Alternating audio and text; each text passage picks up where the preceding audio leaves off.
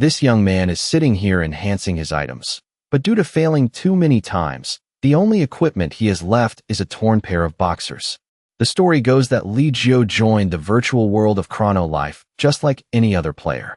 However, because his gear was so trash, absolutely no one agreed to party up with him. Then suddenly, a beautiful girl appeared out of nowhere, wanting to level up with him. But in the end, she just scammed Lee Jio and stabbed him hard. Furious at her and bitter about his own trash gear, Lee Jio was determined to enhance his items, but ended up with nothing but his underwear. At this point, Lee Jio was absolutely in despair. He figured his life in this game was over, when suddenly, something fell from the sky. It was a wooden stick, basic equipment for newbies. It had very, very weak power, since all his gear was broken, and he only had his boxers left. Even this newbie felt sorry for him and wanted to give him that stick. After that, the newbie quickly left. Lee Jio stared at the wooden stick for a while, and then, as if possessed by a ghost, he took out his enhancement hammer and gave it a tap. Surprisingly, the enhancement succeeded this time, giving the wooden stick 1 extra point of damage. Amazed, Lee Jio tried tapping it again. He succeeded a second time, and the wooden stick gained another point of damage. Lee Jio was truly speechless. Life is indeed unpredictable. He had used the enhancement hammer to destroy all his gear, yet he succeeded on a trash item like this wooden stick. Lee Jio tapped it a few more times, and it kept succeeding. The added damage increased exponentially. So after just 6 taps, its damage was now 2 to the 6th power, which is 64 points. Lee Jio's curiosity was suddenly piqued. The higher the enhancement level, the higher the failure rate. Could this wooden stick be on the verge of exploding? But that didn't happen. Lee Jio kept enhancing the equipment until dusk. Up to the final tap, the 99th time, the wooden stick still wasn't destroyed. It became Lee Jio's first item to be enhanced to the maximum level. Its bonus damage was now 2 to the 99th power, an incalculable amount. Holding what he had just called trash in his hand, Lee Jio really couldn't believe his eyes. Normally, after enhancing a regular item 10 times, the success rate for the next enhancement is less than 5%. Yet he was able to enhance this wooden stick 99 times. This was just too surreal. Thrilled, Lee Jio gripped the stick in his hand. He tried smashing it against the ground. The resulting attack effect left him completely frozen in shock. A massive explosion shook the area, and the ground cracked open, forming a huge fissure that stretched endlessly. It's no exaggeration to say that this casual strike seemed to cleave the earth in half. Lee Jio was so shocked he couldn't even speak. Other players were also terrified by this earthquake. They didn't know exactly what had happened, only that the continent had been split in two. Lee Jio just sat there motionless, still trying to process what had happened. But that day truly became a legend. A new record was set in Chrono Life. After a long period of days, Lee Jio snapped back to reality when he received a notification. A player had died from his attack, increasing his infamy. This was followed by a series of similar notifications. It meant that Lee Jio had accidentally slaughtered a massive number of players, and his infamy was skyrocketing. The continuous, death knell-like notifications finally woke Lee Jio from his dream. His first reaction was to break into a bizarre smile. Lee Jio remembered the vicious bitch who had stabbed a huge hole in him earlier, and the people who had laughed in his face at the plaza. It seemed the heavens truly had eyes. Now it was time for Lee Jio to teach these assholes a lesson. In reality, Lee Jio was just an ordinary guy. Whether it was his looks or his height, he was average. He was terrible at studying and just as bad at sports. If you compared his real life to a rank in Chrono Life, he'd probably be bronze 4 at best. Originally, Lee Jio threw himself into this world to find a sense of achievement, but it seemed his start wasn't very smooth. Fortunately, he now had a level 99 wooden stick, and this thing would allow Lee Jio to satisfy his urge to smash them in the mouth, one by one. I don't know where he found a torn rag to wrap around himself. After all, he couldn't go out for revenge wearing nothing but boxers. Alright then. On his way back, Lee Jio accidentally bumped into a tall man. The man immediately let out a curse and grabbed him by the collar. "You little newbie bastard, you want to get beat up? Where are your eyes, huh?" Accompanying this big guy was a woman. She was giggling, thinking Lee Jio must be pissing his pants in fear right now. If it were the Lee Jio from not long ago, he might have actually been scared. But now, With the level 99 wooden stick in his hand, his mood was completely different. Li Jiu opened his mouth and boldly said 3 words, "Son of a bitch." The big guy seemed quite shocked. He was so angry he gritted his teeth. But before he could do anything, he was hit by Li Jiu's wooden stick. In the first second, the stick smashed into his face. This guy was still muttering curses, wondering what the hell a wooden stick could possibly do. But before he could even finish his sentence, the stick's power was unleashed. And this man was instantly blown away right before the eyes of the witnesses. After this second strike, Li Jiu felt even more triumphant, certain that he was now the strongest in this world. While he was still basking in the feeling of victory, suddenly, a deadly red notification popped up, interrupting his sense of achievement. Warning, weapon durability is low. Level 99 wooden stick. Current durability, 3/5. Weapon cannot be repaired. Instantly, 2 words appeared on Li Jiu's face. Holy shit. His revenge journey had to be temporarily put on hold. Li Jiu fell back into his cowardly state, ducking into an alleyway. He stared intently at the wooden stick. God really knows how to mess with people. In just a short time, Li Jiu's emotions had gone up and down like a roller coaster. Yes, the wooden stick was very strong now. But because it was a basic weapon for newbies, its durability was also very low. Just 5 hits, and it would break. Li Jiu thought he had actually gained the protagonist's aura, but it turned out to be a failure. He collapsed onto the ground, his mind filled with vague and hopeless thoughts. Li Jiu wanted to take revenge on those who had looked down on him, especially that girl who had stabbed him so hard. But with the stick's current condition, it was really hard to say. After thinking for a while, Li Jiu determinedly stood up. Alright, if he only had exactly 3 hits left, then he knew what he needed to do. Immediately, Li Jiu headed to the Valley of Death. Here resided the strongest boss monster in Chrono Life, the 2-headed dragon, Urs. Not long after he entered the valley, he was spotted by this boss. It appeared with an incredibly ferocious look. It fiercely declared that Li Jiu would be punished by leaving his life in this place. Standing before the roaring giant monster, Li Jiu looked strangely small. But with the wooden stick and its rule-breaking power in his hand, he easily slashed off one of Urs's heads. This process happened so fast that the monster's remaining head couldn't even process what was going on for a moment. That's right, because he only had 3 uses left. Li Jiu wanted to capture the final boss of this world. Thinking of this, Li Jiu raised his stick again, wanting to finish off the boss's remaining head. But once pushed into a cowardly corner, even the strongest boss in Chrono Life had to go against the script, calling Li Jiu boss and begging for its life. Wait, boss, what exactly is your identity? You talk too much. Is that something you need to care about? Li Jiu said, raising the stick once more. This action made Urs want to piss blood. Boss, spare me. Spare me, boss. But this time, Li Jiu had no patience to listen to its rambling.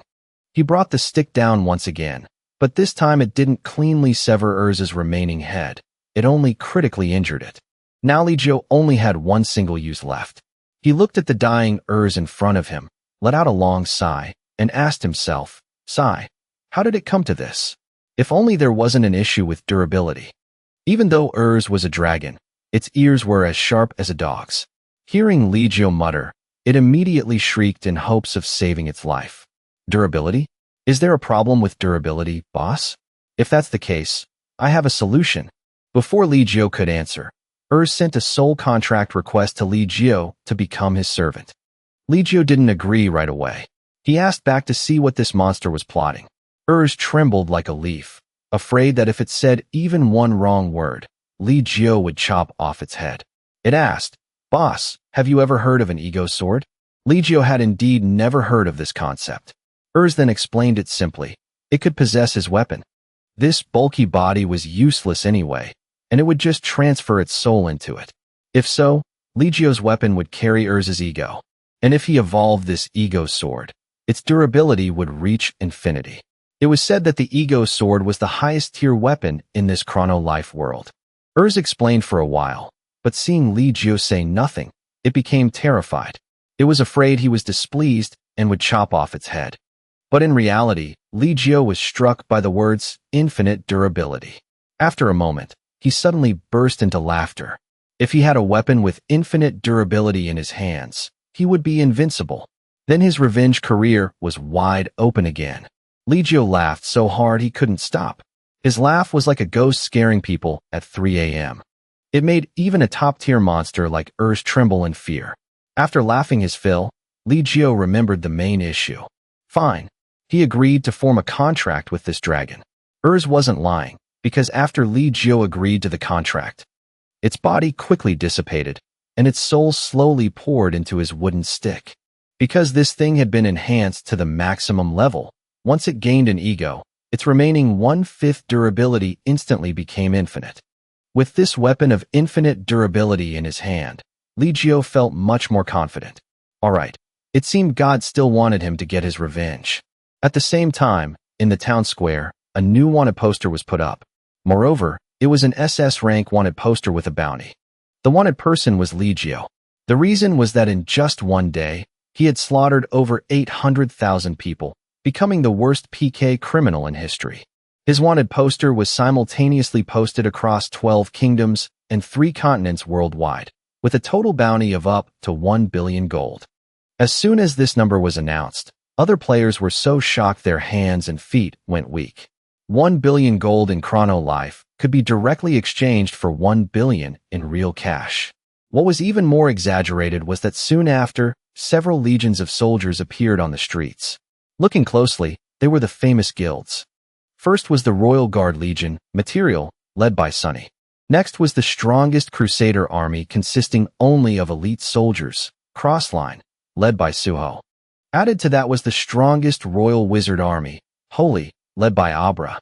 Followed by the thief army that specialized in righteous thievery, Windy, led by Han. And finally, the army of the Duke of Adel, Justice, led by Hawkeye. These were the 5 strongest guilds in the world. For the first time in history, people saw these 5 armies ally together. Hawkeye became the leader of this 5-guild alliance. He declared war on behalf of all members against the most vicious PK criminal in history, who was none other than our male lead. At that time, Lee Jio was completely unaware that he was a wanted man. He was just immersed in the happiness of having a piece of equipment that was both incredibly powerful and had infinite durability. Every time he looked at the stick, Lee Jio would unconsciously burst into laughter. While he was in this boss is so happy mood, laughing with his mouth wide open, suddenly, a head popped out from the stick. Lee Jio was so startled his smile vanished instantly. "What the hell are you?" he shrieked. "It's me, boss. The 2-headed dragon, Urs." Lee Jio was stunned, dumbfounded, and completely taken aback. He really couldn't connect this tiny head with the terrifyingly powerful 2-headed final boss. Then, it wasn't just the head anymore.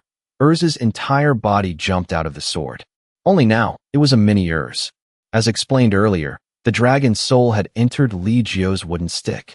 Simply put, it had become the soul of this weapon. The weapon's owner could see that soul.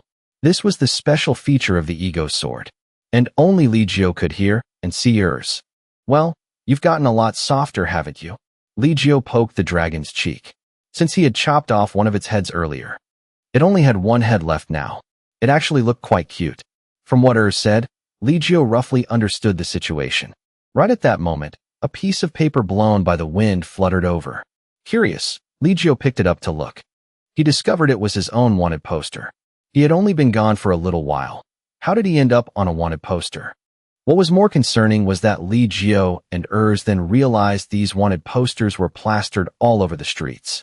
After hearing the news that its boss had casually wiped out 800,000 people, the mini dragon seemed very excited. But returning to the issue of the bounty, it started to worry. After all, 1 billion gold was a massive amount. So now, everyone probably wanted Lee Jio's head at all costs. "Boss, what are you going to do now? Or should we take this opportunity to destroy the human world entirely?"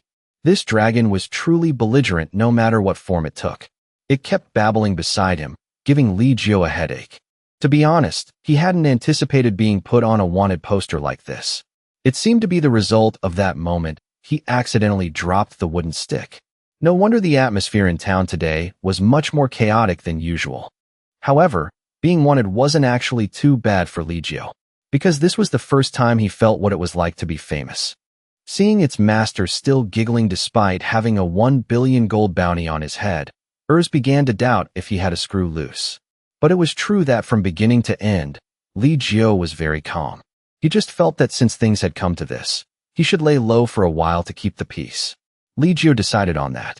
He resolved to live like a useless loser, even though he had a ridiculously overpowered weapon. However, that script was not meant to be, because right after that, Li Jiao was pierced through the stomach by an arrow and fell to the ground. The owner of this arrow was the commander-in-chief of the Guild Alliance. After hitting the target, the members of the Guild Alliance quickly formed a battle formation around him, everyone brandishing their weapons. As the commander-in-chief of the Guild Alliance, I order the following. Hawkeye declared loudly. Bind this villain who slaughtered 800,000 people and throw him in prison immediately. Understood, the crowd shouted back. This imposing atmosphere made panic. It didn't know if its master was still okay. But one thing was certain. If he couldn't wake up now, they would both be dead meat. Humans individually were indeed weak, but gathered in such massive numbers with a common goal, it was incredibly dire. Fortunately, Li Jiao woke up and staggered to his feet. That arrow couldn't finish him off, but Hawkeye didn't plan on giving him time to breathe. He immediately ordered everyone to charge and attack. The melee knights carrying sharp spears lunged forward simultaneously. Was so worried it was twisting itself into knots. As for Li Jiao, he was infuriated by that arrow. He took back his earlier words about laying low. He then grabbed the arrow piercing his stomach and decisively pulled it out. The wooden stick was gripped tightly in his hand, just waiting to erupt. At that moment, facing an army as numerous as ants, Li Jiao only felt incredibly thrilled. You brought this upon yourselves. That terrifying smile appeared on his lips again. And then, what had to happen, happened. The wooden stick in Li Jiao's hand swung, and an earth-shattering explosion occurred. The destructive power of this explosion was not much less than the meteor that wiped out the dinosaurs. Therefore, almost all the Alliance members standing near him at that time were wiped out. Even Hawkeye, a ranged fighter who wasn't standing close to him, almost went to meet his maker. Not long after, he woke up, but his whole body ached, and he seemed to have no strength left. Just now, Hawkeye didn't even clearly see what Li Jiao did. He only saw a flash of golden light, and the shockwave it created was simply too strong. Now, seeing clearly, Hawkeye was even more stunned, because the town had been leveled by Li Jiao. No, to be more precise, the entire capital of this kingdom had been blown away by Li Jiao. While he was still dazed, Li Jiao, wearing his legendary white boxers and wrapped in a torn rag, appeared right before his eyes. He looked like a homeless bum, holding a wooden stick that looked useless no matter how you looked at it. Yet he could unleash such a terrifying attack. Despite being in a tough spot, Hawkeye still refused to give up. He took out a summoning orb from his pocket. It had the ability to summon desired people to appear, regardless of number. This was a one-time consumable item worth 10 million gold coins. After taking it out of his coat, Hawkeye immediately crushed it. Several magic circles appeared around him, and Hawkeye summoned all the members of the Guild Alliance in this world. A massive, large-scale teleportation had been initiated. Countless legions appeared, with numbers far more overwhelming than before, and they all surrounded Li Jiao alone. Just him alone. Looking down from above, one could truly see just how massive the army of guards Hawkeye had summoned was. This was the World Alliance army. With numbers reaching nearly 3 million, they all shared a single goal, to take the life of that young man in the white boxers. Hawkeye didn't want to drag things out, and immediately ordered the attack. From all four sides, the warriors began to charge. Li Jiao let out a sigh, not out of fear, but because he found these people too stubborn. The wooden stick in his hand was raised, then brought down. Instantly, it wiped out an endless swath of people. Among them were even guild leaders like Hong and Sunny. After unleashing the first strike, Li Jiao didn't even pause for a single beat. He continued to use the wooden stick to sweep through this massive army. Even though had personally tasted the power it produced, seeing Li Jiao use the wooden stick to farm people now, it still couldn't help but drop its jaw in amazement. It's common sense that humans gathering together create terrifying power. But for a lone human like Li Jiao to withstand an alliance of 3 million people was not normal at all.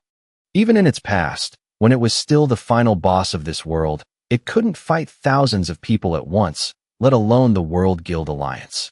Even if Urs mobilized its entire Urs Legion, it would still fall to these people.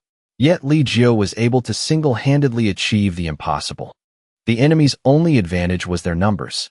As soon as one group was wiped out, another surged forward. But Li Jiu wasn't slow at all. The wooden stick in his hand continuously smashed down. Every time it did, it took the lives of thousands. Seeing the situation becoming increasingly disadvantageous for their side, Abra led the Royal Wizard Legion to start casting spells from afar, aiming to weaken Li Jiu. But he had no intention of letting their plan succeed easily. As the ancient magic circle was about to descend and seal him, Li Jiu swung his wooden stick upwards. The power of the strike was still consistently unleashed. Only this time it was vertical, shooting straight up from the ground into the sky. The magic array that Abra and her colleagues had painstakingly set up was shattered instantly. She couldn't believe her eyes, but she quickly regained her composure to prepare for the next spell. Li Jiu, however, didn't plan on letting these wizards continue to cause trouble. After that vertical slash, he followed up with a horizontal sweep. This time, it aimed straight at the Wizard Legion, causing them to fall like dominoes. This battle raged from broad daylight until late afternoon. One person against 3 million. The outcome couldn't be described as overwhelming, but rather absolutely tragic. The Guild Alliance army was completely annihilated by Li Jiu alone. Hawkeye sat amidst the scattered corpses of his allies. He couldn't control the trembling of his body. He had witnessed Li Jiu blow away entire legions twice with his own eyes, yet he still couldn't believe this was real. Until Li Jiu walked right up to him. "Do you know why I left you alive?" "Thanks to you. I had to adjust my power, which was a pain in the ass," Li Jiu asked. Hawkeye didn't answer, seemingly too in shock. But his face wore an expression like a giant question mark. "Don't give me that innocent look," Li Jiu gritted out. "Because you were the one who shot me with an arrow earlier, remember?" Hearing this, Hawkeye felt he was doomed. Li Jiu wasn't going to spare him. He just saved him for last. And then, he was blown off this planet by Li Jiu's wooden stick. That's how the battle that day ended. Afterward, it became a hot topic for many people. Not just players of this game, Chrono Life. But it also caught the attention of ordinary people who never cared about games. Urs, having seen its master's overwhelming aura against 3 million people with its own eyes, was incredibly excited. If it had been standing instead of floating, it would have been jumping for joy. Li Jiu was originally planning to go back and rest after a long day of fighting, but then he heard the sound of high heels. "What's this? Is there still one left?" He turned his head impatiently. The person was walking towards him against the sunlight, so he couldn't see her face clearly. It wasn't until they were only a few meters apart that he saw that detestable face. Wasn't this the very bitch who had sliced him in half not long ago? She didn't look tense at all facing Li Jiu. In fact, after locking eyes, she casually said, "Long time no see, Mr. Useless Simp." Li Jiu didn't expect her to come looking for him herself. He met his enemy again as the sun was setting over the vast plains, amidst 3 million corpses lying scattered around. This scenario, to be honest, was quite dramatic. Her mocking laughter in the forest that day echoed in Li Jiu's mind once again. It pushed his anger to the peak, and then it turned into a smile. "Are you okay? What a coincidence. I didn't expect us to meet in a place like this." Seeing Li Jiu just smiling, she took the initiative to speak first. "Coincidence? Cut the crap." Li Jiu was amazed by this bitch's thick skin. He knew at a glance that she had intentionally come here to find him.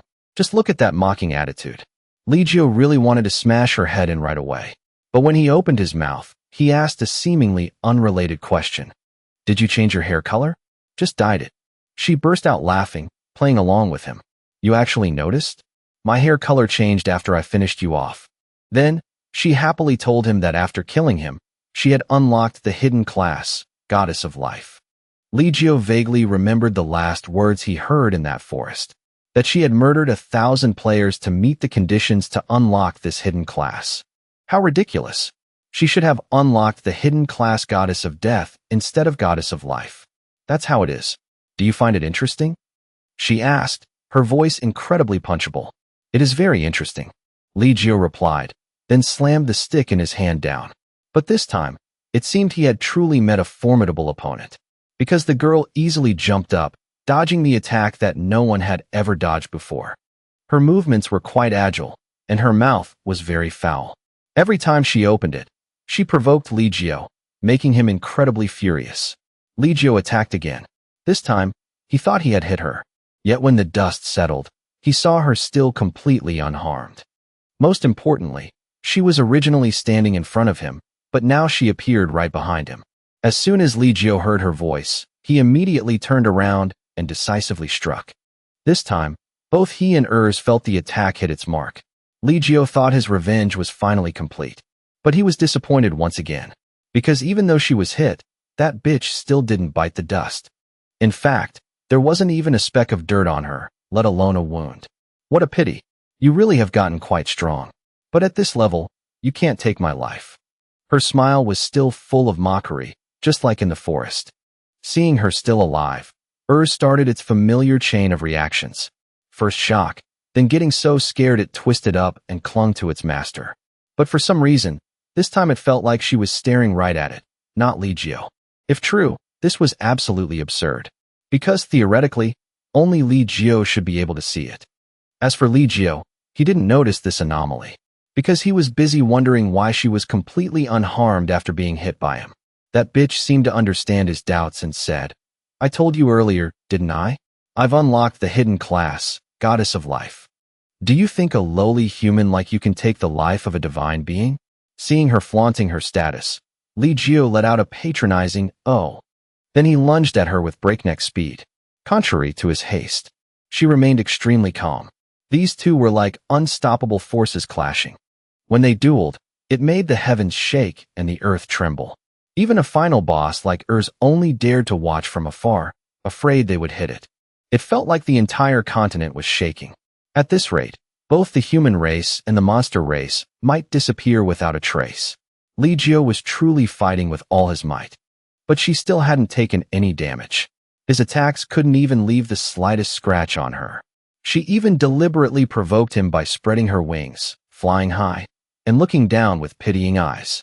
Then, she gently landed and flashed her trademark punchable smile. "What to do? You're so pitiful. Thinking about me every day, you must have been so anxious. Because you want to kill me. But it's useless. Give up. Because no matter how much time it takes, no matter how strong you get, you'll never be able to take my life. Not in this lifetime." She deliberately emphasized the words, "not in this lifetime." She got very close to Legio, not even afraid he would attack her. Looking at her beautiful face, Legio no longer felt any flutter in his heart. Only hatred remained. After a long while, he suddenly let out a sigh. Then he turned and took a few steps. The Goddess of Life thought he was giving up. But in reality, Legio was just warming up his muscles, preparing to cleave her in half. "I told you can't do it." Legio stubbornly ignored her.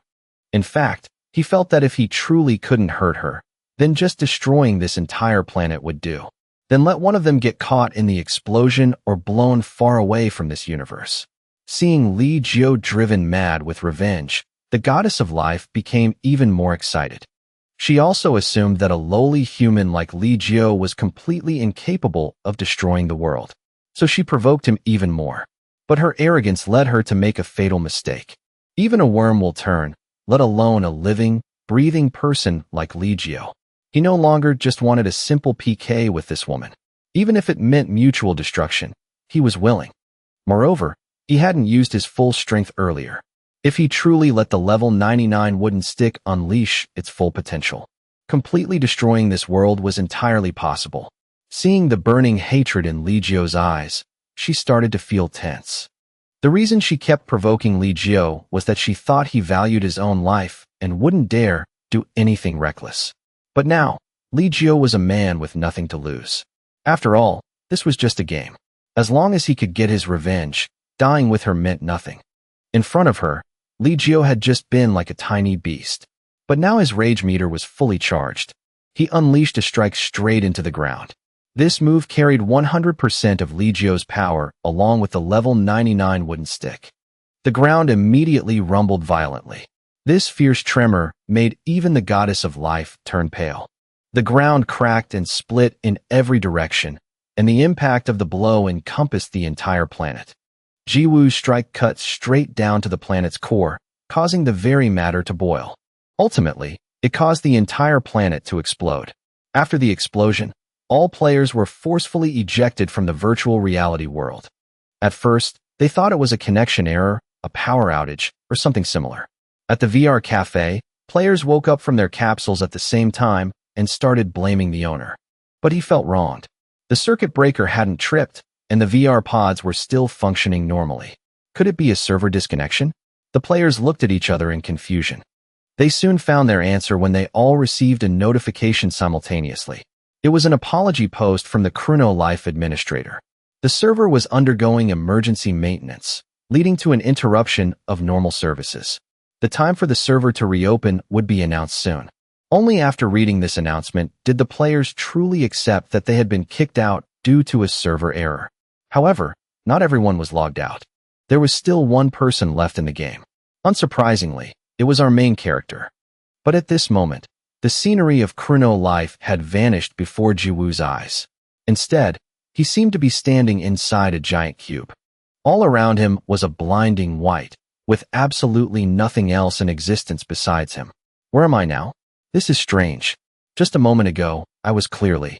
Jiwoo scratched his head in confusion, but before he could finish his sentence, he heard another voice. SD-389. That was the name of the planet you just destroyed. It was known as the most beautiful star in the 4 great universes, and it was also my mother's favorite place. Jiwoo turned his head to find a blonde-haired man behind him. He was dressed in strange, disheveled clothes.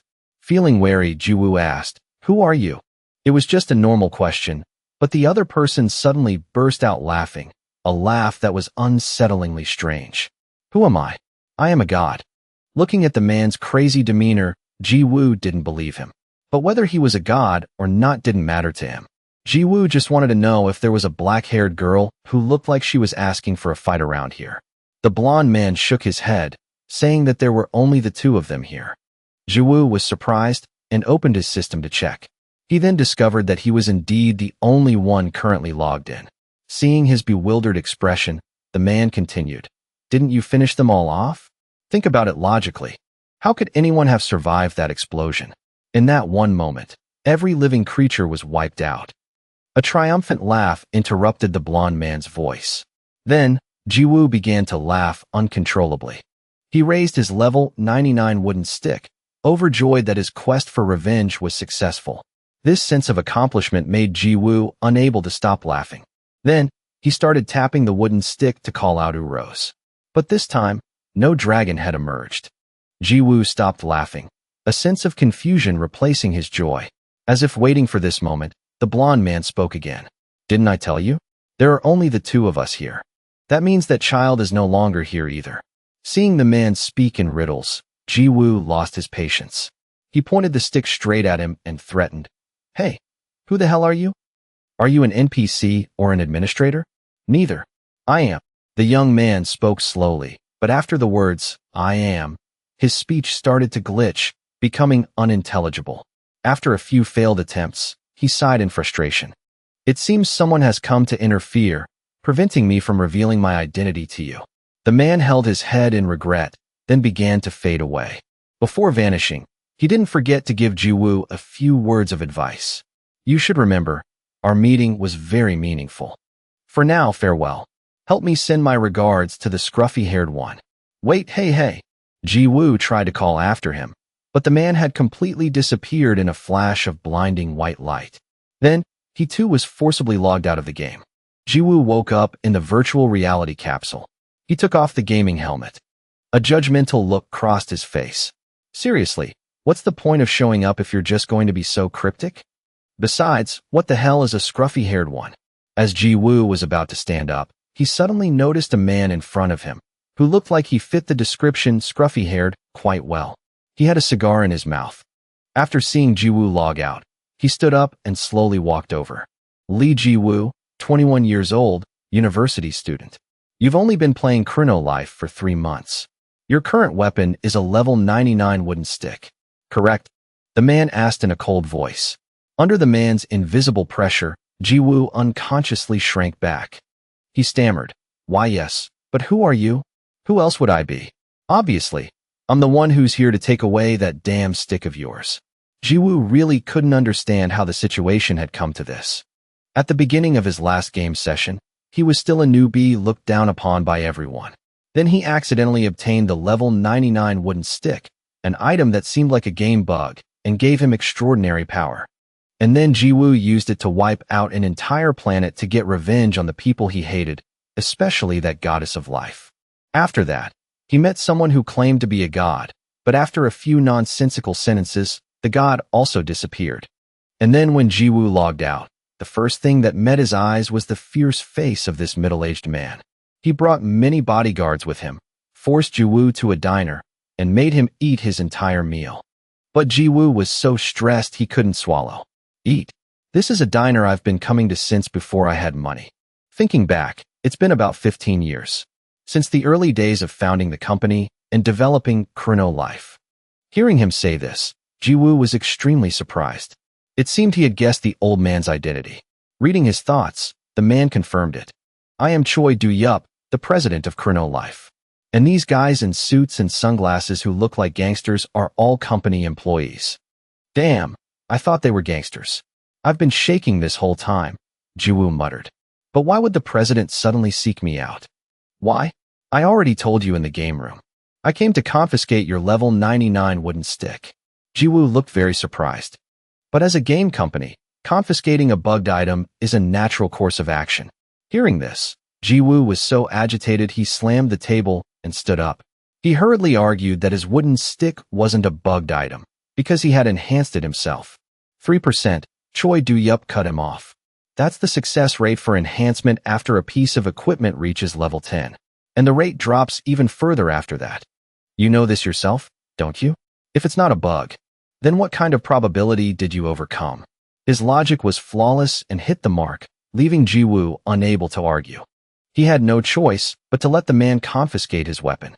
Not long after, the Chrono Life server was restored, running as smoothly as if nothing had ever happened. The players began their adventures once again. For example, this group of adventurers was out hunting a level 21 Garrus. However, their teamwork seemed to be a bit off. The female fighter in the group was too eager and charged ahead on her own. As a result, she was sent flying by the Garrus. As she fell from the sky, she accidentally landed on the team's female mage. This knocked the mage out as well, and their hunt ended in failure. Jiwoo witnessed the entire process while sitting on a high ledge nearby. He looked dejected. I thought this young man was sad because Choi Do-yup had confiscated his weapon. Until Urose suddenly popped his head out. Boss, why are you sighing so much? That's right. Urose was still here, and Jiwoo's wooden stick had not been confiscated. That day, Choi Do-yup had initially been very firm. But in the end, he said that confiscating the item was just his stance as the company president. But as an individual, Choi Do-yup had investigated thoroughly and acknowledged that the level 99 wooden stick was not a bug. Therefore, its owner, Jiwoo, could continue to use it. When creating Chrono Life, Choi Do-yup had hoped to create a second world for the players. Therefore, he didn't want to interfere with their romantic journey as the founder. In the end, Jiwoo was allowed to keep the troublesome item, but with a request from President Choi. He wanted him to enjoy Chrono Life, slowly and leisurely. Instead of just trying to kill and blow up an entire planet like last time, as this would lead to a terrible experience for many other players. The two came to an agreement. And so, Jiwoo logged in once again, with his precious wooden stick. And then, as if by fate, he encountered the Garrus hunting party. After the failed hunt, the two men in the party started blaming the female fighter. Because of her, the rhythm of the hunt was destroyed. Criticism was one thing, but the words he used were extremely harsh. He didn't even know when to stop, spitting on her shirt and giving her the middle finger. This was a terrible insult, making even a passerby like Jiwoo feel indignant on her behalf. Just as he was about to stand up and use his wooden stick to demand justice for the girl, he suddenly saw her put her hands on her hips and shout, "This trash game. Damn it. And you guys are a bunch of idiots who can't recognize a good item. Do you have any idea how powerful this weapon is? Do you know how much money I've poured into this game? I don't need you guys anymore. From now on, I'll hunt by myself." Jiwoo froze, stunned. It was like déjà vu. Not only the girl's situation, but also the way she reacted was exactly like him in the past. A strong feeling emerged, perhaps empathy. Jiwoo stared intently at the girl. She really wanted to face 7 level 21 Garrus on her own. But when she actually faced them, she realized it wasn't going to be easy at all. Jiwoo wanted to help this girl, as if he were helping his past self. And so, as the Garrus bared their sharp teeth to threaten her, he appeared in time like a hero, standing in front of her. Then he swung his wooden stick in a beautiful arc, wiping out the entire pack of tough monsters. A few seconds later, when all was calm, the girl dared to open her eyes and saw Jiwoo. He looked like a pervert, wearing only boxer shorts under a tattered cloak, smiling at her. "Hello, want to party up and hunt monsters with me?" Jiwoo asked in a friendly tone. And perhaps this is where his journey truly began. Scene change. Jiwoo now swung his wooden stick at the monster before him. A blinding light struck the primordial earth with immense force. He stood coolly, holding the stick up to the sky. Behind him, Sarung clutched her head, so scared that tears welled up in her eyes. Sarung saw that everything was quiet and slowly peeked with one eye. She suddenly opened her eyes wide in astonishment at the scene before her. The blue sky with white clouds was indescribably beautiful, and Jiwoo, with the stick on his shoulder, stood facing her. He flashed a bright smile. "Hey there." Jiwoo was wrapped in nothing but a large black cloth. Sarung was a little surprised, her eyes glistening. She recounted in shock, "This is the beginning of my story." He offered a gentle invitation. "Since it's just the two of us, and we're standing face to face, do you want to team up and hunt together?" From here, Sarung's new life began. "My adventure story officially begins." She looked annoyed and gave him the middle finger. "I don't hunt with newbies." Sarung quickly turned and walked away, spitting on the ground. She successfully left Jiwoo with a giant question mark hanging over his head. For her, it was not a smooth start. Welcome to Episode 6, A Fated Love. In a bustling metropolis with towering skyscrapers. In a world where everyone uses their phones everywhere. Students at school use their phones. Office workers on the subway use their phones. Even at home, people are looking at their phones. Most importantly, the world's greatest concern was growing larger. Perhaps people called that day by a name like Doomsday. A pair of hands clattered on a keyboard. Debates raged in gaming communities worldwide. A person on a poster who looked like Jiwoo appeared. First massacre, 800,000 people. Second massacre, 3 million people. What is his identity? A mass murderer with multiple personalities? A true master? The god of combat? A line of text appeared, Chrono Life's strongest player. The keyboard warrior on the other side of the screen scoffed. Nonsense. He arrogantly criticized. What strongest player? If it's not a game bug, then he's a hacker. That's a reasonable point. A blonde man with an earring commented. True. 1 against 3 million? How is that possible? Then another opinion emerged. This isn't a number that can be modified or controlled by abilities. Then another. This news is fake. Block him. Another phone screen lit up. The incarnation of justice. Too many conflicting opinions appeared. IP ban. Delete character. Permanent account ban. Deal with this bug immediately. Chrono Life. It could be said that everyone's attention was focused on Chrono Life's response. The computer screen showed an urgent announcement. Hello players, this is Chrono Life. Yes, and finally, Chrono Life's announcement. They issued a statement. We will provide our official stance on the current situation. The man smiled wickedly, preparing to type. Time to activate keyboard warrior mode. The announcement appeared. The player who has recently become a topic of discussion is a very ordinary player. The man's smile vanished as he read this. The announcement continued. According to our investigation, this player is not exploiting a bug or hacking.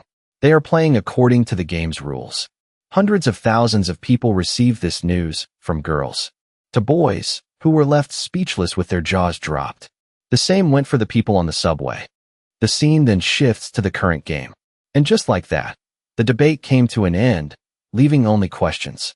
The chatter among the players was just as lively. Hey, did you hear the news? What news? People passed the information around. The reason the main server crashed this time was because of that person. Really? What? This topic spread everywhere, deserving the top spot on the search rankings. Too many people died at the same time, So that's what happened. You mean the server crashed because of that? Yeah, that's what everyone's saying. It's so surprising. Posters were plastered everywhere. What does that person look like? The wanted poster shows him in a hoodie, so you can't tell. It seems the person on the poster is Jiwoo. Meanwhile, he was just chilling and enjoying life. Jiwoo and Rose were sticking to Sarang like glue. Her attitude gradually became annoyed and grumpy, while he followed her like a chirping bird. Sarang couldn't take it anymore and turned around to yell, "Why do you keep following me?" He calmly replied, "What do you mean? We decided to hunt together." She went crazy at him. "We did. When you brat. I said I don't hunt with someone as pathetic as you." He pointed at himself. "Pathetic? Me?" Sarang raged. "Aren't you? You're wearing boxer shorts and a cloak." She criticized his gear, using a level 1 wooden stick. Sarang angrily walked away again. "I don't have time to play around with you. Get lost." Jiwoo didn't understand what was happening. "What the hell? Do I look pathetic? I just saved you from that monster." Rose, who had been floating beside him, said, "I saw it. Earlier, when you saved her, boss, she had her eyes closed." He remembered. Jiwoo stood heroically, holding the stick up to the sky, looking cool.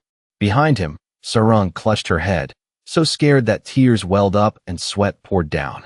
Remembering this, Jiwoo was speechless. He immediately called out to Sarang, "Hey, stop right there. You don't know how strong I am."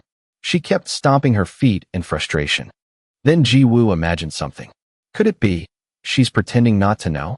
He ran up to her with a sweet tone. Miss. Jiwoo said with an adorable expression. "Could you please teach me how to hunt?" Sarang raised an eyebrow and looked at him with a confused expression. "What?" He scratched his head, acting shy to complete the role. "Actually, I'm a newbie, so I don't know anything. Please help me." It's true that a sweet tongue can conquer the world. She was moved. A pro. Her face was a little blank, her cheeks tinged with pink. Sarang suddenly remembered the guy who spat on her. The spit that landed right on her shirt, followed by a middle finger and a look of contempt. Sarang's eyes lit up and sparkled. "Me a pro?" Rose asked him. "Boss, what are you doing?" Jiwoo smiled brightly and replied, "Acting.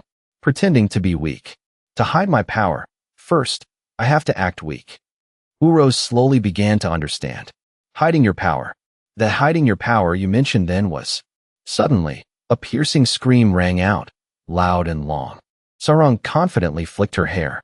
"It's a tough situation, isn't it? A pro should help those who are weaker." She extended a formal invitation to Jiwoo.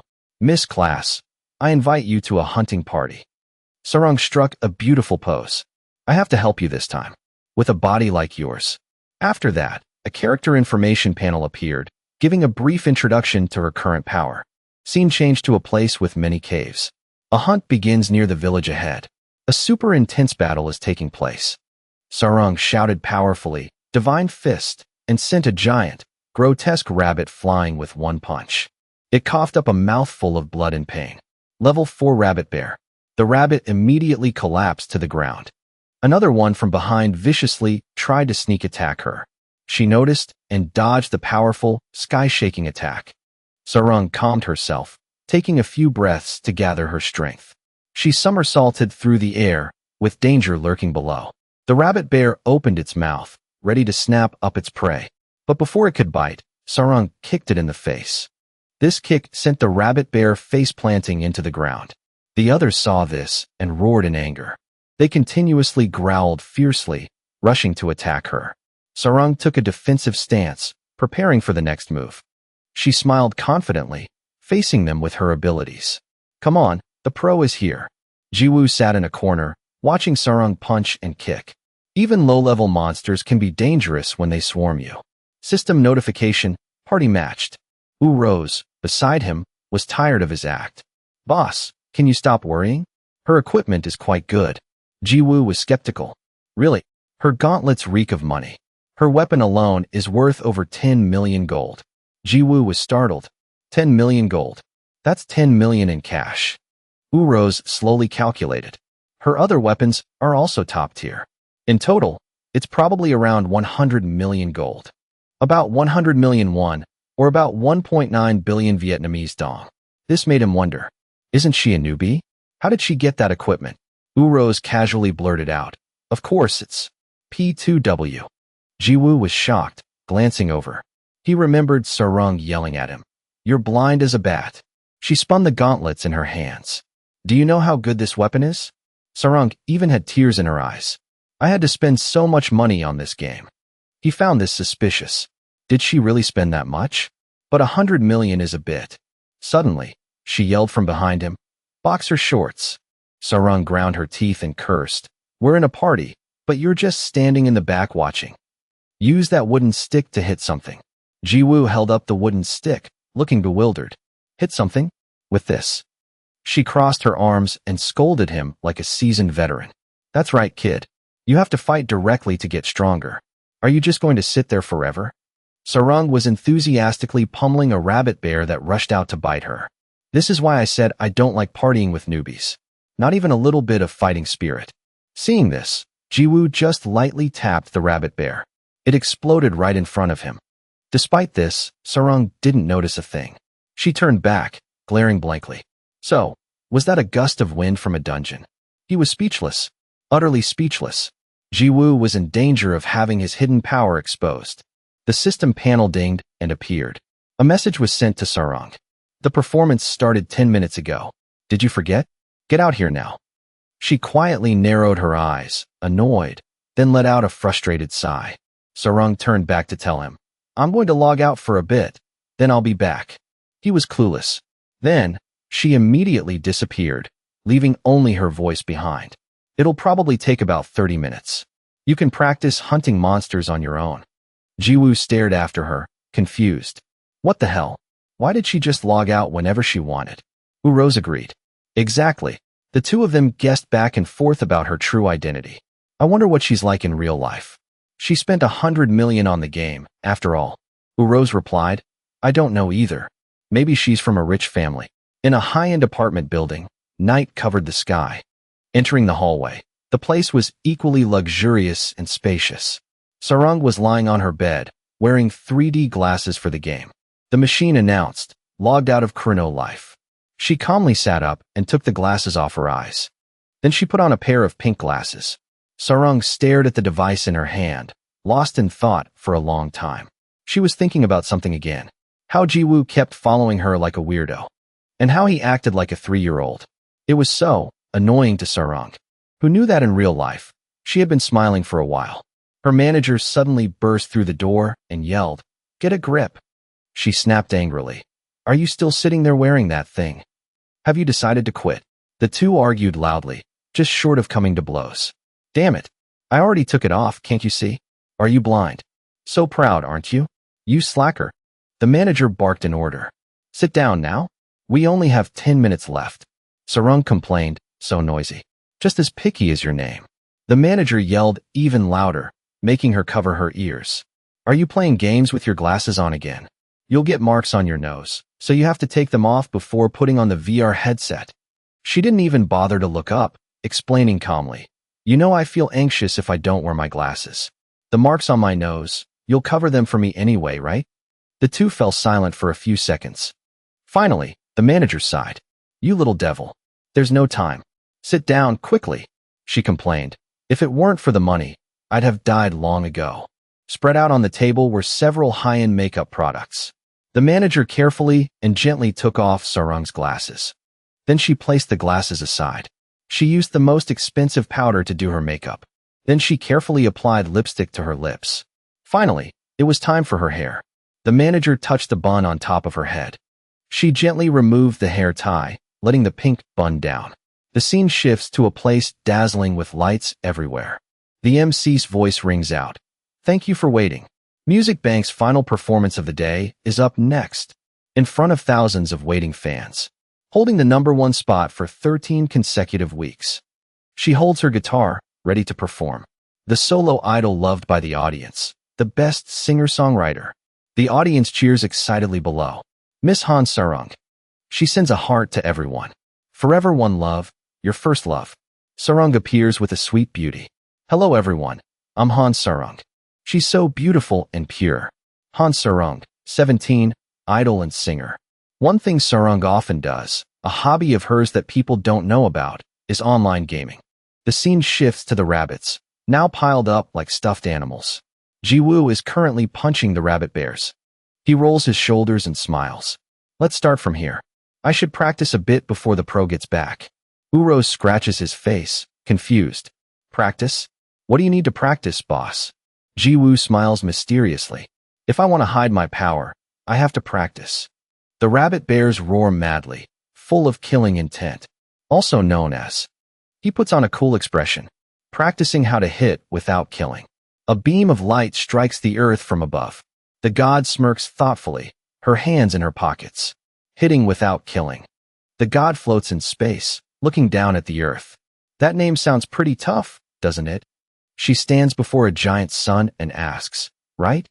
The scene shifts to Sarang. This is Han Sarang. She is currently 18 years old, a second-year high school student. At that age, Sarang entered the entertainment industry. She went through a period of obscurity, known by few. Life was very difficult. And now she has reached the pinnacle of fame, becoming the most famous idol and singer-songwriter. For 14 consecutive weeks, she has held the #1 spot. Back at the studio, the host says with a cheerful face, "Congratulations, Sarang. You're truly amazing for being #1 for 14 weeks straight." Sarang smiles and politely thanks him. Then he continues to discuss her new song. For this week's #1 spot, the sad lyrics of the song, The Little Mermaid's Story, are truly touching. How were you able to write such beautiful lyrics? She still smiles and replies, "It's because I like to stay at home alone, reading poetry and comics." The host asks again, "Comics? So that's why this song is called The Little Mermaid's Story?" Sarang covers her mouth in panic. "Oh no, my manager told me not to mention comics." She giggles. "I'm so sorry. Is my hobby too childish?" The host's face turns red with shock. The entire studio falls silent for a moment. Then the male host bursts out laughing and replies, "Not at all. Your hobby is really interesting." She smiles in surprise. "Thank you." In another space, Sarang's manager sips tea while watching the show. Her face is grumpy. She mutters, "So fake in front of everyone. I know her too well." The manager watches TV, dissatisfied. "Comics, damn it. There's a hobby of hers that people don't know about. It's gaming." Back to the interview. The reporter continues to ask, "We know that besides being a singer, Miss Han Sarang is also very famous as an actress. You've signed on for a very interesting role with the director in this upcoming drama. The movie is called The Rude High School Girl, isn't it?" Sarang replies immediately, "Yes, that's why I've been so tired lately." She continues to smile and say, "Because I've never cursed in my life." The scene shifts to a space in the game. Sarang is not as gentle as she is on TV. She makes an ugly face and gives the middle finger. "Damn you, you freaking boxer shorts. You want to get beaten up?" Sarang kicks the young man in the black cloak, who is Jiwoo, straight in the butt. "The leader is back and you don't even know how to open your mouth and say hello?" Jiwoo, dazed from the kick, retorts, "What leader? Since when?" Sarang glares and immediately retorts, "Since now." Before he can react, he is pummeled by Sarang's fists and feet on his butt. She asks angrily, "You got a problem with that? You don't want to party with me anymore?" Jiwoo weakly raises his hand to block, trembling as he replies, "That's not what I meant." Sarang is the type of person who vents her stress in the game. While he's being beaten, Urose arrives. He sweats and can't stand seeing him endure the blows. "Boss, what are you standing there for? Get rid of that disrespectful girl." Jiwoo grits his teeth and endures the blows while whispering, "I'm hiding my power. I have to pretend to be weak." Next, Sarang puts her hands on her hips and orders, "Say it again. Leader class. Leader class." She's still a bit dissatisfied. Too quiet. Jiwoo keeps his eyes squeezed shut. "Leader." Urose stands beside him, speechless, thinking to himself, "I'm so sick of this." Still in that dark, damp cave, Sarang's feet quietly follow behind him. She has become gentler now, putting her hands behind her head and asking, "Boxer shorts, have you practiced hunting monsters much?" Jiwoo's expression turns grim, a smug smile not quite reaching his eyes. It was a very harsh time, like the end of the world. Hearing him say that, Urose exclaims, "Useless practice, more like it. Hitting without killing." His expression changes again. "Quiet you." Sarang laughs with interest. You're about to graduate from newbie status. What should I expect? Jiwoo doesn't quite agree. Come on, leader class. Suddenly, she has an idea. I just remembered I don't know your name. What's your character's name? He smiles, pretending to ask back. Should I tell you? My character's name is. While he's in the middle of speaking, Sarung interrupts. Jiwoo's face stiffens, his expression like he's wearing his pants on his head. Never mind. I'll just call you Boxer Shorts. She's very happy with this name. It's easy to pronounce, too. Boxer Shorts. He asks helplessly. Then why did you ask for my name? While they are distracted, an old man with a white beard is watching them from afar, his eyes wide. He says grimly, Found them. The two of them still haven't noticed anything unusual and continue to argue. A subordinate waiting for orders asks, What should we do? Mr. Kim doesn't hesitate. He orders, Gather all the members of the Dark Guild. Today, we will execute justice. Standing before a large, menacing creature roaring in front of them. System notification. Whoa, a rabbit bear has appeared. Sarung energetically jumps up and commands. Charge, Boxer Shorts. Jiwoo also follows. Boxer Shorts, Boxer Shorts. Without a moment's hesitation, he rushes towards it with the wooden stick in his hand. He roars, his eyes wide with determination. On the opposite side, the rabbit bear doesn't back down. Its eyes are full of killing intent as it bares its sharp teeth and charges forward. Jiwoo sees the terrifying face of the beast before him, and his face contorts. He freezes like a statue, his whole body trembling. The hand holding the wooden stick is no longer steady. 1,000 question marks appear in the rabbit bear's head as it watches Jiwoo's trembling hand raise the branch. The wooden stick slowly trembles as it approaches the rabbit bear's fur. It's getting closer and closer. Then it touched the tip of the rabbit bear's fur. Suddenly, a powerful force slammed into its skull, causing blood to spurt from its eyes, nose, and mouth. Its head was caved in, its eyes wide with panic, truly not understanding what was happening. Then the rabbit bear fell to the ground with a thud, spitting out a mouthful of blood that stained a patch of earth dark red. It was in so much pain that its body went numb, its brain likely concussed. It could only let out a pathetic whimper. Jiwoo stood beside it, surprised to realize, it's alive.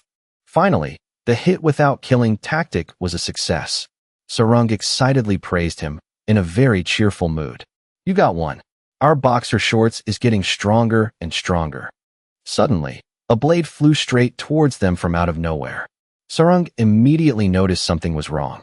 She grabbed Jiwoo's cloak, much to his surprise. Sarung pulled him down hard with one hand to dodge the attack, while her other leg kicked the blade, sending it flying back. Mr. Kim was already there, catching the blade with one hand. But the blade had already grazed his cheek, leaving a bleeding cut. Mr. Kim pulled his sword back, looking at Sarung and Jiwoo standing in the distance. Impressive. No, it must be that her equipment has improved. Sarung gripped Jiwoo's collar, even though he was having trouble breathing, and yelled fiercely, Who are you? He crossed his arms in front of his chest, his subordinates behind him, with an extremely arrogant expression.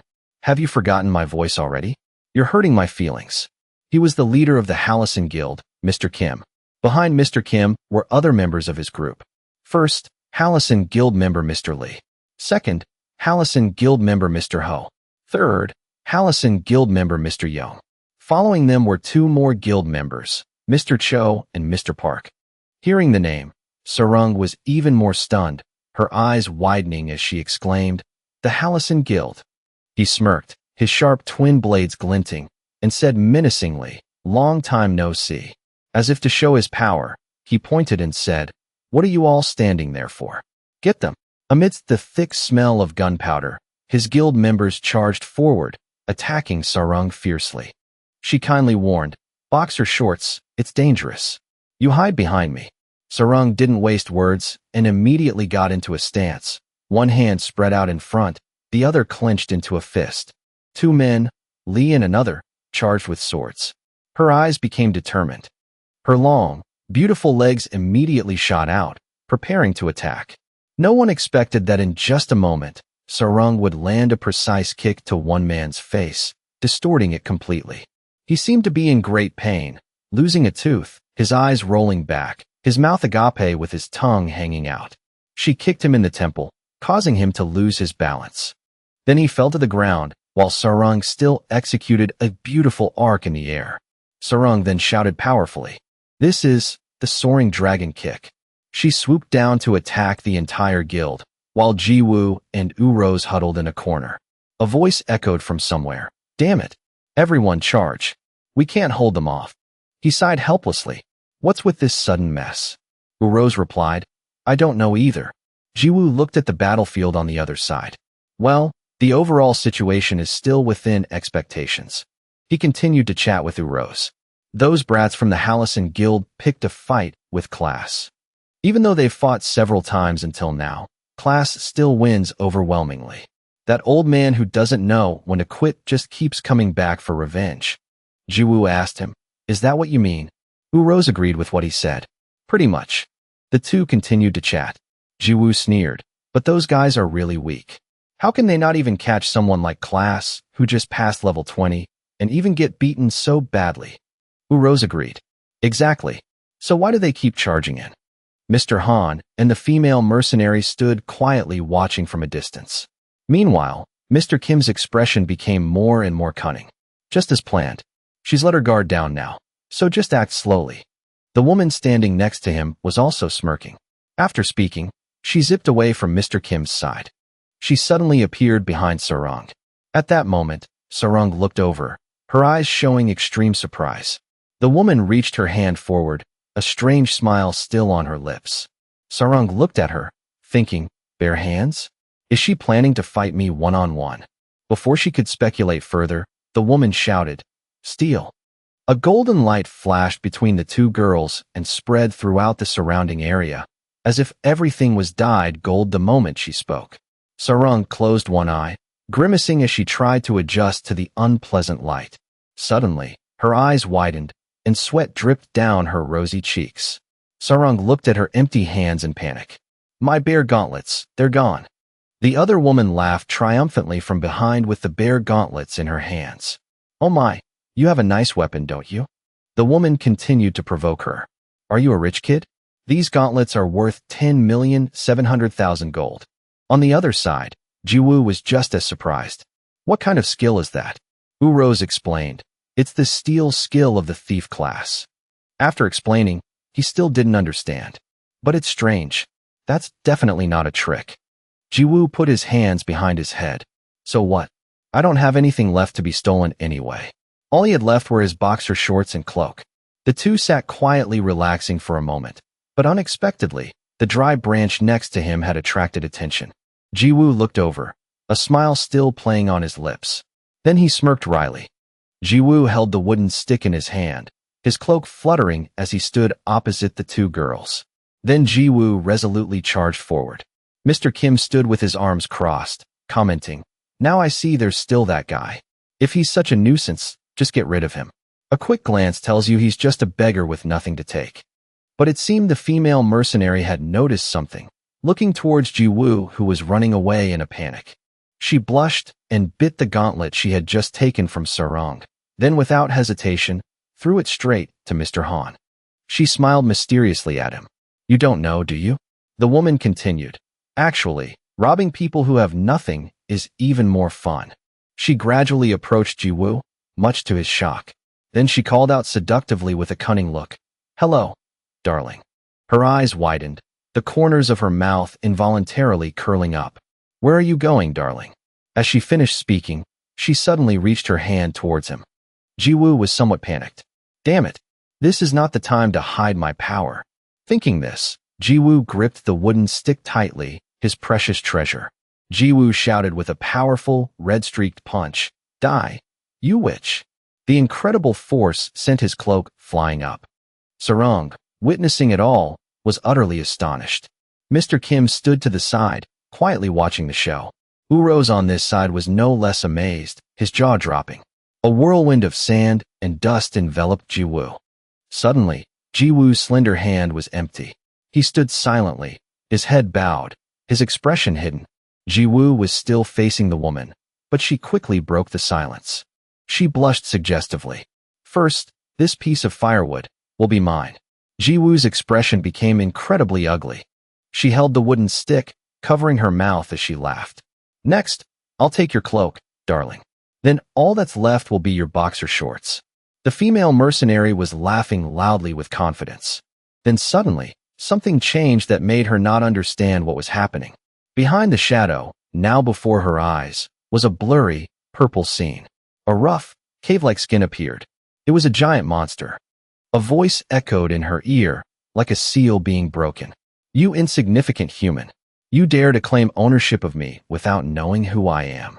The woman's eyes widened, and a cold sweat broke out. Immediately after, she fell down. The stick fell from her hand, landing right next to Jiwoo's foot. He stared blankly at the stick on the ground with an expressionless face. Jiwoo picked it up, gripping it tightly in his palm. Uro's soul resisted the enemy's ownership command. Ownership of the weapon has returned from the enemy's hands.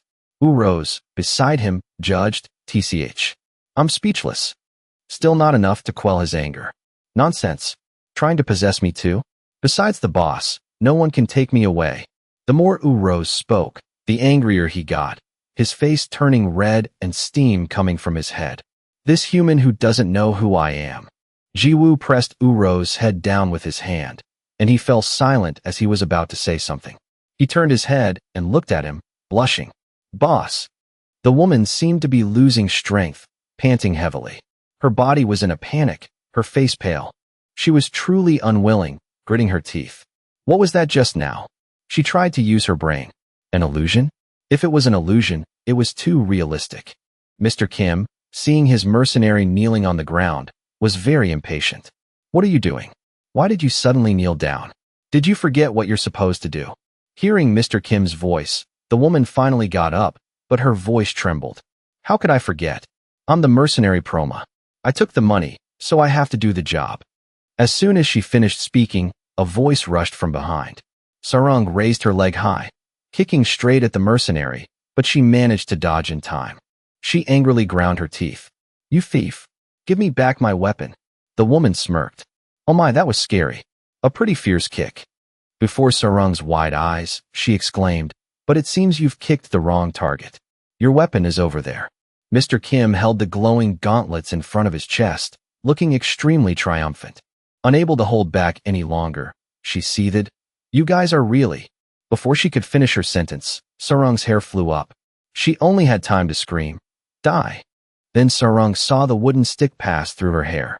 Then, in front of Jiwoo and the woman, she fell face down on the ground, unconscious. He still held the wooden stick forward, explaining briefly, secret weapon. Hit without killing. The woman stood with her hands on her hips, turning to look at Jiwoo in surprise. What are you doing, darling? Aren't you two on the same side? Not letting her wait too long, Jiwoo answered. It's because I have to hide my power. She was stunned. Hide your power? What do you mean by that? A burst of fiery golden light blew her hair up and sent her comrades flying behind her. When the golden whirlwind ended, the scene returned to its original silence. The woman remained motionless for a moment. Then she spoke in a daze. Oh my God. On the ground, men were knocked out, including Mr. Kim and his subordinates. The woman broke out in a cold sweat, stammering. What was that, darling? Did you do all this? He said nothing, striking her hard. Then Jiwoo's face darkened, his tone serious, his eyes wide. It was me. She truly didn't understand, sweating profusely, her eyes rolling back, her mouth no longer clean as she coughed up blood. Her health bar had dropped to its lowest level after just one tap from Jiwoo.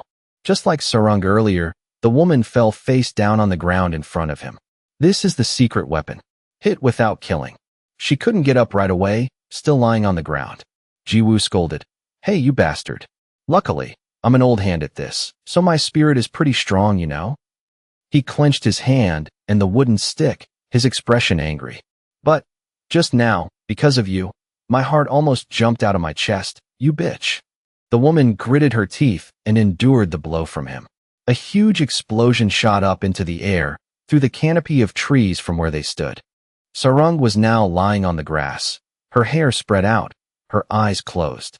She slowly woke up, her eyes fluttering open. Then Sarang suddenly sat up, ready to fight. Jiwoo was now sitting with his back against a tree, holding a chicken leg, and said leisurely, You're awake? Sarang turned her head in surprise and exclaimed, Boxer shorts. Meanwhile, he was still biting into the chicken leg. She asked in surprise, Where is this? Where did those guys go? While eating, Jiwoo said, There's a field near this dungeon. So they all went back there just now. Sarang was puzzled. Went back? What does that mean? And why did I suddenly faint? She was in the middle of speaking when her gauntlets suddenly returned. She looked at the fancy gauntlets now resting on her hands. Sarang was surprised. My bare gauntlets. While she was dazed, Jiwoo asked, Those people are called the Hallison Guild, right? His expression was extremely serious. What did they do? Tell me everything. His current handsomeness couldn't help but make her girlish heart flutter. Changing her tune in a flash, Sarang pinched Jiwoo's cheek. Why are you suddenly acting so disgusting? You want to die? A moment later, Sarang let out a breath, her face still flushed. She turned and walked away. I get it. I'll tell you. It's my fault you got dragged into this anyway. Before she started, she asked back, Boxer shorts, have you ever heard the name Mr. Lineage? He didn't understand. What? What's that? Urose flew up behind Jiwoo. Mr. Lin. It's short for the game Lineage Uncle. He asked suspiciously, How do you know that so well? You're just an NPC in the game. Urose was very proud. Of course, I looked it up on Namawiki. Urose began to ramble on. The age of Lineage players is at least 30, and at most 50. Mr. Lin users are the main customers of the excessive pay-to-win business model. In major games, they are the strongest class and also the class that receives paid guidance. Therefore, in the game market, they are designated as the main class for increasing revenue. High-level Mr. Lin players basically pay about 30 million won per month. The amount of money the top classes spend on the game is over 10 billion won. There are other games that are also pay to win, but a characteristic unique to Mr. Lin users is that they think the most optimal way to increase their competitiveness is to spend their own money to gain strength in the game. Sarang cut in with one sentence. In short, then she summarized the issue. They are users who spend billions on the game. That's also a characteristic of Mr. Lin. Amidst the lush green grass, Sarang and Jiwoo continued their conversation. He asked, If that's the case, then those guys from the Hallison Guild. Before he could finish, she answered immediately. They all came from Mr. Lin. Sarang adjusted her gauntlets and continued. I happened to pick up these bare gauntlets at an auction a few months ago. I don't know when, but the Hallison Guild suddenly came after me, trying to steal them. Then she added cheerfully, But they're just a bunch of old-fashioned uncles, so of course I beat them every time. Jiwoo thought to himself, Poor uncles. After finishing her story about the old-fashioned gang, Sarang asked about him. But Boxer shorts, how did you manage to get this back? Did you get it from them? Jiwoo sweated. Then he continued with a long-winded explanation. They just left it and went away. Maybe they forgot. That must be it. Sarang didn't understand a thing. She closed her eyes and continued. Although I don't know what happened, they'll definitely come back again. That persistent old man is no joke. Jiwoo rested his chin on his hand, his expression thoughtful. There's something strange. Why are they so fixated on that weapon? Sarang explained seriously. Isn't it obvious? Of course, it's because these bare gauntlets are worth over 10 billion gold. He still couldn't shake his suspicion, his eyes sharp. That's what's strange. Those old men spend billions every time they spend money, yet they're chasing after a weapon that's only worth 1 billion gold. Jiwoo's words made her realize the discrepancy. Finally, he concluded, there must be some other reason. As evening approached, twinkling stars dotted the sky, highlighting a beautiful crescent moon. Under the lush trees, a spacious house had its second-floor lights on. It was the base of the Hallison Guild. Suddenly, a splash of blood flew out. It seemed someone had been attacked. Mr. Kim's ragged breathing echoed, his eyes wide, mouth agape, sweat pouring down. A large bloody gash had appeared on his body. He was slashed so badly that he collapsed face down on the floor. In front of him, Mr. Han shouted, Boss, I'm sorry. Please give me another chance. His towering figure was a complete contrast to Mr. Kim's. Chairman Jiang's face darkened as he yelled, Useless! You worthless piece of trash. Then he gave an order. There's no more time to delay. Your mission will be taken over by another of the 4 heavenly kings. Mr. Han's expression froze, and he glanced to the side in fear. Suddenly, a voice came from afar. So, the second brother still hasn't handled it? This is serious. I've already handled 3 cases. A handsome man with cat ears appeared with 2 other flashy men on either side. The second of the 4 heavenly kings of the Halcyon Guild laughed. Amount spent on the game, 1.7 billion. He looked somewhat reluctant. To think they made that guy one of the 4 heavenly kings with us. He only spent 100 million on the game. How pathetic. The third of the 4 heavenly kings of the Halcyon Guild. Amount spent on the game, 1.4 billion, covered his mouth and laughed. That's why I told you from the beginning, second brother, to replace him. But the big boss is too sentimental and feels sorry for him. The leader of the 4 heavenly kings of the Halcyon Guild, amount spent on the game, 2.1 billion, stood silently with his arms crossed. The second of the 4 heavenly kings sat down next to Mr. Kim. He suddenly sat up, a contemptuous smile on his face. Even his tactics are too cowardly. Hiring a mercenary. That's why he failed. The image of the arrogant mercenary turned gray in his eyes. The leader of the 4 heavenly kings spoke up. Let me go. His slender, ring-adorned fingers gently combed through his hair. He said arrogantly, a thing like the bear gauntlets. I can bring it back in half a day. Chairman Jiang was very pleased to see this, smiling gently. Then, as if unable to contain himself, he burst out laughing. Chairman Jiang's expression turned cunning, his eyes glowing red like headlights. Excellent. He was truly worthy of being the chairman of the Halcyon Guild. A golden light flashed. Under its brilliance, Chairman Jiang gave the order. Go, show them the terror of the Halcyon Guild. This is truly when the blood festival begins. His face showed his ambition. The leader of the 4 heavenly kings had a cold expression, but his eyes were sharp. The third of the 4 heavenly kings licked his lips in anticipation.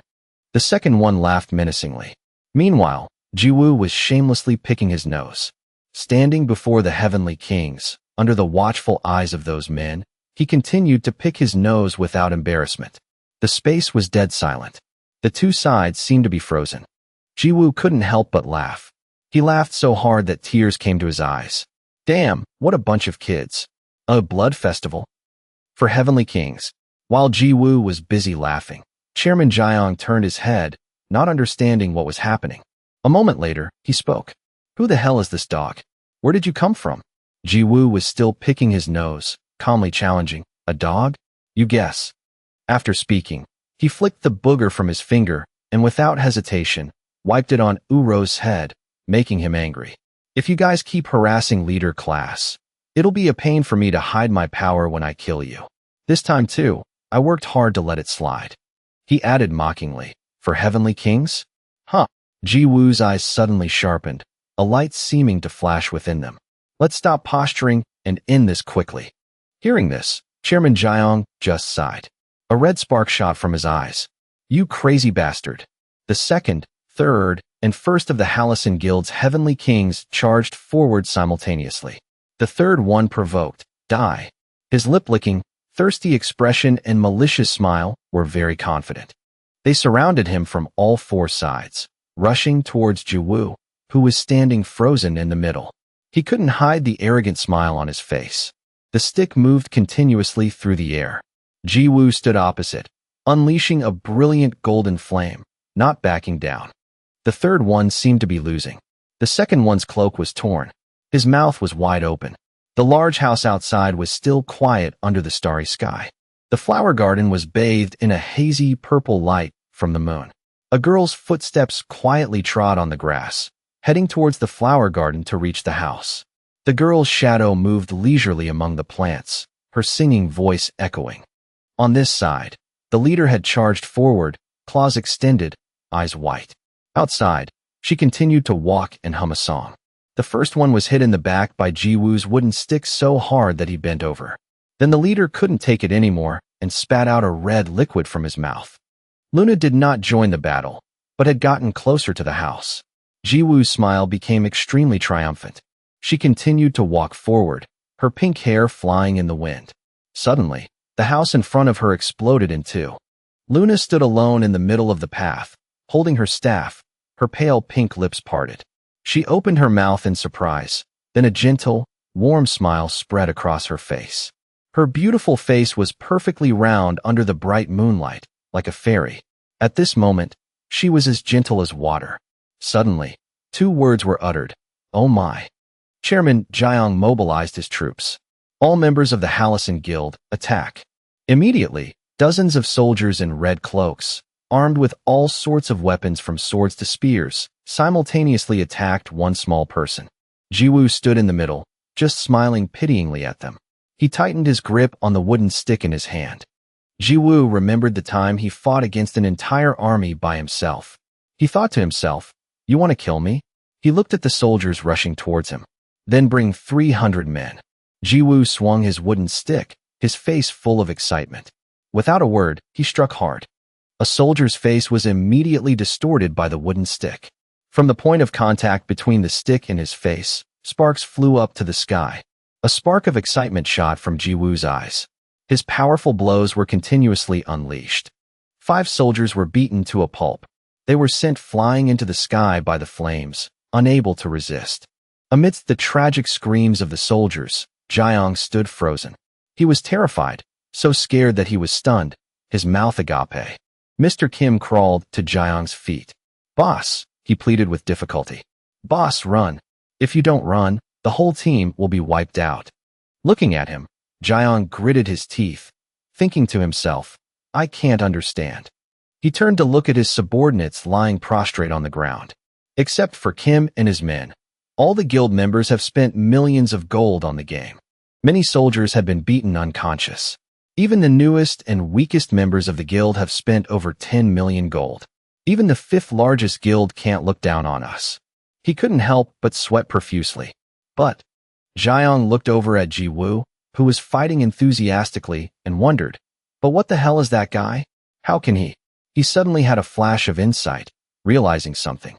Jiang broke out in a cold sweat. Could it be he's that guy? In his mind, a dangerous-looking man in a hood appeared. The name from the rumors, 10 billion gold. Now in his eyes, Jiwoo was like a god of war with a brilliant aura. Jiang had begun to feel fear, sweat constantly pouring out. In his mind, he saw the man in boxer shorts, the man. As he remembered his childhood, he recalled, "The first time I played a game was in the 2nd grade. He was still a small child, standing among a crowd of very cute monsters. The games back then weren't as grand as they are now. You only did things like tend to a cloud garden to rank up. There were no quests or raids." At that time, he was only 9 years old, but was already passionately sitting in front of the computer. But just that was already very interesting. 9 years old. Jiang's small hand continuously clicked the computer mouse. "When I secretly played games all night and got caught by my parents, I would be scolded." A memory of his childhood, spending all weekend at the internet cafe with his friends to rank up. Then Jiang grew up and worked at a large company. The years passed. In the company, there was a quiet room at the end of the hallway. As I got older, I was swept away by the storms of life. Even when I suddenly remembered the past, suddenly came to my senses. The sign that read Executive Director's Office shone brightly. And wanted to live a less busy life. I had somehow already reached my mid-40s. As he sat silently in the room, his chin resting on his hand, his eyes staring at the screen of an expensive computer. On his desk was a bright sign that read Executive Director, Guang. Mr. Kim pushed the door open and entered the room, breaking the silence. Boss. Mr. Kim's face was full of pride. "I found it," Jiang thought. "I want to give a special gift to myself for having worked harder than anyone else." In front of him was a very large and bulky desktop computer. A gift called Memories. In front of Mr. Kim was also a huge desktop computer. He turned to ask Jiang, "Boss, why do you have to open this antique computer? You can play more advanced online games." Jiang was angry. "You idiot. This is about the feeling." Kim hesitated. Jiang placed his hand on the computer mouse. The feeling of excitement is like returning to that time. The image of the young Jiang excitedly in front of the computer appeared again. The adult Jiang was once again excited. It feels like meeting a long-lost first love again. The smile on his face suddenly froze. Then the corners of his mouth slowly lowered. The smile had gradually faded. His eyes suddenly became gloomy. From the initial radiance, Now only his tightly pressed lips remained. His eyes were lifeless, his face extremely dark. The thing that changes with the storms of the years is not just me. Back to the battle. Jiwoo's wooden stick had just slammed straight into a soldier's face. He was swatted to the ground like a fly. From where he fell, a tremor occurred. Jiang was so scared he couldn't move. His face was covered in sweat, his teeth clenched. The moonlight shone on Jiwoo. He was standing in the center of the crater created by the tremor, surrounded by dozens of soldiers lying scattered. He slung the wooden stick over his shoulder and turned to look at Jiang. Well, that's about all of them. Now it's just the two of us, right? Hearing this, a chill ran down Jiang's spine. He remained silent as if wanting to disappear into the space. Jiwoo slowly approached with the stick on his shoulder. He laughed mockingly. You lineage uncles are pathetic to the very end, huh? So why did you guys go and take other players' equipment? To beat those rich nobles. A look of contempt appeared on his face. Let me give you a beating, uncles. Jiang now bowed his head, not daring to say a word. Back to reality, Jiang was frantically clicking on his desktop computer. The blue light from the computer screen reflected on his face. On the screen were the words, "Payment successful. Thank you for your payment." The accumulated payment amount was 12,039,433,921 gold. Jiang pondered.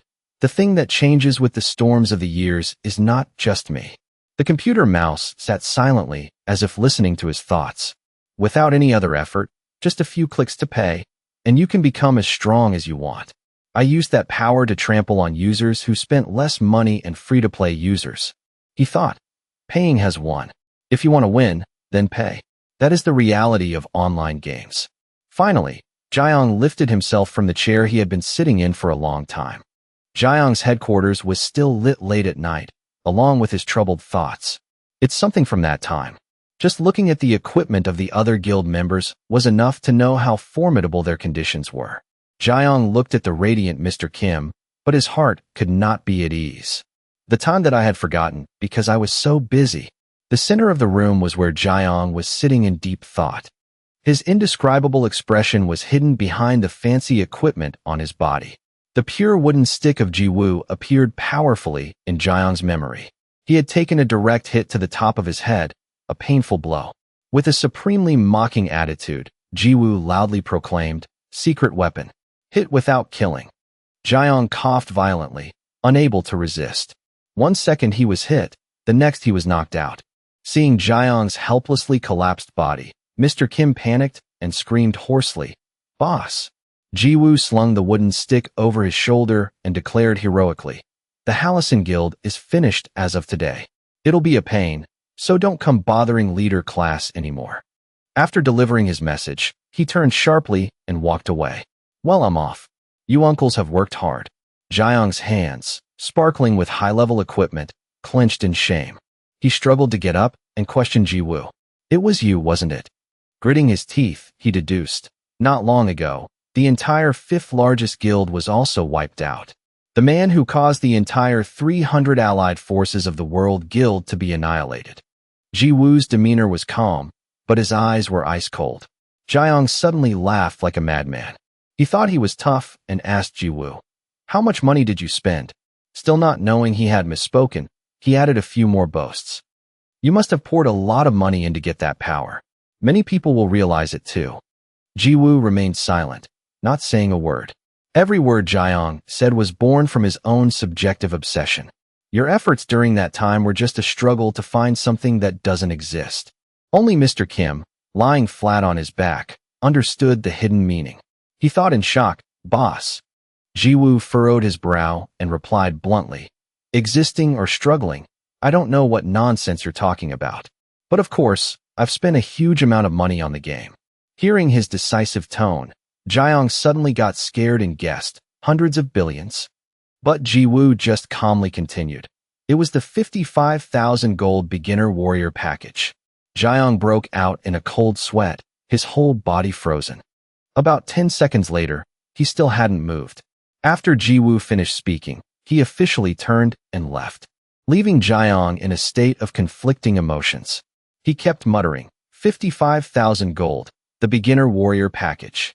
Memories of his youth, when he first learned to play computer games, resurfaced in his mind. With just such an ordinary beginner character, the young Jiang was incredibly excited. With a simple sentence from Jiwoo, he had realized many things.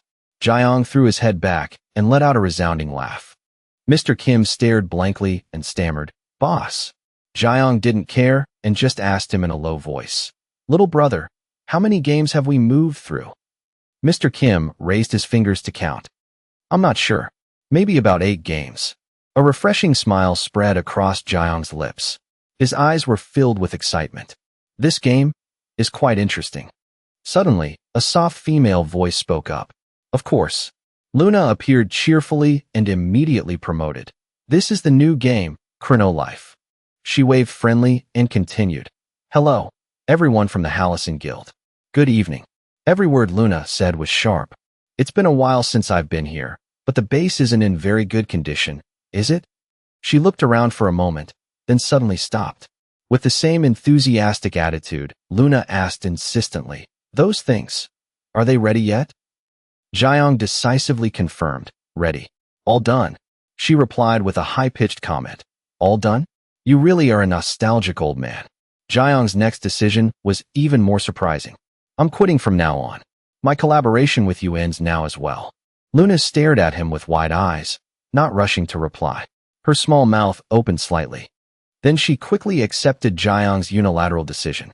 "Is that so?" But what ended here was also Jiang's in-game life, because Luna had neatly sliced him in two with a single move.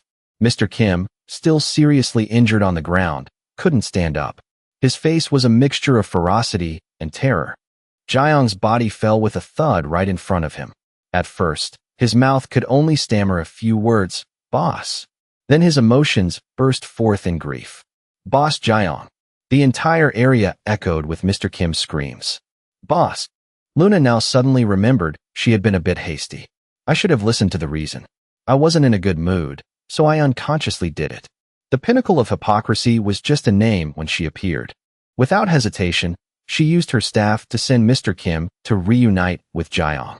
Dark red blood spurted out, staining Luna's face. Mr. Kim's dying agony was incredibly tragic. He trembled violently, showing a weak resistance. Then he quickly collapsed and died on the spot. Luna calmly retracted her magic staff after eliminating all the key members of Hallison. She smiled with satisfaction to herself. In her mind, she recalled what Jiwoo had said earlier. "The Hallison Guild is finished as of today. It'll be a pain, so don't come bothering leader class anymore." Luna began to transform back to her original form. Just her appearance alone was enough to make her worthy of the title Sin of Lust. Luna excitedly whispered to herself, "Leader class." The screen now showed a strange number, 998.99. But the system had already started to announce, "Mount Hala has been destroyed. You have received combat experience points." The number 998.99 began to change. It had completely turned into 999. Fireworks suddenly burst, surprising Jiwoo. Then, the system announced again, "Congratulations. You have reached the maximum level." But to him, this was just nonsense. In contrast, Urose looked at him suspiciously. "Why are you like this, boss?" Jiwoo then explained that the system had just announced he reached the max level. Then he intended to show Urose his stats. His character information panel, despite being a newbie player, showed level 999. Jiwoo and Urose simultaneously made incredibly dazed faces. In the vast night, two voices cried out to the heavens in unison. "This is the game Chronolife. Number 1 in concurrent players. Also number 1 in total accumulated players. Number 1 in revenue. Number 1 in player satisfaction. All players agree that Chronolife is the world's leading virtual reality game." But at this moment, an interview was taking place. A Chronolife player named Lee Sandu laughed and denied that he was about to reach the max level. Because that's absolutely impossible. There is a truth that, no matter how much players around the world grind day and night, no one can reach that realm. The hottest topic right now is reaching level 999, master level. Lee Sandu thought for a moment, and then said, "The top players in the world, including myself, if we just hunted continuously for 12 hours, it would probably take 10 years. Jiwoo was so flustered that sweat broke out on his face. In contrast, Urose spoke up, intending to boast that his boss was the highest level player in the entire world. Then it kept flying around and shouting. As expected, the boss is the best. This is amazing. In his heart, he was still very shocked because until then, he was only level 7. He was a player who always made others look at him strangely. But in fact, that result was only natural. From the very first day he got the wooden stick, he had massacred about 800,000 people. Of course, they were all players. Countless monsters and dungeons along the way were also wiped out by him. And also the experience points from Urose, the strongest boss in Chrono Life. Furthermore, the experience from Urose Legion, a dungeon of the highest difficulty, had to be counted. Next was the experience gained from annihilating the 3 million strong allied army from all players in the world. And there were a few other final things that Jiwoo had done that was causing the planet to explode. He was the first person in the world to reach the max level. At that moment, a beam of light shot out from under Jiwoo's feet. His eyes widened in excitement. A massive beam of light was erupting up to the sky. The system announced that by becoming a master-level player, Jiwoo would be able to enter the transcendent space. And then that light's source swallowed him whole. The scene shifts to a space very close to nature. Sarung is lying alone on a cliff, but the expression on her face is not good. Next, she sighs and complains that she's bored. Just as she finished complaining, a strange scent wafted into her nose. She was so annoyed that she sat up and shouted, "Oh, I'm going crazy. Where the hell did that boxer shorts guy go? He told me to wait a minute, but the sun has already set and he's still not here." The more she thought, the more pensive Sarung's face became.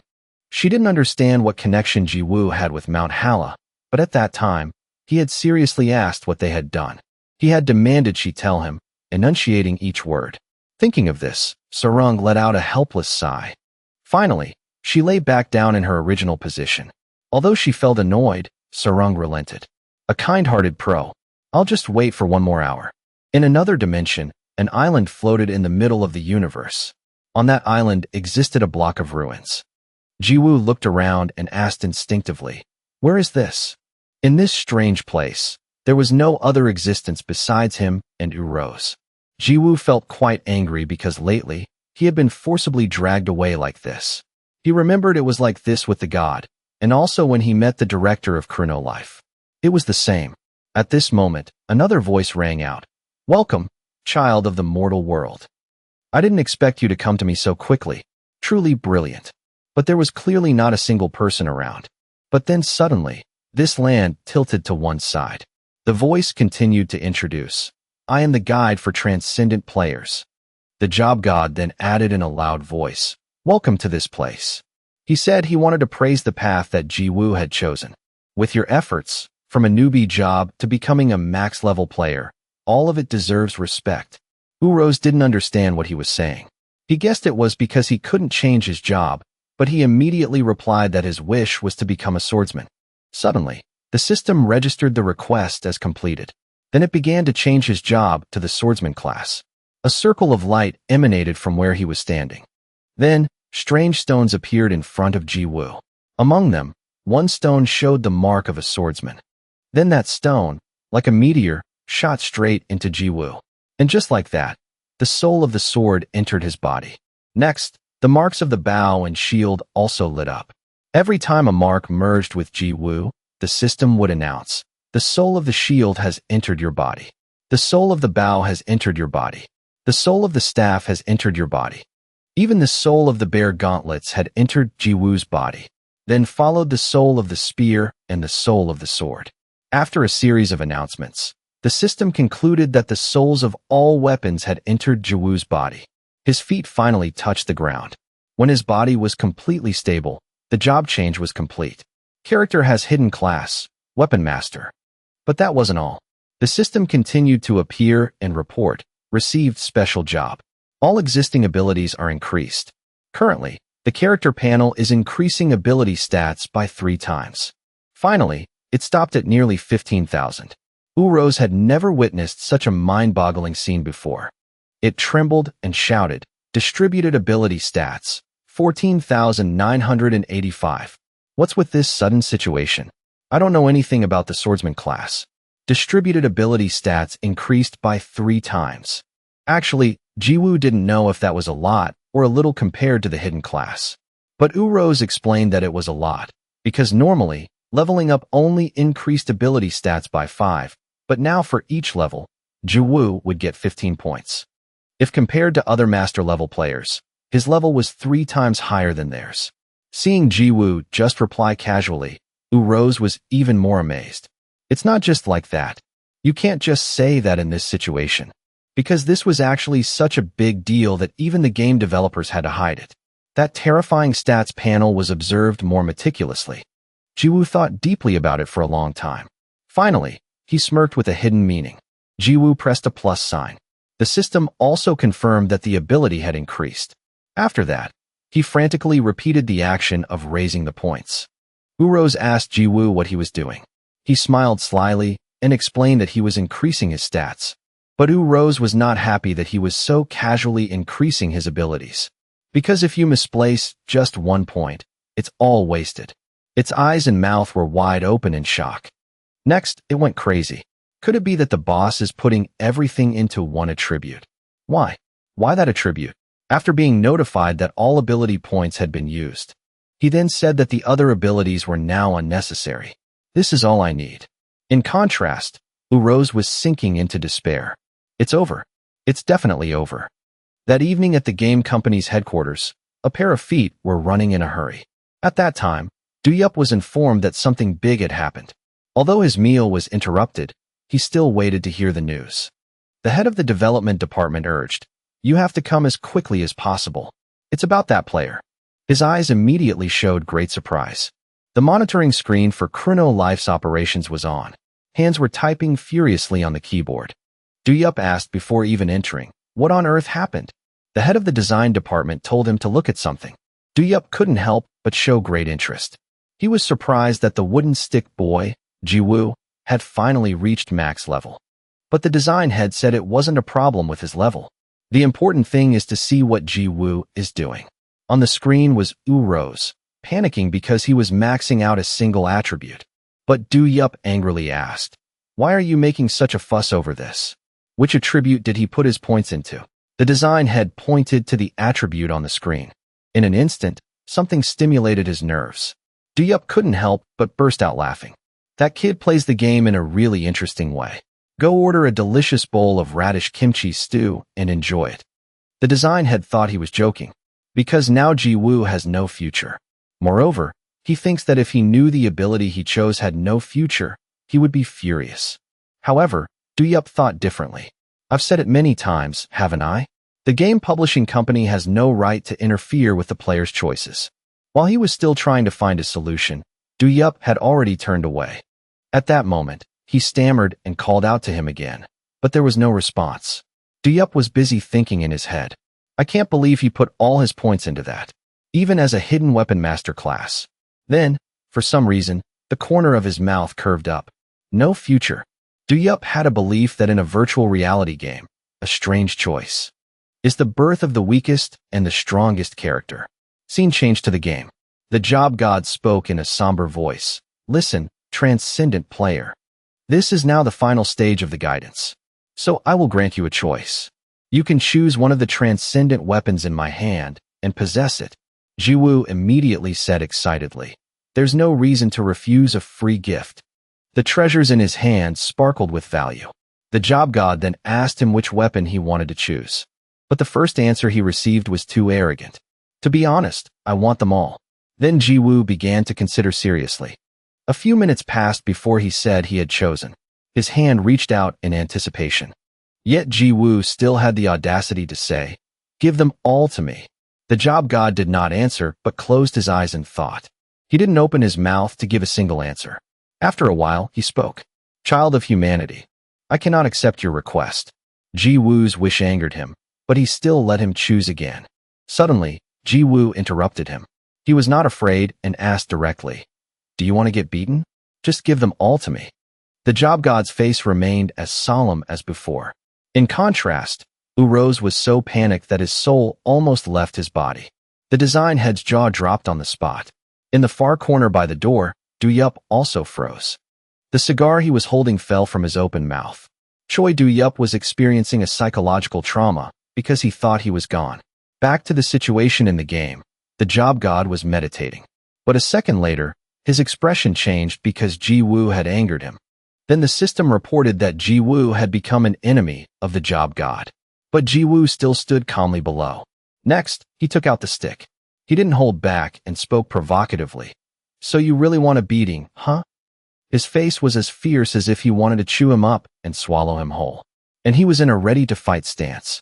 At this moment, something very large was aiming at Ji-woo and slashing down.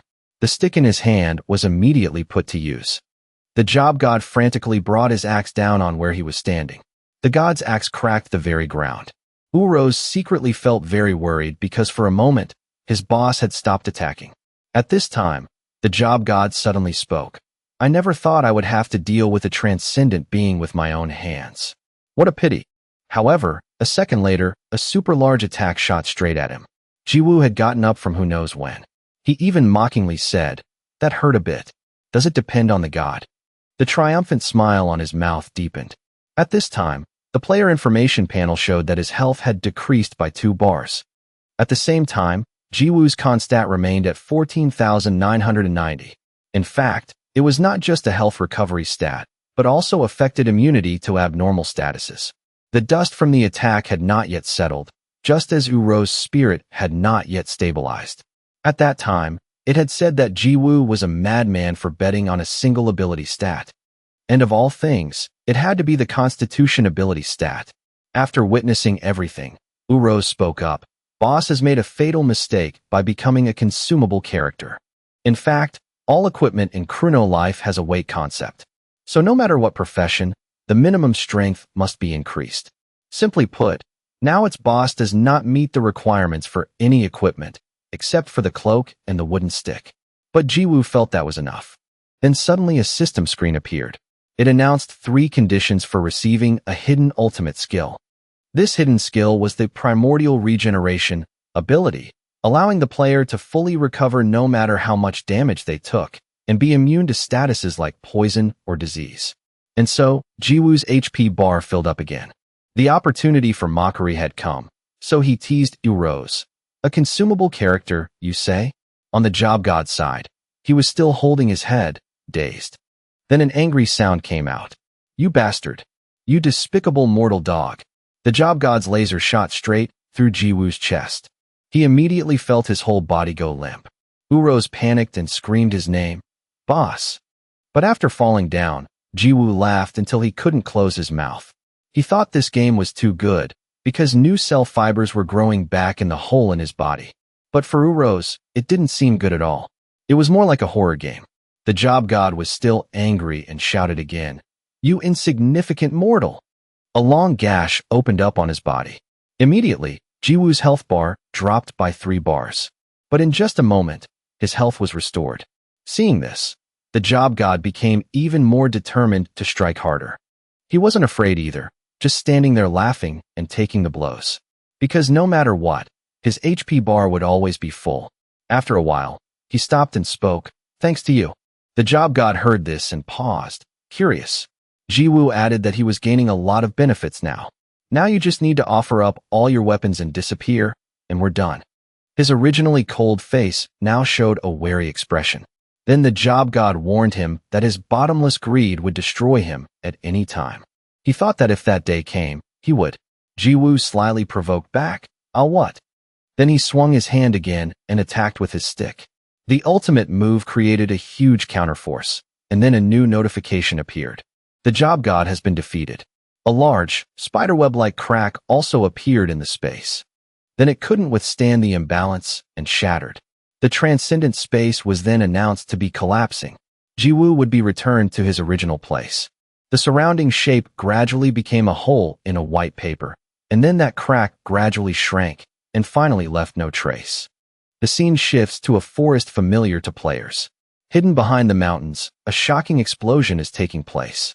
Ji-woo appeared with a cold demeanor from within the hazy dust. The next second, a strange sword suddenly fell from the sky. Not just one, but countless weapons from the transcendent being, from knives to axes and bows, appeared. And so, Jiwoo was recognized by the system as the owner of all transcendent weapons.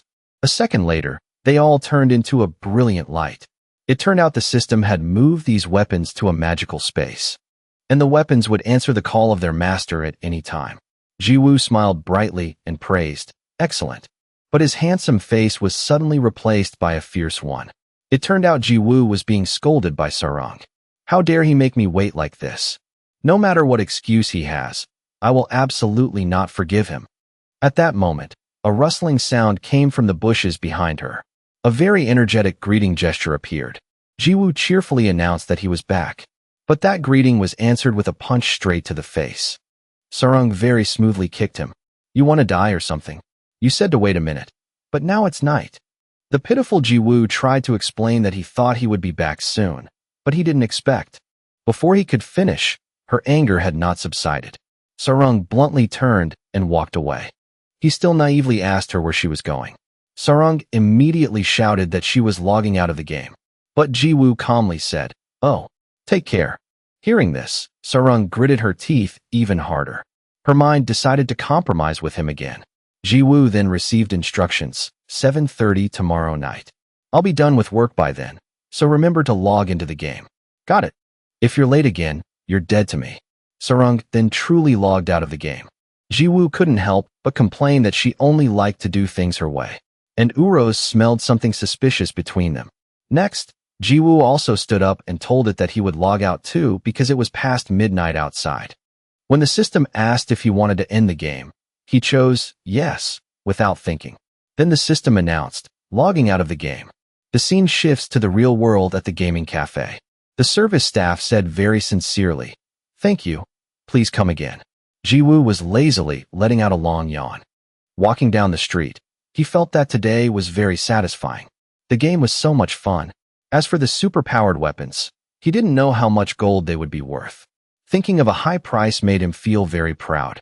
Then, Jiwoo pondered, "I wonder if they're bound items. If they're bound items, I can't sell them." At this moment, something else caught his attention. It turned out Jiwoo didn't know whether to go in for a bowl of bibimbap or not. But when he saw the single bill in his wallet, he could only curse silently. The sadness of being poor made his steps heavier. Jiwoo sighed helplessly because lately, he had been spending all his time at the game cafe. He wondered if he should increase his part-time work hours. His steps grew a little heavier with each one. Jiwoo walked silently alone on the street. Then suddenly, something made him remember. Wait a minute. It seemed that Uros had shocked him by quoting the price of Sarang's weapon at 10 million gold. Moreover, all that other equipment was also top tier. The total, when converted, would be 100 million in real life. So Jiwoo quickly realized the benefit of selling items for real money. The tip of his shoe quickly changed direction. Jiwoo dashed like the wind back the way he came. Currently, Chrono Life is the #1 game in the world, but it is said that Chrono Life has a forbidden place, known as the boundary between life and death, the tomb of all the deceased. A place where sharp thorns grow, reaching up to the sky. It's unknown how it has been hidden lately. That place is the residence of Uros, the strongest monster boss in Chrono Life. And at this very moment, Jiwoo is present there. Uro's small hands quickly twitched a few times.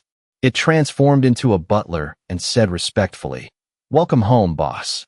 The greeting went unanswered as he had already walked past it. Jiwoo smiled wickedly and said, "I'll owe you one for now." Uros obediently accepted, but it couldn't see his expression. Jiwoo explained with a very sinister voice, "Although the last time I came, I was blinded by hatred and left without grabbing any items. Today, I'm going to pick a whole bunch." The little Uros could only cry silently. "I'm sorry, guys." Then a purple light flashed by. After the white smoke cleared, countless lights were converging towards him. Or more accurately, they were the hungry eyes of monsters. They had awakened and were extremely bloodthirsty. And Jiwoo just smirked dangerously. Well. In front of him was a mountain of monsters from Uros Legion. Each one had a fierce and ferocious appearance. But standing face to face with them, he knew that his life of poverty would come to an end. Jiwoo's eyes shone with excitement. Time to make some money. And in that instant, he became a rich man. In fact, in Chrono Life, the Valley of the Dead is the hunting ground with the highest difficulty in the game. But now it is being swept by a powerful force, as if being annihilated. This monster with many tentacles is Turbeth, known as Despair. Along with it is Lapis, also known as the Abyss. And finally, the great monster Chijin, Destiny. They are the three strongest leaders of Uros Legion. A powerful blow once again struck them. It was truly an annihilation. In just 2 ascents, all the monsters in the Valley of the Dead had evaporated. Jiwoo walked towards an item. Not only that, but a pile of high-value items was also falling from the sky. The ground was littered with treasures, from swords to enhancement gems. This was no different from witnessing a rainstorm. Uros still spoke calmly. "You've finished everything in such a short time, sir. You've worked hard." But Jiwoo replied in a low voice. "Finished? What are you talking about? It's just beginning." Uros felt a surge of fear that made it hard for it to speak. Suddenly, another tremor appeared in front of them. Jiwoo, standing amidst the pile of items, was also drawn to it. He announced in a loud voice that he would Regen. To explain a bit, Regen is the phenomenon where all monsters in the game are reborn after death. Only a few special individuals, like Uros, are not reborn. But Uros didn't care much about that. It was silently praying for the monsters to escape faster. Back to Jiwoo, he gently announced that he would go easy on them since this was the first time he was borrowing from Uros. But going easy, according to Jiwoo, meant annihilating this place about 100 times. And so, from the surface of the planet, a fierce explosion erupted. In the past, there was a very interesting lecture at Harvard University in the US. The professor was talking about Bill Gates, the founder of Microsoft, and also the richest person in the world. On his way to work, even if he found a $100 bill on the ground, he wouldn't bother to pick it up. According to the professor, there was certainly a reason for that action. Because if Bill Gates picked up the money on the ground, it would be a great economic loss for him. The time to pick up that money would take about 3 seconds. But in 1 second, he earned $150. This means that if he picked up that $100, he would suffer an economic loss of $200. This was considered a wonderful lecture with a very humorous story. However, the story returns to chrono life. The ground was stained purple by the light emitted from the items. Or more accurately, this whole mountain of items was emitting a huge, sparkling light source. The total time required to clear this place 100 times, including the Regen time. And the total value of all the items dropped here was about 1 billion gold, equivalent to 150 billion in real life. With the standard of earning $150 per second, the total amount Bill Gates earned in 1 hour was 500 million. And a certain teenager working part-time at a convenience store in Korea had earned an amount that surpassed even the income rate of the world's billionaires. The scene shifts back to Jiwoo's real world. From inside the store, an employee's voice was heard. "Thank you. Please come again." The cheap sandals bought at the market had been replaced with high-end ones. A brief overview of the value of his entire outfit is as follows. Shirt about 2 million, pants about 1.5 million, and branded sandals over 600,000. Next, there was over 10 million spent on bags, and especially a supercar worth over 400 million. The young men on the street couldn't help but turn their heads. The young girls also blushed and looked on. Everyone exclaimed that Jiwoo was truly amazing and rich. And he gently lifted his glasses, worth over 2 million, to look his most handsome. Then Jiwoo stylishly leaned back in his seat. He felt very excited because this was the time to show off. The engine made the wheels spin so fast that sparks flew. But after swerving for about 5 meters, the supercar crashed into a utility pole on the side of the road. The supercar immediately emitted white smoke. And Jiwoo was so scared he lost face. He panicked and shouted, "I bought that Lumbo for about 400 million. In the blink of an eye, Jiwoo was sitting in a blue car. He happily drove around the city and shouted, "If I like another color, I can just buy it." At this moment, at the game company's headquarters, Duyup was holding a lighter, about to light his cigar. Then he dejectedly covered his face with his hand. Next, the employee was ordered to continue reporting as usual. The head of the design department said seriously, "The sale of items and equipment on the market worth over 15 billion are all high-end items. Due to the accelerated consumption of content by 2 years and the emergence of many problems due to fluctuations in item values, The company has become his personal ATM. The customer service center had to set up a team to handle customer calls. Due to this event, more people are questioning the company's credibility and the stock price is gradually falling. Finding it too much of a headache, Do-yup directly requested, "Say something to make me feel better," about a method to stop his transactions. But the design head thought there was no way, because the law allows it. Thinking this, Do-yup's headache worsened. At this moment, his phone lit up again. He answered it and said as usual, "Hello." On the other end of the line was a very cheerful Ji-woo. "Hello, Mr. President. Not feeling well lately? I'm out making money. Do you need to buy anything, President? I'll buy it for you." But he had no idea that Do-yup's face was getting darker and darker. Finally, some choice words came from the phone that made him jump. Ji-woo thought he was unhappy and directly chose to end the call. Then he went back to his recent dilemma of not knowing what to buy anymore. "Maybe I should buy everything again," Ji-woo muttered boredly. "Have I been lacking anything lately? I'm so excited." But his sighing and pondering was very brief. A moment later, he excitedly sat back behind the wheel. Ji-woo's mood was more excited than ever. I can't forget the most important thing. A towering apartment building suddenly appeared. Just looking at it was enough to make Ji-woo laugh out loud. He looked at the living room and exclaimed, "Top notch. This place is so glamorous too. Welcome to my home." Standing in the middle of the room, he couldn't help but shout, "This is awesome." At this moment, he suddenly remembered that if he moved here, he would need that. Then Ji-woo pressed a button on the wall. He was holding a plate of cake. Another voice came from the speaker. "Who is it?" Ji-woo friendly said that he had just moved in and brought a housewarming cake. Then the other person briefly told him to wait a moment. The door slowly opened a little later. Ji-woo still smiled and said, "I look forward to your help in the future." But then he suddenly froze. No way. He stared intently at the delicate half-face before him. Just now, Sarang in her casual clothes peeked her head out.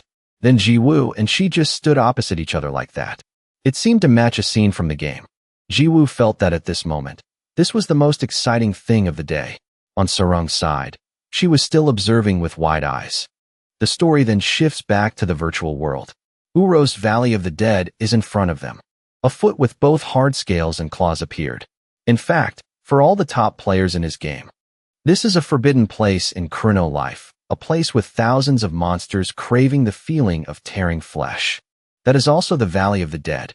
A dark hand with sharp claws reached out. Immediately, all existence before it was annihilated. Fresh red flesh and blood were scattered everywhere. At that time, the three strongest commanders of Uro's Legion appeared and shouted, "You bastard! How dare you come here and cause trouble?"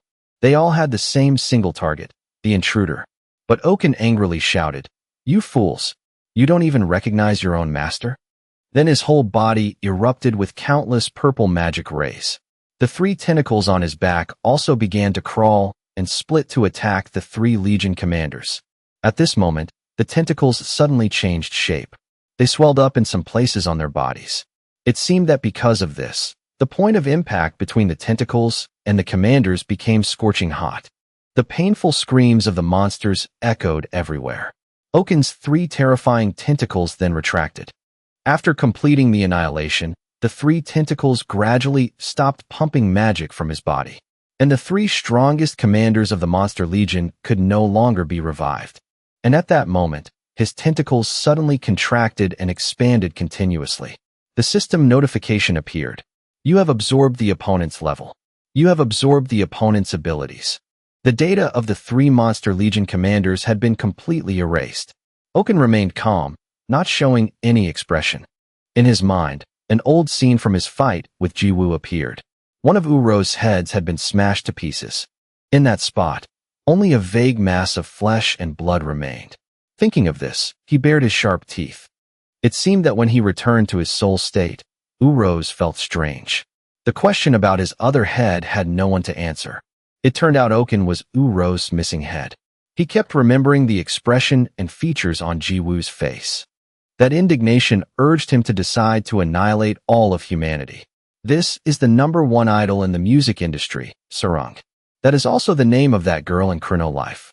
Sarang was just a player Ji-woo happened to meet in the game. But now he was standing face to face with her in real life. It was also the first time he had met his party member. It was really Sarang in real life. Not the character with fierce, exaggerated expressions in the game, but the gentle girl holding the cake and replying, "I'll enjoy it," to him. Even a straightforward guy like Ji-woo was stunned for a moment. But of course, at this moment, he found the female idol to be too different. He also thought of the two contrasting images of Sarang. After meeting, Sarang had returned to her house. She directly explained that the thing she was holding was a cake from a new neighbor. But there was still something lingering in Sarang's mind. What is it? I feel like I've seen them somewhere before. Her mind began to try to retrieve the data. Next, she gave the cake to her manager and told her to eat it, because she felt that the image in the game and in reality did not match. At this moment, the manager announced that Sarang had to go change her clothes quickly because it was almost time for her schedule. Hearing this, she angrily retorted, "I'm not a working machine, you know. I just got back from school less than 30 minutes ago." The manager then threatened that it would affect her schedule and her 7:30 p.m. gaming session. Only then did Sarang remember her gaming appointment with Ji-woo today. She had no choice but to grit her teeth and go change her clothes, and also told her manager to get ready quickly. The manager leisurely ate the cake and observed Sarang, because the manager guessed that one look was enough to know she had fallen for someone in the game. But the manager was also very curious about what kind of guy it was. What handsome guy stole Sarang's heart? But no one knew that the handsome guy was very angry because the monsters had all disappeared.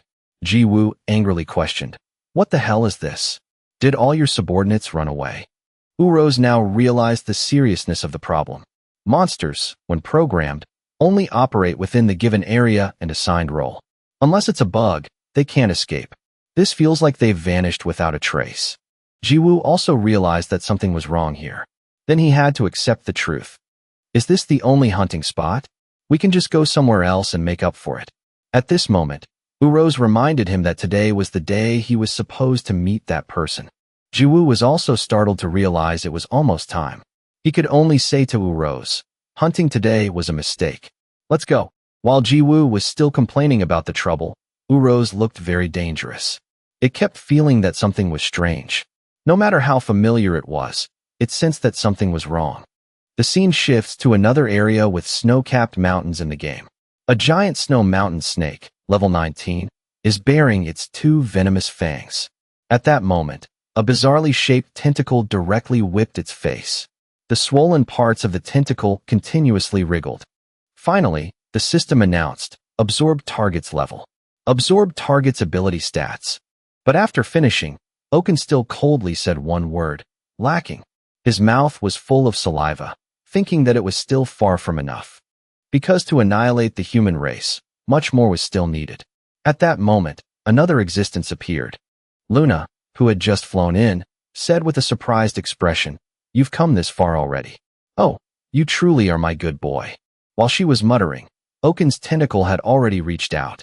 Luna's face immediately froze. And Oken still had a very cold expression, saying only two words, "Not enough." Then he whined, "But, Mom, you look delicious." Its tentacle tensed up as if preparing to attack. Luna trembled and quickly stopped it. Wait a minute.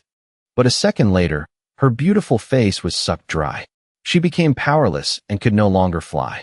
Even her legs clearly showed the withered state of her body. Then a second later, Luna's head fell off with a thud.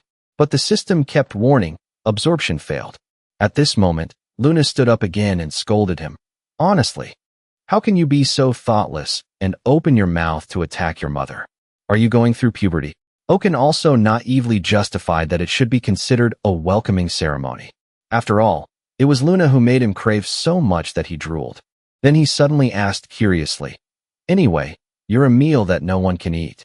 What exactly is your true form? You smell just like me, Mom." Luna didn't answer but pointed in another direction. The place emitting a faint golden light was the village of Fran. Luna gently explained that if Oken went there, there would be plenty of food for him.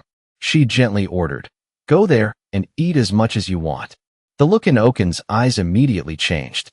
Suddenly, drops of saliva fell to the ground. The liquid dripped rhythmically at his feet. Luna looked at him like a gentle mother. In fact, Oken was drooling all over the place. He couldn't hold back and began to spread his wings. When his 2 feet were hovering, he arrogantly said, "I am Oken." The head of the monster was exactly the same as Uros. Oken thought that he was the existence that would annihilate all human life. Then he transformed into a stream of power and shot up high. After circling a few times, Oken smiled slyly at the thought of the upcoming meal. Far away, amidst the high mountain ranges, was the village of Fran, where delicious humans lived. A moment later, a phenomenon like a meteor impact suddenly occurred in the village. The players were very panicked because they didn't understand what was happening. At that moment, a tentacle pierced straight into the body of a male gamer. The tentacle began to contract. All his life force was drained away. The girl next to him felt extremely disgusted, and the male gamer was nowhere to be seen. Next, 4 tentacles simultaneously pierced the villagers. On the left side, there were 4 more victims. Oken looked no different from the center of a nutrient-sucking machine that could massacre on a large scale. Thousands of notifications of absorbed ability stats and levels overlapped. His face, drooling with hunger, was too terrifying. Tragically, all the players had become Oken's meal. In the place where both new and high-level players were active, the village of Fran, of course for new players, but even for high-level players and top players, there was one thing that was truly too tragic. The sparkling saliva continued to flow from his mouth. More. The fate of the players was only one, to be erased. Back to reality, at the Chrono Life Development Company. The head of the design department was frantically reporting the news. President, something big has happened. User complaints are pouring in endlessly. The customer service center, the community, and many other places are all live streaming. Even the one-on-one support system of the department was paralyzed. The screams of the people on the phone only made the staff helplessly say, "We apologize, sir." Criticisms about character deletion due to being killed by monsters were increasing. The game company was almost drowned in the 2 words, trash game. Duyup leaned back in his chair and thought deeply. Then he firmly asserted that it was due to Oken, but still found it interesting. The design head was very surprised by his statement. Duyup calmly instructed, "From now on, focus all the monsters on 2 more characters. One is Oken. As for the other person who needed to be focused on." At the same time, Oken was standing in a sea of fire. Luna suddenly appeared and said, "I can't believe you ate the whole village in one go. The village of Fran has become a ghost town in an instant, hasn't it?" The drool continued to drip onto the ground, which showed that he still wasn't full. Oken coldly told her to quickly say where the next meal was. Luna also looked thoughtful and dragged out her words. "That's right. The next meal." It also took her a long time to think of it. Immediately, the corner of her mouth formed a curve. Luna briefly told Oken that it was a person. Moreover, that dish was very delicious. The scene shifts to a location not far from there in Chrono Life. The real time is now 7:34 p.m. Sarung had just checked her watch and was trembling with anger, because she had clearly emphasized that they had to meet at 7:30 today. Moreover, she had threatened him so that he wouldn't be late again. But now Sarung's mood had sunk to the bottom. This guy? I clearly warned him, but he's still the same. Immediately after, Sarung's pupils contracted violently. She instinctively shouted, "Why are you so late?" But Jiwoo was nowhere to be seen, only the monster Oken standing there. Currently, Sarung was only a level 24 Garrett warrior. Oken, who was also Uro's missing head, was looking extremely hungry, and he was level 999.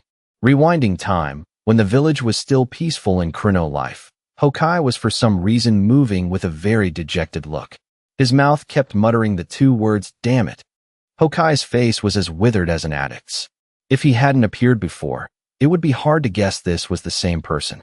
Hokai was a character not to be underestimated. He was the highest-ranking player in Chrono Life, and also the supreme commander of the alliance of the 5 World Master Guilds. However, after the Doomsday event, that organization was disbanded.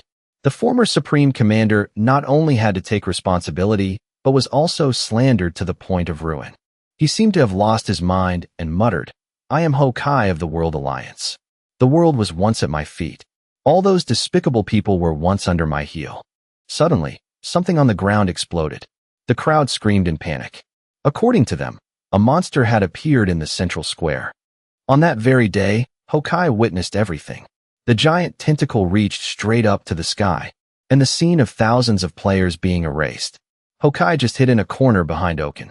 He checked the situation panel very carefully, but found no clues. What is this? The comments only made his heart more confused. This is crazy. Characters are being deleted? This is really too scary. At that moment, Luna discovered Hokai's existence. A deep, hidden meaning was expressed on her face. Then, she turned to praise Oken. You're truly amazing, son. You ate a whole village in one go. But the drops of water falling showed that he was still not full. The anger from his hunger made him speak more arrogantly. Quickly tell me where the next dish is. Luna pretended to think and replied, I'm not sure. The next dish is probably. Then she slowly smirked with satisfaction. Luna said that there was one more person, a very delicious meal waiting for him. Then Oken and Luna flapped their wings and flew higher. Then they both flew away, leaving only 2 streaks of light. Luna maintained a normal speed, not fast, not slow. What was special was Oken, who was much faster due to his excitement. Hokai was still hiding inside, waiting for them to leave completely. A gloomy atmosphere hung around his forehead. The screen was still lit up, but there was no response. At that time, a cold sweat dripped down. Hokai hesitated and opened his mouth, letting out a weak sound. Then, for some reason, he laughed like a madman. The scene shifts to the location where Sarang had arranged to meet Jiwoo. At this moment, 2 opposing sides were clashing. Luna hesitated and secretly probed. What is this? It doesn't seem to be a player. Was this monster here from the beginning? Luna suddenly spoke first. Nice to meet you. Are you by any chance Captain Sarang? She also enthusiastically replied. Are you acquaintances of Boxer Shorts? Only he calls me that. We almost fought. Why is your character design so scary? Luna said nothing and observed for a while. Then she spoke up and asked, You seem to be quite close to that Boxer Shorts guy, huh? Sarang honestly said that she had only been playing with him for a short time. I said I didn't like it, but Jiwoo kept pestering me. But the more she listened, the darker her face became. Her eyes seemed to be sinking into old memories. She was remembering that time. Luna felt that she shouldn't have said it, but her mood at that time wasn't good either, so it didn't matter anymore. Then her hair changed. She was still fixated on the title Captain Sarang. Finally, Luna concluded with a sentence. As expected, you are indeed annoying. Sarang was surprised and didn't understand why the other person was talking like that. But before she could retort, she was restrained by several tentacles. A mouthful of dark blood spurted from her mouth. Oken's tentacles were greedily pumping and sucking nutrients. Luna said with a benevolent expression, Rest in peace, you ignorant girl. A second later, a bloody explosion suddenly occurred around them. Only a weak blue scarf was left falling. And Oken, his whole body was filled with power. He didn't forget to acknowledge, pretty tasty. That last meal was delicious. Luna felt it was very natural because it was a fragment of a god. Hearing this, he was also surprised and exclaimed, A fragment of a god? What's that? But Luna thought it wasn't important to know, so he didn't need to worry about it. Then she bluntly stepped on Sarang's scarf. This time, Luna said as usual, Shall we move on? To eat more delicious food. Jiwoo suddenly cut her off. Go where, you little brats. His whole body exuded a cold and dangerous aura. Moreover, the fire of anger had been lit in Jiwoo's pupils. But as soon as she saw him, Luna blushed. Oh my, it's been a while since we've met, Mr. Promise. Have you been well? In response, there were only 2 words, shut up. He also coldly ordered Luna to lift her foot. If you don't want to lose that leg. She instinctively looked down. Her foot was indeed stepping on Sarang's scarf. Luna immediately stepped back in confusion. I'm sorry. I accidentally stepped on it. The scarf had been left with an ugly wrinkle. The indignation in Jiwoo's eyes intensified. Next, he spoke to Oken. Hey, you wriggling tentacle. How about you try a taste of my stick? Then a blow as hot as fire shot out. Oken's entire face froze because he couldn't react in time. That attack flew away with full force. Moreover, it even shot through the planet's crust and out into space. And on the ground, the air was pushed away so fast that it created a hurricane. Jiwoo emphasized each word to him. I'm only showing you this once, then scram like the damn roaches you are. Luna seemed unhappy and opened her eyes wide to look at him. Then she laughed to smooth things over. Where would you find such a beautiful cockroach? Besides, don't pretend to be strong. After all, you can't kill me. The enemy is right in front of you. Go finish him off properly. In the far distance, a small dot was appearing. It was getting closer and closer at high speed. Luna called out in a bewitching voice, "My son." Oken used a claw to make the front explode. The dust in front of him was higher than a person's head. Rose immediately searched for Jiwoo in the cloud of dust. But then Jiwoo stood up safely and said, "Surprising. What the hell is it?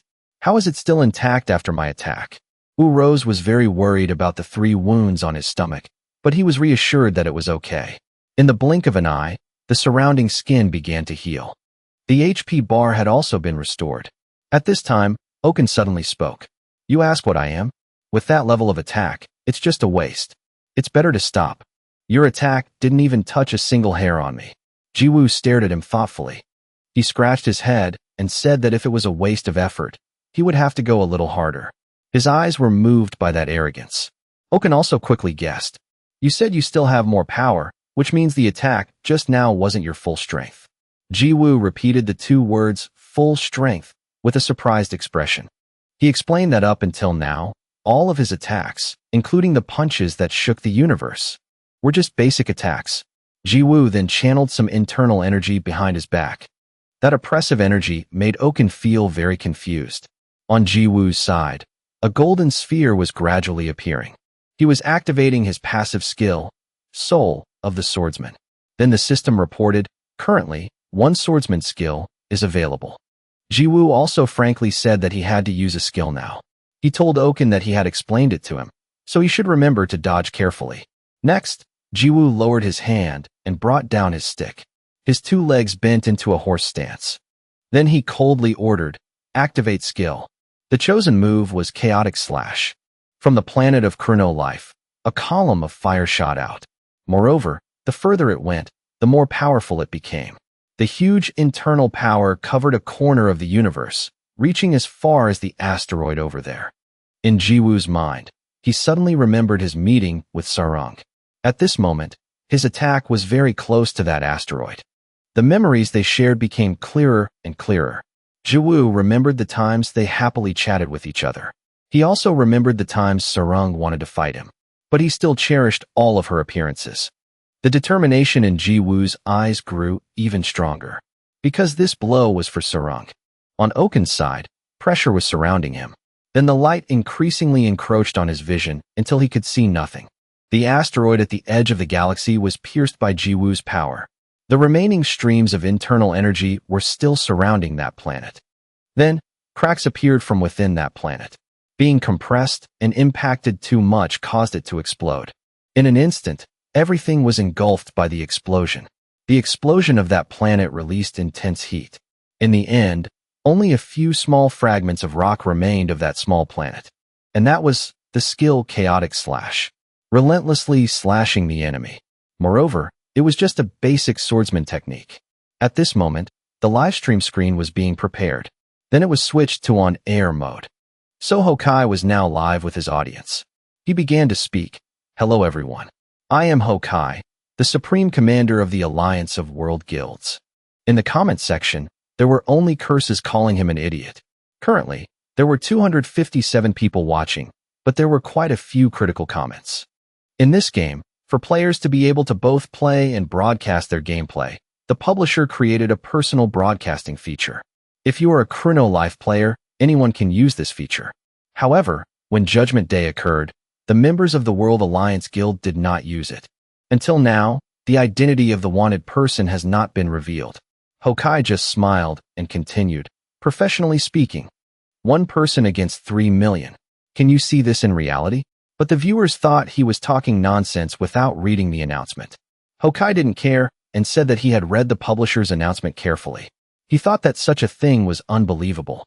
Then Hokai condemned the game publisher for treating players like dogs. At this point, the comments began to get lively. He became even more enthusiastic in his presentation. "Look, the hot news on the publisher's announcement. Players deleted by monsters. These words are too much. Everyone whose character was deleted in this game, please come and watch my live stream. I am currently tracking that monster. Today, I will reveal everything. Let's see the true face of this trash game publisher." Then Hokai immediately ran off somewhere. But he didn't forget to remind everyone with the familiar phrase. Please like and follow. Remember to turn on notifications. Scene change. At this moment, the hurricane was gradually calming down in the air. And below, the winds were still swirling violently at his feet. Jiwoo looked up at the sky thoughtfully. Seeing that Oken could still fly, he also spoke gently. Amazing. While everyone else avoided a direct attack, where did you come from? Observing Oken, one could see that his appearance was a bit tattered. He still had enough strength to speak. I am Oken. I am the existence that will destroy the world. I am the missing head of Urose, the strongest monster. Hearing this, Urose also understood. As expected, so that familiar feeling back then wasn't an illusion. Because when looking at the ruins, it felt indescribable. Then Urose turned to warn him. Boss, be careful. Because of him, all the monsters in the valley died and disappeared. And just now, he killed Captain Sarung. Hearing that, his ears seemed to ring. Oken was still watching the scene of one person talking and one person listening. He lost his patience and shouted, Die. Then Oken charged forward with determination. He intended to finish Jiwoo off while he was distracted. At this moment, Urose had finished talking to him. That's how it is. Jiwoo hesitated for a long time before managing to get out a few words. Is that so? He was still stuck on one thing. Sarung's character was deleted. Suddenly, a bright line of light flashed by. Jiwoo managed to use his wooden stick to slam it into his head. His face showed a certain coldness. Beaten half to death. And on Oken's face, a deformed spot was appearing from the wooden stick's blow. At this moment, a bigger explosion erupted on the ground. Hokai from afar also witnessed it. He excitedly said to the audience, Over there. Everyone, please pay close attention. I will show you all. And in the battle, Jiwoo's stick was cutting through the wind. He slammed it hard into his side. The half-deadly blow created a whirlwind in all directions, kicking up dust and wind. Oken was hit so hard that he could only cough up blood continuously. Suddenly, he decided to swing his claws in a counterattack. A sharp claw aimed straight for his chest. But Jiwoo went crazy and shouted, Beaten half to death. Upgraded continuous slash. Thousands of orange-red slashes were pushed out. All around, only small explosions could be seen continuously erupting after each of his blows. And behind Oken, the dust and smoke were kicked up even higher. His mouth full of teeth could now only spit blood. Such a shocking battle scene was still witnessed by Hokai. People continuously commented with questions. Who's fighting? Is it another high-level player? While the comments continued to scroll, Hokai was frozen in place. Because in his mind, he was remembering the wanted poster for Jiwoo. It was the same character in that battle. The comment board was continuously filled with question marks. The viewers watching live all had many questions, because he was the man of Judgment Day. Hokai only now opened his mouth, but still only managed to let out some stammering, vague sounds. He was remembering his encounter with him. Jiwoo's surprised face at that time, and his own terrified expression. Then how relieved Jiwoo was. Even though at that time, Hokai had looked at him with a what-the-hell expression. But in the end, he still took a hit from the stick. Then it seems he became a wanderer on the streets, a person whose face had no trace of life left. Hokai could only curse him silently. That dog. I can't believe I met my enemy here. In Hokai's heart was endless anger. Because of you, Hokai's sharp arrow was aimed at the battle. At this moment, the horn on Oken's head broke into pieces as he coughed. The comments on Hokai's livestream were very curious about the arrow. At this moment, someone happily reported that their character had been restored. Other comments, and even Hokai simultaneously posted question marks. Then a few more people confirmed it. They started inviting each other to play the game again. The expression on his face at this moment was complete surprise. Could it be? Hokai stood thoughtfully next to the intense, bloody battle. The system suddenly announced, the stolen soul will return to its owner. Your level has been interrupted. Ability stats decreased. At this moment, Oken was covered in injuries, and his information panel showed him at level 723. Seeing that something strange was happening to him, Jiwoo asked, What's wrong? You were so good at hiding here and there at first, but why are you slowing down? Urose immediately noticed. Because the souls are returning to their owners. If he eats someone, he also absorbs their abilities. At that moment, a voice rang out from the headquarters of the publishing company. I see. It's not that the players were deleted, but that they were transferred to Oaken's forest. Diop thought he was an idiot. Because he's the head of the development department, but doesn't know about it. He immediately explained that he was the head of the design department. The head of the development department has a slicked-back hairstyle like this.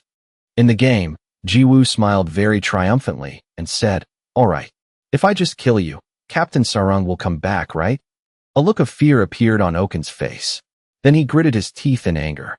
Oaken went crazy and roared, "Give me food." In contrast, Jiwoo leisurely activated continuous slash, beaten half to death version. A single blow sent rocks and dirt flying everywhere. The ground was stained orange-yellow by the fire attack. At this moment, the system continuously inserted 3 notifications. The stolen soul will return to its owner. Your level has been decreased.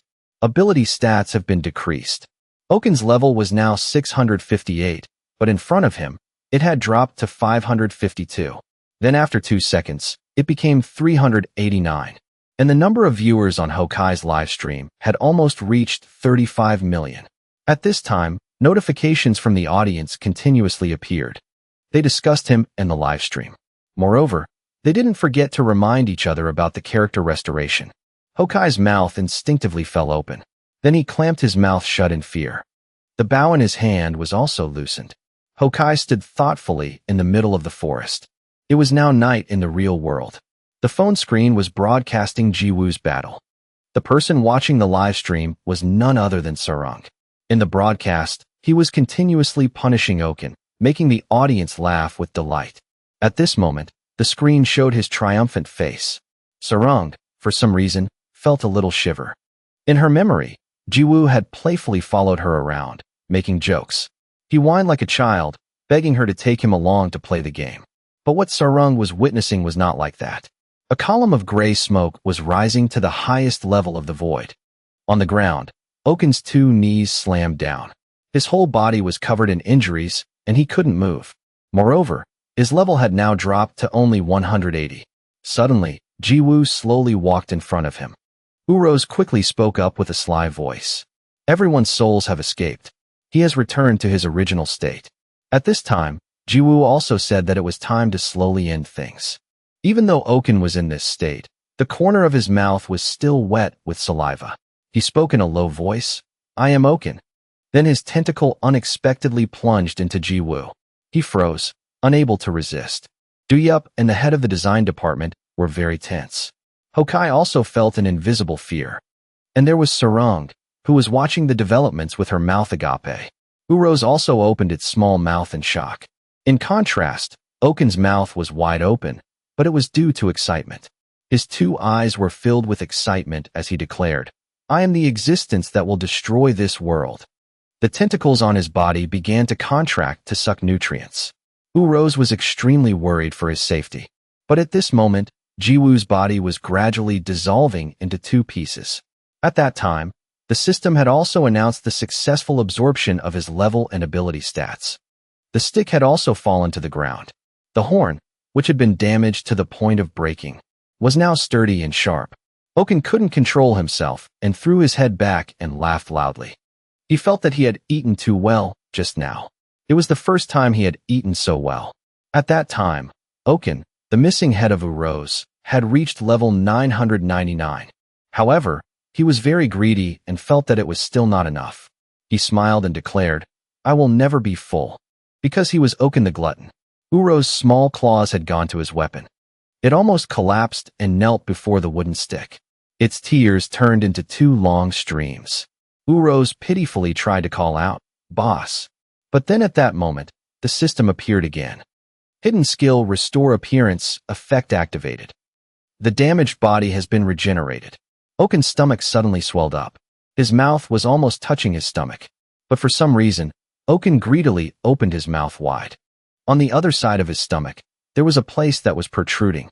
Then the skin stretched, revealing the shape of a human skull. After a while, the head grew a little longer. The human head, which was originally looking forward, suddenly twisted and turned back. It casually made an extremely adorable expression at him. Oaken screamed in terror. A little about the hidden skill Super Regeneration. It helps the character, when taking a certain level of damage, to be completely restored and immune to injury statuses. Immediately after, he let out a tragic roar. Back to Jiwoo, he burst out laughing with delight. A small piece of flesh was unexpectedly separated. Duyup on the other side of the screen was so surprised that he couldn't close his mouth. And Rose was already stunned. What is that? Hokai's face clearly showed his horror. Netizens were also constantly discussing it. From above, Luna suddenly appeared. She happened to witness that scene. Luna also couldn't hide her horror. Oh my. On the other hand, Jiwoo, in his strange form, was always laughing inexplicably. He excitedly admired his appearance. This is fun. It feels like an earthworm. At the same time, Rose nervously ran over. Is that you, boss? Jiwoo nodded in confirmation. Rose, it's me. Oken's whole body tensed up, his teeth clenched. His body trembled with anger. In the empty space, only Oken's growl remained. I am the existence that will destroy this world. Immediately after, he let out an extremely shocking scream. However, Jiwoo was not afraid at all. He pressed his face close to Oken's. So what? At this moment, a huge, deformed mass of matter was pulled and lifted from his own body. After a while, that mass of flesh gathered into a large chunk of meat. Rose, on the side, seemed to be too horrified. It only saw Oken begin to groan, his face gradually contorting in pain. After a while, Jiwoo returned to his human form. Super Regeneration Ability. This is the ultimate regeneration skill. When taking a certain level of damage, the entire body will be restored. Thanks to the Super Regeneration Ability, all the absorbed cells returned to their original owners. However, most of the cells had been completely fused with Oken's body. At this moment, his whole body began to convulse violently. Because of this, Oken's whole body gradually shrank. Even so, Oken still struggled. In the end, he was still absorbed by Jiwoo. After a while, Oken had completely disappeared. That is, he had been completely absorbed back by the Super Regeneration Ability. At this moment, he let out a small burp, in a very comfortable state. Hidden skill acquisition complete. After eating the opponent, he will absorb all of the opponent's abilities and level. At the same time, a familiar voice echoed again. Oh my, so it's over? Luna showed a little disappointment. Although it's not what I originally wanted, it was really interesting. Hearing this, Jiwoo sneered. Happy to see your son die? You roach mom. She replied with a not-so-pleased tone. That's really mean, calling me a roach. Luna sighed helplessly. Although it's just a metaphor, is that really the child I gave birth to? Only the corner of her mouth curled up slightly. And to be honest, I'm 21. We're the same age. At the unexpected revelation, he was somewhat confused. Jiwoo immediately greeted her. You, how do you know my age? Suddenly, a strange object appeared in Luna's hand. She unexpectedly raised it. It was a magic staff. Luna turned to look at him and smiled gently. Immediately after, she used the weapon in her hand and slashed hard. That's right. The space was unexpectedly torn apart by a claw. It was completely different from a human. To be precise, it was a monster. Witnessing that scene, Jiwoo's eyes widened as much as possible. Immediately after, Luna slowly climbed onto the monster she had created. She looked up at him slightly. Well then, let's meet again next time. Luna didn't forget to call Jiwoo's name with a gentle tone. Boxer shorts. On the other side, Duyup angrily threw his cigarette to the floor. He walked straight out. End this matter. Post an announcement and resolve this with a compensation event. His subordinates could only obey. Yes, sir. Before leaving, Duyup carefully instructed, and continue to monitor the screen I just indicated. He leaned back in his chair with a thoughtful expression. So Oken is done for? Duyup couldn't help but laugh out loud. Interesting. He also couldn't hide his excitement.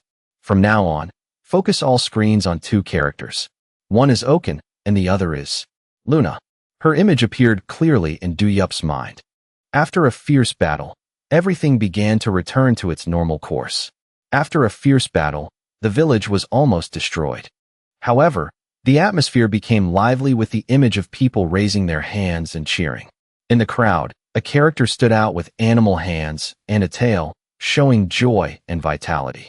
The group of people was full of excitement, with their arms raised to the sky, showing a spirit of unity and extreme joy. They kept shouting the slogan, "Hero." Moreover, the group also used saxophones to honor the victory. The residents and tourists of the village in front simultaneously looked towards Ji-woo and shouted, "He's really a hero." He gently stroked his messy hair. Ji-woo's eyes were half closed, but his face showed a calm expression, while the corners of his mouth were slightly parted, creating a light, meaningful smile. "I've been found out again. The power of this body, the hidden power, has been released." At this moment, Hokai's live broadcast, the Supreme Commander of the World Guild, had a peak viewership of 234,852. And this video will be broadcast on social media and YouTube. Suddenly, a ruffian rushed forward. "What nonsense are you talking about? How is this guy like a hero?" He looked at Ji-woo with a resentful gaze. "This guy is the mass murderer Piker. Not long ago, he killed 3.8 million people. Don't you all remember?" The ruffian's voice rose with indignation. "You're cheering for a murderer. Is this the standard of brainless pigs?" At this very moment, Hokai took a step forward. "Hey, are PK and character deletion the same thing? You're the one talking nonsense." The Supreme Commander of the World Alliance Guild, Hokai, became the most beloved streamer with just one broadcast. He happily shook Ji-woo's hand. "Nice to meet you, hero. We're old acquaintances, remember?" As soon as he met Hokai, he tried to pull him in. "It seems you're working alone and don't have a guild. Would you like to join our Guild of Justice?" Just because of that one sentence, the crowd once again buzzed. "Wow, the hero doesn't have a guild. Please join our guild," someone interrupted. "Join our guild." They rushed towards Ji-woo like a hungry tiger. "If you join our guild, we'll have the most awesome stuff. Please, our guild." A look of fear crossed his face. The group chased after Ji-woo. "Hero, please join our guild." Uros chuckled as if to provoke. "Everyone really likes you, boss. Why don't you just deal with them all?" He angrily growled and shouted, "Shut up." In the heat of the chase, Ji-woo's head hit a wall hard. He touched his throbbing nose. "What's this? Why is there a wall in the middle of the village all of a sudden?" Under the sunlight, the statue gradually became clear. Ji-woo was standing in front of a sculpture of himself. He looked up at it with a horrified expression. Ji-woo focused on the lower part. "What is this? Is that supposed to be me?" Uros immediately confirmed. "Anyone can tell it's you, boss. The signature fashion." Immediately after, a man's voice spoke with excitement. "Are you satisfied?" At this moment, Jaeong was only wearing a pair of revealing boxer shorts. Besides him, there were other strange people. Jaeong couldn't help but boast. "I spent a lot of money to build it." He kept praising Ji-woo. "You did well this time. As expected, you are the man of my dreams." Seeing Jaeong, a fleeting memory flashed through his mind. At that time, he was constantly hunting Ji-woo. "It's you. Not long ago, you destroyed all 5 guilds." Jaeong stared at Ji-woo. "And you're the man who massacred about 3 million people from the World Alliance Guild." However, he only replied to him with a cold gaze. Back to the present, Jaeong enthusiastically boasted about his achievement. "After that day, I was very impressed with you and had this statue built." Witnessing that scene, a doubt arose in Ji-woo's heart. What kind of stream of consciousness is this? And all my uncle fans are wearing only boxer shorts. While he was still confused, he shrugged his shoulders. "To get this statue built, I spent about 20 billion. At this moment, the crowd had caught up. "We found the hero. Over there." Ji-woo didn't have time to think and ran for his life. "Oh my god." Seeing this, Jaeong immediately chased after him. "Where are you going?" He kept shooing him away. "You uncles, don't follow me either." The scene shifts to a building with a very European design. Inside a room, Sarung is curled up on the bed with her head in her knees, looking very lonely. Her eyes are heavy with sadness, her gaze weary. Silence envelopes her, as if Sarung is trying to hide her shattered emotions inside. She unconsciously remembers.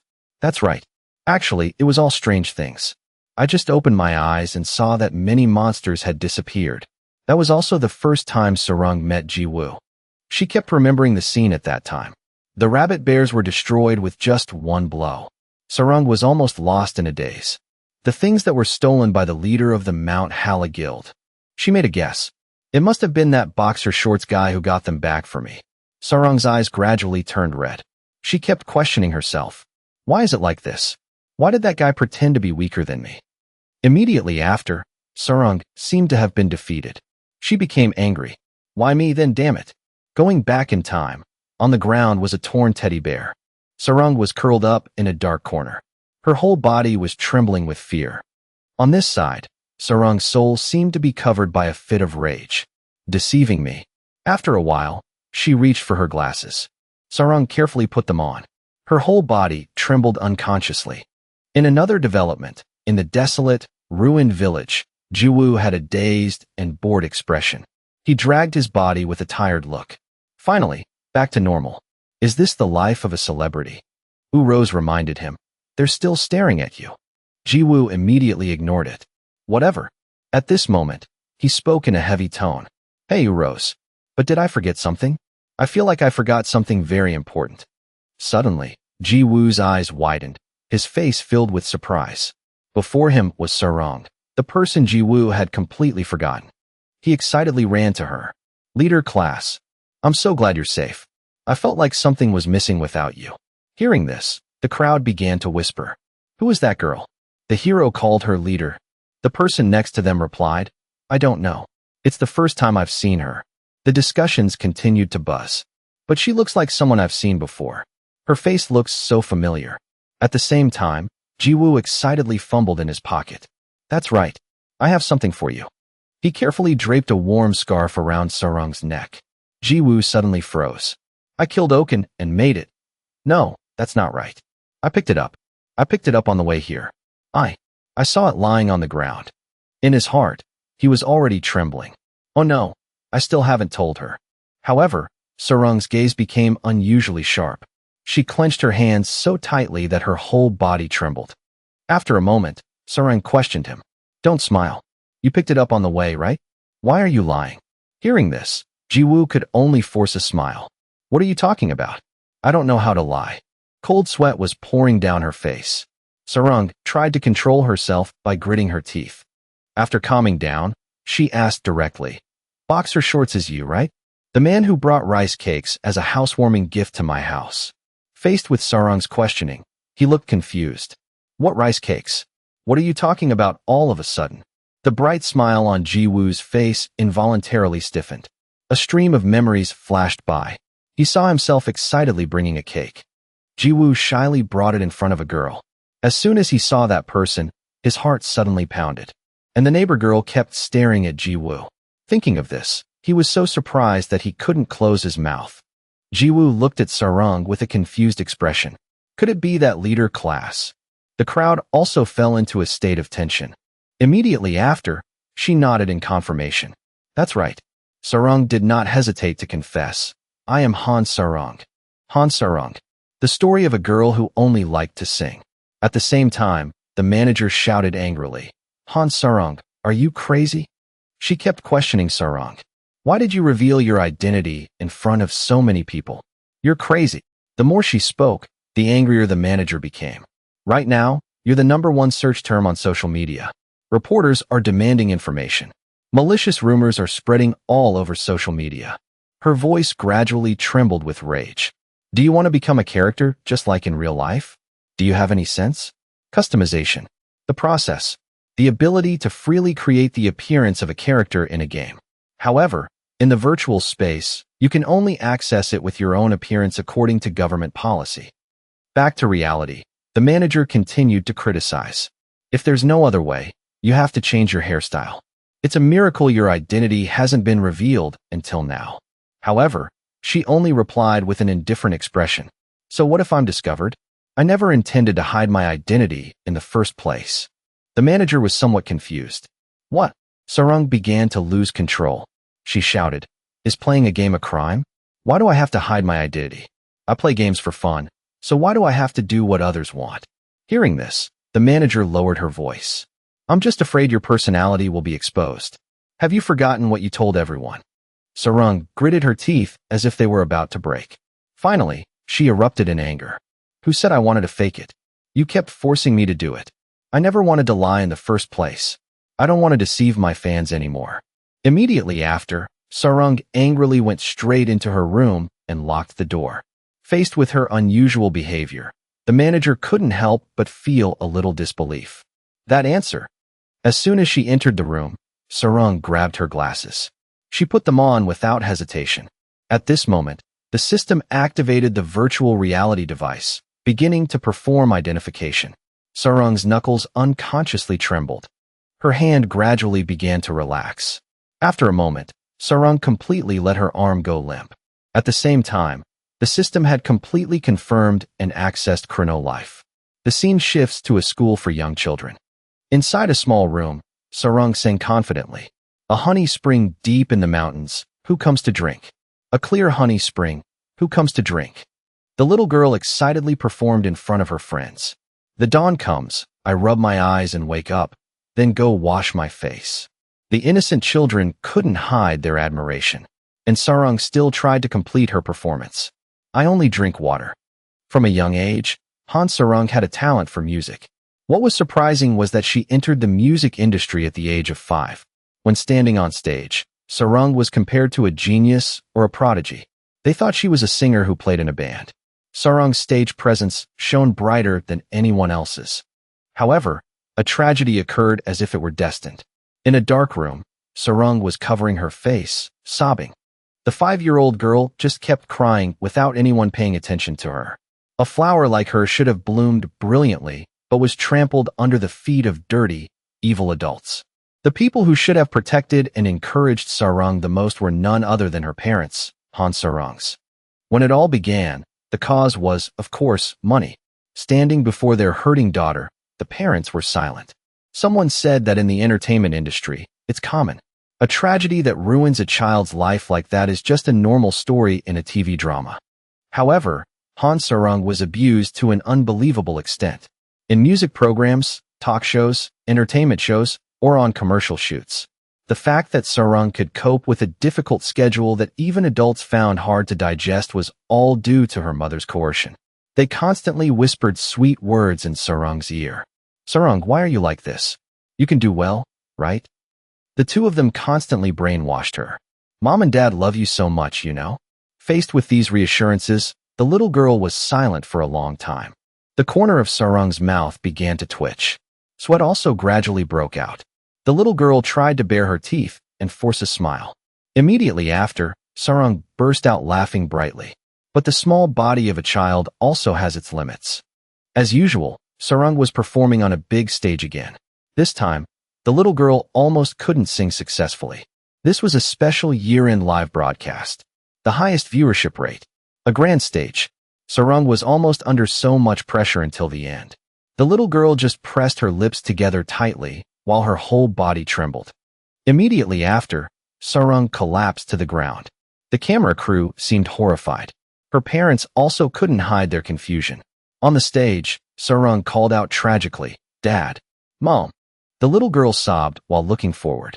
Sarang's eyes gradually blurred with tears. Peeking from behind the crowd was the indifferent appearance of her parents. They were so disappointed that they were angry. Witnessing her parents' expression, Sarang seemed to be stunned. The little girl bit her lip as if in resentment. Since then, Sarang has had a wound that will never fade in her mind. Back to the present, Sarang is sitting alone playing on the grass. On her face, she clearly showed contemplation mixed with sadness. Sarang's eyes gradually grew heavy, her gaze weary. She unconsciously remembered Ji Woo's kind gesture. Sarang gently touched the scarf around her neck. Just as Sarang was lost in love, Ji Woo suddenly appeared. "Finally found you." He stood silently behind her, looking straight at Sarang. Seeing her, Ji Woo sighed. "I knew you'd be here. Why did you suddenly run away?" "I was a little surprised too, but..." Before he could finish, Sarang interrupted. "Go away." She just buried her face in her knees. Seeing this, Ji Woo turned to Rose. "Why is she like this?" It carefully guessed. "I think she's angry at you, boss." He looked bewildered. "Me? What?" Rose sighed helplessly. "Boss really doesn't understand women's thoughts. You didn't tell her that you have hidden power, so she's angry because she feels like she's been deceived, right?" Ji Woo stood silently, his eyes fixed on Sarang's small back. "Then what should I do?" A moment of silence passed before Rose offered a solution. "Just apologize. After all, you're the one who's wrong." Hearing this, he cleared his throat. Ji Woo was too shy to look directly at her. "Hey, I'm sorry. However, Sarung only replied with an indifferent attitude. He stood in a corner, his eyes looking at her full of guilt. I didn't mean to hide it from you from the beginning. I was just waiting for a good day to tell you. Sarung gently rubbed the scarf, as if she was wavering. She slowly stood up. Is an apology enough?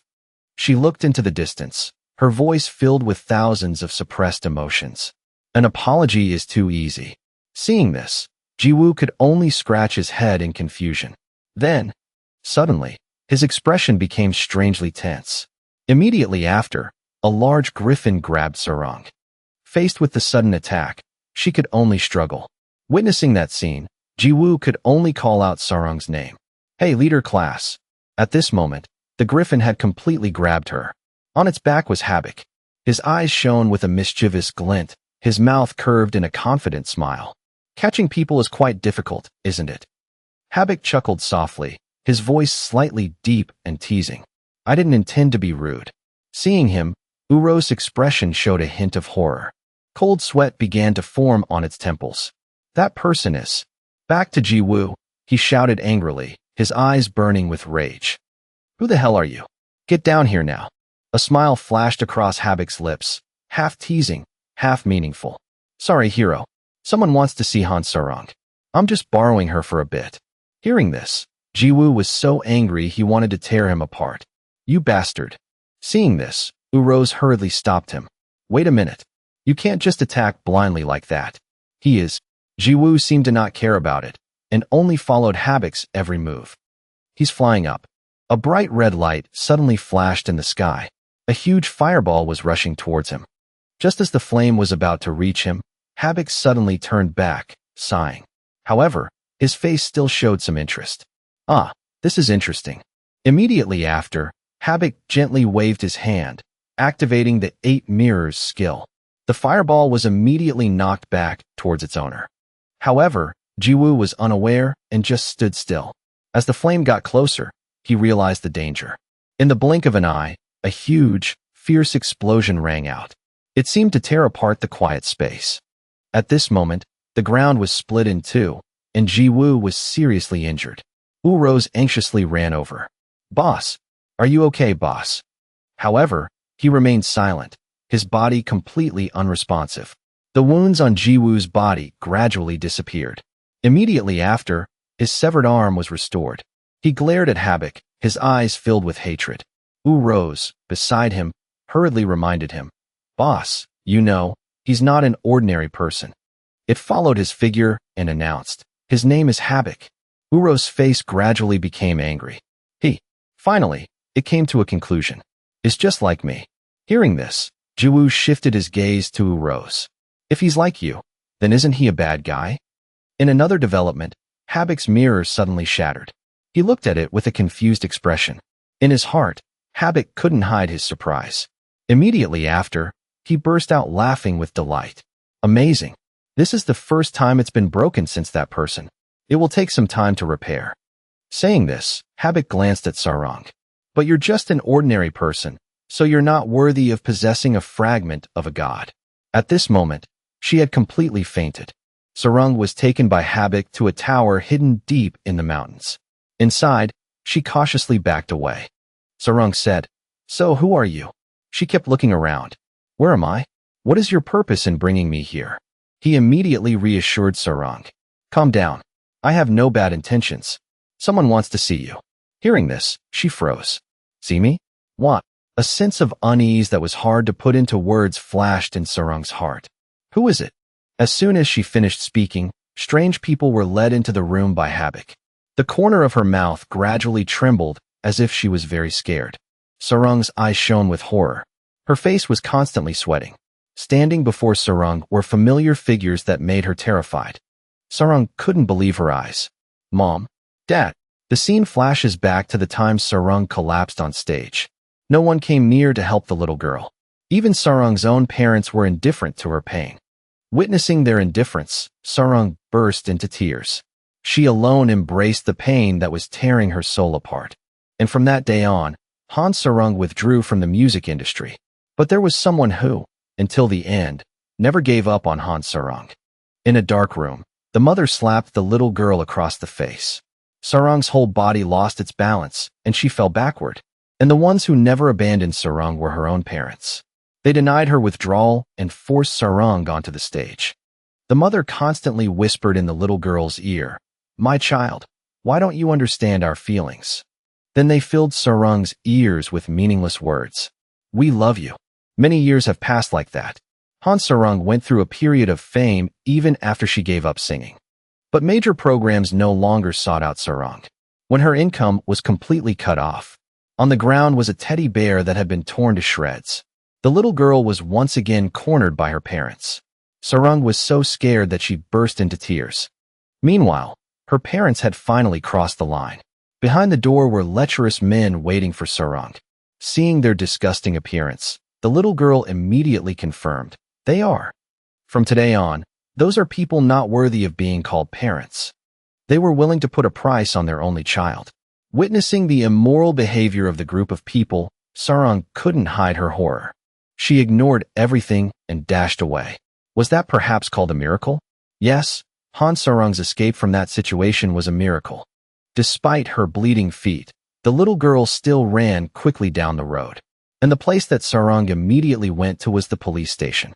Standing before the gate of salvation, the little girl burst into tears. That was also the moment Sarang was freed from hell after many years. The court issued a restraining order against her parents from approaching their daughter. Sarang's parents appealed, but of course, it was not approved. Thanks to the protection of the law, the little girl would be completely freed from her parents. In the court hearing, they tried to demand justice. After the dispute, Sarang was completely mentally broken.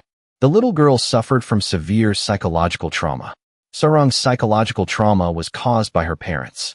It was the profound effect of hearing lies. Afterward, Sarang never left her room. At that time, her only escape was online gaming.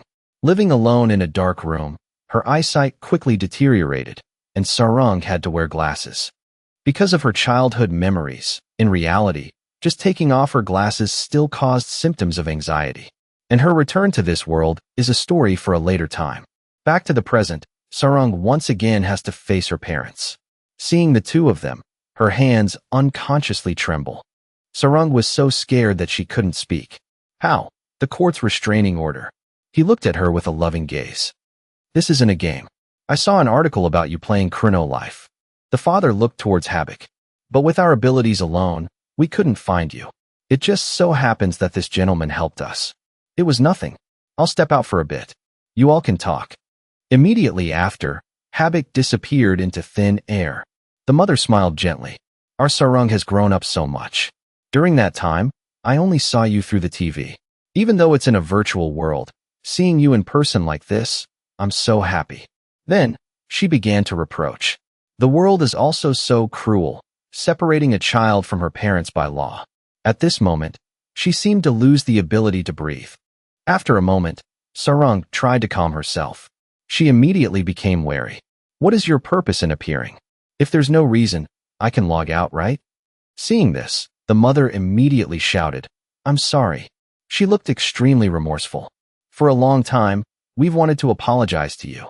At that time, we were terrible. We're truly sorry. What's wrong?" The mother's voice lowered, as if filled with a sky full of regret. "Will you forgive us? If possible, we want to live with you peacefully like before." Faced with that late apology, Sarang was silent, not saying a word.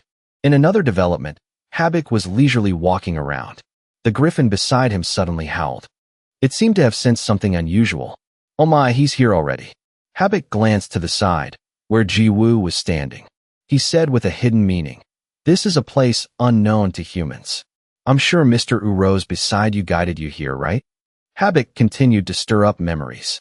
"Because Mr. Uro's and I." However, he did not hesitate to interrupt him.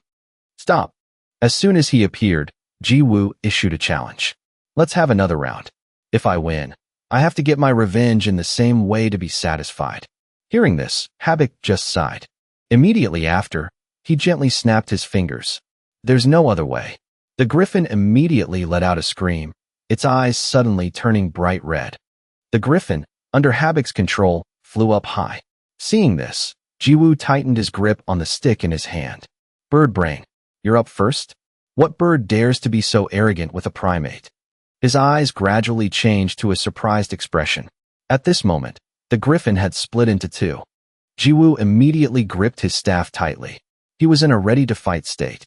Witnessing that strange scene, Jiwoo carefully rubbed his eyes. He slowly opened his eyes, as if not wanting to believe the scene in front of him. A series of griffins were flying in the sky. Jiwoo was slightly horrified.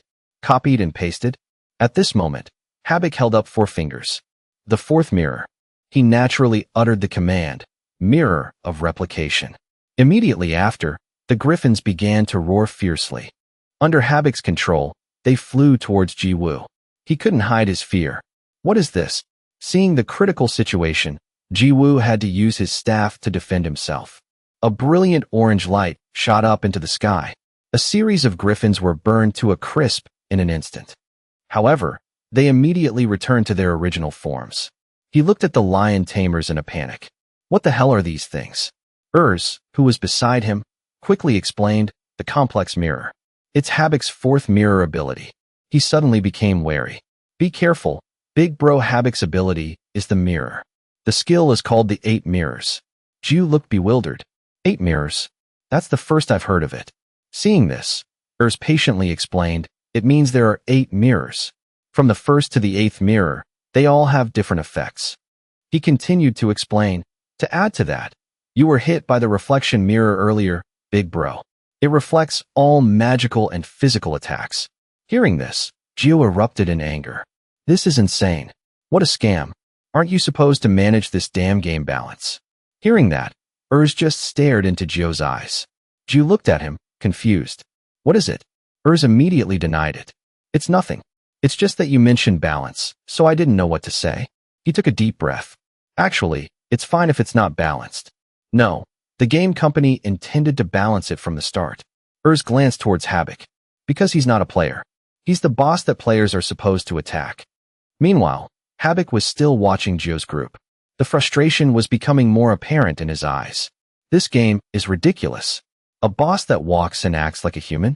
Gio showed his contempt. Whose bright idea was this? Suddenly, a lion tamer attacked him from behind. Gio's face contorted in shock as blood trickled from the corner of his mouth. Immediately after, they began spitting fireballs at him one after another. At that very moment, the lion tamers launched their attack on Gio. His entire body was engulfed in fireballs. Inside the blazing inferno, Gio cursed angrily, damn it. He was so angry his eyes rolled back. What a shock. Gio's entire body seemed to be swallowed by the flames. At that moment, he roared, chain slash. A violent explosion suddenly erupted, its aftershock spreading throughout the entire space. Habik, on the opposite side, just laughed. He taunted Gio, killing them is useless. It can replicate as many as it wants with the complex mirror. The explosion seemed to have caused a massive shockwave. Just as Habik had said, the lion tamers appeared once again.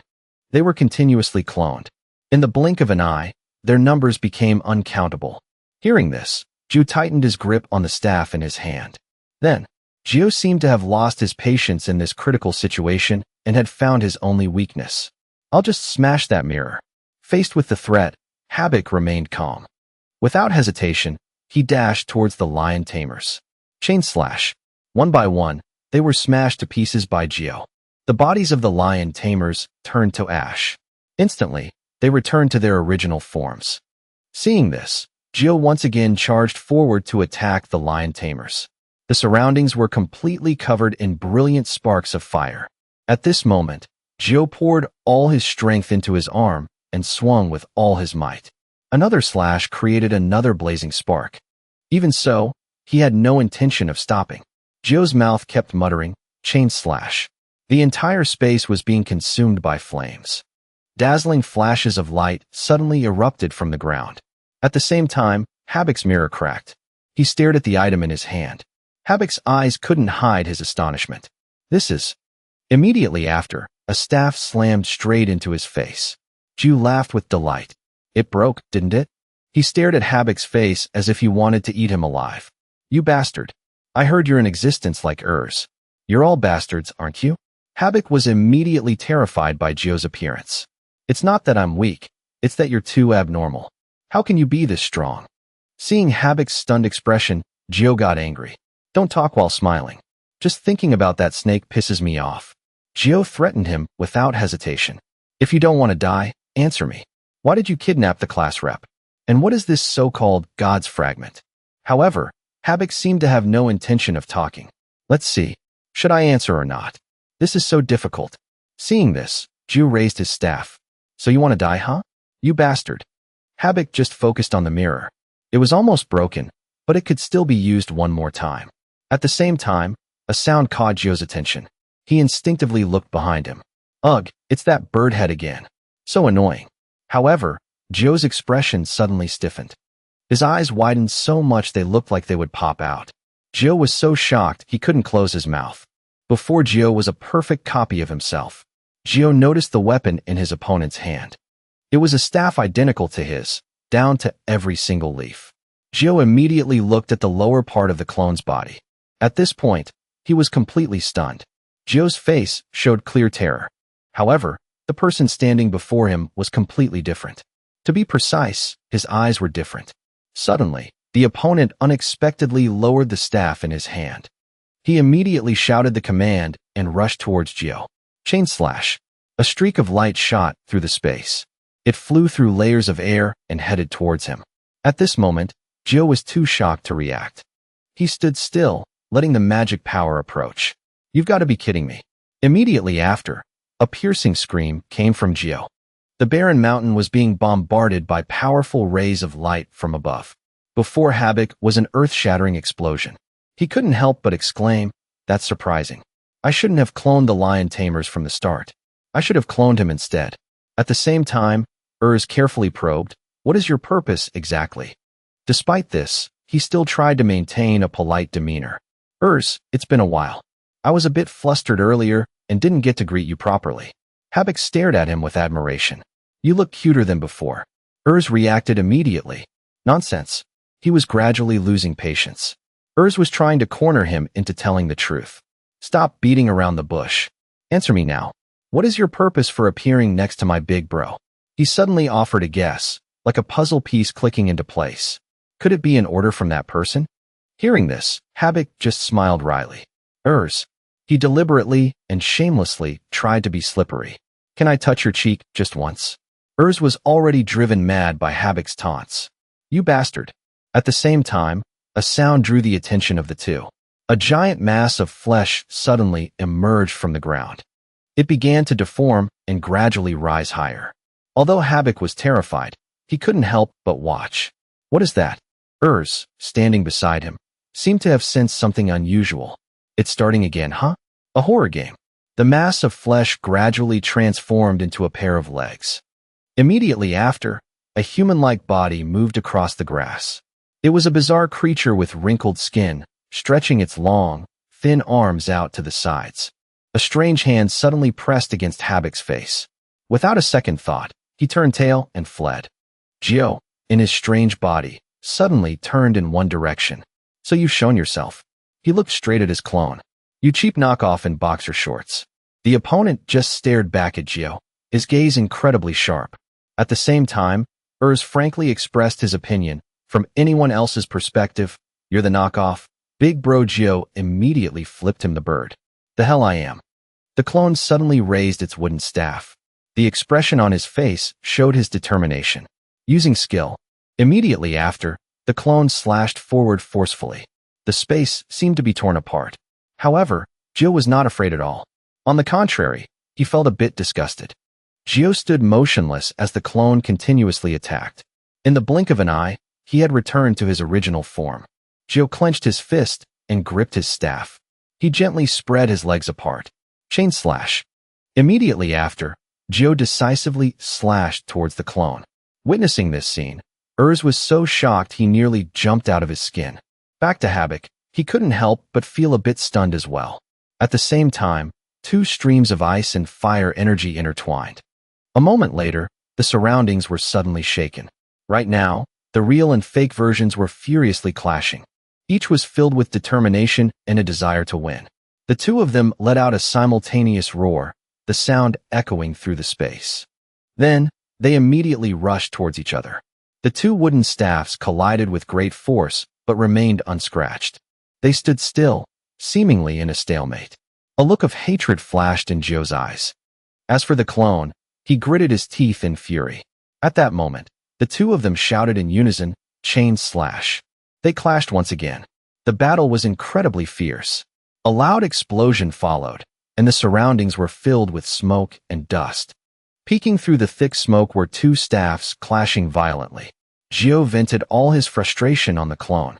In the vast space, only two opposing streaks of light could be seen. The clone had no intention of backing down. He continuously fought back. And so, the two forces of fire and ice clashed again. At this moment, Gio let out a fierce shout. From a dazzling point of light in the center, brilliant streaks of light radiated in all directions. In that instant, Gio seemed to be burned by his own flames. The clone was also hit by the backlash of his own attack. In the vast universe, only a deafening explosion could be heard. Habak and Urs, who were nearby, were also startled. However, he was extremely excited. "Come on, attack each other head-on. This way, you'll both be destroyed." Unlike Habak, he was very worried about Gio. "Big bro." On a lush green field amidst a smoke-filled landscape, two strange creatures appeared. The two of them, one real and one fake, were activating their regeneration skills. Habak frowned intensely, his lips curled down in clear disgust. His eyes narrowed as if he didn't want to look any longer. Good grief. Can't you just revive normally? Is it really necessary to recover in that form?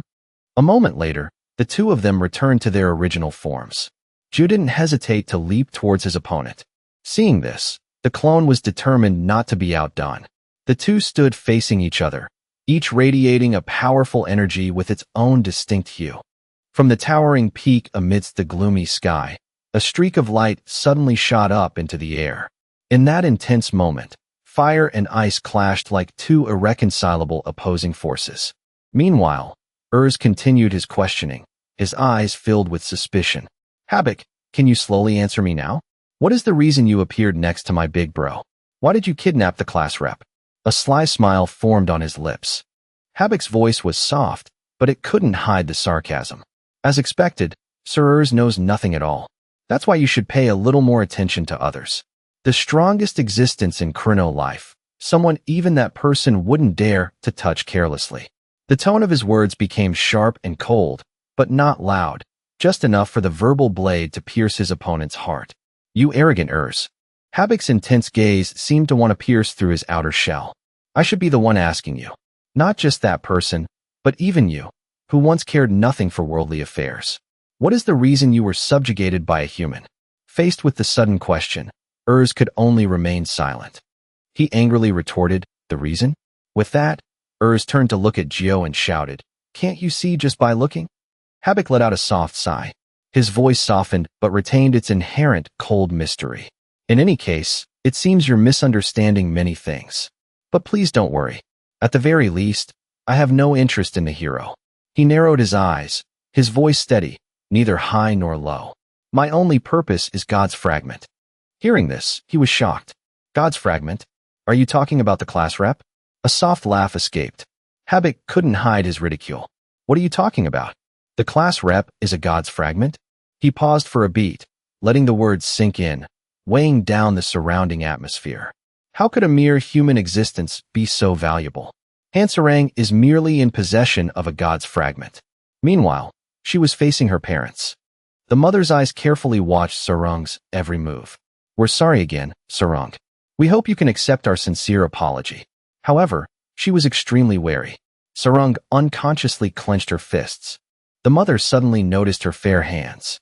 It seemed the mother had discovered something. She rushed over to Sarung and grabbed her hand. The mother squeezed Sarung's hand tightly. "My beautiful daughter, Sarung." She seemed to have revealed her true nature. The mother wore a crazed expression. Where are the gloves of silence? In another development, Urs had also noticed something unusual. The class rep's gloves of silence. Are a God's fragment? Those 10 million gold gloves? Habak just laughed. The price isn't what's important. For ordinary players, money is the measure of strength. He began to explain the system gently. However, items in Chrono Life are divided into many different tiers. Habit carefully shared his knowledge. First, the lowest tier is common. Next is the rare tier. Then there's the legendary tier, and finally, the mythic tier. With that, he turned to look at Urs and smiled excitedly. I heard there's even a transcendent tier above that, but I've never seen anyone use an item of that level. At this point, he also remembered. I've seen it. Habik's voice deepened, carrying a certain seriousness. In short, with their power and rarity, mythic tier items are very special. Not to mention the transcendent tier.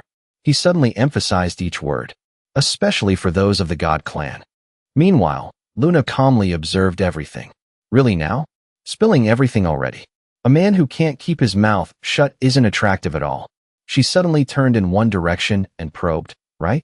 Sitting next to Luna was the God of Destruction. He was enjoying some bread. The God of Destruction also joined the conversation. This is new. It seems everyone is keeping an eye on things. Luna, you've been collecting God's fragments all this time, too. Going back in time, she appeared with a mischievous look. Hello, everyone in the guild. Wishing you all a good evening. Luna was radiating a youthful aura. Those things, are they ready? At the same time, the God of Destruction replied in a stern voice. It's time to end everything. Our cooperation with you ends here. Hearing this, Luna let out a soft sigh. As I thought, you already knew everything. The God of Destruction burst out laughing. You didn't expect that everything from Urukhan to the God's fragment would be absorbed, did you? Saliva dripped from the corner of his mouth. Urukhan looked on with greed.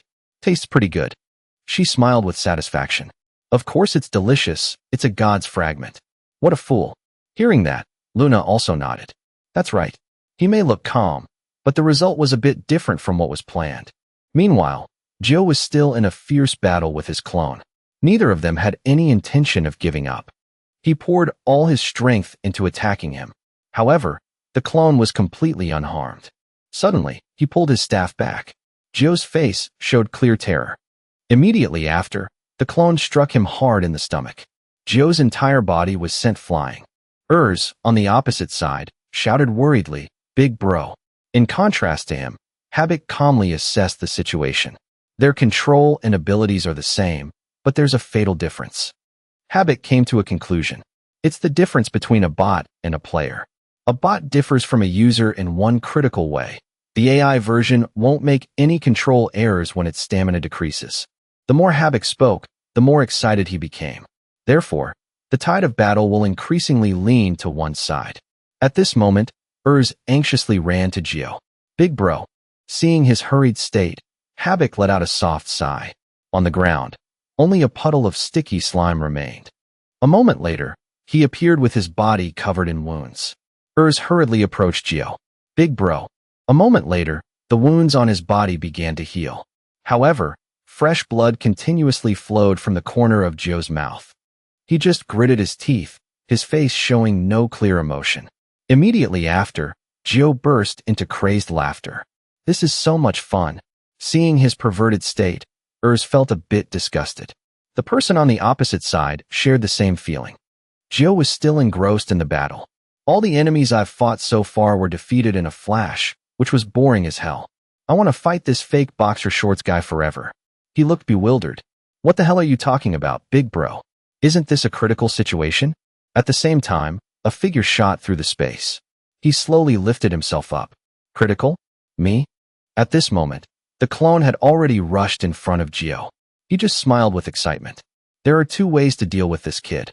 Hearing those words, the group couldn't hide their astonishment. Habik never expected this to happen. Luna and the God of Destruction, who were watching from a distance, also froze. Everyone was stunned. Meanwhile, Gio decisively fought back against the clone. The two once again took a defensive stance. Immediately after, a sky-shattering explosion rang out. Urs was sent flying backward by the force. In that critical situation, Luna still tried to protect her hair. My bangs. Please, maintain your dignity. In contrast to the group, Habik stood still as a statue. He smirked with an interested expression. What are the two ways? Habik couldn't hide his excitement. You've made me a little curious. How exactly are you planning to attack me? Over here, Luna took a big bite of her sandwich. She leisurely enjoyed the warm sandwich. He's just bluffing. Luna immediately exposed him. Habik's skill is different from the usual final boss monsters in Chrono Life. And the 8 mirrors is a cheat skill. Her gaze bored into Gio, as if trying to uncover a hidden truth. From the beginning, he wasn't a boss monster designed to be easily defeated. So there's no way there are 2 ways to attack him. Over here, Gio had unleashed his first method. The first way, planet inversion. Hearing this, the expression on Luna's face gradually stiffened. The god of destruction also swallowed hard. He muttered as if asking himself, but loud enough for others to hear. He smirked mockingly. If I end the game by destroying all the planets like last time, will Captain Sarang come back, and will this boxer shorts bastard disappear? Gio suddenly changed his plan. But I don't like repeating old methods. I'll use the second way. As soon as he finished speaking, 2 people let out a sigh of relief. On the other hand, Chairman Choi was extremely tense. Please, the second way. And there was one person in this world who was more worried than anyone else. The scene shifts to a tower hidden deep in the mountains. The mother looked straight into Sarang's eyes, her gaze filled with fake tenderness. Her voice was soft, but each word was as heavy as lead. My dear daughter, where are the gloves of silence? Tell me. Her voice trembled, as if she was about to cry. You've never seen me angry, have you? Immediately after, the mother revealed her true intentions. If you bring them, Habik will give your father and me a large sum of money. We really need that money. Can you help me, my dear daughter? She suddenly switched to psychological manipulation. Your parents worked so hard to give birth to you. Can't you do that much for us? Sarang stared at her mother, her voice trembling, her hands clutching the hem of her shirt. I really don't know. Not long ago, it just disappeared. Hearing this, the atmosphere became tense. The father suddenly approached her. You hid it, didn't you? Sarang instinctively took a step back in fear, her eyes wide, her voice breaking as if she was about to cry. It's not like that, Dad. I really don't know. Immediately after, he slapped her straight across the face. Without a moment's hesitation, the father raised his hand, his voice hissing through his teeth like a curse. You're such a disrespectful child. The father roared, his eyes blazing, pointing straight at his trembling daughter. When you were little, I tried to carry you and run away from it. He took a step forward and slapped Sarang hard across the face. Does it feel like a waste to give money to your parents? Have you forgotten all the gratitude for your mother who gave birth to you, breastfed you, changed your diapers, and stayed up all night to rock you to sleep? The father's voice broke into a furious scream. Where's my money? Where's my money, you bitch? Back to the battle between Jiwoo and the clone. After a while, the two were still in a stalemate. Suddenly, a blinding purple light enveloped Uro's body. What is this light? A 10-star skill. Habik also quickly covered his eyes and checked the situation. He immediately shook his head. No, perhaps this purple energy. At this moment, the expression on Jiwoo's face had completely changed. He smiled with a hidden meaning. Using a skill. Suddenly, a strange object shot out. Stranger still, it came out of his mouth. Seeing that scene, Uro's was somewhat disgusted. Using a skill with your mouth? The tentacle from Jiwoo's mouth suddenly attacked the clone. It pierced through the skin of its neck and sucked all the oxygen. In the distance, he just sighed in disappointment. A pity. Is that all your power? Did you think a copy couldn't replicate the Devour skill? At the same time, the clone also shot out an identical tentacle. It rushed towards Jiwoo and stabbed straight into his stomach. The two, with identical actions, seemed to be evenly matched. He said with satisfaction, your opponent is a reflection of yourself, kid. The opponent will also use the Devour skill, just like you. It also has the recovery skill. It's a pity. If you had chosen the first method, things would have been much better. That was a complete failure of an attack. At the same time, Jiwoo was silent and did not respond to his judgment. But then his voice changed, and he spoke decisively. I have a backup plan. The expression on Habik's face changed to surprise. Immediately after, a tentacle suddenly stabbed straight into his chest. Fresh blood began to pour from Habik's mouth. At this moment, Jiwoo quietly muttered, second battle plan. He looked up at him and laughed triumphantly. Destroy the main body. The tentacle suddenly pierced through him. Habik was in a daze, his eyes full of suspicion. Did it shoot a second tentacle? So the intention to defeat the copy was to deceive me. The life force within him was gradually being drained. the clone began to show signs of disappearing. In the blink of an eye, it had completely vanished into thin air. Jiwoo bluntly concluded, "Perhaps if the original body is seriously injured, the copy will also disappear, right?" He laughed, a final, cold laugh like the night wind. "Interesting. Farewell." At this very moment, Habik's body seemed to shrivel up, leaving only dry bones. He gritted his teeth, trying to struggle free from the control. Habik cut off Jiwoo's tentacle with one hand. His decisive action surprised him a little. Trembling, he gripped the damaged mirror. He had difficulty breathing, his face gradually turning pale. Sweating profusely, he stammered to Jiwoo, "It's difficult if I'm cornered like this. It's a pity, but there's no other way. The god's fragment will have to give up the gloves of silence." The god, who was raising a sandwich to her mouth, suddenly froze. Then she turned to ask Luna, "Han Sarung's fragment is already held by Huracan, right? Doesn't Habik know?" Hearing this, she giggled and replied that it was true. "Because I didn't tell him." The god heard this and was helpless with her. Habik's feet were gradually lifting off the grass. He was flying up. Higher up, Habik looked down and told Jiwoo that he would be leaving for now. Hearing this, he immediately retracted his devour skill and asked him why. "Why are you standing there? Who allowed a loser like you to run away?" Then he gripped the wooden stick in his hand, ready to fight again. Habik trembled with fear and said, "A loser will always run away with their tail between their legs like a lizard." Then suddenly, Habik threw the mirror down with a whoosh. The object suddenly hit his hand hard. In his hand was Habik's Mirror of the Unknown. This was the item he recovered from him, one of the powers of the 8 mirrors. Jiwoo looked at the thing in his hand, not quite understanding. Rose, beside him, couldn't believe they had received this. Habik told them to consider it the prize of this battle. It wasn't an official prize, but he thought he had to give it to him to save his own life. Unexpectedly, Jiwoo said slyly, "How do you know that if I have this item, you will live? Isn't it that if I kill you, I'll get a better item?" Habik heard this and froze. He told him that it made sense, and at this point, even the devil would cry. "That mirror only works when I'm alive, so it's better for you to study me than to kill me." After saying goodbye to Jiwoo, Habik also disappeared right in front of him. At this moment, a notification also appeared. Ownership of Habik's mirror has been transferred. Although he was congratulated for becoming the owner of Habik's 7th mirror, Jiwoo just sighed. He glanced to the side and said, "All right." Then, Jiwoo muttered to himself, "From the beginning, my goal wasn't to become the owner of this mirror, but for Captain Sarung." His eyes looked towards the massive mountain in the distance. In this tower, a few rooms were still lit by torches. Countless thwack sounds echoed endlessly. It turned out Sarung was being beaten by her father.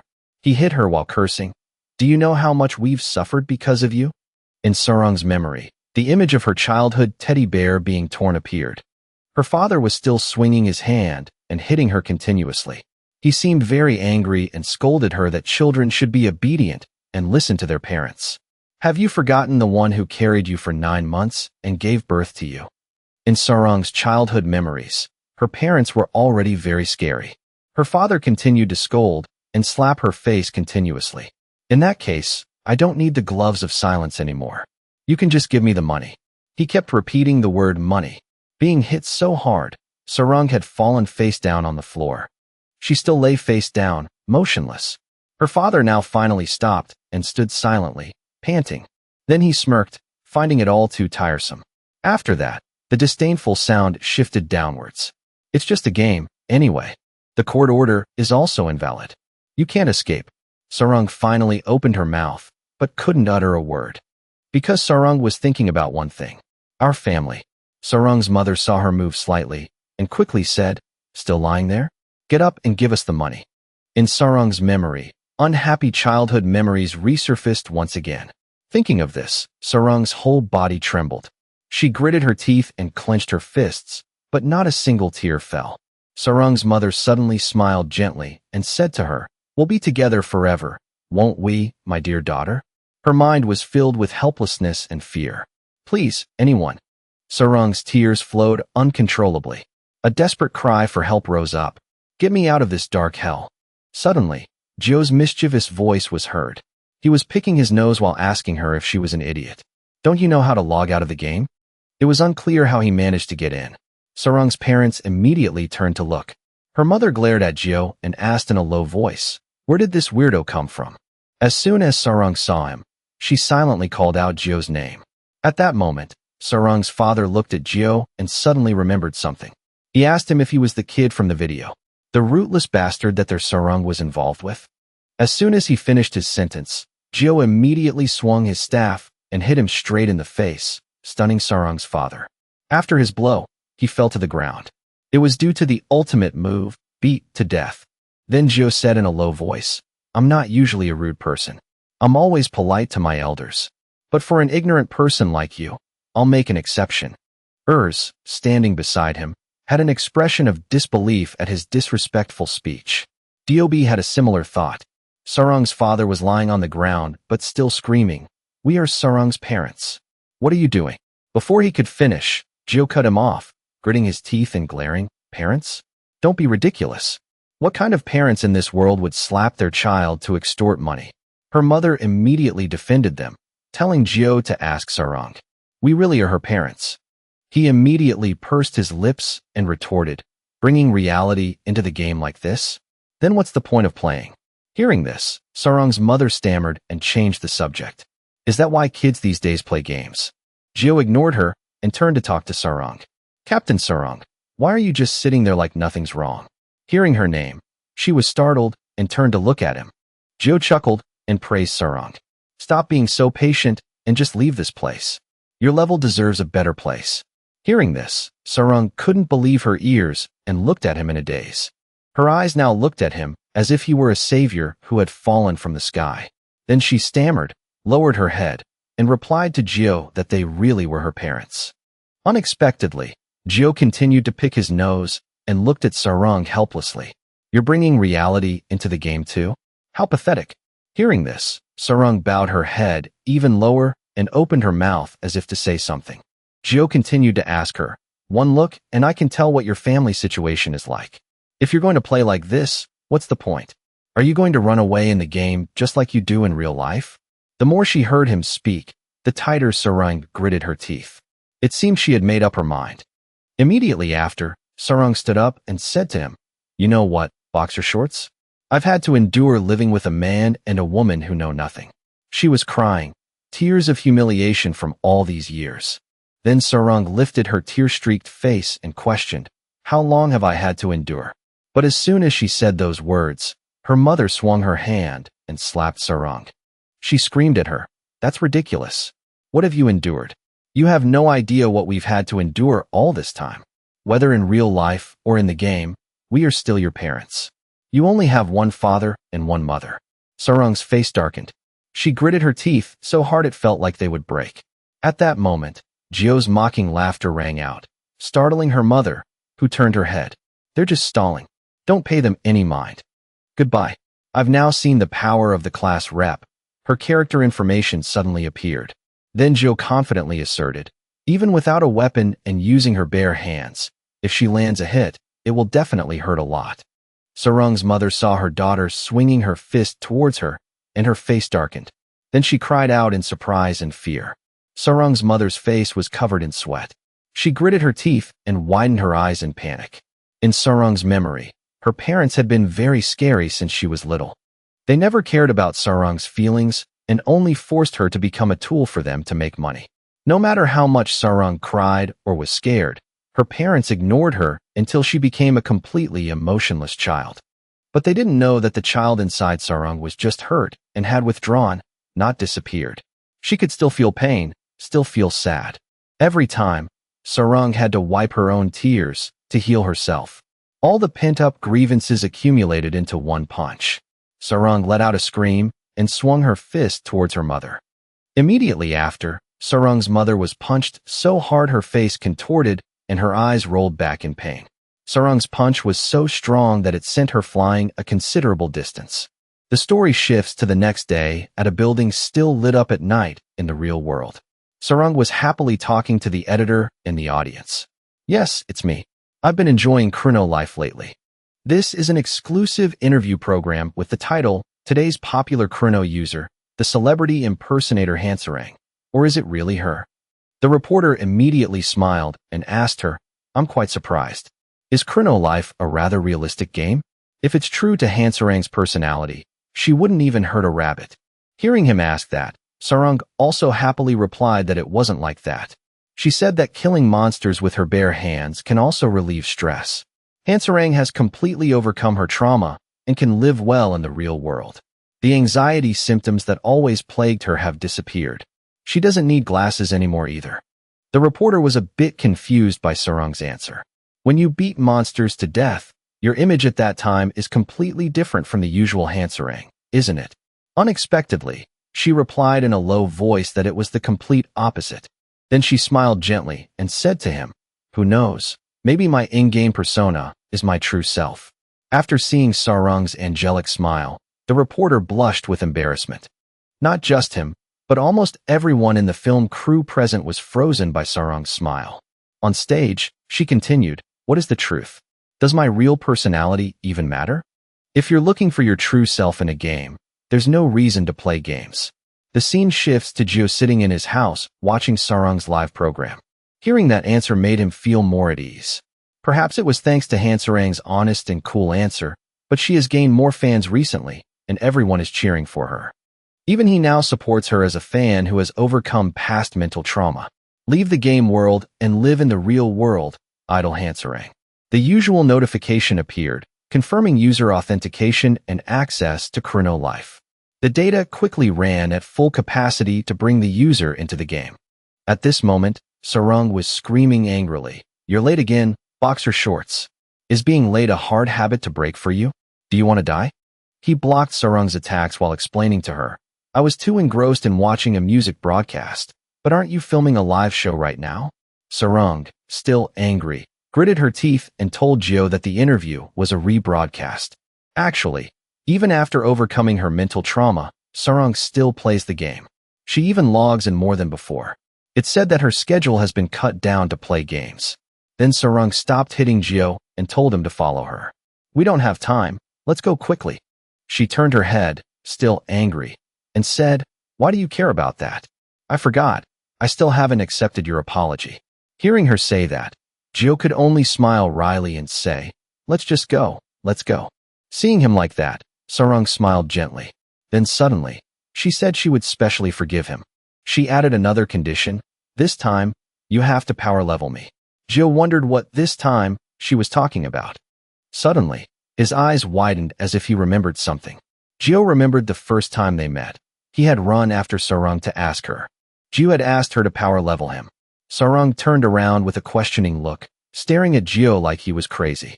At this moment, he shyly explained, "Actually, I'm new to the game, so I don't know anything. Please help me, master." Sarang turned and walked away, repeating his words, "Actually, I'm new to the game, so I don't know anything." At this point, her steps turned back. This time, it was Sarang who approached Gio. She bowed and smiled at him, "Please help me." After putting on a beautiful expression, she sweetly emphasized, "Master."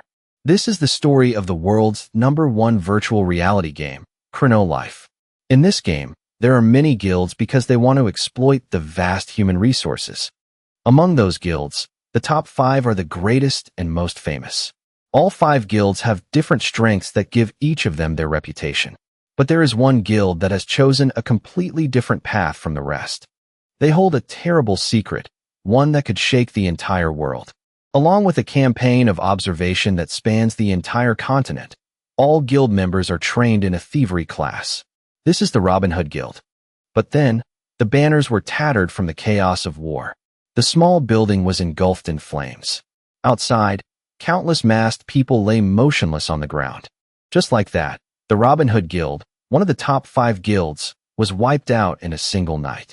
Under the bright moonlight, a person could be seen standing on a cliff, looking down. Hong also wore a mask like the members of the Robin Hood Guild. Then he suddenly turned around, his back to the cliff. In a flash, this person had jumped high from the cliff.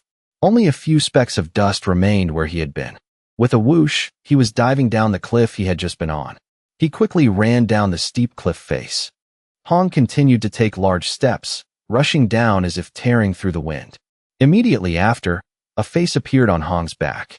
That person said, "There's still one rat left alive." He was startled, and his eyes widened as he let out a cry.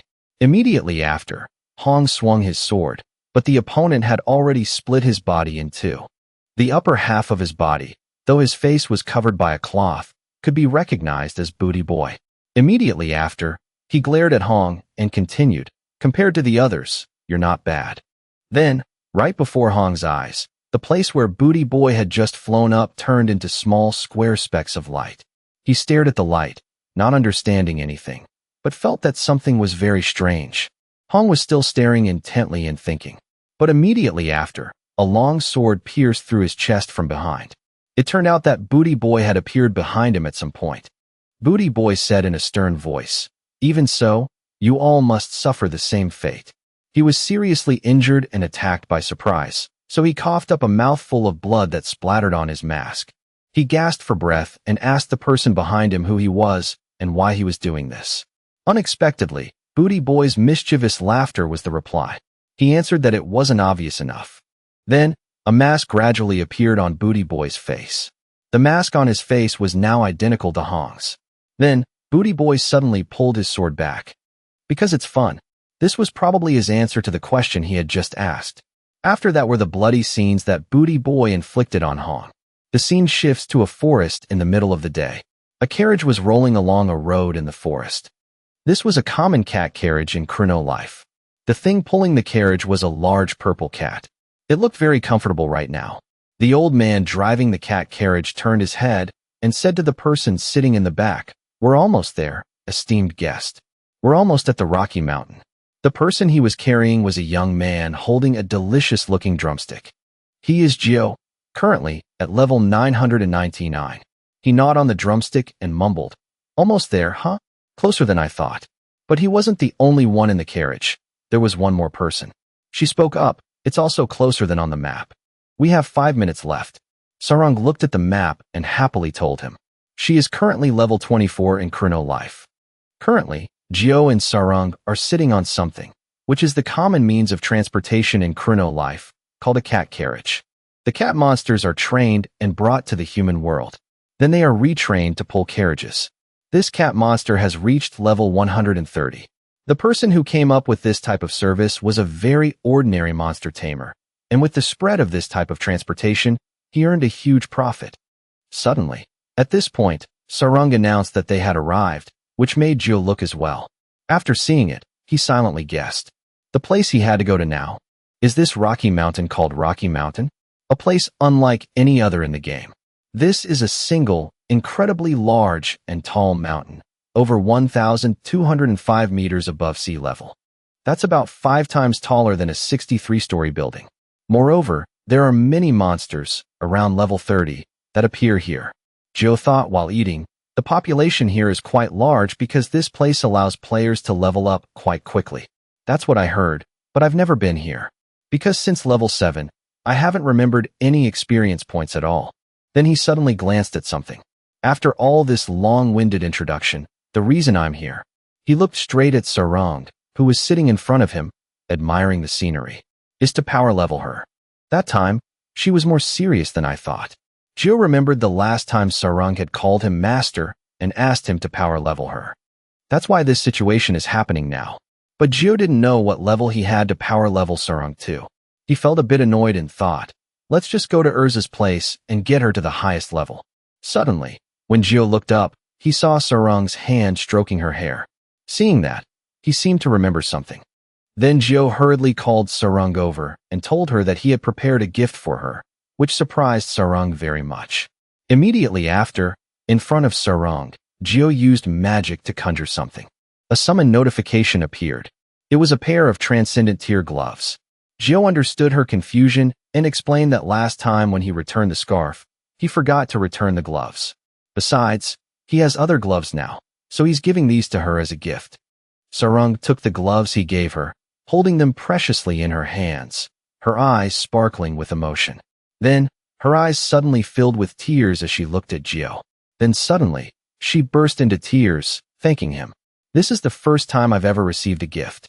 Seeing this, Gio was speechless. He couldn't understand and asked Sarang, are you serious? You're a famous idol, Don't you get a lot of gifts from fans? Unexpectedly, she asked him back if this was also considered a gift from a fan. Hearing this, Gio could only smile wryly. How could those fans be like me? Sarang hugged the shining gloves in her hands tightly. She thought to herself, that's right. She smiled, her heart filled with happiness, affirming that he couldn't be like them. Then Sarang bowed her head and said, boxer shorts, thank you. I'll wear them every day. Come to think of it, what's your character name? Gio was a little surprised. I haven't told you yet. Sarang nodded and replied, that's right. I saw it when we formed a party, but I don't remember. Just as the answer was about to be given, the carriage suddenly braked sharply. The giant cat pulling the carriage suddenly reared up in alarm. Countless items in the carriage were also thrown around. The driver turned his head worriedly and asked, are you all right, esteemed guests? Suddenly, the cat went wild. At this moment in the carriage, Gio and Sarang were both thrown off balance by the small jolt. He asked irritably, what was that? Are you okay, class rep? She shook her head. I think I'm fine. At that moment, Gio's eyes widened in surprise. Sarang also seemed to have realized her action. She was currently touching a place on his body she shouldn't be touching, which made both of them freeze. Outside the carriage door, who was flying in the air, also froze. His face was filled with disbelief and shock. Outside, the cat pulling the carriage was still letting out ear-splitting cries, which made the driver shout in frustration, calm down. You cat. What's wrong with you all of a sudden? As soon as he finished speaking, a figure appeared in front of him. It was Hong, who was now clutching a large wound in the middle of her stomach, approaching. She spoke up. Excuse me, can someone help me? All of them froze, their eyes wide as they stared at her. Especially Gio, who couldn't understand what was happening right now. A moment later, she began to tell her story. I've never met him. I don't know his level, or even his class. The only thing I saw was his character name. And there's one thing I'm very sure of. He's not an ordinary player. It's like he can copy other players. She clearly remembered that in a flash of light, he had copied this mask right in front of her. His character name is Booty Boy. Sarang thought to herself, Booty Boy? I've never heard that name before. On the other hand, directly imagined a peach-shaped creature wearing a red scarf. At this moment, Ju spoke up. Hey, let me ask you a question. He picked his nose and calmly asked her, who are you? Sarang immediately interjected, what's wrong with you? That's Hong of the Robin Hood Guild, one of the top 5 strongest guilds in the world. Jill was a little surprised. She continued to explain, everyone knows her. Who was beside him, was also confused. Have you forgotten, big bro? She was there on the day you wiped out 3 million players. He shook his head again. Anyway, it has nothing to do with me. You guys were just unlucky to be attacked by some bastards from who knows where. Why should I help? Hong slowly took off her mask and said, I'm sorry. I came here in a hurry to ask for help and haven't introduced myself yet. Gio said with some annoyance, really, don't even try. I already said there's no reason to help. At that moment, her beautiful face was revealed. She gently introduced herself. Hello, I am Hong, the leader of the Robin Hood Guild. He immediately put on a manly expression and replied, the reason doesn't matter. I love helping people. Sarang, behind him, pouted and thought, I can't believe this bastard. Hong sincerely replied, thank you for agreeing. You definitely won't regret today's decision, because this matter also concerns you. Hearing this, Jill was immediately surprised. At this moment, at the Chrono Life headquarters, the tall building was brightly lit with the tiny specks of light from the working offices. A voice in the office rang out. Is it time to go home yet? The head of the system support team, Ronald Fu, clapped his hands and shouted, all right, everyone, get ready to pack up. We're going home. 2 employees shook their heads and complained, envious of the department head who got to go home while they had to work overtime. At this moment, he smirked. Overtime? Who gave you permission? As the leader of the system support team, CO Sol smiled and said, you 2 can go home. I'll work overtime. Hearing this, they happily joked with him, thinking it was because he hadn't made up with his wife, which made Sol look very annoyed. At this moment, the office was filled with the sounds of everyone saying goodbye before going home. In the end, only CO Ungun was left in the room. He smirked and let out a breath. CO Ungun's face became cunning. He muttered, you fools. Boring people. They're only good at playing dumb. This is the era of Who knows how to balance work and life anymore? They only ever think of themselves. That's why their lives are ruined. They should live like that until the end. At this moment, Sol put on the Chrono Life gaming device, leaned back in his chair, and relaxed. He laughed loudly. Now that the annoying people are all gone, it's time to make some money. The system immediately announced, activating virtual reality device. Scanning player identification. Login to Chrono Life complete. Secret information identification complete. Welcome, player Booty Boy, to the game. Seo Ungun stood leisurely in the vast, open space of the game. He smirked a sly smile and muttered, "Now then."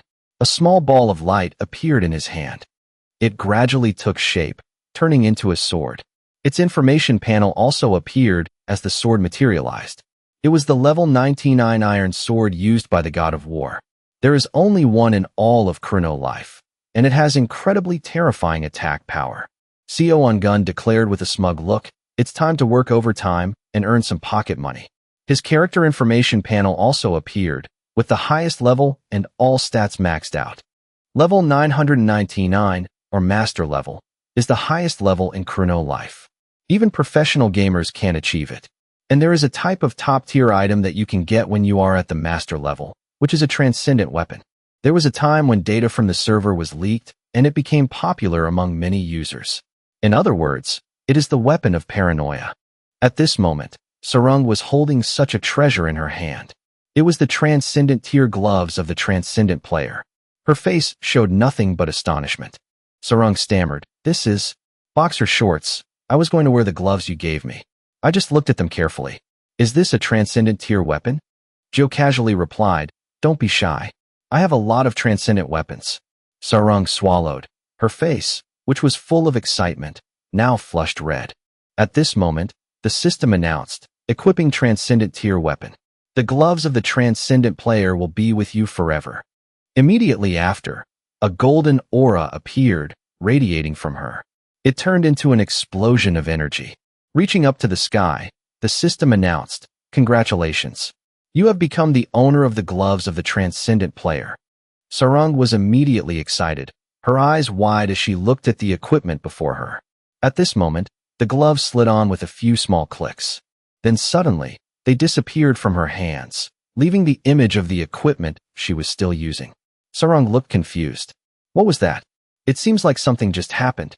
The system then explained, the gloves of the transcendent player have been sealed.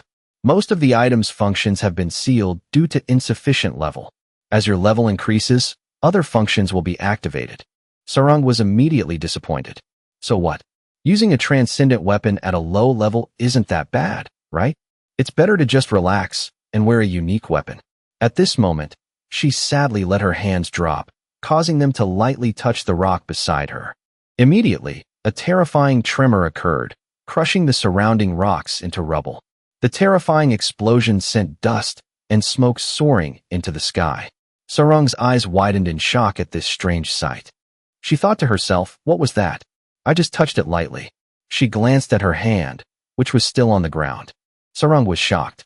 The system just said that most of its functions were sealed. Hers suddenly chuckled. So weak. There's nothing transcendent tier about it.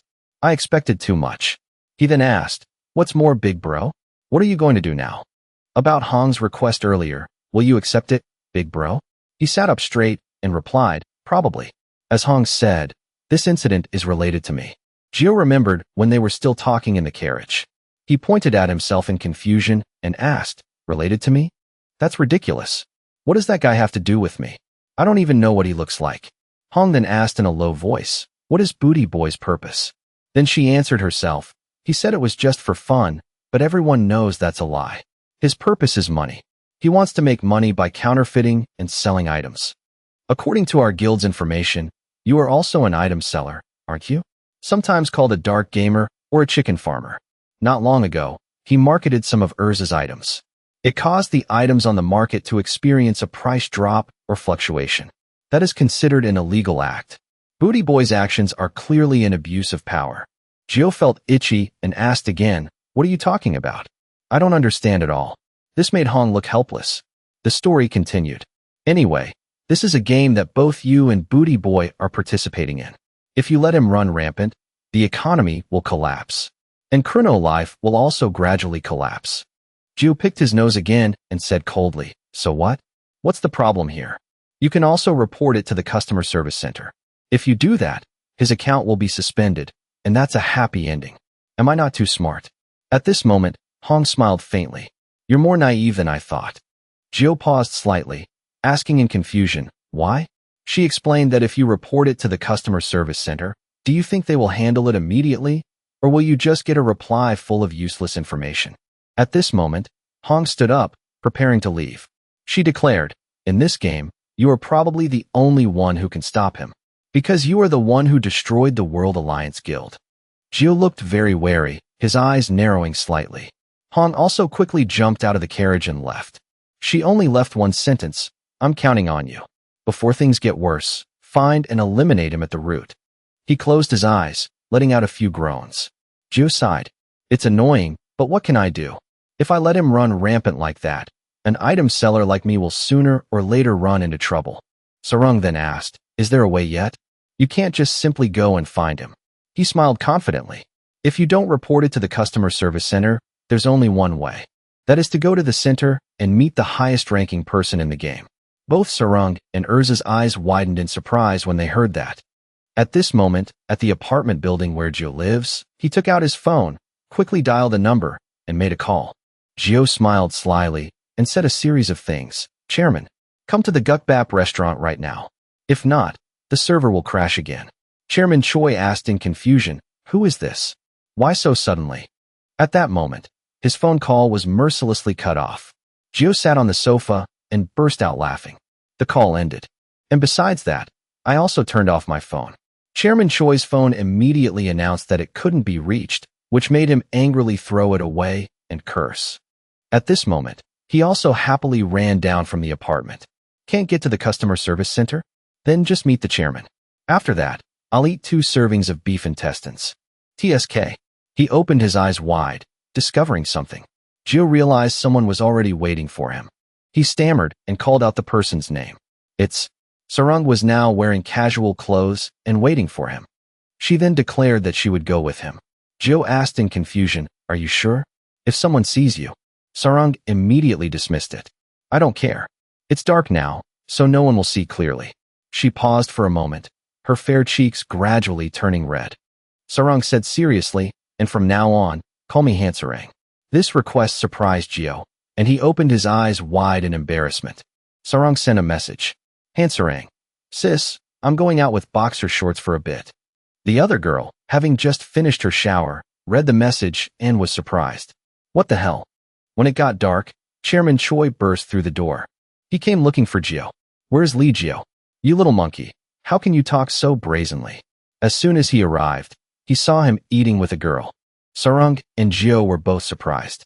Chairman Choi rushed in and scolded him. You disrespectful bastard. You dare to ask someone older than you to come here and eat with you? Then he turned to look at Sarung. Who is this? He ventured a guess. Your girlfriend? Jiu's joke made Sarung blush. Do you really think so? Sarung shyly tucked her hair back and blushed. I'm so embarrassed. Well then, there's nothing left to hide. At this moment, Jiu felt extremely helpless. Are you crazy? That's the top star, Hansarang. If you say something stupid, you'll be stoned by her fans. Chairman Choi gave him a scolding. Nonsense. You're talking to an adult. Oh my. Sarung slammed her hand on the table. Her face darkened as she told the other two. They were startled and turned around. Let's get to the main point. Stop talking nonsense. Jiu nodded his head in fear. Yes, yes. Oh ho. They ordered more food. Chairman Choi was very surprised to hear the story. What's this? An item counterfeiter? He continued to probe the issue with Sarung. I mean, why did you call me? Tell me clearly. This virtual reality technology is very secure. It's not for no reason that the government approved the legalization of cash transactions. Jiu, eating greedily, expressed his indignation. This is so annoying. I heard someone counterfeited items. Hong must have been mistaken. There's only a 0.1% chance of counterfeiting. The two of them continued to argue like children. You're mistaken. No, I'm not. Wanna bet? Wanna play for steamed buns? Sarung suddenly had an idea. If hacking from the outside is not possible, what about an insider? Hearing this, Chairman Choi seemed to agree. He pondered. That's a good idea. Then it's possible. Although operator accounts exist for internal staff use, all functions like copying are locked, and they cannot be traded. Putting his spoon down on the table, Chairman Choi was about to leave. He said goodbye to them. I'm busy, so I'll be going now. I'll go back and find out what's going on. Have a good date. Sarung happily said goodbye. Be careful on your way. A date? He's trying to kill me. In front of the restaurant, Chairman Choi lit a cigarette. His face was very relaxed. Chairman Choi instructed, Manager Choi? Yes, sir. No, Chairman. Tell your subordinates to keep it a secret. Prepare about 5 accounts. And don't tell anyone else. Back in the game world, Gio, and Sarung were sitting around, bored. Back to square one. Gio was bored and annoyed. Really? Who is Booty Boy? Who the hell is he? If I meet him, I'll definitely beat him up. Sarung was amused and praised him. What a real man. Then she continued to think. Even so, what is Booty Boy's real purpose? His real purpose? Not being able to solve this mystery made Sarung very uncomfortable. After thinking it over and over, it still felt strange. If it was for money, why attack Hong? And the Hala Guild? Gio offered a hypothesis, and she nodded. Let's see. Does Hong have a lot of expensive items? That's what's strange. If he's a counterfeiter, he could just copy any item and sell it. But Sarung suddenly said something that made Gio realize. But why attack ordinary users? The Hala Guild is also an influential guild. He stopped eating. But he still couldn't come up with an answer. I don't know. Sarung, knowing the outcome in advance, could only sigh. I didn't expect anything from you. You stupid boxer shorts. Haha, I'm not a fast thinker. A huge explosion occurred, and Sarung was startled and fell over. She held her head in pain. So, why did that suddenly happen? A tornado rose up. They were all surprised and exclaimed, what is that? Boxer shorts, what kind of attack skill is that? Gio didn't answer, just silently watched it. He naturally ran closer. Sarung immediately panicked. Boxer shorts. That thing became even more ferocious. Someone knelt on the ground, panting. One arm was missing, leaving only a bleeding wound. Booty Boy laughed mockingly. Nice. It's nothing compared to the rumors. Seo on Gun clearly showed contempt on his face. The one and only boss, huh? A face of pain and disappointment. You, why did you do that? The operator of this world will never forgive you for such behavior. Despite saying that, Seo on Gun didn't care and gave up. Do you have what it takes? Anyone who gets involved in this line of work won't get out safely. His hand was clenched. Seo on Gun was extremely cruel and had no intention of showing mercy. You stupid bastard. You're stubborn, aren't you? Still so obstinate. Seo on Gun threatened with his sword. When a unique boss like you dies, you can't be reborn, and all your data will be permanently deleted, right? If you don't want to die, answer my questions. That was a scary question. Where is your master? Trembling, but he still had no intention of speaking. That's all I can say. Seo on Gun had also run out of patience. Who is it? Seo on Gun raised his sword without hesitation. Then die. Suddenly, a voice stopped him. Stop. Seo on Gun immediately turned around. Who is it? It seems Seo on Gun knew this person. I was going to look for you, but since you've appeared, it was Luna, the goddess of life. Seo on Gun didn't care. Stand still. After I cut this guy's throat, I'll deal with you. Luna sighed. She smiled sarcastically. How amusing. You logged into the operator's account and are acting so arrogant here. Seo on Gun was angry at being exposed. What? You bitch. Luna didn't even look at Seo on Gun. What a piece of trash. Seo on Gun still didn't stop. Seo on Gun smirked. Then Habak was thrown to the side. Seo on Gun cruelly said hurtful words. There's no need to waste time. Anyway, after Habak, it'll be your turn. Seo on Gun turned his leg. He strongly declared war on Luna. Seo on Gun repeated the question once more. Where is his master? This person's presence was truly terrifying. If you don't want to answer, you don't have to answer right away. You can tell me slowly. The malicious words continued to flow. After I cut off all your limbs, I'll hang your body on a tree for you. Seo on Gun wanted to speak in a disgustingly lewd way. Then I'll burn your wounds with fire. Occasionally, I'll use a healing spell so you can't die. His words also contained malicious intentions towards Luna. We'll talk all night. I'm working overtime today. She opened her eyes, remembering the past. Then she slowly closed them again. Luna said a confusing sentence. It's still that thing, but I feel the complete opposite. Seo On-gun didn't understand the meaning of this sentence. What did you say? Why are you suddenly saying such nonsense? She slammed her staff on the ground. A painful wound immediately appeared on his face. Then a huge thing appeared. Luna said in a serious voice, "What else?" She seemed to feel very disgusted. Those nauseating words. She intended to leave. Luna was very beautiful now. Behind her, Seo On-gun hadn't stopped yet. You must have forgotten. Seo On-gun raised his hand. Now Seo On-gun realized. Now I remember. So it was you. You're the owner of this thing, huh? That face still showed a clear look of contempt. You have a reason to be so arrogant. This thing will also cause me trouble. Luna turned back, her voice very calm. You're still alive? Seo On-gun stood still, not knowing that the monster behind him was opening its eyes and looking at him. This time, I'll send you to meet the king of hell. Luna was determined not to give Seo On-gun a way out. A piece of trash like you has no value to exist in this world. Seo On-gun wasn't scared and even laughed loudly. Behind him was a sea of fire. Luna also felt very surprised to see this. They stood still, looking at each other. This is a special space, Area G. This is a space that the game master can use their authority to create. It is used for special purposes like game testing. Seo On-gun cursed crazily. What did you say? Value to exist in this world?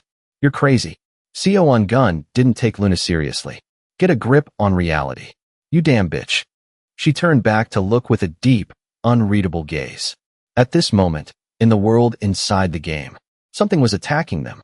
Gio and Sarang were running quickly. Sarang was suddenly startled and realized. What? Seo On-gun just ran past here? Gio also felt the same as Sarang. Could it be? I also suspect that this time, an insider is playing tricks, just like you said. Remembering when Sarang was talking to Chairman Choi at the restaurant. At that time, the director had said that it was impossible, but his expression was very serious. The scary thing is, you heard it too, right? That Seo On-gun guy single-handedly defeated the Goblin Guild, Hong's Guild. Gio angrily ran even faster. It's definitely him. He created a super account and is using it. Suddenly, she called out, boxer shorts. There was a big difference in speed between the two of them. Everything is fine, but can't you run faster? Because my AGI is too low. When they arrived, the scene was too terrifying. Sarang was horrified. What is that? I don't know. Habak leaned against a tree and told them, there are traces of Booty Boy's mobile space. Habak greeted Gio. Long time no see, hero. He turned to see Habak's missing arm in confusion. Habak, what are you doing here? Where's one of your arms? He's the one who kidnapped me last time. He recounted what had just happened. I was harmed by Seo On-gun. Just now, Seo On-gun and Luna moved into Area G. They're fighting there. Gio had guessed his position but didn't know who Luna was. Gio, so he really is the game master. But who is Luna? Oh, you don't know? Luna has talked a lot about you.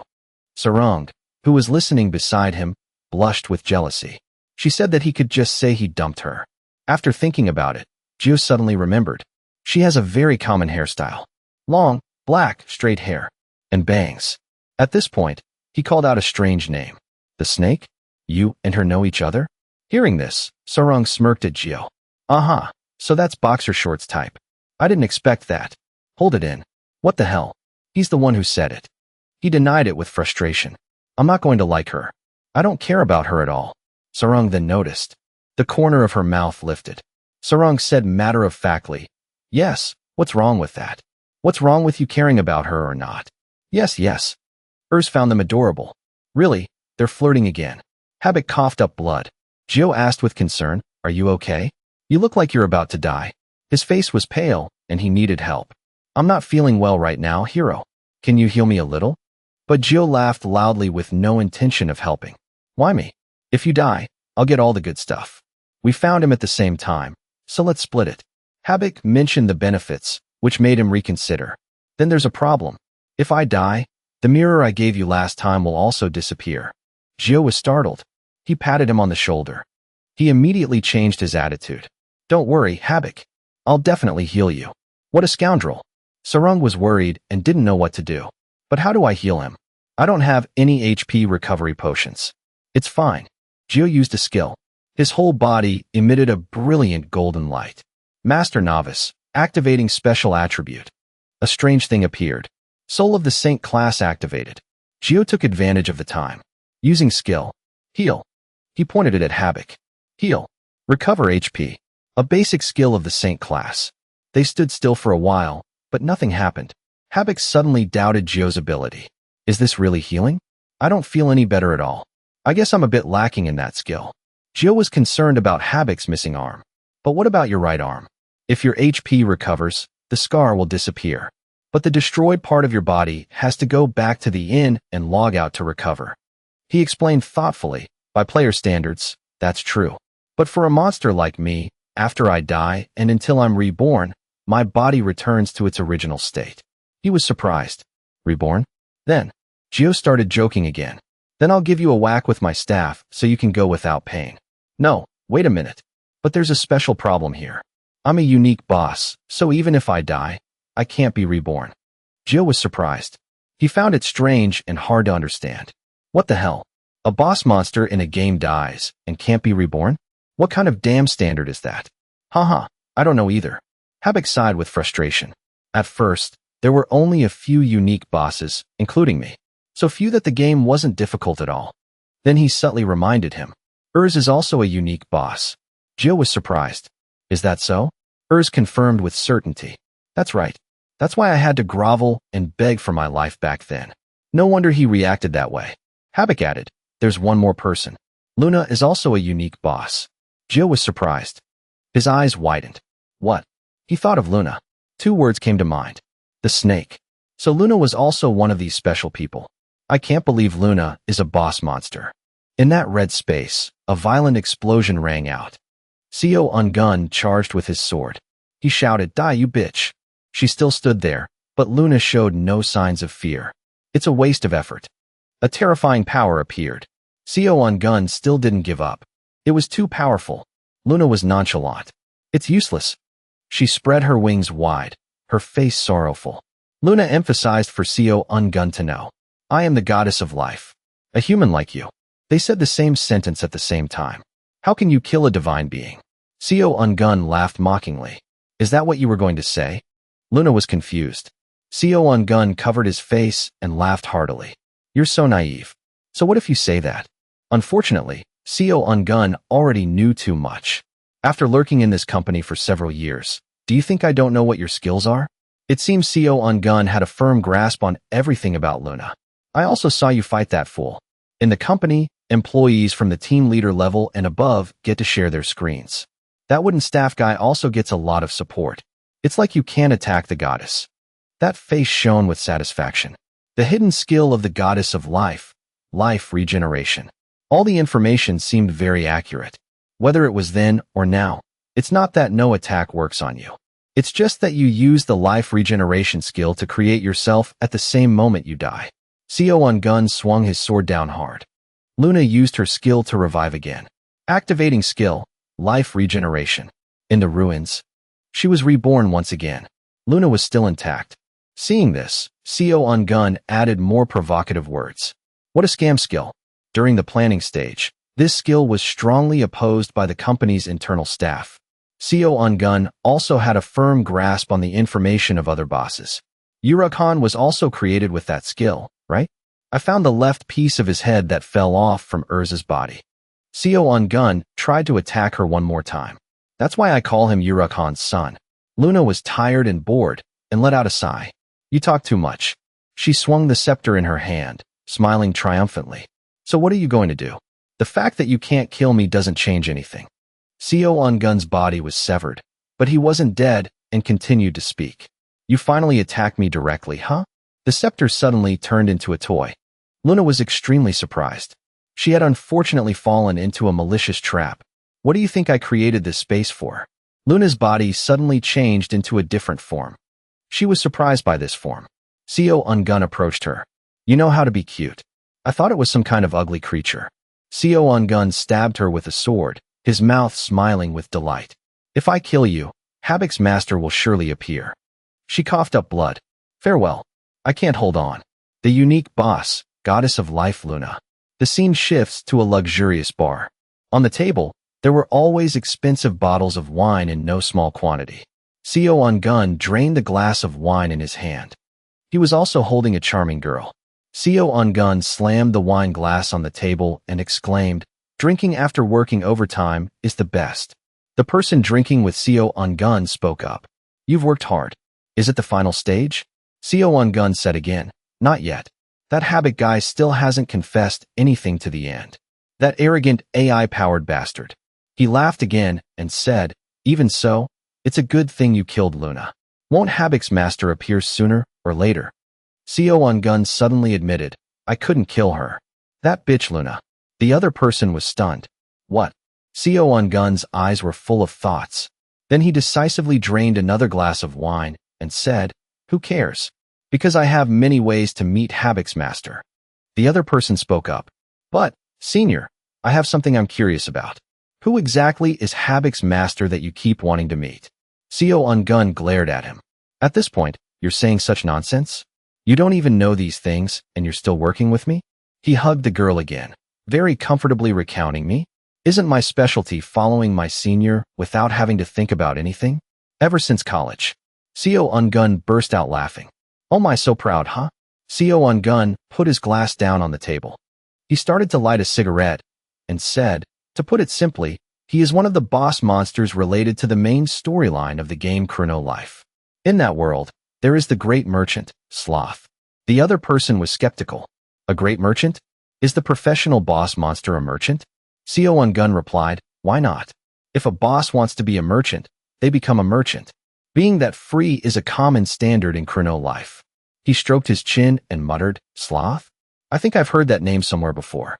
Seo On-gun shouted in frustration, "The Urocon that caused a ruckus before was gluttony, right?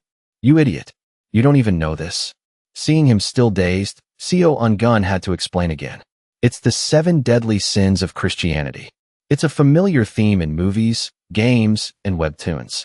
The 7 deadly sins include those known as pride, greed, envy, wrath, lust, gluttony, sloth." Seo On-gun emphasized, "These 7 sins became the root of all sins, which is why they are called the 7 deadly sins." The other person exclaimed, "Oh my, isn't that plagiarism? Chrono Life is terrible." Seo On-gun felt a headache and shouted, "Like your head." Seo On-gun spoke up. "Now you have a general idea, right? The boss monsters of Chrono Life's main storyline. Urs of pride, Urocon of gluttony, sloth." Seo On-gun began to emphasize, "and Luna of lust." He exclaimed, "As expected, she is also a boss monster." "That's right. If a cheat character like that were a normal player, the balance would be broken." Seo On-gun reminded him, "Don't get it wrong. She is a boss monster, but not an NPC." He asked in confusion, "What do you mean? Could a normal player switch to being a boss monster?" Seo On-gun slammed his wine glass on the table again. He seriously told him, "The level of freedom in Chrono Life is even higher than you can imagine. A boss monster can also become a great merchant. A normal player can also become a boss monster." The scene shifts to the virtual world of Chrono Life. Gio showed a look of annoyance as he picked his nose. "This is so complicated." He asked Habik, "So what's the conclusion? That snake, is she a player or an NPC?" He thought tiredly, "Let's see. I wouldn't know. Maybe Seo On-gun knows since he's an administrator." Hearing that, he gritted his teeth. "Damn it. Another reason to deal with that guy?" Sarung fell into deep thought. "I still don't understand." She was curious. Why does Seo On-gun want to meet the great merchant Sloth? If his purpose is to sell items for money, he could just go to the auction house. He also attacked the guild. There are so many actions I can't understand. Habik suddenly spoke up. "If I were to guess." He muttered, "God's fragment." "No, it's because of the mythic grade equipment." Jill was curious. "God's fragment? I've heard that phrase somewhere before." Urs spoke up and recounted. "Not long ago, Habik said this when he kidnapped the class rep. God's fragment is also known as mythic grade equipment." At this moment, the sound of footsteps was heard. Hong appeared with her face covered by a mask. It's a good thing everyone is talking about mythic items. Seeing everyone surprised, she took off her mask and said, "I'm sorry for my sudden absence. I was busy investigating, so," Hong suggested, "can everyone work with me for a while?" She announced some shocking news. Booty Boy's base has been discovered. Deep in the forest were towering rocky mountains. The group appeared in front of a small wooden cabin. Sarung was curious. Is this really CO on Gun's base? It's more normal than I thought. Hong confirmed with certainty. That's right. I tried to confirm the owner of the base with my appraisal skill. The system also reconfirmed. Wooden base. Owner, Booty Boy. Jill was curious. CO on Gun isn't here right now, is he? She replied, yes, there's no trace of him. Hong said again, it's a pity we can't see inside. If you're not the owner of the base, you can't enter the system. At this point, Jio's next action made her. Hong stared blankly at the hole in the wall and asked, hey, how did you do that? Jio casually replied, just hit it and it breaks. She had no choice but to say, let's go in and take a look first. As soon as Sarang looked inside, she was stunned. The group stared in horror at the mountain of gold piled up inside the small wooden cabin. Sarang covered her mouth and asked, are all of these items? Are they all cloned items? Hong told her no. Hong told them, none of them are cloned items. And they are all mythic-grade equipment. At a glance, it's probably about 5 billion. This made both Jio and Sarang exclaim, 5 billion. Hong reached out to touch an item, adding, when CO on Gun attacked our guild, we also saw many things being looted. Perhaps because he lacked storage space, he put them here. She quickly came to a conclusion. As expected, his purpose is mythic equipment. Jio was skeptical. Why? Is it because mythic items are expensive? It would be better to just kill monsters around Urza's nest like me. Hong said again, making money that way is also fine. However, if you make money that way, the company will notice, just like in your case. She emphasized, but mythic equipment is different. There are buyers, and there's no limit to the amount of money. Jio muttered, could that buyer be? Hong said directly, Habik's master, the great merchant. Habik also admitted, that's right, I was thinking the same thing just now. Hong exclaimed, Booty Boy is a bigger piece of trash than I thought. But it also makes sense. She analyzed it very accurately. The great merchant sloth is not a player, so there's no risk of information leakage. And since it's sold to an individual, it doesn't affect the market economy. Based on the results, the risk of being discovered by the company is also reduced. Looking at the mountain of gold before her, she also knew. If I took a screenshot like this and reported it, the customer service center would also be in an uproar. Equipment like this piled up in a private owner's space. There's probably no clearer evidence than this. At this point, Hong took off her mask again. Then she smiled and said, everyone has worked hard. This case is now solved. Thanks to everyone. Before she could finish her sentence, Jio directly showed his dissatisfaction. Is that all? He asked angrily. Is this some kind of detective investigation? You just say report it to the customer service center, and that's the end of it? Hong was stunned. What's wrong? What are you going to do? Jio flicked a booger from his finger. Then he confidently declared, anyway, I have to teach CO on Gun a lesson. Just like that, he put on Hong's mask and walked arrogantly down the street. CO on Gun, by some means, also appeared in front of him. The two faced each other in the bustling town. Sarang, beside Jio, swallowed nervously. She looked at CO on Gun and exclaimed, that man is CO on Gun? Just as Boxer Shorts said, CO on Gun really appeared. In the middle of the village. At this time, the sun was already high, and the streets were full of people. CO on Gun gritted his teeth. What's with that mask? You're disguised like that? You arrogant wooden staff bastard. Jio took off the mask, laughing heartily with great amusement. He recounted, I borrowed it from Hong. Because I'm so famous, people would recognize me. On the rooftops, Hong's people had already lined up in ambush. One of them asked her, Guild Master, is that guy CO on Gun? Hong honestly replied, that's right, he really appeared as planned by Mr. Boxer Shorts. The other person stammered, a plan? What did he do to make CO on Gun appear in the middle of the village like this? She remembered. Jio, back at the wooden house, had instructed them. First, let's take all the equipment. She was still skeptical. All of this. Why? He replied, it's too troublesome, so don't ask. I've got it all figured out. Jio also asked very seriously, and lend me your mask for a bit. Anyway, let me try yours on and see how it feels. She was stunned. What? At that moment, Sarang landed a kick on Jio, causing critical damage. A section of the wall of CO on Gun's base was missing, left as it was. When CO on Gun finally returned, he saw the scene. CO on Gun was furious, gritting his teeth and cursing. How could the base? A large hole was punched deep into the base, exposing Seo Ungun's treasure vault.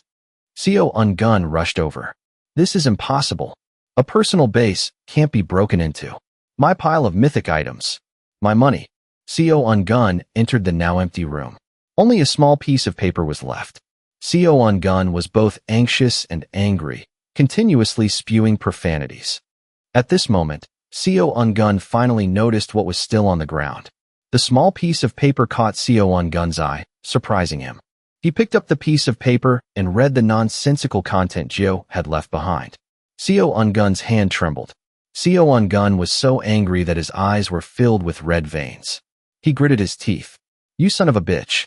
That face, wrinkled with rage, remained the same until Seo Ungun met Gio.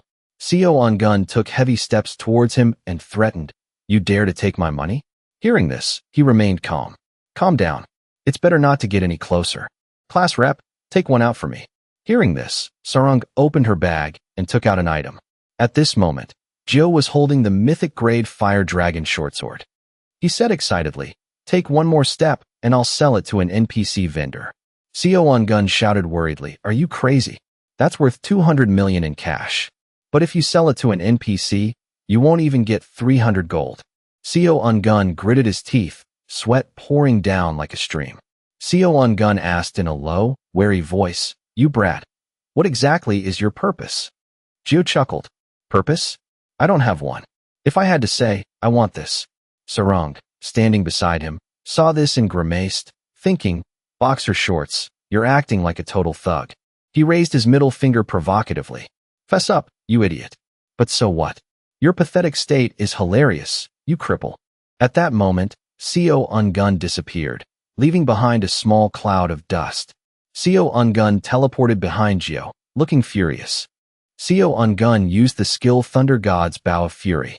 A giant bolt of lightning struck the ground. The terrifying explosion created a cloud of smoke and dust. The people around became chaotic. Sarung tried to avoid the cloud of dust, shouting worriedly, Boxer shorts. The two of them had now disappeared from her sight. At this moment, the sky was enveloped by a red curtain of binary code. In that strange space, a huge explosion appeared. Gio and Seo Ungun were continuously attacking each other. Seo Ungun shouted in rage, You bastard, you dare to be insolent with an administrator? I'll slice you up and make you into radish kimchi. Immediately after, Seo Ungun swung his sword and slashed a line across his body. The sword stroke created a spark that covered the entire space. Gio's wooden staff scraped hard against the floor. He tried to withstand the force of the slash, breaking free from the powerful push. The Hong mask on his face was also cut in half. The two halves of the ceramic mask fell to the ground, making a dry clatter. Gio glared, looking determinedly at him. He frowned and said, You're more of a piece of trash than I thought. You dare to call your company's players animals? The system then announced, activating recovery skill. His body immediately healed. Seo Ungun rushed forward and said, So what? You dog. Animals like you live with your eyes wide open, forgetting reality. I've become so engrossed that I've lost my mind in this data. From the beginning, there was no reason to treat players like you as human beings. The sword and the wooden staff clashed, creating a powerful vibration. The shockwave immediately created a powerful explosion. Ju laughed loudly. You're so preachy. I'm sick of watching your stupid actions. Or are you having a midlife crisis? Seo Ungun shouted in agitation, You son of a bitch. Seo Ungun then gathered his strength and jumped straight up. Gio was surprised, looking up to find him. At that moment, a sharp sword stroke slashed his back. Gio thought in panic, from behind. I didn't see him at all. Immediately after, a series of sword strokes cut into his flesh. Seo Ungun, lost in his anger, shouted, Don't be so disrespectful. All you players are the same. No matter how much I do for this game, all you give back to the developers is criticism and ridicule. I too at that time, At this moment, Seo Ungun remembered the still small and rudimentary building. About 7 years ago, at the Chrono Life headquarters building. The game developer back then had not yet lost its innocence. At that moment, Gio swung his wooden staff straight into Seo Ungun's face and calmly said, That's enough. His face was cold. Why are you telling me such a sob story? I have no intention of listening to a criminal's explanation. So don't reminisce about the past anymore. Poor Seo On-gun just took Jio's wooden staff to the face, speechless. Another huge explosion appeared, covering the entire small space. The thick smoke and dust obscured the view. The system then displayed a notification. Hidden skill, recovery factor has been activated. Seo On-gun's face, which had been burned, gradually recovered its skin. Seo On-gun rushed forward, swinging his sword powerfully at Jio. He was hit and thought in panic. This bastard has a recovery factor? Well, because he's using an operator account, he must. At this moment, Seo On-gun muttered, activating hidden skill with strength stat.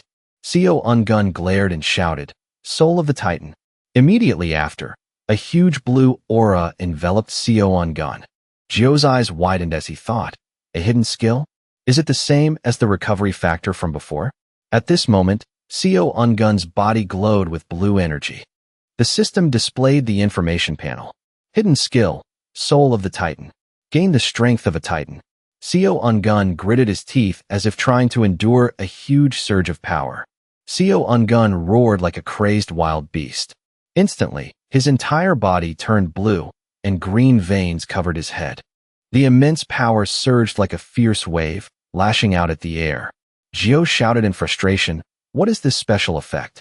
Even the recovery factor isn't this much. The system displayed another notification. Soul of the Titan has been activated.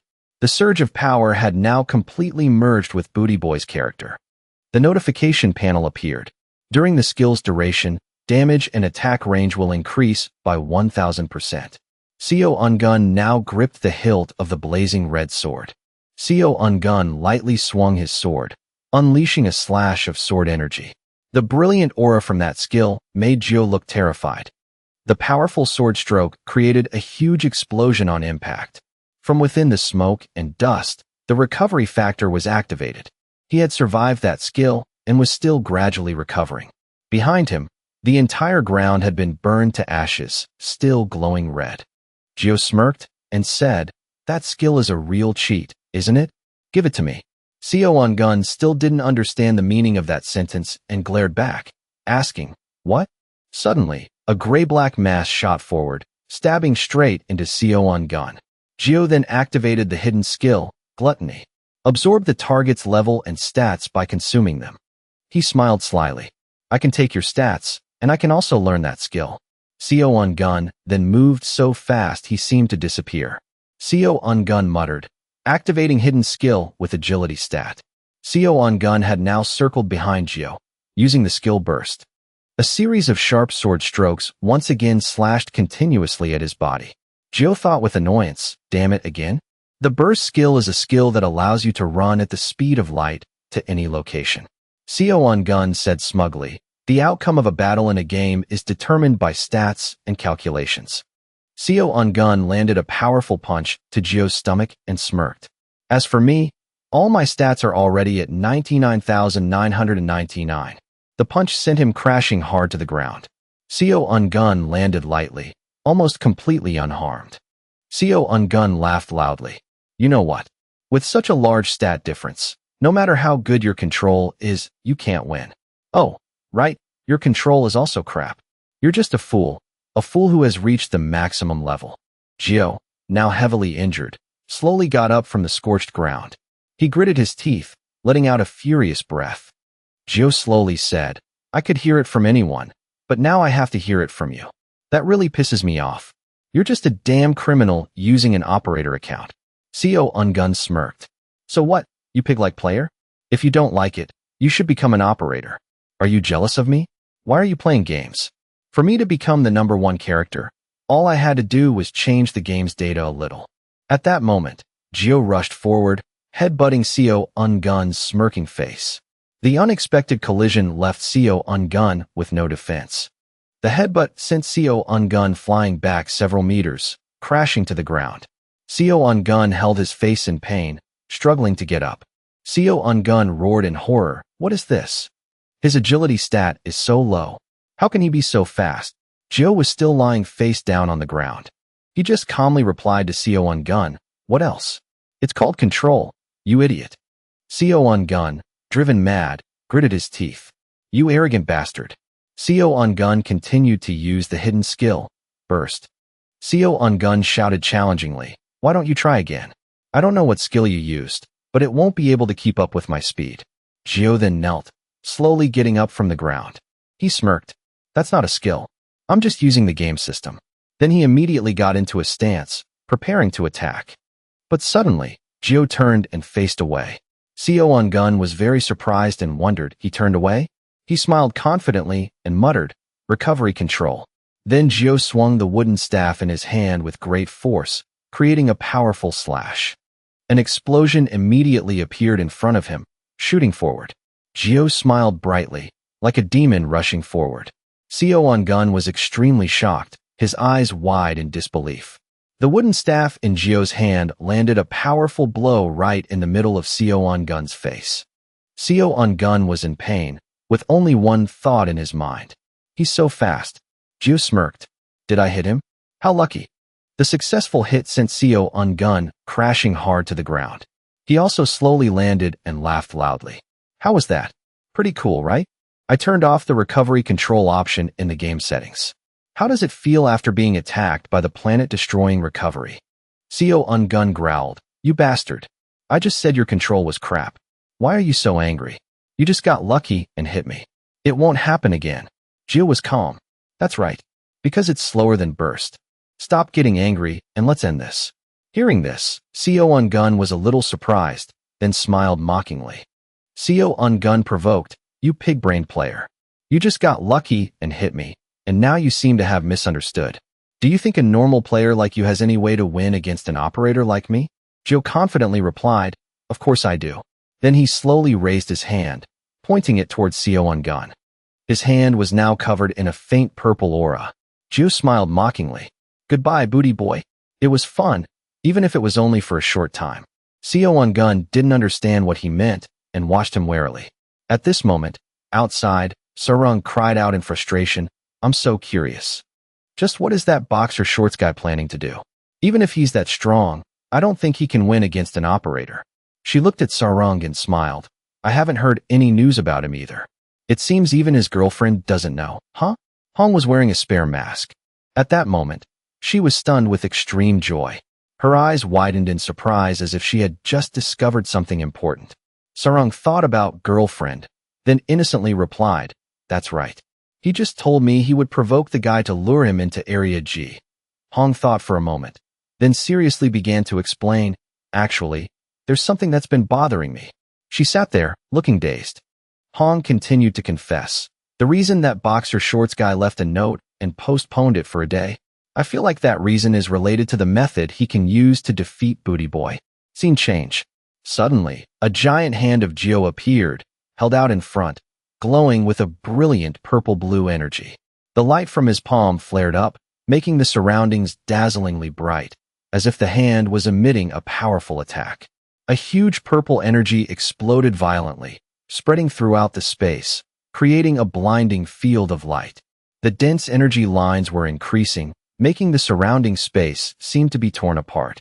Co on gun watched from a distance as he launched his attack. At the same time, he thought in panic, that confident face. Don't tell me he really has a way to beat me? Then Gio shouted, using skill. Summon. He had summoned the basic skill of a summoner to use. Co on gun watched in utter confusion, not understanding what was happening before his eyes. Then he said in surprise, he's preparing to summon a skill? Co on gun's face darkened. He smiled nervously in fear as he saw what he had observed. Suddenly, a streak of white light appeared in front of him, forcing Co on gun to cover his eyes because the energy was too strong. Co on gun forced a smile and said, is that a summon? I thought you would use some amazing skill, but it's a summon? He laughed continuously and then confessed, do you think a novice summoner can do well? Even if you use a summon skill, if your CHA and INT stats are low, it's useless. But both of your stats are average. With your level, using a summon would only call out a bunch of rabble. Suddenly, the scene was filled with a brilliant purple light, as if the space was shaking from some terrifying energy.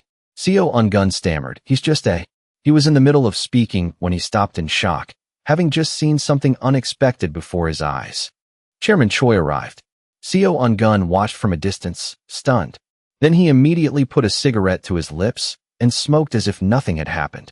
At that moment, a pair of sunglasses on Chairman Choi reflected a dazzling light.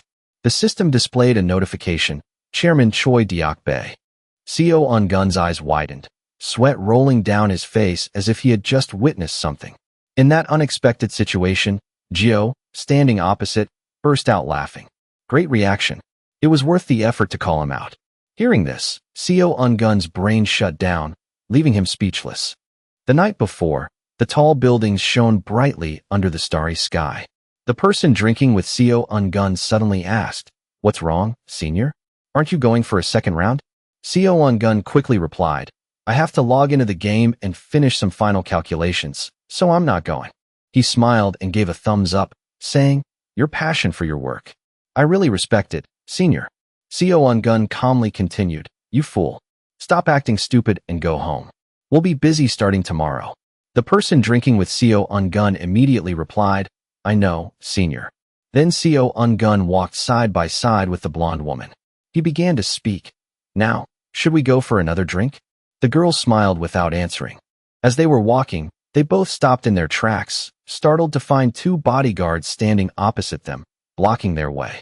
Chairman Choi, with a cigarette in his mouth, walked over nonchalantly, surrounded by his powerful bodyguards. Seo Ungun cried out in fear, "Chairman!" He smoked his cigarette and grinned at Seo Ungun's fear. In a small alley in the city, the rows of houses were close together. A man was so panicked that sweat poured down like a stream. His eyes were filled with fear and his face was contorted. He clasped his hands together and begged tremblingly, "It's all true. I heard he went abroad after making a fortune. I was just following my senior's orders, so please let me go this time." The bodyguard heard this and turned to Seo Ungun, saying, just as he said, "What should we do next, Chairman?"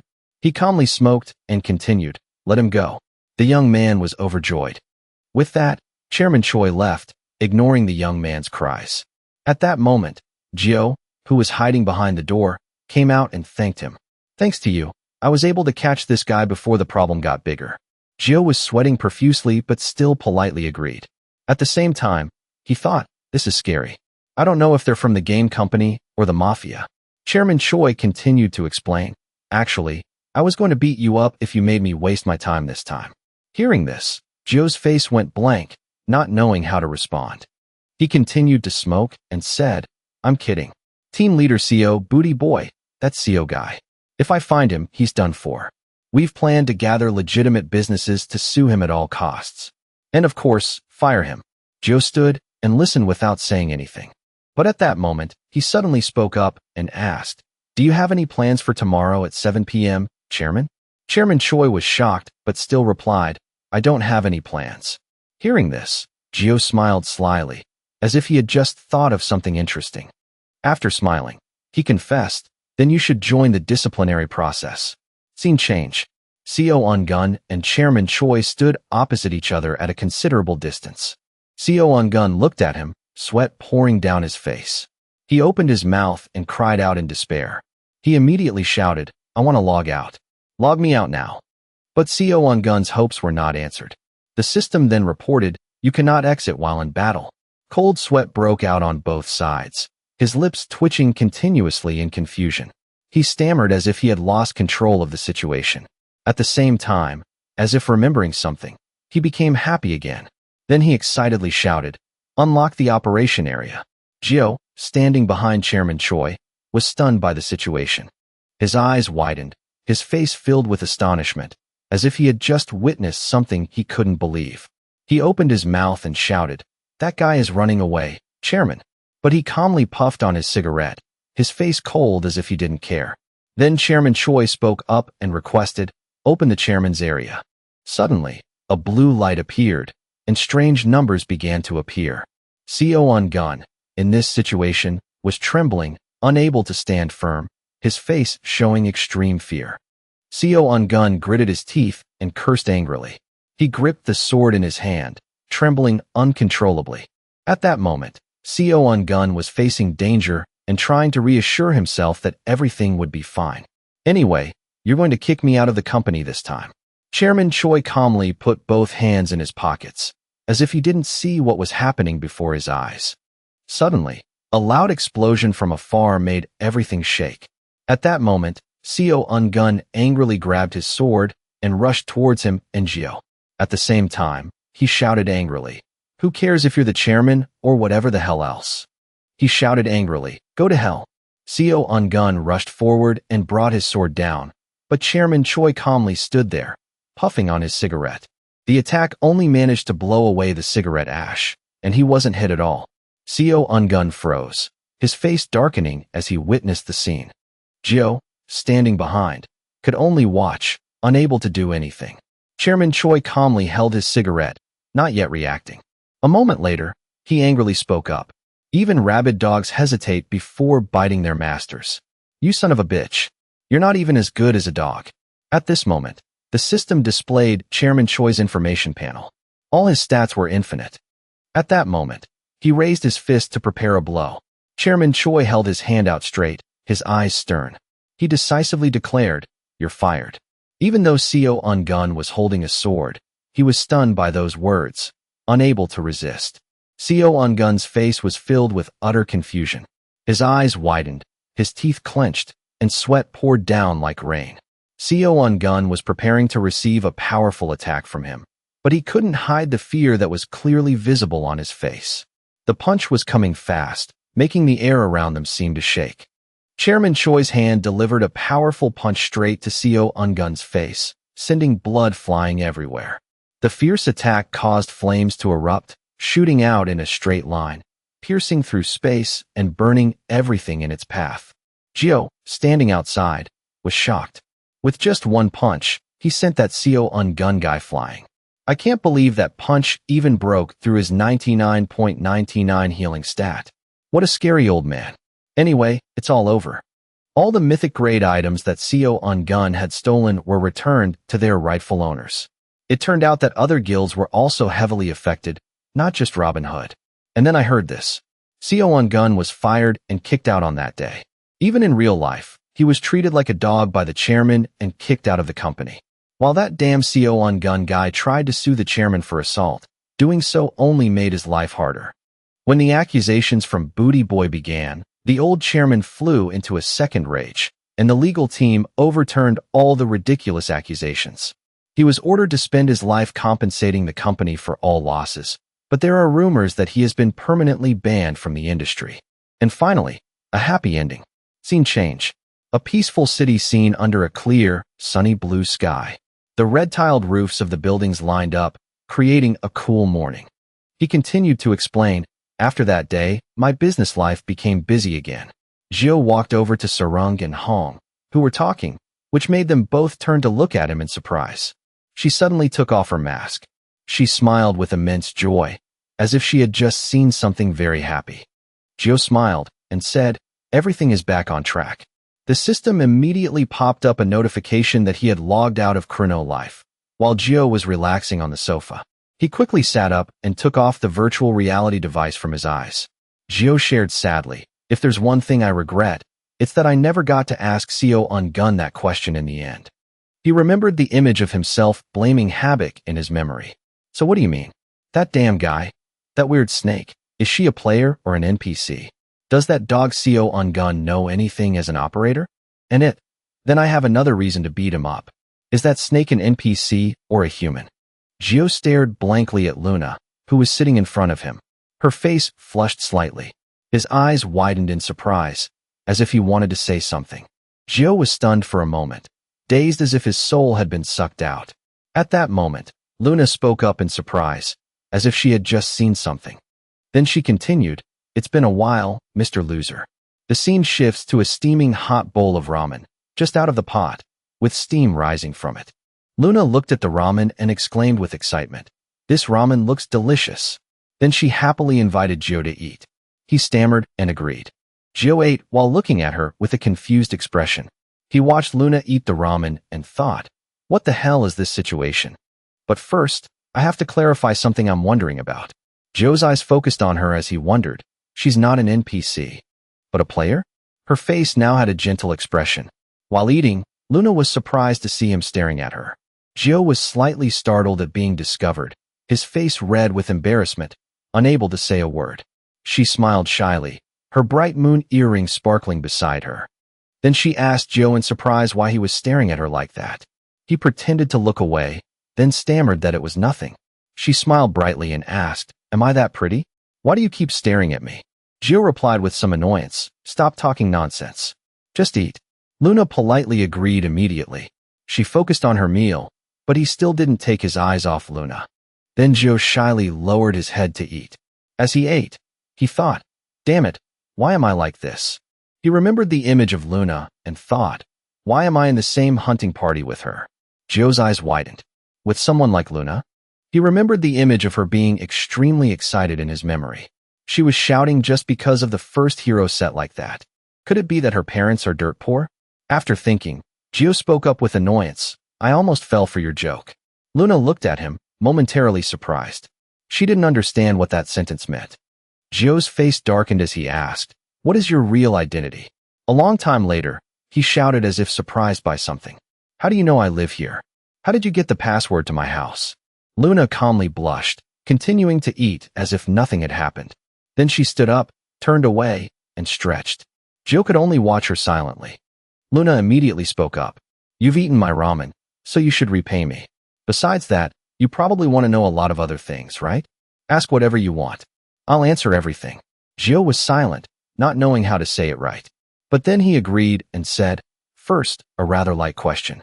Is your hair naturally that color? The first time we met in the game, I saw your hair was light pink." Hearing that, Luna's face turned red. Then she quickly replied, "It used to be that color. But I'm glad you noticed." She remembered the question Joe had asked before. "You changed your hair color? You dyed your hair?" At that time, Luna was also very happy that he had noticed the difference. Back in the present, she happily replied, "This is my real hair color." Joe asked in surprise, "Used to be? What the hell are you talking about? Why don't I remember anything?" Luna stroked her hair and replied, "It's nothing. But do you prefer the light pink color? Should I dye it back to that color?" He didn't answer and said irritably, "Next question. You're a unique boss, right? In everyone's eyes, you were killed by Booty Man. But was your character deleted?" Luna closed her eyes and calmly replied, "It's true that I died, but my character wasn't deleted. I died in human form." Joe was stunned and spoke up. "In human form?" She turned back and sat down gently on the chair, continuing, "That's right. I don't know how either. If you're directly attacked by an operator in Area G, the power of the gods will disappear. But in return, the result was quite lucky. Otherwise, I wouldn't have died in human form, but as a unique boss, and my character would have been deleted." Hearing this, he felt it was absurd. Then he continued, "So you're going to go on a killing spree again?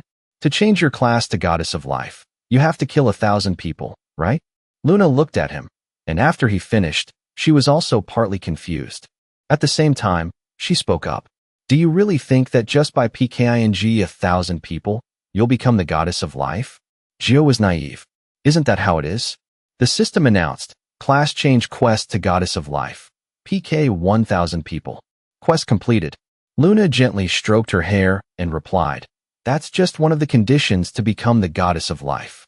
You have to complete much more difficult conditions to change your class to Goddess of Life."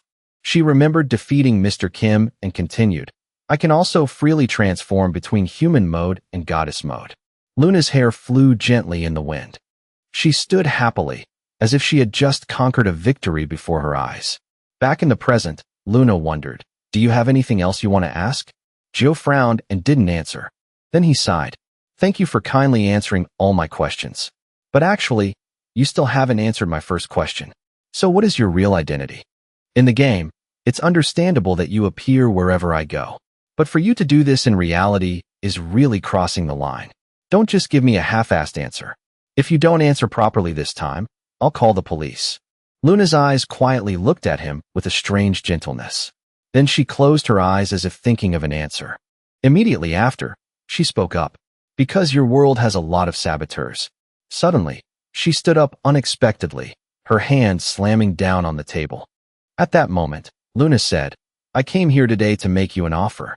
She immediately became serious and called out Joe's name as if she was about to say something. Then she put her hand on her chest and exclaimed, "Become my man." He was startled and froze. not saying a word after she finished. Gio was still in shock. He couldn't believe his ears. In the night scene with the sparkling lights of the city shining through the window, Gio sat opposite Luna, who was standing in front of him. The soft light created a strangely quiet and romantic atmosphere. In that quiet moment, the sound of Sarang's doorbell ringing made them both jump in confusion. She rang the bell repeatedly. Gio, on the outside, looked scared, his face drenched in sweat, and cried out, "Who's there? It's so late. Why are you ringing the bell so much?" On the inside, he was happy and excited because Sarang had arrived at the right time. She continued to ring the bell without stopping. Sarang exclaimed helplessly, "Boxer shorts, are you home? It's Hansarang." Gio ran to the door, peeking at the screen to see who was ringing the bell outside. He cried out in panic, "Why are you here too?"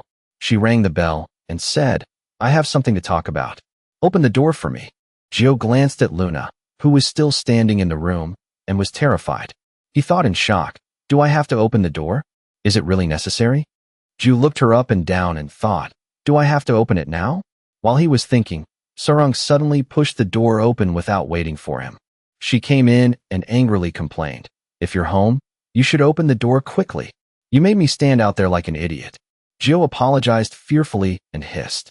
Then Sarang glanced around at all the nooks and crannies and said, "So this is Boxer Short's house. It's cleaner than I thought. The layout is also similar to my house." She was suddenly surprised, as if she had just seen something suspicious. Sarang looked at the half-eaten ramen and said, "Are you having a late-night snack?" Hearing this, Gio jumped in surprise and guiltily looked at where he had been eating. She excitedly asked, "Boxer shorts, do you like spicy food too?" Gio, standing next to her, stammered, "That's right." Then he quickly asked, "What are you doing here so late?" Sarang immediately replied, "Because of the game. What time will you log in tomorrow?" Luna, at this moment, silently gripped her ramen cup, standing behind the wall and quietly listening to the two of them talk. Gio, on this side, continued, "I don't know yet. I have to get some sleep, then wake up, have breakfast, and I'll log in right away. Luckily, it's the weekend, so I'm not busy." Sarang didn't hesitate and replied immediately, "I'm not busy tomorrow either, so can you power level me?" He was surprised and asked what kind of power leveling. She replied irritably, "You goldfish brain, have you forgotten? You promised you would power level me." Luna closed her eyes sadly when Gio replied, "Oh, I forgot. I forgot because of the booty man incident." Sarang frowned and said, "Then see you tomorrow morning. If you don't wake up early, you'll see what I'll do." He immediately agreed. As she was leaving, she suddenly remembered something she hadn't said and turned her head back. Sarang held out her hand. "Let me borrow your phone to save my number." Seeing Gio's dazed look, she said again, "I can't just come looking for you like this every time." He took the phone and hurriedly asked, "Is it okay? You're a celebrity. Can you just give out your number like that?" Sarang immediately snatched it. "It's not that strange." She threw the phone back to Gio as she left. "I saved it as Hansarang. I'll save your number too, so press the call button." He stammered and agreed. As he was about to close the door and leave, she suddenly stopped, which caught Gio's attention. Sarang glared at him. "If you don't reply to my messages, you're dead to me." Gio immediately replied, "I know." Seeing that he had said that, she quickly slammed the door shut. Gio was dazed, with cold sweat all over his face, and scratched his head. What just happened? Meanwhile, outside, Sarang was still standing in front of the door, not having left yet. She didn't say a word, just blushed and lowered her head. Sarang's sigh echoed in the empty hallway. Her mind was overjoyed that she had been able to get his number.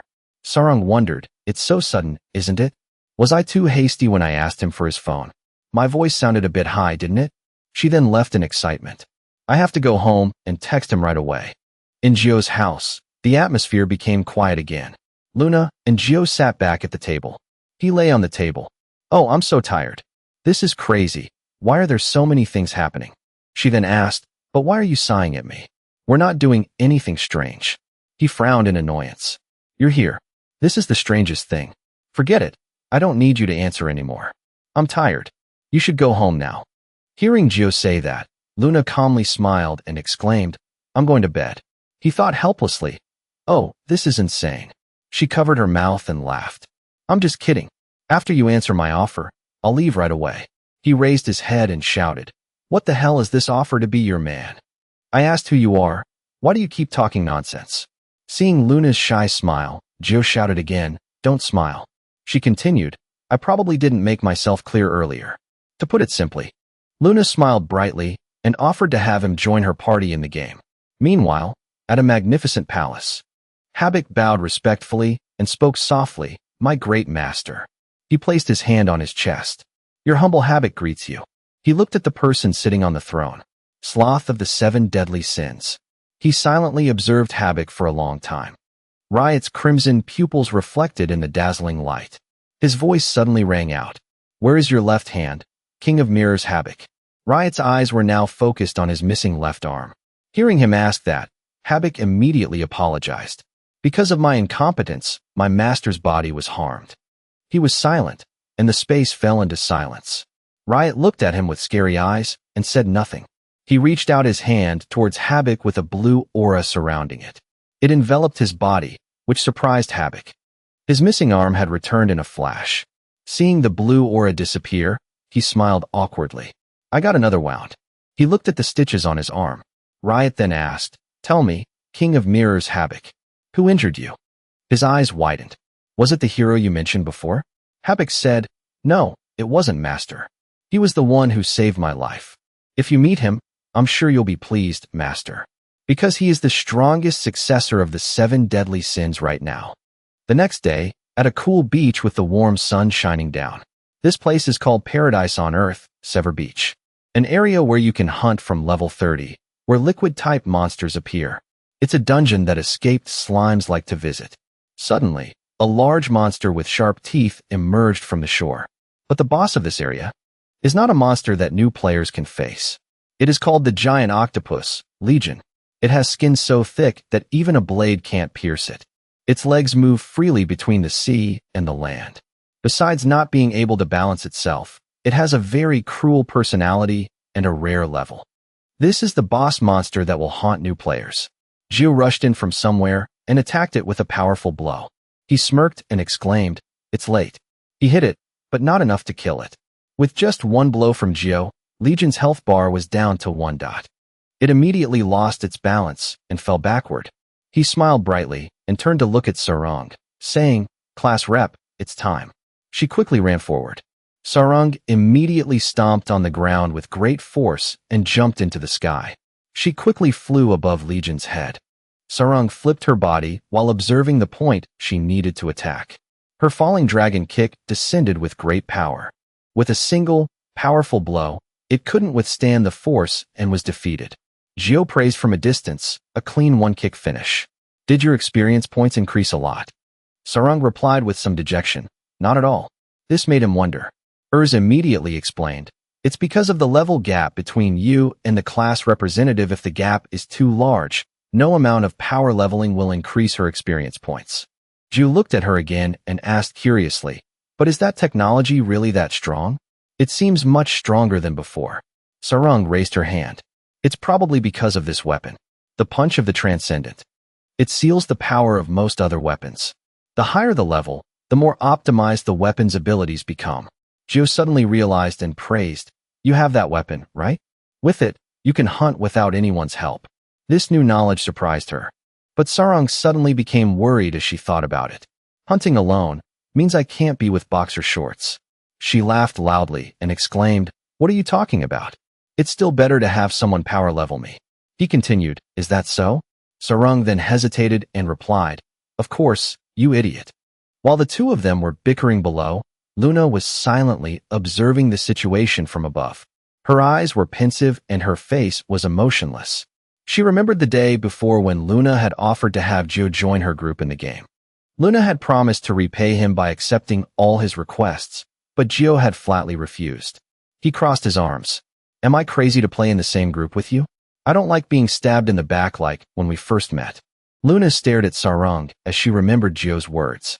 Besides, I'm in the same group with the class representative. If I arbitrarily group up with you, I'll be beaten to death in real life. Back in the present, Sarang was happily pulling his cloak. Come on, let's go to the next hunting ground. Seeing them so happy together, Luna thought to herself, I really want to ruin this. She quickly turned to face the sun, But now I'll show him. Somehow, he will have to kill that girl himself and become my man. Luna smiled gently under the warm sunlight. For the end of Chrono life. At this moment, suddenly appeared, angrily saying no. It's the same even if we go somewhere else. Because the level gap is too large, it's useless no matter what we do. This is so frustrating. Hearing this, Gio understood and nodded. Oh, is that so? At this moment, Sarang suddenly noticed something. She was confused to see Gio constantly talking to the air about some way to level up. Sarang asked, Hey, boxer shorts, I've seen you talking to the air from time to time. Is there someone with you? He was a little surprised and asked, There's no one here. Can't you see this fake dragon? She immediately hid behind him, looked around, and replied, A dragon? Where? Calmly explained, You forgot, big bro. Other people can't see me. Gio nodded. I see. He then suggested, There is a way. If you give me some magic power, big bro, I can take on a physical form. He asked again, But my intelligence and wisdom are very low, so I have very little magic power. He nodded. That's enough. Gio immediately agreed. Then turned into a physical form. A huge surge of power immediately appeared, creating a column of purple light. At this moment, the system announced, The soul of has been materialized. Sarang was very surprised and thought, That light is being focused on one point? The purple energy gradually condensed into a sphere, forming a body. Then appeared with the notification, The soul of has been materialized. He immediately showed his excitement, letting out a small howl. This action dealt a huge blow to Sarang's maidenly heart. She happily exclaimed, So cute. Boxer shorts, can I touch it? I'm going to touch it. Said in a low voice, his eyes sharp as he growled, What? How dare a human touch me? Aren't you afraid of death, you foolish human? At this moment, Gio smiled and said, Go ahead and touch it. It won't lose any skin or flesh. Sarang immediately rushed forward and hugged At that moment, he suddenly heard a familiar voice. You're here. He immediately turned around and asked, What are you doing here? Habik then smiled and dismounted from his ride. Habik was in a difficult situation. The situation is a bit tricky. I was in a hurry to find the heroes. Gio asked again, How did you know I was here? He explained, The reflection ability is one of my abilities. I use this seventh mirror. The arrow will show me the location of someone I've met once. He immediately burst out laughing. Is it a 3D positioning device? Habik sighed. Anyway, this is not the time to talk about such things. Right now, that person is coming here. Gio didn't pay attention and just casually walked over to ask about his regrown arm, which made him flustered as he answered each question while trying to remind him of the important matter at hand. At that moment, the ground shook, making both of them unable to stand firm. Gio asked in confusion, What was that? An earthquake? Sarang, who was holding tightly in her arms, also looked around in surprise. Habik, on the other hand, seemed to have expected it and sighed tiredly. He said with difficulty, He has arrived. Suddenly, large white angel wings appeared in the sky. A throne and thousands of angel soldiers appeared, radiating a brilliant aura. Habik introduced, My eternal master and the master of the great throne. Riot sat on the throne, looking down at the ground where the group was standing. The distance made them look as small as ants. Sarang exclaimed in surprise, What is that? An army of angels? Gio frowned slightly and thought to himself, Is that Sloth? I think he's also a monster in human form like Habik. He's so big. Meanwhile, his great throne gently descended. Its size could even be compared to a small mountain. At this moment, Habik rode his mount and flew to meet his master. He bowed his head and reported, Master, you have arrived. I'm sorry I couldn't explain everything in detail to the hero. His master then spoke up. All right, I'll speak directly. Hearing this, Habik's eyes widened in fear. But in the end, he could only accept it, closing his eyes and silently suppressing the rising anxiety in his heart as he obeyed. The giant throne was then lowered to the ground. It landed with great force and power, sending dust and smoke flying around. The shockwave created a strong wind that blocked Gio and Sarang's view. They both stumbled as if they could be swept away at any moment. At this moment, the person sitting on the throne spoke up. It's a pleasure to meet you. I've heard a lot about you from Habik. You're the hero of this era, right? He froze, staring at the character before him. Gio thought to himself, This person is Riot of the Seven Deadly Sins? At this moment, in a desolate ancient ruin, covered by a dense forest and a clear, warm light, the sound of footsteps echoed clearly in the silent space. Luna slowly walked on the ancient stone pavement, which was laid in an alternating pattern. A slightly expectant smile appeared on her beautiful face. Luna slowly held her scepter and entered. When she found what she was looking for, she exclaimed, "Found it. So you're here." From her perspective, a skeleton was sitting majestically on a magnificent throne. Luna said quietly, "The one who was considered the strongest when he was alive. Yobi, the first hero, who died hundreds of years ago. He was also the one who once roamed this game. A legendary hero who died in anger." Suddenly, at this moment, a strange light appeared on Yobi's skull. A mark like a blazing flower appeared. Luna smiled slyly.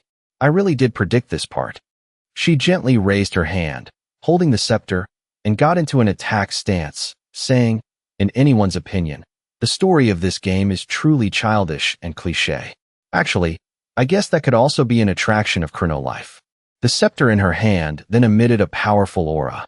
A powerful flame immediately erupted, engulfing her body. At this moment, at a beautiful and comfortable beach, the name Riot echoed in Jio's mind. One of the seven deadly sins, the one who nurtures the strongest angels. At the same time, in Chronolife, he is called a merchant, with a great throne that is 100% pure and several meters long. The two of them stared at the boy before them, who had a majestic aura, on a chair that was more than 100 times the size of Riot's body. The three of them froze, stunned when they saw him. Urs suddenly exclaimed, "Hey, young man. It's been a while, but you still look full of leadership." With a dazzling aura, Riot's body was lifted up. He slowly flew down to where the three of them were. Riot immediately introduced himself and asked, "Are you the hero that Habak often mentions?" Gio replied with some confusion, "I guess so." While he thought to himself, "What is this? Am I going to argue with a kid?" Hearing Gio's answer, he sighed. Riot's eyes widened as he looked at him. The level of humans has dropped a lot recently. This brat is a hero? Seeing him insult him, Gio couldn't help but get angry. "What did you say?" Before he could say anything more, he was kicked straight in the face by Riot. The blow was so strong that it made Gio spit out blood. Sarung witnessed the whole thing, her mouth agape in shock. It didn't stop there. Riot turned around with a sharp gaze, and another kick was delivered to his right cheek. Gio's body was immediately sent flying, crashing hard into a cliff. Habak, seeing his master act like this, exclaimed in panic, "Sir Riot, why did you attack the hero? He's the one we need to rely on." Riot turned to look at Habak, his crimson pupils ordering, "Be quiet. If you were going to talk, I wouldn't have come here in the first place.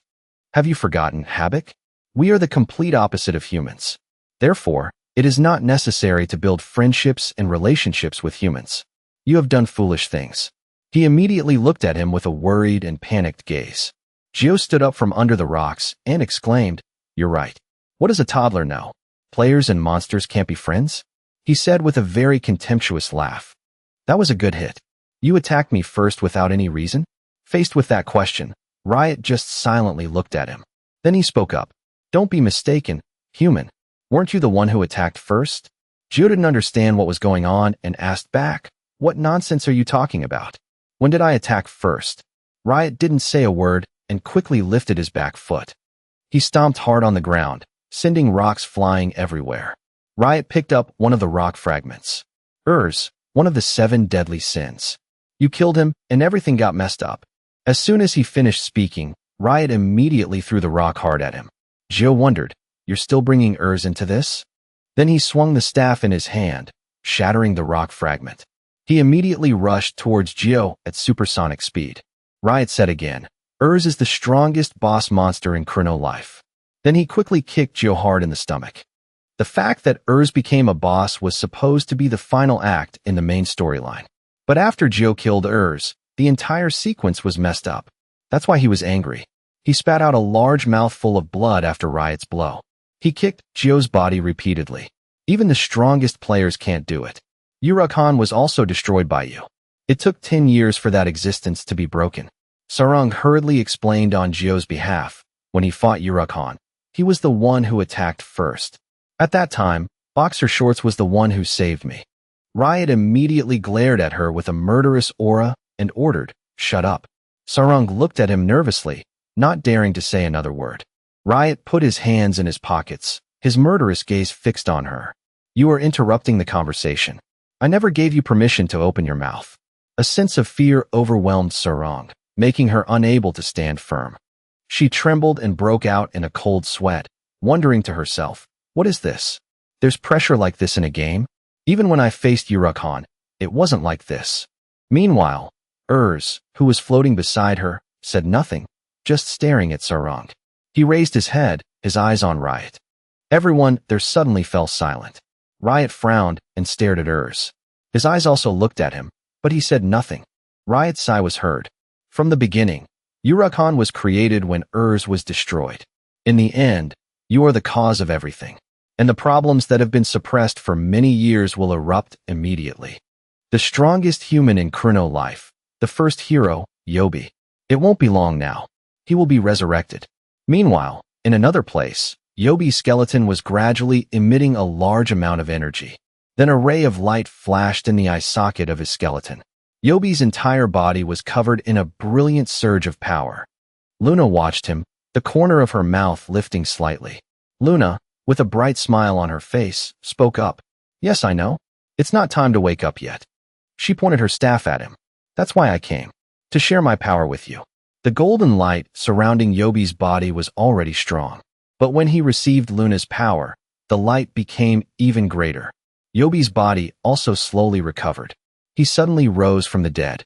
The old, chipped armor from time had returned to its former shining glory. Back to Jio's group, he asked curiously, "Who is Yobi? What will happen if he's resurrected? If he's a hero, he'll be on the side of humans. So what's the problem if he's resurrected?" Riot's face darkened, and he sighed after hearing him say that. He had to explain, "You're dumber than I thought. You should have paid attention during the conversation." Riot said seriously, "He is not human. He was resurrected as one of the 7 deadly sins to destroy humans because they betrayed him." As for Luna, a magic circle appeared on the ground. The intact ground suddenly cracked with a rustling sound. Suddenly, a bony arm emerged from that spot. Then a skull with a bony body roared and climbed onto the ground. Hundreds of thousands of skeletons slowly crawled up from the ground, slowly stepping forward. Luna smiled at her plan. The strongest human, the first hero, Yobi. A powerful surge of energy emanated from behind the hills. Luna spoke amidst the thick smoke and dust. He was once a person who trusted humans more than anyone else. And he died with hatred for humans. A large, dazzling eye slid amidst the gray smoke. She smirked. The storyline is too childish. He will become one of the 7 deadly sins. A large, magnificent dragon with a burning body appeared. Under the ruins of the monument, tens of thousands of dry skeletons followed behind Yobi. His hair flew in the desolate wind. Yobi opened his eyes and spoke. "I am the first hero, and also one of the 7 deadly sins representing wrath. The first scene is a map of a continent that has existed since ancient times. That is the continent of Chrono. In that continent, there were bustling, lively cities. In that place, war or disputes did not exist. It was a happy land with only peace. But that peace did not last forever. One day, the Demon King and his army came and burned everything. They captured and killed innocent people, burned their houses. Many brave heroes stood up to fight, but they could not hold out for long. In the blink of an eye, Chrono had turned into a living hell. A brilliant light from the crown on a person's head. He is Yobi. In that moment of despair, a glimmer of light appeared. They were all the bravest, strongest warriors. The crown that radiated a brilliant aura was on Yobi's head. Riot continued to narrate intently. Later, people still called him Yobi, the first hero. But Jio, beside him, kept repeating the word skip. Riot stopped talking, turning to him in dissatisfaction. "What are you doing, you human?" Jio quickly replied, pressing the skip button repeatedly. "Of course. I never read these introductions when I play games." Then he slung his wooden staff over his shoulder and asked Riot back. "So, this is just the resurrection of a corrupted hero, right? You told the story so well that I just took a beating while listening to you. But you only told me that much?" Jio was very arrogant and called Riot kid. He told him that no matter who he was nothing compared to him. He looked at Riot, who was standing with his hands in his pockets, and spoke with increasing contempt. The strongest and the first hero? So what? Am I supposed to be afraid of him? Hearing this, Riot frowned in annoyance. You're even more foolish than I thought. He stood opposite him and asked only one more question. You are human, but you don't know the fear of humanity? He glared at him with a warning. You will be ambushed by that hero. Then Riot turned and left, ignoring the bewildered Gio behind him. He called him back in the same childish tone. Where are you going? You came to fight me, didn't you? Riot didn't even bother to turn his head to look and replied to him. I've lost interest. I was curious about the standards of heroes these days, but it seems that heroes today are only this good. He glanced back with his red eyes and told him one more thing. I once went through life and death with the hero Yobi. He is the only human that Riot recognizes. Gio glared at him, Riot's contemptuous voice still ringing in his ears. You're a long way from defeating Yobi. Unexpectedly, he then let out a contemptuous smile. Thank you for making me expect something from you. Then he raised his wooden staff, ready to fight. You hit me first, and now you're trying to run? But before he could even fight, Habak rushed in and grabbed his arm to stop him. Hey, wait. Wait for me, hero. Gio glared at him and warned, do you want to die? Let go of me now. Habak tried to calm him down, his voice sounding urgent. Hero, don't be angry. Now that we've talked, why do we need to fight? Gio remembered how Riot had kicked him earlier and replied to him, I don't like it. That kid's kick from earlier still hurts. Sweating, he stammered a weak defense. He still held him back and asked, calm down first and listen to me. You sell accessories to make money, right? Gio was indeed silent. Then he asked curiously, but how did you know? He whispered in his ear, I heard it from my master. Looking at Riot, who was standing with his back to them, he continued, the one who bought 15 billion worth of accessories that the hero sold was Sir Riot. In another place, a frost dragon was landing under a clear blue sky. Its two eyes were red, and it opened its mouth and let out a soft roar. Below the dragon was an army of skeletons surrounding two people. They were Yobi and Luna. Yobi seemed to have heard something. He nodded. I see. Yobi raised his head and continued. Have I been dead for that long? Luna happily replied to him. That's right. You were supposed to be resurrected not long after, but the main story was messed up. Yobi's fiery red left eye looked straight at her and was silent. Meanwhile, Luna continued to speak. As for the missing energy, I will share it with you, so don't worry. Then he walked past Luna and moved forward, also thanking her. If I have the chance in the future, I will definitely repay you. Luna happily watched him walk away and asked curiously, where are you going? Yobi continued to walk without looking back. You're asking a very obvious question. Incarnation of lust of the seven sins, Luna. Suddenly, the frost dragon spread its wings and flew high. It flew up, blocking the light of an entire region. Below, the army of skeletons had lined up neatly behind Luna. Yobi stood tall in front of the entire army, his aura soaring. As the dragon flew up, the ground shook violently, and dust flew everywhere. It had flown high up. Under the sunlight, the body of the frost dragon looked even more terrifying. Suddenly, it let out a sky-shattering roar. A fireball was forming in its throat. The army of skeletons rushed forward one after another, thundering. They roared loudly, as if to say they were very warlike. At this moment, Yobi finally answered Luna's question. I will personally destroy the world that I have protected for so long. After a poof sound, a column of blue light shone down on him. Luna was still watching from a distance. Immediately after, Yobi disappeared, leaving behind a cloud of gray smoke. Luna then let out a breath, the smile on her face gone, as if she had never smiled before. Unexpectedly, Luna looked up at the sky with a bright, relieved face. He really is obedient. She looked up at the shining sun, not knowing who she was talking to. But is this the right thing to do? For some reason, a voice from the sky replied with why, and then asked, do you regret it? Back in Urukhan's time, you acted on your own. Luna sighed and replied, it's different from Urukhan's time now. I feel like that kid is like the dregs of the main story. The other person replied, don't worry about that now. Just sit back and watch. It turned out that the person she had been talking to was a god. She was floating in space, looking down at the earth. Behind the god was the brilliant sun. She continued, This world is about to be purged. Just be happy. The scene shifts to the beautiful Sever Beach with white clouds and golden sand. The first scene is Gio's dazed face.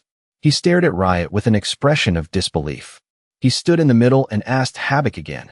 This kid bought all 15 billion worth of accessories I sold. Riot pursed his lips and turned to look at the two of them.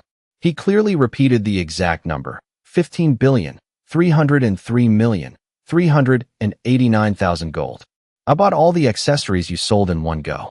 Then he turned away and continued, ignoring Gio's still dazed face. Within a month, I unlocked the items and sold them for over 51 billion. In the end, I made a profit of about 37 billion. At this point, the way Gio looked at Riot seemed to have changed somewhat, no longer with malice.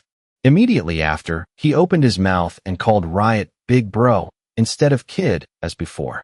Who would have thought that next, Gio would walk over, grab Riot's hand, and beg him, Big Bro, please teach this little brother some business tips. Riot frowned and let him grab his hand, his voice contemptuous as he criticized him for having no self-respect. Immediately after, a deafening roar echoed, startling the three of them into looking up at the sky. Riot looked thoughtfully at where the roar came from, just frowning without saying anything. Sarang, who was sitting on the ground with Urs standing to one side, was also extremely surprised, not knowing where the roar came from. At this moment, Riot finally spoke two words as if he had known all along. It's here. He looked up at the frost dragon roaring in the sky. His voice warned them, the end of the world is here. Gio looked up at the dragon flying in the air, stunned into silence. Sarang and Urs also gaped at it, their eyes wide with fear. The houses were completely burned down, impossible to extinguish. Were suddenly broke out like that. A skeleton soldier roared with anger and bloodlust. Then it immediately swung its sword and slashed at a person standing there, causing blood to splatter everywhere. The others were also slaughtering the people in the city. They were ruthless, sparing no one. Cries of pain echoed everywhere. The people in the city were terrified. They didn't know what these monsters were. Could they have been attacked again? It was the same during Urakan's time. I don't know what the monsters ate, but they suddenly invaded the village. Suddenly, a person noticed something appearing behind him. He was startled and turned to look. Immediately after, a notification panel appeared in front of everyone, surprising them all. The notification said, The Life of Chrono. Main quest, protect the world from the hero Yobi, the incarnation of the sin of wrath. Reward, none. A person who read the notification was very surprised. His voice faltered. The main quest is the life of Chrono? Unexpectedly, as soon as he finished speaking, a skeleton soldier stabbed him with a sword right in the chest. He immediately collapsed, blood pooling everywhere. The remaining people, who hadn't yet recovered from the notification, were startled to see someone fall. They were very angry and worried. This is no time to be leisurely looking at quests. At this rate, we're all doomed. They were surrounded. Mobs were everywhere. Only a few people were left alive. The mob stared at them. Behind them were burning houses. They growled, their mouths wide open as if laughing in excitement. The three remaining people looked at them in fear. They could only take out their weapons and fight for their lives. The leader of the group was sweating coldly. He couldn't understand. The hero Yobi, the incarnation of the sin of wrath? A hero, but not on our side. Then the mobs crazily rushed towards them like unleashed dogs, roaring loudly. They couldn't understand why Yobi wanted to destroy life in Chrono. Suddenly, a dazzling ray of light shone from somewhere. It turned out to be Abra. She was casting a fire spell to fight the mobs. Immediately, a large fire vortex like a tornado appeared, sweeping them all away. The mobs were swept away. Because they were all bones, when they were hit by the strong vortex, their bones also broke. The survivors looked at her, stunned. Their voices trembled. You are the strongest mage of the royal family, Abra. She slammed her staff on the ground with a thud. Then she boldly declared to them, I have received orders from the royal family. From now on, this place will be protected by us of holiness. The one who will protect Chrono is the strongest mage of the royal family and the guild master of holiness, Abra. The people of Chrono were dazed for a moment. They seemed unable to believe it. Immediately after, they all cheered with joy at being saved. Remembering how Urakan had destroyed this place before, their response was very quick and precise. This was the best choice compared to Yurukon's time when they were slow to come up with a countermeasure. While standing, Abra suddenly noticed something flying above her head. She looked up. It turned out that the thing flying in the air was a frost dragon. Its whole body was radiating a hot, brilliant light. Abra was startled. She stared at it, stunned, unable to react. The light was fire about to be spewed from the dragon's mouth. It opened its mouth wide, about to breathe fire on them. Immediately after, a stream of fire from the frost dragon's mouth shot down on Chrono. The place immediately turned into a land of fire. The fire from the dragon's mouth was like a giant fire mushroom planted on Chrono. It turned out that the reason they lost was only one: they were not well prepared. After the fire died down, the people of the city were lying scattered on the ground. Even Abra had been knocked down and couldn't get up. This was a main quest that they were supposed to face a few years later. With their current level and equipment, they had no chance of winning from the beginning. The scene shifts to the hero's mountain. It was very peaceful here. Suddenly, a column of blue light shot down to the ground. A figure was faintly visible within it. The person who had just appeared from the column of light was Yobi. He stood tall in the hazy smoke. His left eye flashed. He was staring intently at something. It turned out that in front of Yobi were the 3 graves of his comrades. Yobi greeted them. "It's been a long time, my friends." Looking at the grave with the lute in front of him, this was the grave of the wandering poet.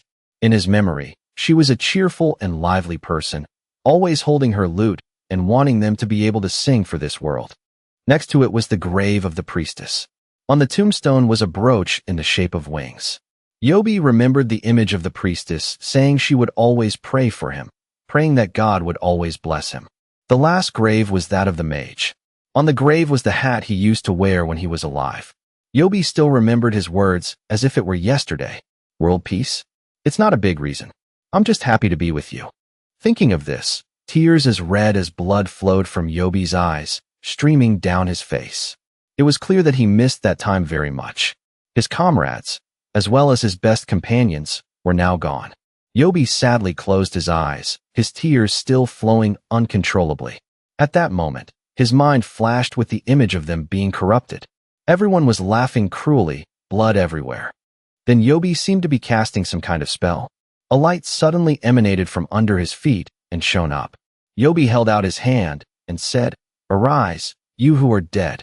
His face was cold, as if the person who had been crying was someone else. The ground shook. The earth where the graves were seemed to be dug up from below. Immediately after, Yobi's 3 comrades sat up one by one. Only now, they were all skeletons. Yobi said to them in a low voice, "The path of glory that you all once walked with me, I will not allow you to walk it again." The first was the level 999 mage. Next was the priestess, also at level 999. Finally, the level 999 wandering poet. Leading them was the level 999 hero. The 4 of them formed the hero's party. Yobi said to them, "Let us adorn the final moments of this endless story." Finally, the notification appeared once again. The difficulty of the main quest has increased. Calamity difficulty. The scene shifts to a person picking their nose. That person is Gio. He chuckled as he used his pinky finger to pick the treasure from his nose. As he picked, he said, "How can that be? Either way, that guy's going to get a beating." With that, Gio turned and walked away. It seemed he was ready to fight. The frost dragon flew this way, right? I haven't done this in a long time. Let me land a transcontinental blow. Riot sighed and reminded Gio of a few things. "Are you sure? If ordinary players get caught in your attack, they'll all die." He didn't answer him and continued to walk.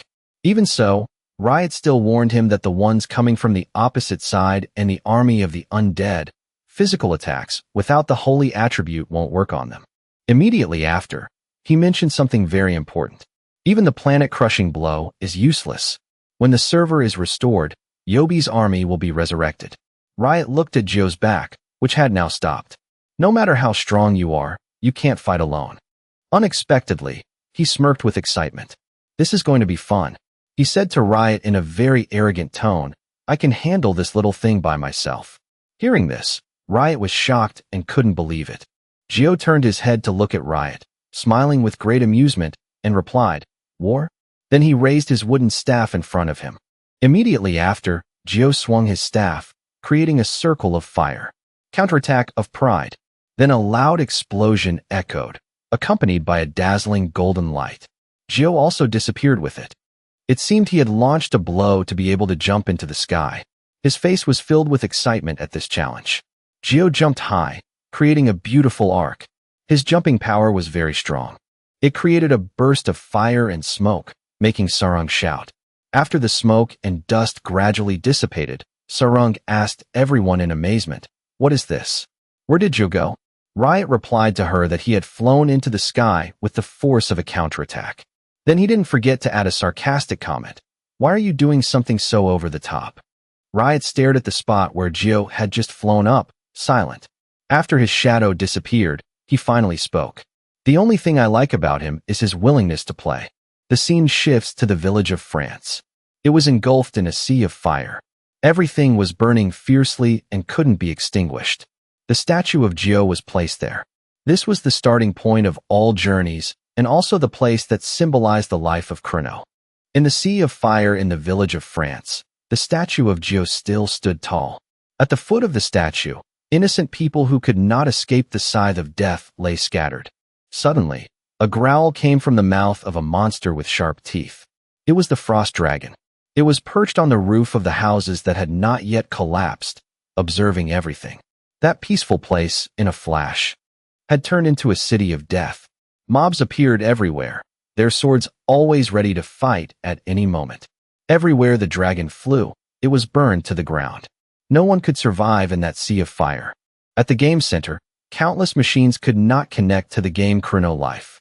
Angry curses echoed in the machine room. Many Chrono Life players came out of the room. They were all very angry, cursing the game. They didn't understand what was wrong with it lately, and they couldn't play. They didn't understand why the village was being attacked repeatedly when it was a safe zone. The game cafe staff was helpless against the users' complaints. "It's you again, Chrono Life."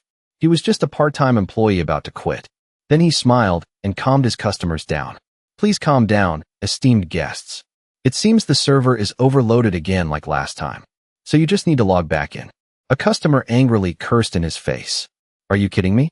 There's a dragon flying in the village. If I die, it'll just respawn, come to the village, and I'll die again." The employee, who was being scolded, could only remain silent and take it. The customer from before was still not over his anger in his private room.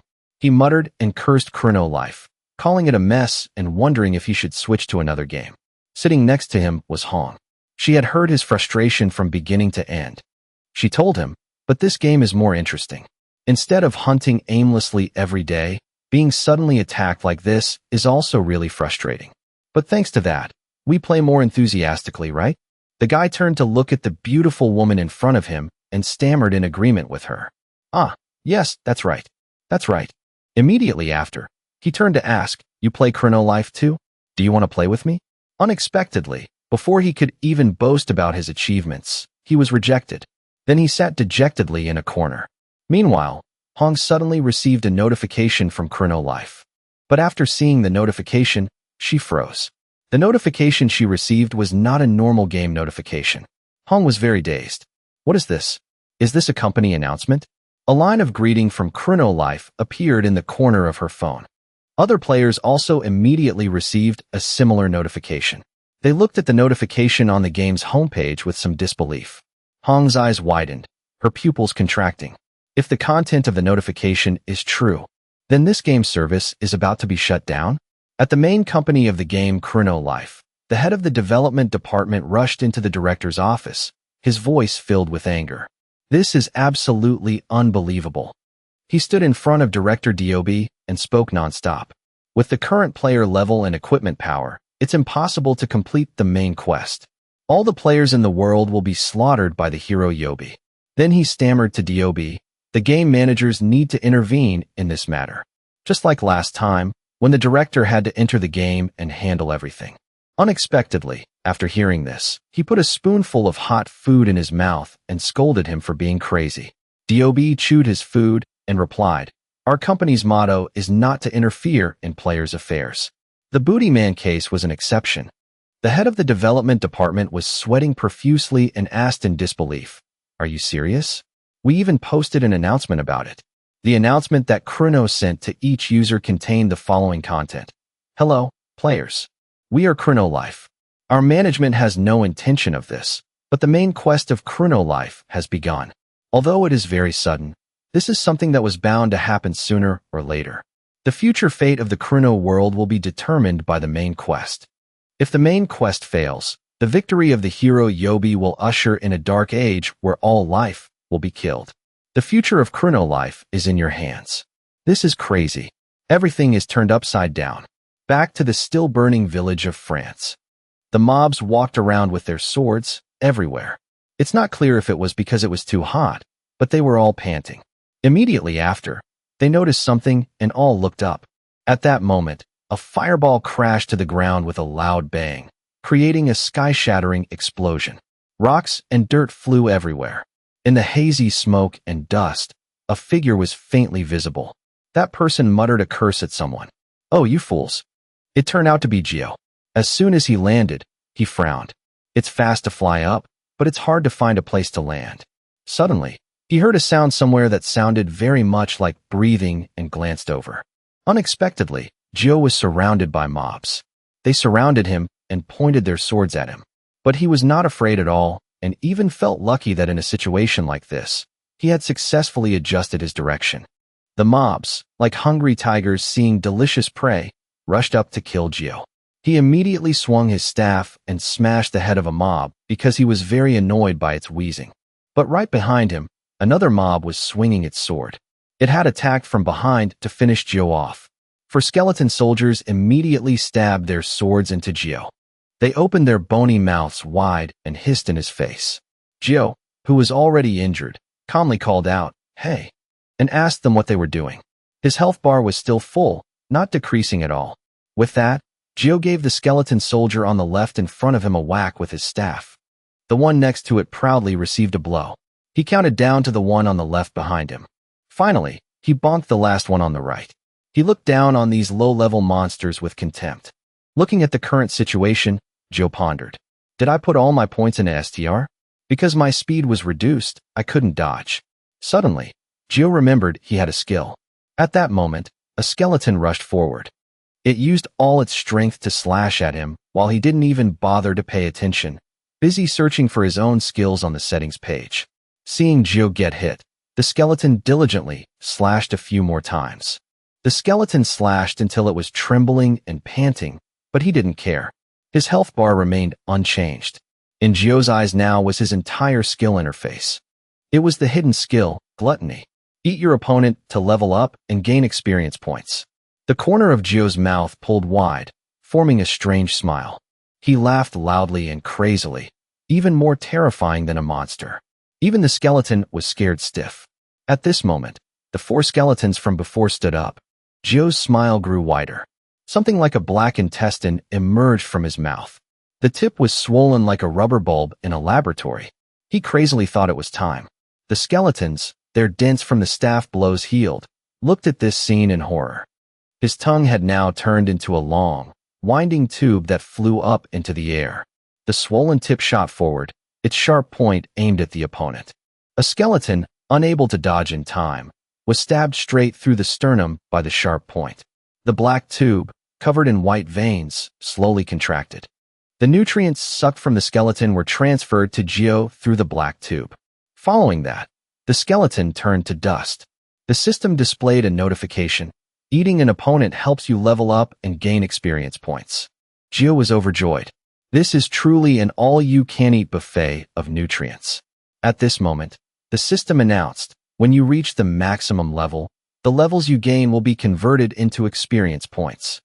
Experience points increased by twice the amount of monsters eaten.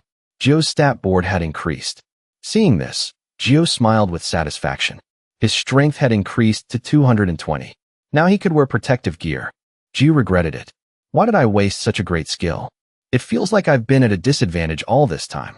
The more Gio talked, the more scared the skeletons became. He looked at them greedily.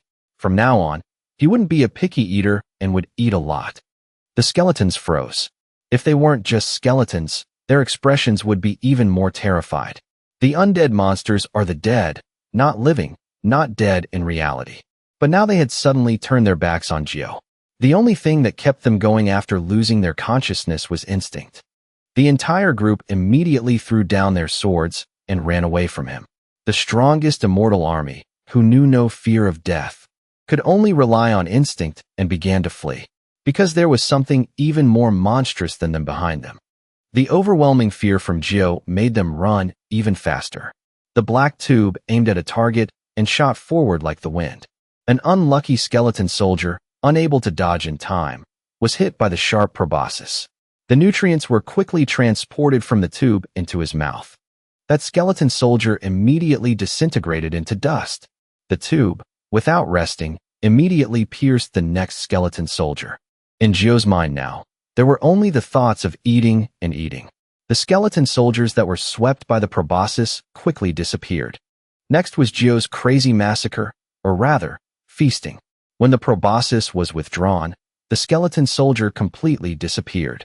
At this moment, with Gio at the center, dust was flying everywhere. The remaining skeleton soldiers that had attacked the village of France could only try to escape. They ran in all directions, trying to flee. The number of skeleton soldiers that had attacked the village of France was originally nearly 2,000. A force that could destroy an entire country turned to dust in the blink of an eye. In the blazing fire, a loud dragon roar made everything shake. The strongest undead monster had appeared and shown its power.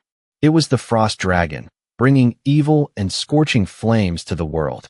At the moment Urs disappeared, it was the one who sat on the new throne of the Dragon clan. At this moment, a black tube suddenly stabbed straight into its face. The Frost Dragon turned in surprise, not yet understanding what it was. But anger was slowly rising in its eyes. Gio shouted, "Eat!" The terrifyingly scary dragon had exploded. The system announced that Gio could gain experience from eating his opponent. All of his stats had now reached 99,999. Seeing this, Urs was so excited that he screamed nonstop. He circled around him, flattering him to the fullest. Booty boy from before was nothing compared to you. Gio felt that was a matter of course. But why compare him to that piece of trash? At this moment, a figure suddenly approached. Gio turned around excitedly, thinking there was still something for him to eat. He asked himself, didn't I eat everything already? The person who arrived was Luna in her goddess form.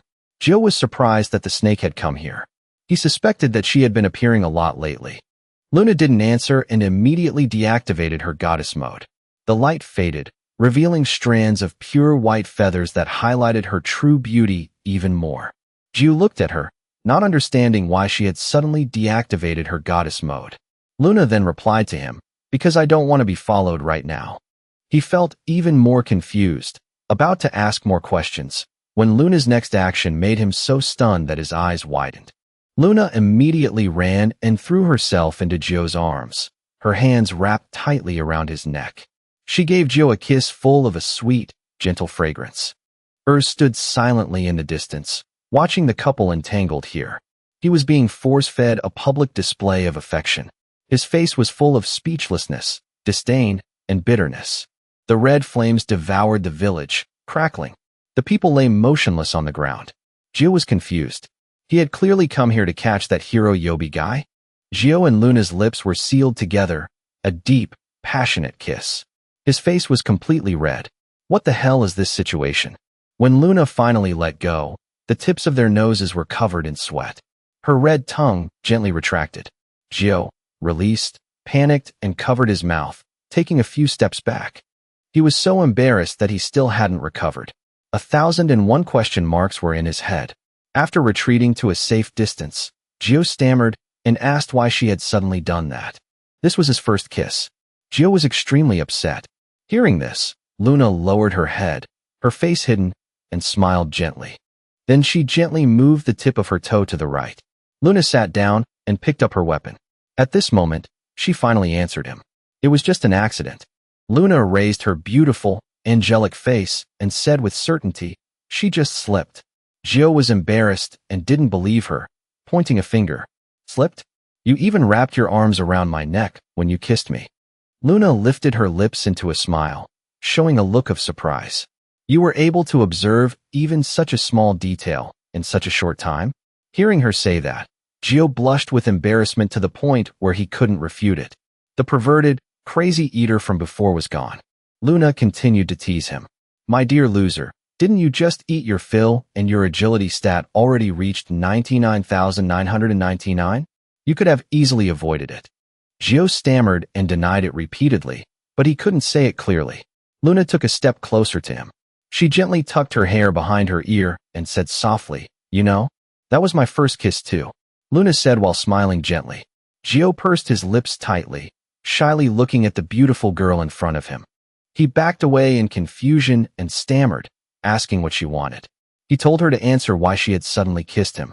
Seeing Luna getting closer, he waved his hand to stop her. Luna chuckled and still said it was a slip. Besides, she came because she had an item to give him. Actually, I came here to give this to you. Luna took out a round, sparkling yellow gem. Inside, streams of energy flowed. The system immediately announced, This is an unidentified gem. Legendary grade. Followed by countless question marks. Luna handed it to Gio and continued, I own this item, and I will give it to you. I can't let both of us be monitored. That's why I deactivated the goddess mode. Hearing this, a look of surprise flashed in Gio's eyes. He frowned tightly. Gio scratched his head in confusion. I don't know what this is, but it seems like you're not trying to trick me. First, since you're giving it to me, I'll take it. But why did you kiss me? Luna chuckled and told him he was too stubborn. She clearly said she just slipped. In short, this is a very important item. Luna told Gio to take good care of it. It will definitely be useful to him. At that moment, Sarung's voice suddenly called out to Gio. She rushed over and complained, If you go alone like that, what am I supposed to do? I ran to catch up. At this moment, Sarung suddenly stopped talking. She stared blankly at the beautiful girl standing near Gio. Her running feet suddenly came to a screeching halt. From a distance, she looked like she was sliding towards the two of them. Sarung stopped and stared at Gio and Luna very carefully.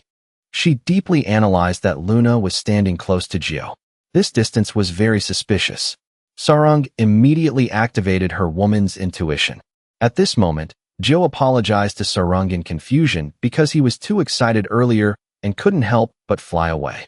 She then walked over quickly. Sarung gently grabbed the tattered hem of Gio's cloak. She spoke in a high-pitched, nasal voice, acting cute and asking him, Who is this? Introduce me to. Sarung let out a whiny final sound. She opened her sparkling eyes wide and looked at Gio. He casually reminded her, You two have met before. At this moment, Luna stared at Sarung's hand holding the hem of Gio's cloak. Her lips pursed slightly. Luna suppressed a long sigh. She immediately activated her goddess mode. A dazzling light appeared. The light gradually faded, revealing her silky black hair fluttering. Sarung was startled and surprised to see the situation before her. The black-haired goddess with the magic scepter. That majestic appearance made Sarung stammer. Luna gently asked Sarung if she recognized her now. You who don't know your place. Hearing this sentence, Sarung broke out in a cold sweat.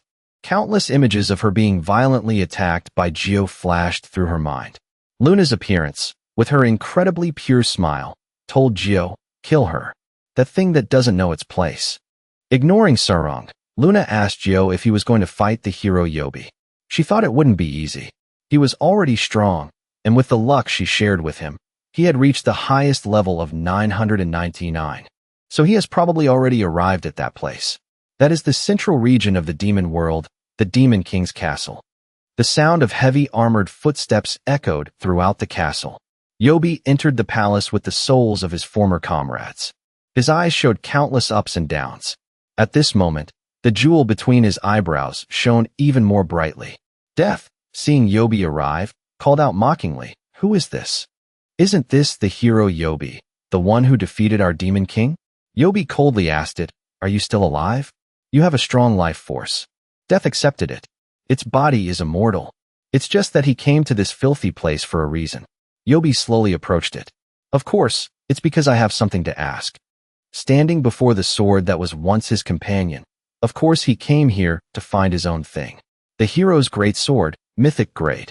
Death was silent for a moment, a little curious. Will it be okay? That sword was sealed by the Demon King with his own luck. You must also know what it means to touch it. Yobi silently lowered his head, his expression unclear at this moment. A moment later, Yobi opened his mouth and agreed with death. He knew this better than anyone. Yobi gripped the hilt of the great sword and gently used his strength. The sword was slowly pulled up, accompanied by an explosion of the Demon King's demonic power. The system announced, condition met.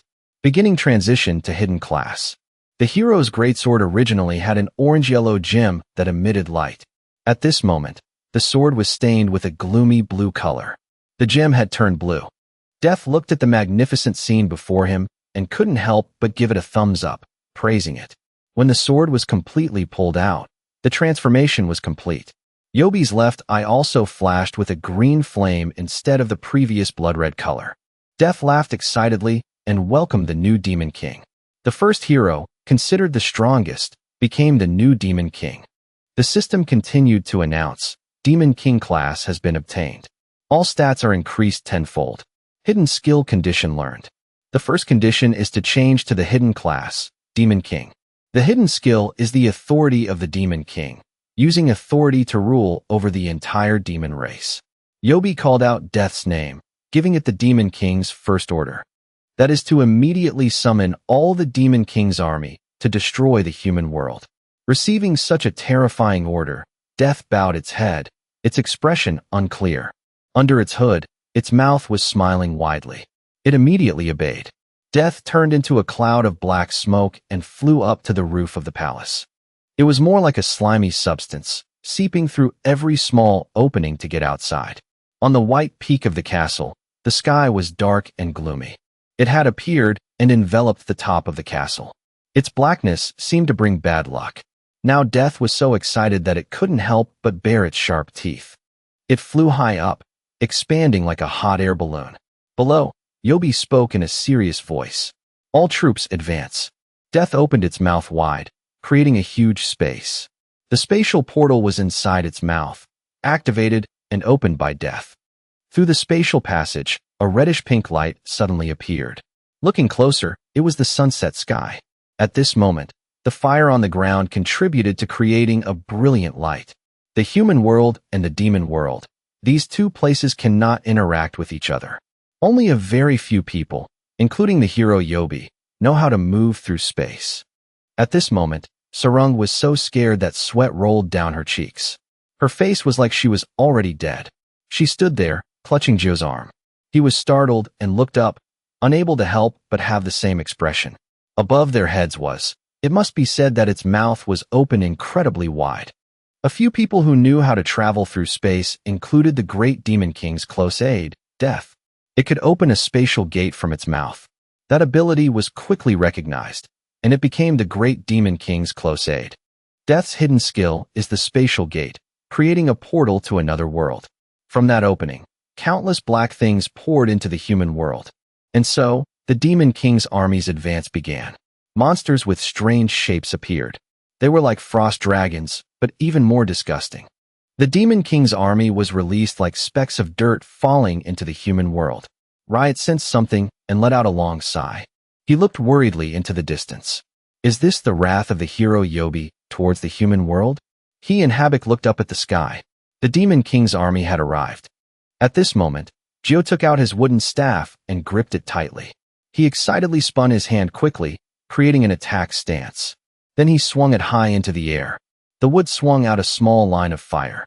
From there, it erupted powerfully into the air, reaching all the way to the galaxy. The planet-crushing blow. This made Sarung exclaim in surprise. Jo laughed loudly, congratulating the winner of this war. But suddenly, his eyes widened in disbelief. The demon race's numbers had not decreased at all. Luna gently replied, the winner is the demon race. Their characteristic is their strong physical strength, and their power is born endlessly from their horns. That alone is enough to make the Demon King's army incredibly strong. But they also receive the luck of the new Demon King, Yobi, so they might even have immortal bodies. The demon race, plus death, then they are truly the strongest race. You can't use violence to fight against this many. So what are you going to do now, my dear loser? How will you defeat the hero Yobi? Jo's face was serious as he let out a long sigh. Immediately, a brilliant circle of light appeared under his feet. A spark of fire slowly formed in Jo's chest. Master Novice, Activating inherent characteristic. Soul of the Saint class activated. Gio softly said, "Blessing," and transferred all his energy into his wooden staff. To catch the undead, the holy attribute is poison. Blessing is a basic skill of the Saint class. It changes the user's weapon to the holy attribute for a certain period of time, and its effect increases depending on the user's intelligence. Gio gently ordered, "Fly up like a saint." At the same time, Gio revealed a very satisfied expression. Countless small angels served as his background. With this eyesore of an image, a stream of holy light shot towards the demon army. The cleansing power pierced through to the outer universe, carrying countless sparkles. Before the brilliant light and the situation at hand, Luna was blinded. She was so speechless that she cursed under her breath, feeling that her eyes needed to be cleansed right now. Those creatures with their less than pleasing appearances are the embodiment of the demon race. A race that possesses a strong body and endless magic power from birth. In addition, with Yobi's power, they have also gained the ability of immortality. In fact, this is the strongest race in chrono life. The demon beasts fell like rain in July. Heads rolled, horns flew, corpses fell like autumn leaves. Thanks to that, the hole that looked like death could fully exert its endless attraction. It's not clear what it saw, but its face suddenly went blank as if it had stepped on dog crap. On the other side, Ju smiled dangerously and spoke up. "Immortal, my ass." They were hit with a holy attribute attack, and half of them died. "I'm starting to get bored now. Come on out, Hero Yobi." The sky was almost clear of demon beasts, with only a few black specks remaining. Now those specks were gathering together again, forming demon beasts identical to before. This made him feel incredibly disbelieving. But on the other side, after being resurrected, they had officially returned and seemed to be even more formidable than before. Gio's face was wrinkled like a monkey's, but as he said doubtfully, "So, they were hit with a holy attribute and can still be resurrected?" Luna calmly explained, "This is the ability of the hero Yobi. As long as Yobi's mana remains, the demon race can never be defeated." At that point, Gio helplessly complained, "This is hopeless. This will be a battle of wills until Yobi's mana reaches 0. With that, he struck a pose like a supermodel, infinitely repeating, "Fly up like a saint." Seeing this, Luna tried to stop him. "Damn it, wait a minute." She took a deep breath and then let out a torrent of words. Participating in this meaningless battle will only waste time. They will be resurrected quickly, so don't use that "fly up like a saint" move anymore. Wouldn't it be more effective if you just went and destroyed the hero Yobi yourself? Gio replied to that sincere advice with a blunt question. "Why do you look so desperate?" "But that Yobi guy is in the demon world now. I don't have a way to get to the demon world." While they were engrossed in their conversation, Sarang suddenly spoke up. "Boxer shorts. What's that hole in the sky?" She innocently asked, "If we go in there, won't we get to the demon world?" Hearing this, Gio was impressed. "That makes sense. But that hole is only a one-way trip." At that moment, Luna dropped a bombshell. "If you go in from this side, you'll be trapped in the gap, and your entire body will be torn apart until you die. So stop talking such nonsense, you who don't know your place." Hearing this, the rage within Sarang began to stir again. Finally, she couldn't hold it in any longer and exploded. "Who the hell are you to keep looking down on me like this?" From the very beginning, no player in Chrono Life has ever been to the demon world. Faced with Sarang's anger, Luna remained as calm as ever. "Why not? As a goddess, I can totally open a portal to the demon world." With that, she extended her hand towards Gio as a warm invitation. Luna looked straight into his eyes and shyly spoke up. "Take my hand. I will take you to Yobi. That's also the reason I came to find you." Hearing this, Gio was very surprised. "This is the reason you came to find me? But you clearly said just now." Her eyes had been staring at him the whole time. When Gio met her gaze, he immediately remembered something. He recalled the gem, Mythic Grade. At that time, Luna had said, "I own this item, and I will give this item to you. I can't let both of us be monitored. That's why I decided to deactivate the goddess mode." At that time, Gio had listened to her instructions very seriously. That's why when he remembered, he thought deeply. She said not to let it be monitored. After a moment of hesitation, Gio finally took Luna's hand. He eagerly said to her, "All right, lead the way." Sarang, standing not far away, tried to stop Gio. Are you serious, boxer shorts? You believe that woman? He replied dejectedly. I have no other way to get to Yobi. Class rep. Meanwhile, Luna was still immersed in her own soaring emotions. Their hands were still clasped tightly together. She stared at it, and then unconsciously smiled happily. A moment later, Luna spoke sweetly. Then let's go. Gio was eager to go, so he immediately agreed.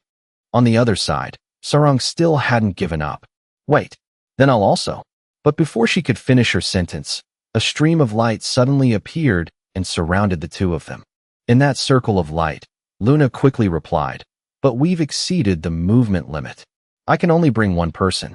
With that, Luna also took advantage of the distance between her and Gio to touch his shoulder.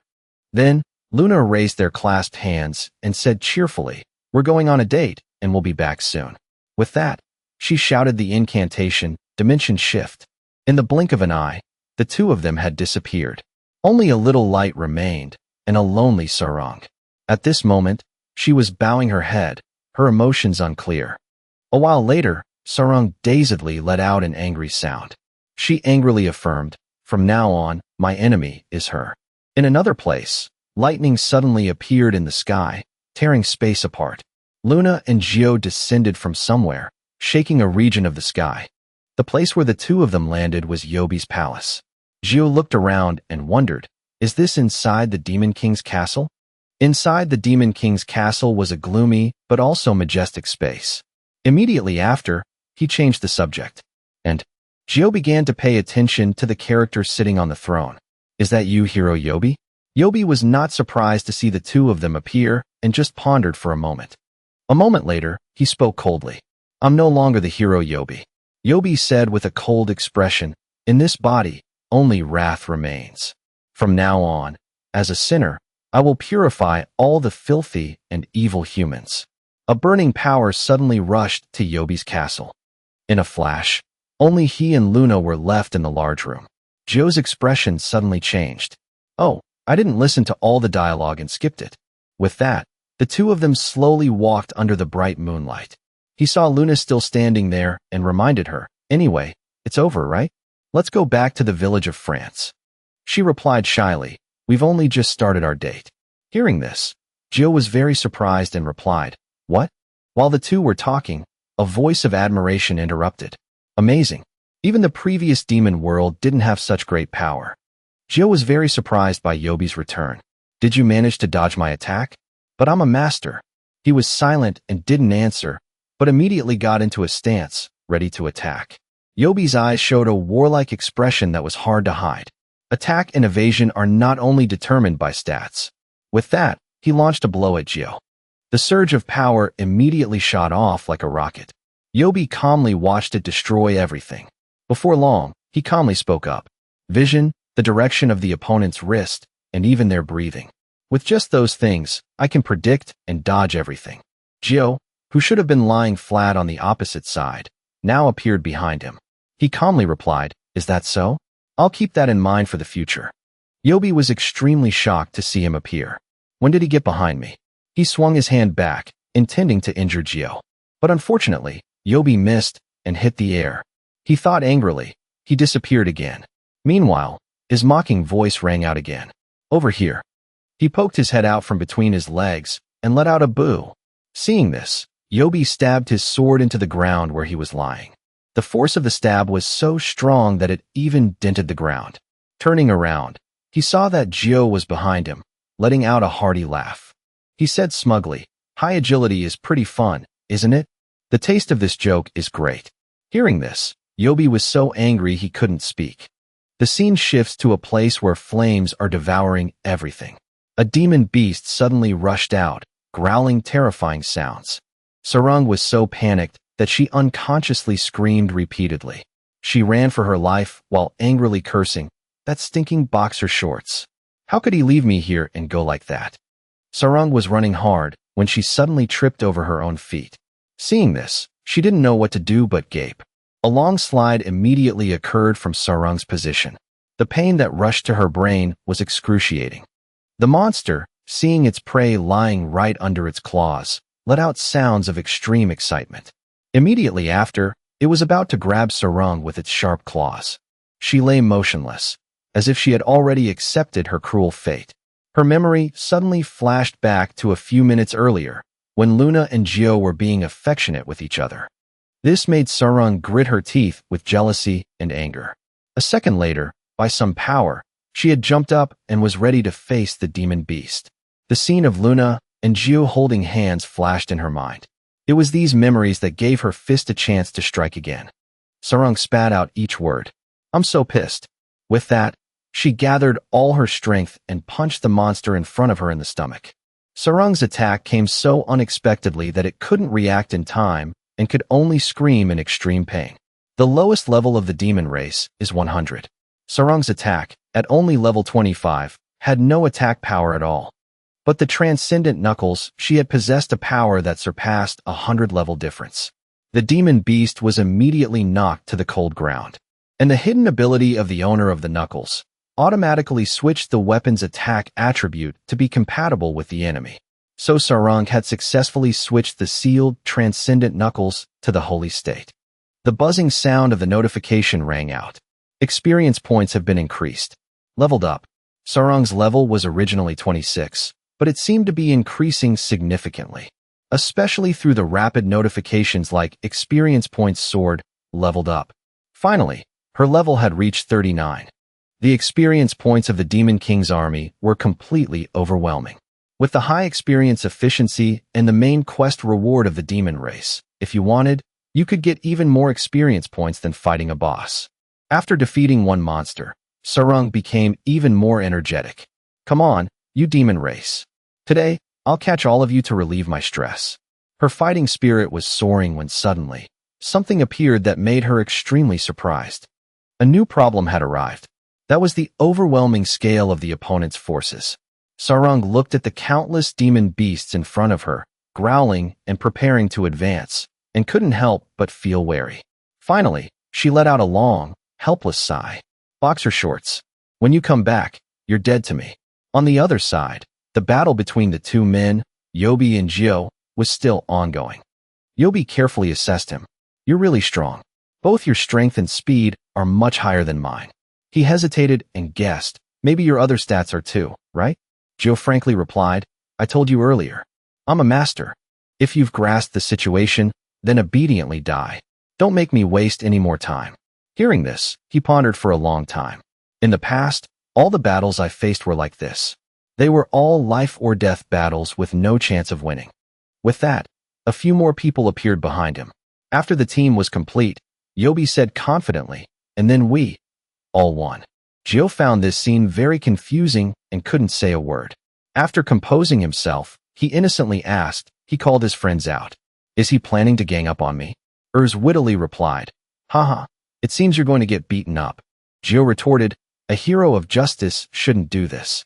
He should fight one-on-one with dignity." He was full of fighting spirit and added, he should win by overcoming difficulties and understanding his opponent. Gio strongly agreed with Urza's point of view. Luna, who had been quiet all this time, suddenly spoke up. "I think you should be more careful.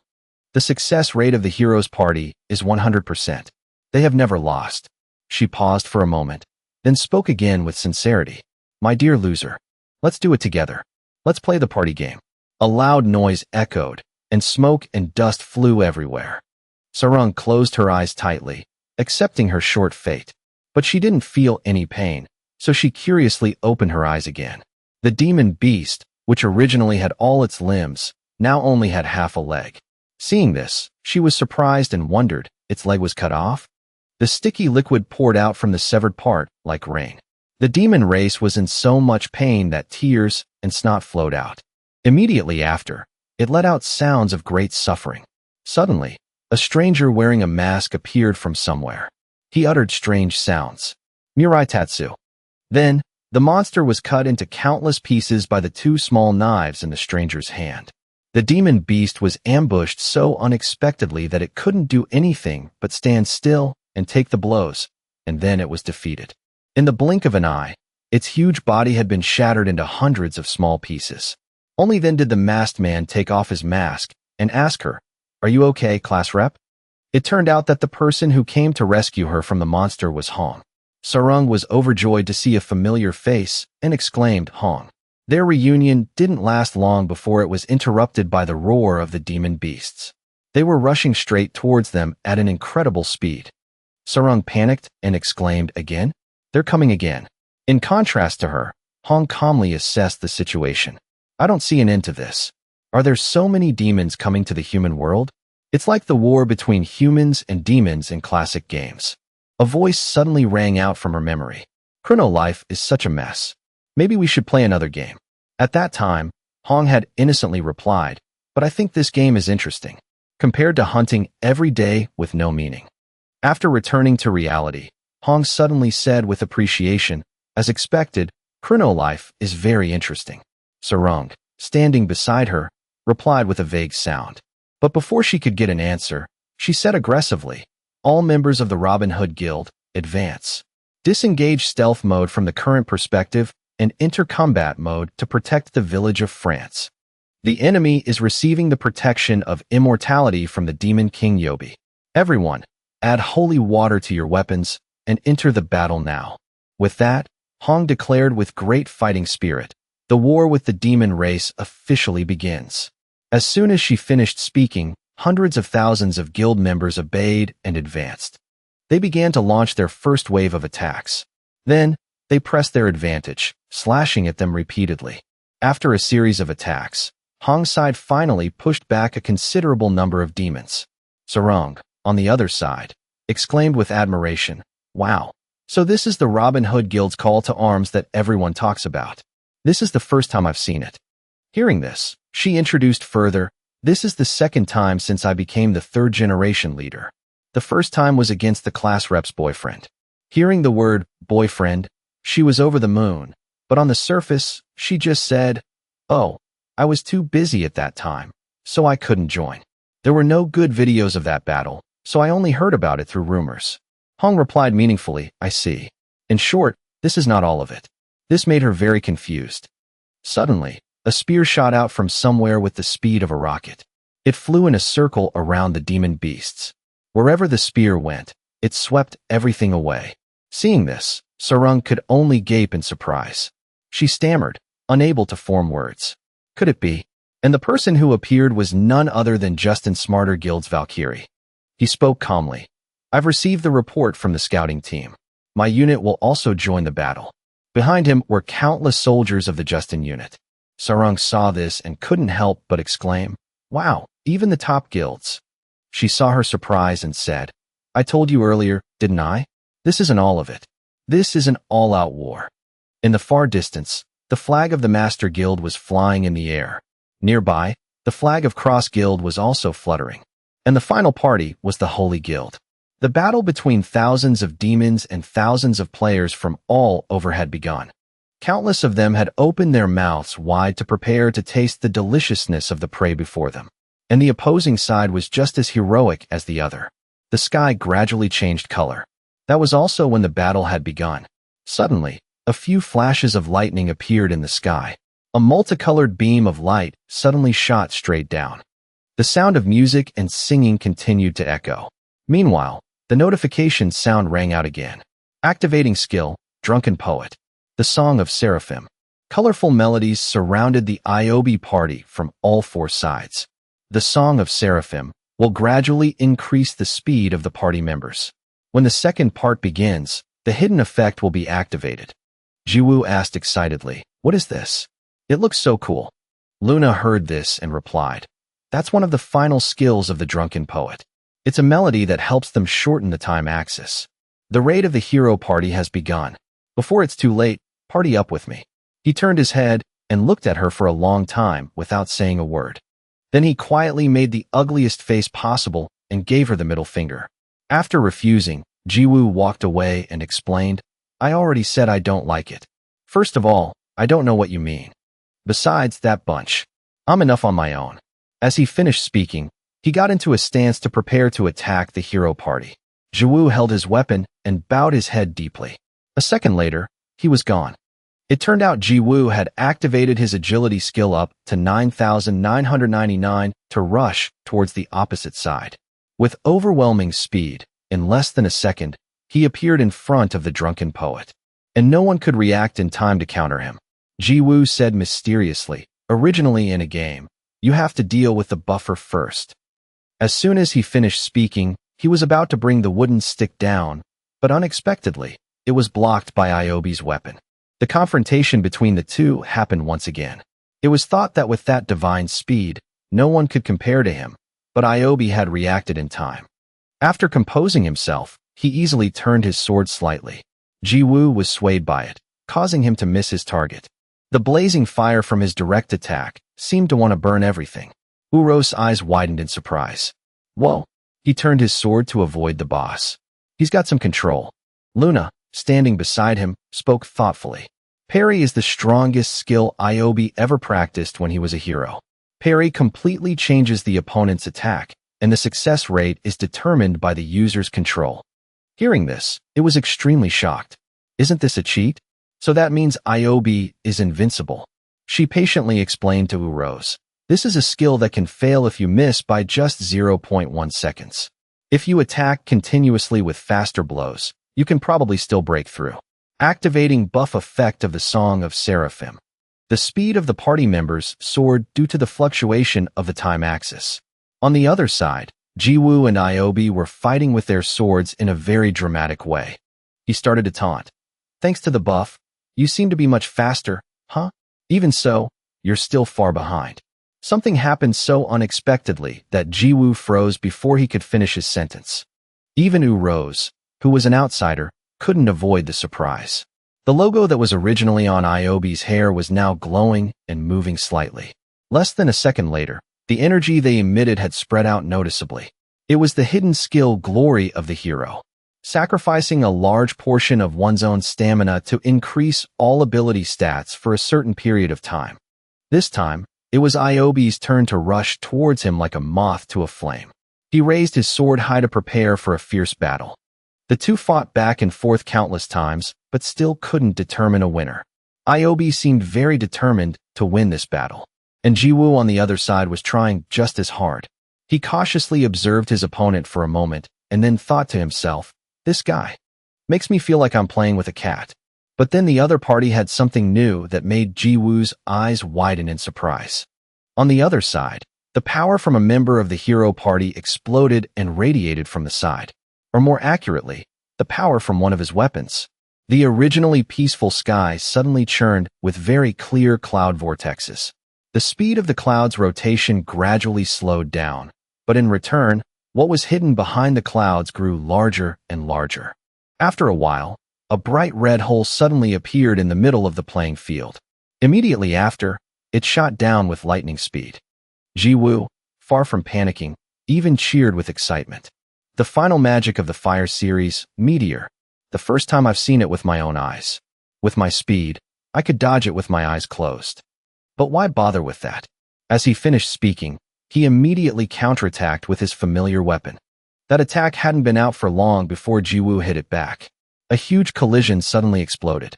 The explosion seemed to destroy almost everything around. At this moment, he spoke leisurely. Well, I'm done with this. Is there anything else for me to see? You haven't used up all your secret moves, have you? Don't drag this out. Let's end it quickly. Iobi heard this and really wanted to retort, but unfortunately, he had no strength left to do so.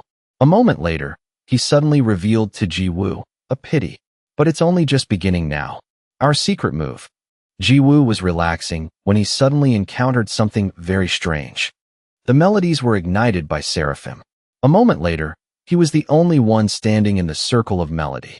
At this moment, the buzzing sound of the system suddenly rang out. Activating hidden effect of the Song of Seraphim. Reduces all of the enemy's ability stats by half. Uros heard this and was terrified. What? Iobi spoke triumphantly. This is our secret move. My current ability is 10 times the previous hidden effect of the Demon King. Moreover, I also received a buff from the Drunken Poet, so my ability stats and yours are now equal. The only skill you can rely on now is Devour.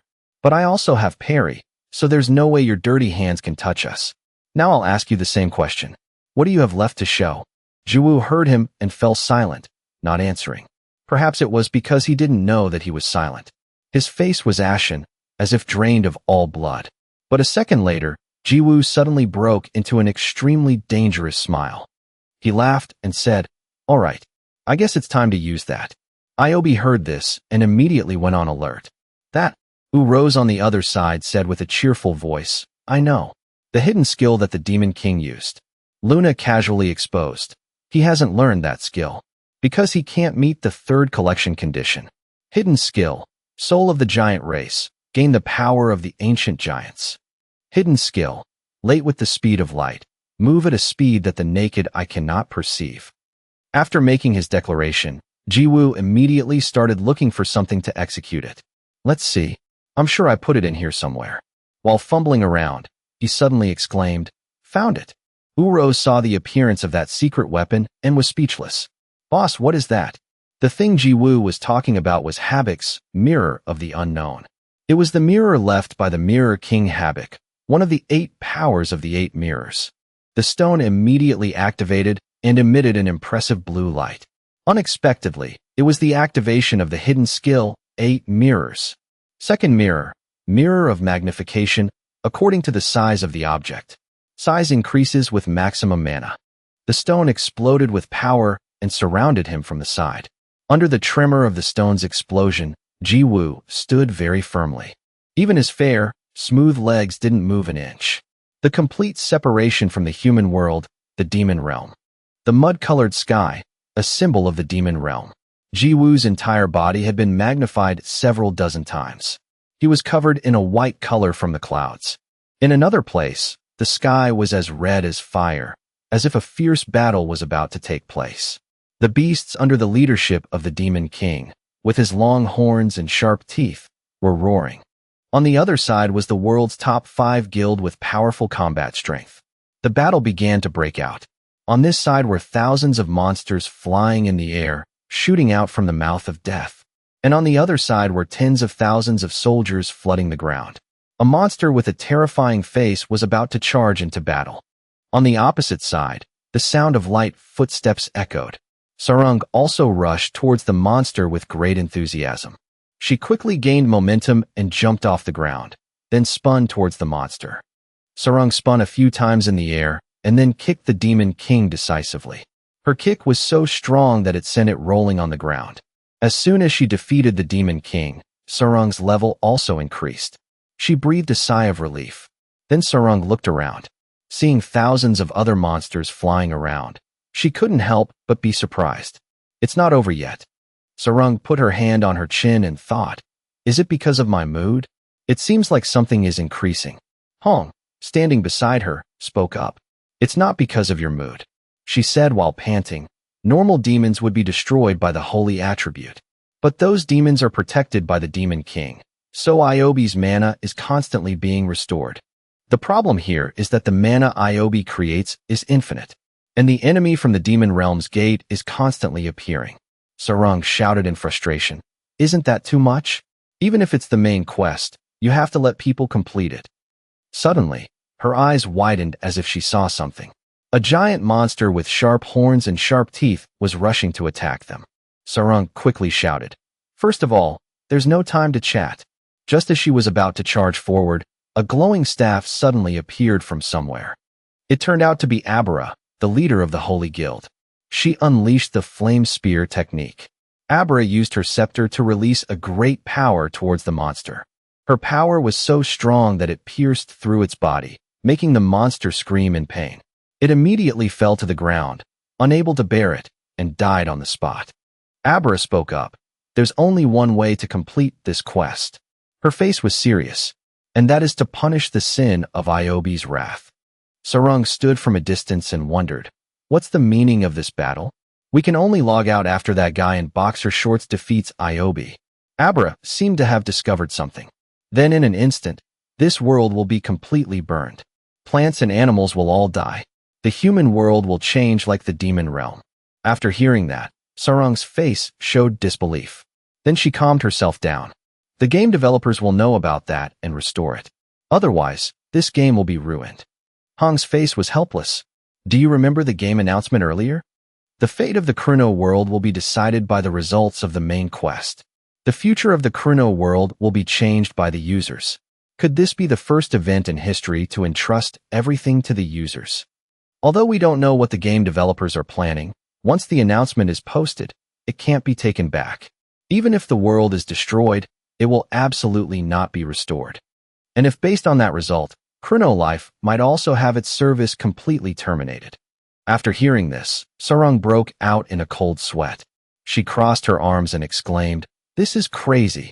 She asked insistently, "Is there no way to stop this? The world's top game developer would do this." In contrast to Sarang, Hong was still optimistic and smiling. "I think this game is great. Isn't it romantic?" Sarang said angrily. "This is not the time to say such things." Ignoring her words, Hong quickly advanced towards the monster. Seeing Hong's action, Sarang stammered, unable to speak. Seeing this, Abra calmed her down. "Don't worry, other regular users will also notice." She turned her head to look at the other players.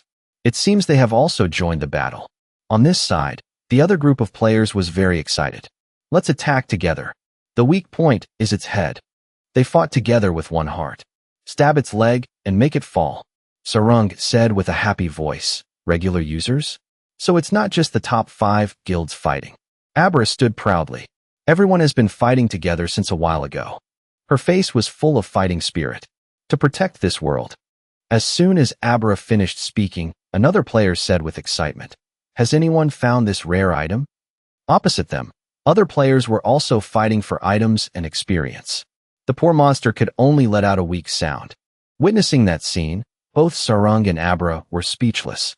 Abra remained calm. To protect this world. Before she could finish, Sarang interrupted. "Stop making excuses." Meanwhile, in another place, a battle was still going on. Iobi's eyes at this moment were a mixture of worry and fear. He looked at Jiwoo's strong body with a stunned expression. "Hundreds of meters. No, that's not right. It must be over 1,000 meters." A skeleton holding a guitar casually played to unleash a technique. System notification. Activating effect of the Song of Seraphim. Reduces the target's abilities by 1/5. Rose shouted angrily. "He's using that cowardly skill again. The boss's healing factor has status effect immunity. How can it get through?" Luna hesitated and explained, "That skill isn't a status effect, but a skill that changes the time axis of those around it. But it won't be effective if you're outside the range of the music." Jiwoo's voice boomed like thunder. "Hey you, Great Demon King Iobi." Hearing the voice surprised Iobi. Jiwoo continued to provoke. "What was the name of the skill you just used?" "Parry." His eyes and smile were somewhat frightening. "Interesting. Dispersing the enemy's attack." Jiwoo brought his giant, terrifying face down to look at them. "Use it again." Iobi could only helplessly grip the sword in his hand, letting out a heavy sigh.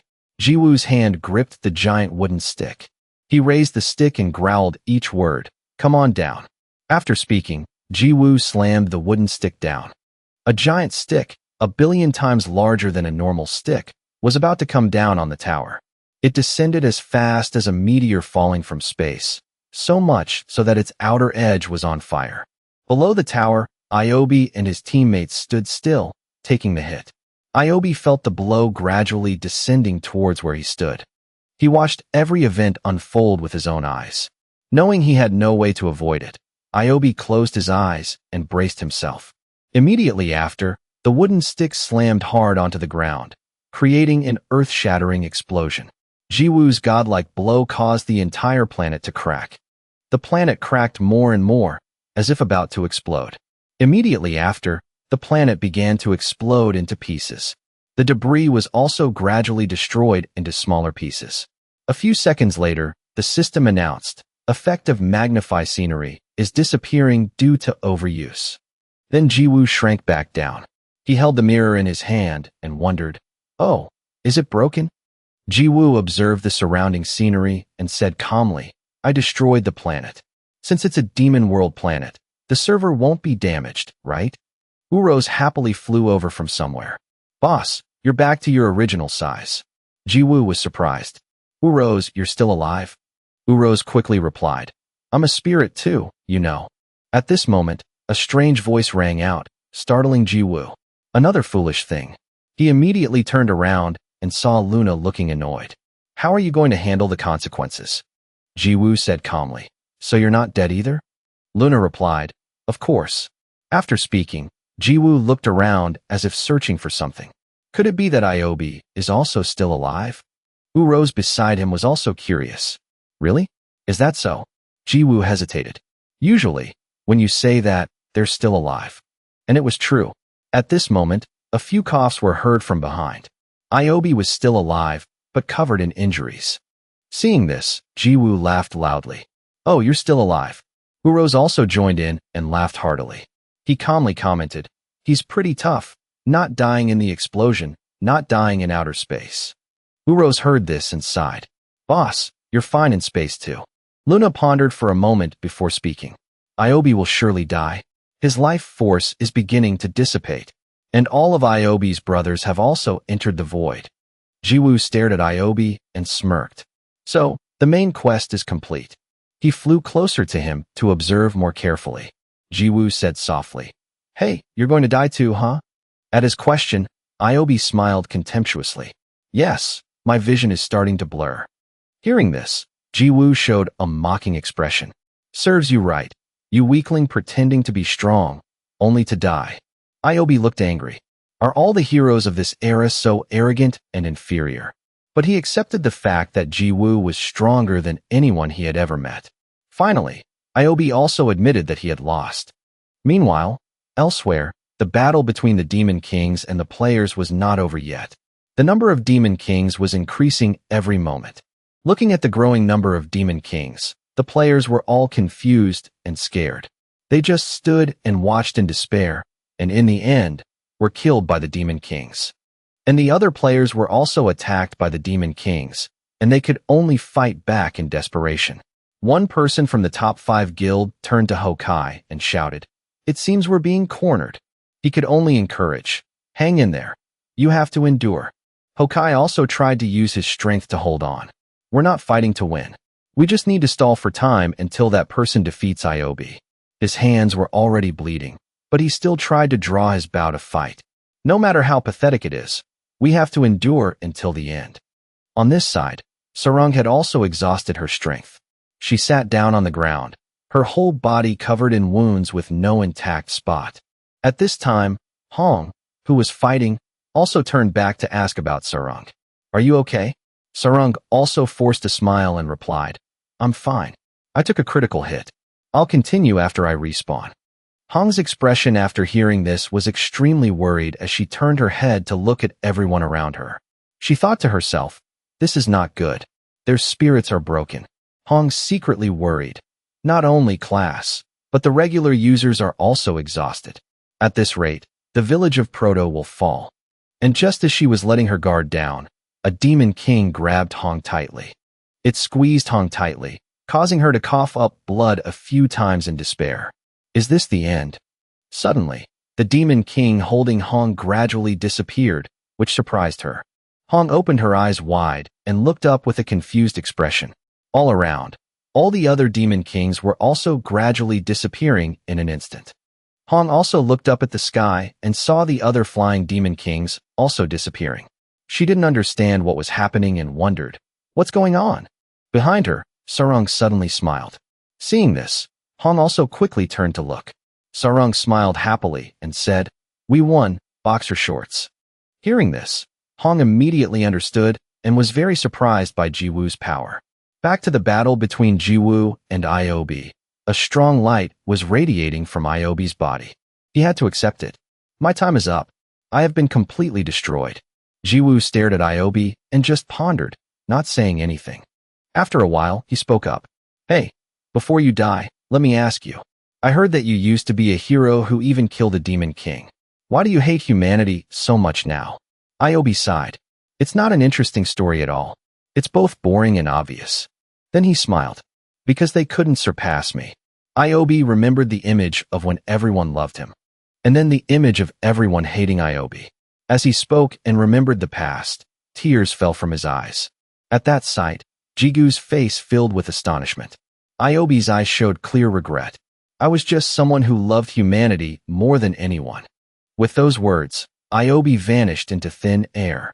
Hearing his words, Luna fell into deep thought. Just someone who loved humanity more than anyone. She silently repeated his words in her mind. After a long moment of contemplation, she closed her eyes as if accepting the truth. As soon as Iobi disappeared, the system displayed a notification that they had completed the quest. Jigu also looked up at the system. Congratulations, you have received the quest completion reward. He happily reached out to receive the reward chest flying toward him.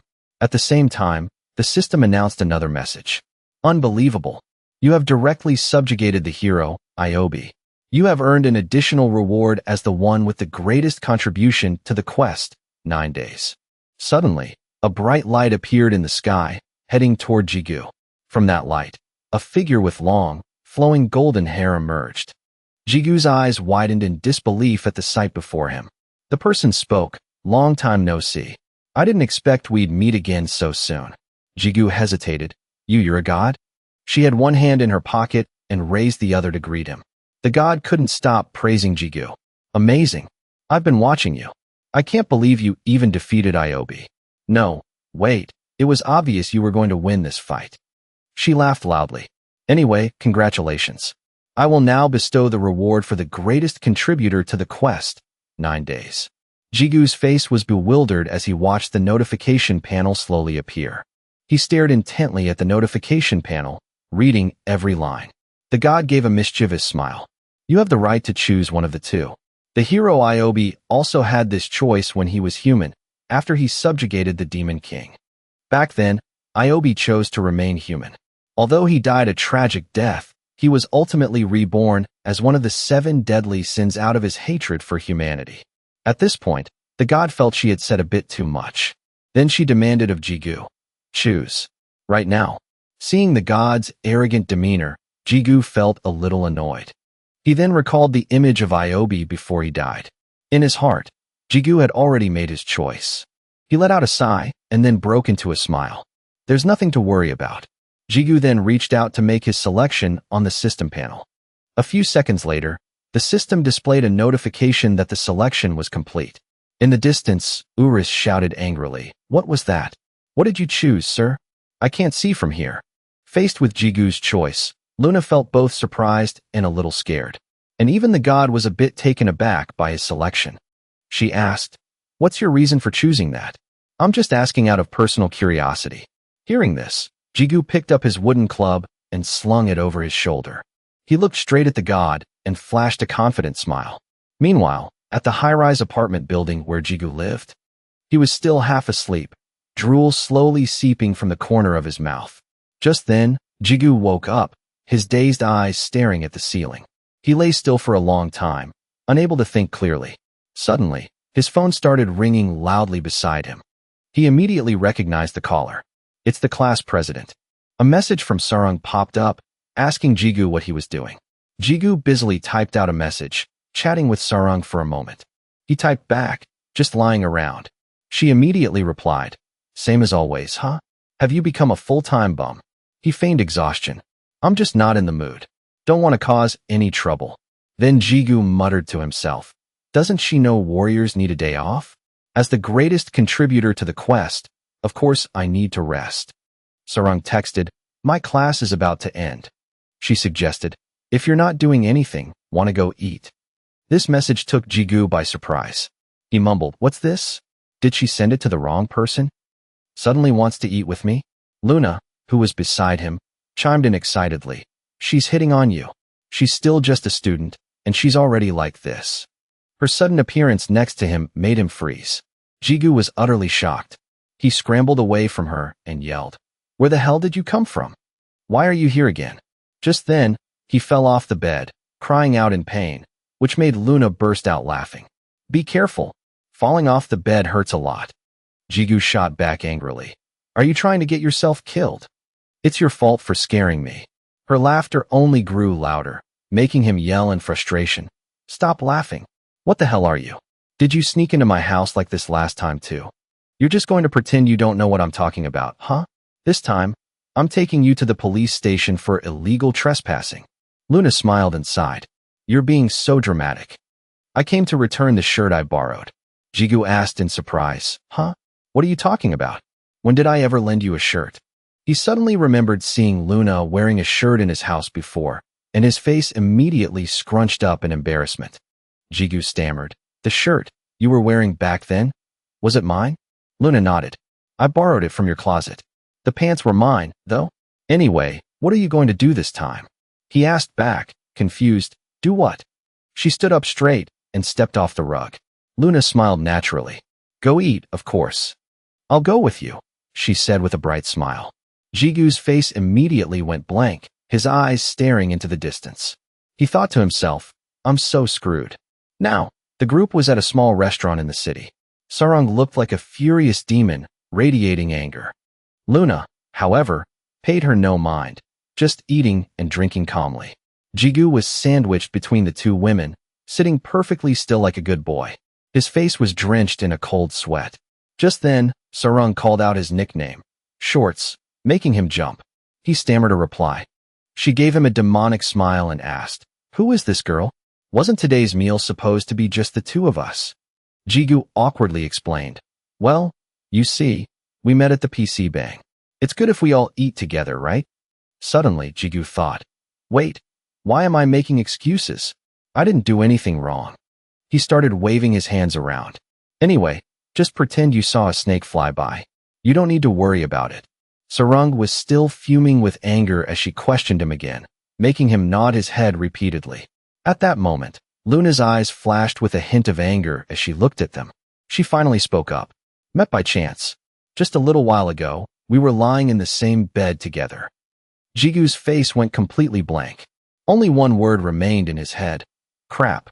Sarang's face contorted with rage. Shorts, what did she just say? It made him stare into the distance and think to himself, I'm so screwed. Luna let out another sigh. I don't understand this situation. To be direct, you two don't even know each other. Why are you interrogating this idiot? Class press. Sarang explained with a hint of pride. Shorts and I are in the same guild in the game.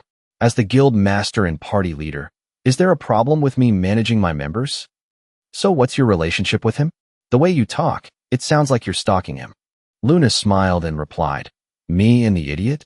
We have a very special relationship. She leaned in close to Jigu and said, both in real life and in the game. Her lips curved into a bright smile. Hearing this, Jigu's eyes widened in shock. He remembered the day she forcibly kissed him in the game. Jigu forced a smile, sweating profusely as he reluctantly replied, I guess so. It doesn't mean anything. Anyway, that was in the game, not real life. Luna just smiled at his words. Idiot, the sensations in Chrono and in real life are the same. If you don't believe me, we can try comparing them this time. Jigu blushed from the teasing, his eyes wide with a hint of anticipation. Sarang couldn't take it anymore and shouted, Hey, you two, get away from each other right now. What are you doing in a public place? Stop talking about your private matters that only you two know about and making other people angry. What do you mean, the sensations in the game and real life are the same? Directly comparing them is. She suddenly trailed off. Her eyes widened in alarm, as if she had just understood something. Sarang asked tremblingly, Could it be? You two have. Luna giggled. You figured it out? I thought you were just some clueless kid, since you look so boring. She clenched her teeth, her face darkening. Sarang slammed her hands on the table and stood up. She turned around and coldly spat out, I'm leaving, then slammed the door on her way out. Luna laughed cheerfully. Oh my, she's gone. Jigu, exhausted, said, You should eat up and go too. Outside the restaurant, the sky was painted a brilliant crimson by the setting sun. Luna, now satisfied, happily exclaimed, I'm so full. That was delicious, idiot. This place is really good, isn't it? Next time, let's go to a great place I know. You'll love it, idiot. Jigu just nodded perfunctorily. I know, now hurry up and go. Luna smiled, but her eyes held a hint of sadness. Luna spoke, her voice full of nostalgia. The sun was setting just like this back then, too. She remembered the first time they met in the game. Jigu scoffed. You don't want to go home or something. Why are you suddenly bringing up the past? She then asked, The right to choose that you got as a reward for your great achievement in the quest. Why did you choose that? Hearing her, he remembered. Back then, the god had asked him, Why did you choose that? Jigu sighed. You're asking the exact same question as that person. Didn't you hear my answer? Luna just smiled. I heard it, but it seems like that wasn't the whole reason. For example, Han Sarung, perhaps. Because of her. The two stood in silence for a long moment. Jigu scratched his cheek, his face scrunching up. He waved his hand dismissively. I don't know what you're talking about. I'm leaving. Goodbye. Luna remained standing there, watching Jigu's back as he walked away. A moment later, the system notification sounded. User verification complete. Connecting to Chrono. Before him was a beautiful meadow under an endless blue sky. The neighborhood, ruined after the Battle of the Quest, had still not been repaired. Urus cheered happily. Welcome, boss. You haven't logged in for a day. Are you doing okay? Jigu smiled and said, So you're here. He looked around, completely bewildered. Urus asked, Isn't this the alley in Fran village? Why are we here? Jigu calmly replied, I don't know either. Maybe it's because the demon realm collapsed? This is nice though. No one passing by is great. Let's just rest and recover quietly today. Urus was even more confused. Recover in the game? You can recover in real life, too. Jigu grimaced. Real life is hell. Just then, a wooden club fell beside him. The system displayed its information. Wooden club, a basic, low-level weapon. Trait, very weak. Jigu looked up in confusion. In front of him, Bill was already standing there, waving. He was surprised to see the newbie girl. Jigu shouted in astonishment. You're that person. Meanwhile, in a magnificent high-rise building, the headquarters of the game Chrono. Director B slowly brought a high-end cigar to his lips. He frowned in silence, staring straight ahead. The large screen in front of him was displaying the image of Jigu and Bill. The head of character design asked nervously, Director, what should we do? Director B sighed. What do you mean, what should we do? Just keep monitoring them. He thought to himself, it's time for those two to meet. His eyes glowed with the light reflected from the large screen before him. He mumbled, Is this some kind of joke from the gods? Jigu was smiling happily. Oh, hello. It's a pleasure. Long time no see. How have you been? He excitedly grabbed Bill's hand and shook it up and down, making the newbie girl dizzy. Jigu then sat down on the ground. Come on, have a seat. I never would have dreamed we'd meet again like this. How long has it been since we last saw each other? He began to ask. The girl looked confused. Jigu then realized, You don't know who I am? After I failed my equipment enhancement and everything broke, you appeared and gave me a wooden club, remember? Bill finally remembered, making Jigu exclaim in excitement. You remember. The girl then mentioned the golden bronze statue in the village. This made him a bit awkward. That thing looks exactly like me. Urus then spoke up. Boss, who's that buzzcut kid? Bill displayed a bunch of question mark icons. Seeing this, Jigu asked in surprise, You can see Urus too? He explained, Did you forget, boss? After I materialized last time, everyone can see me now. Hearing that, he remembered and nodded. Ah, that's right. This is the two-headed dragon, Urus. He used to be a boss monster. Here, take him. Urus reverted to his old tone, scoffing. He threatened the little girl. How dare a mere human lay a finger on me? I am the two-headed dragon, Urus. Before he could finish, Bill threw her arms around the adorable creature. Seeing the girl's happiness, Jigu let out a sigh. He was now holding the familiar wooden club in his hand. Jigu looked at it with a cherished expression. This is the wooden club you gave me. Thanks to it, my whole life has changed. Do you want to see? You'll be surprised. I'll tell you what I've been through all this time. Bill looked interested, a question mark icon appearing above her head. Jigu began his story. The first thing that happened after I got it was I took it to be enhanced. As he spoke, he thought to himself, This is really amazing. It's a miracle I'm even alive right now. I've never told my story to anyone before. But now it's strange. I'm telling you everything I've ever been through, even everything deep in my heart. After that, I had two choices after defeating the hero Iobi. Become one of the 7 deadly sins or remain human. Do you know which one I chose? Bill was curious, extremely excited to know the result. Jigu smiled gently and let out a long breath. He said calmly, I chose to be human. You ask why? Are you curious about that too? I'll tell you that story later. I have something for you. Jigu held out his hand and issued a summon command. A brilliant blue aura appeared around him. The system displayed a notification, answering the master's call. High-grade weapons have been summoned. From the aura, countless high-grade items appeared, raining down onto the ground. Jigu said cheerfully, "They're gifts for you. They're all yours. I have my wooden club, so I don't need them." Bill waved her hands, indicating she didn't need them, which surprised him a little. Jigu wondered, "What's wrong? These items are really expensive." Bill quickly wrote something on a piece of paper. Then she cheerfully handed it to Jigu, which surprised him. He took it and read for a while, then suddenly realized something. A short while later, at a massive private hospital, as Jigu walked in, he thought to himself, "The note that kid gave me had a very strange address. And there, someone I never expected was waiting for me." He opened the door to the hospital room and went inside. There was a child with a breathing apparatus attached to her face. Jigu immediately recognized her. "She's the only person I've ever told my story to. The only child I've ever opened my heart to. The one who was diagnosed with a terminal illness 2 weeks ago. A teenager who is still so young."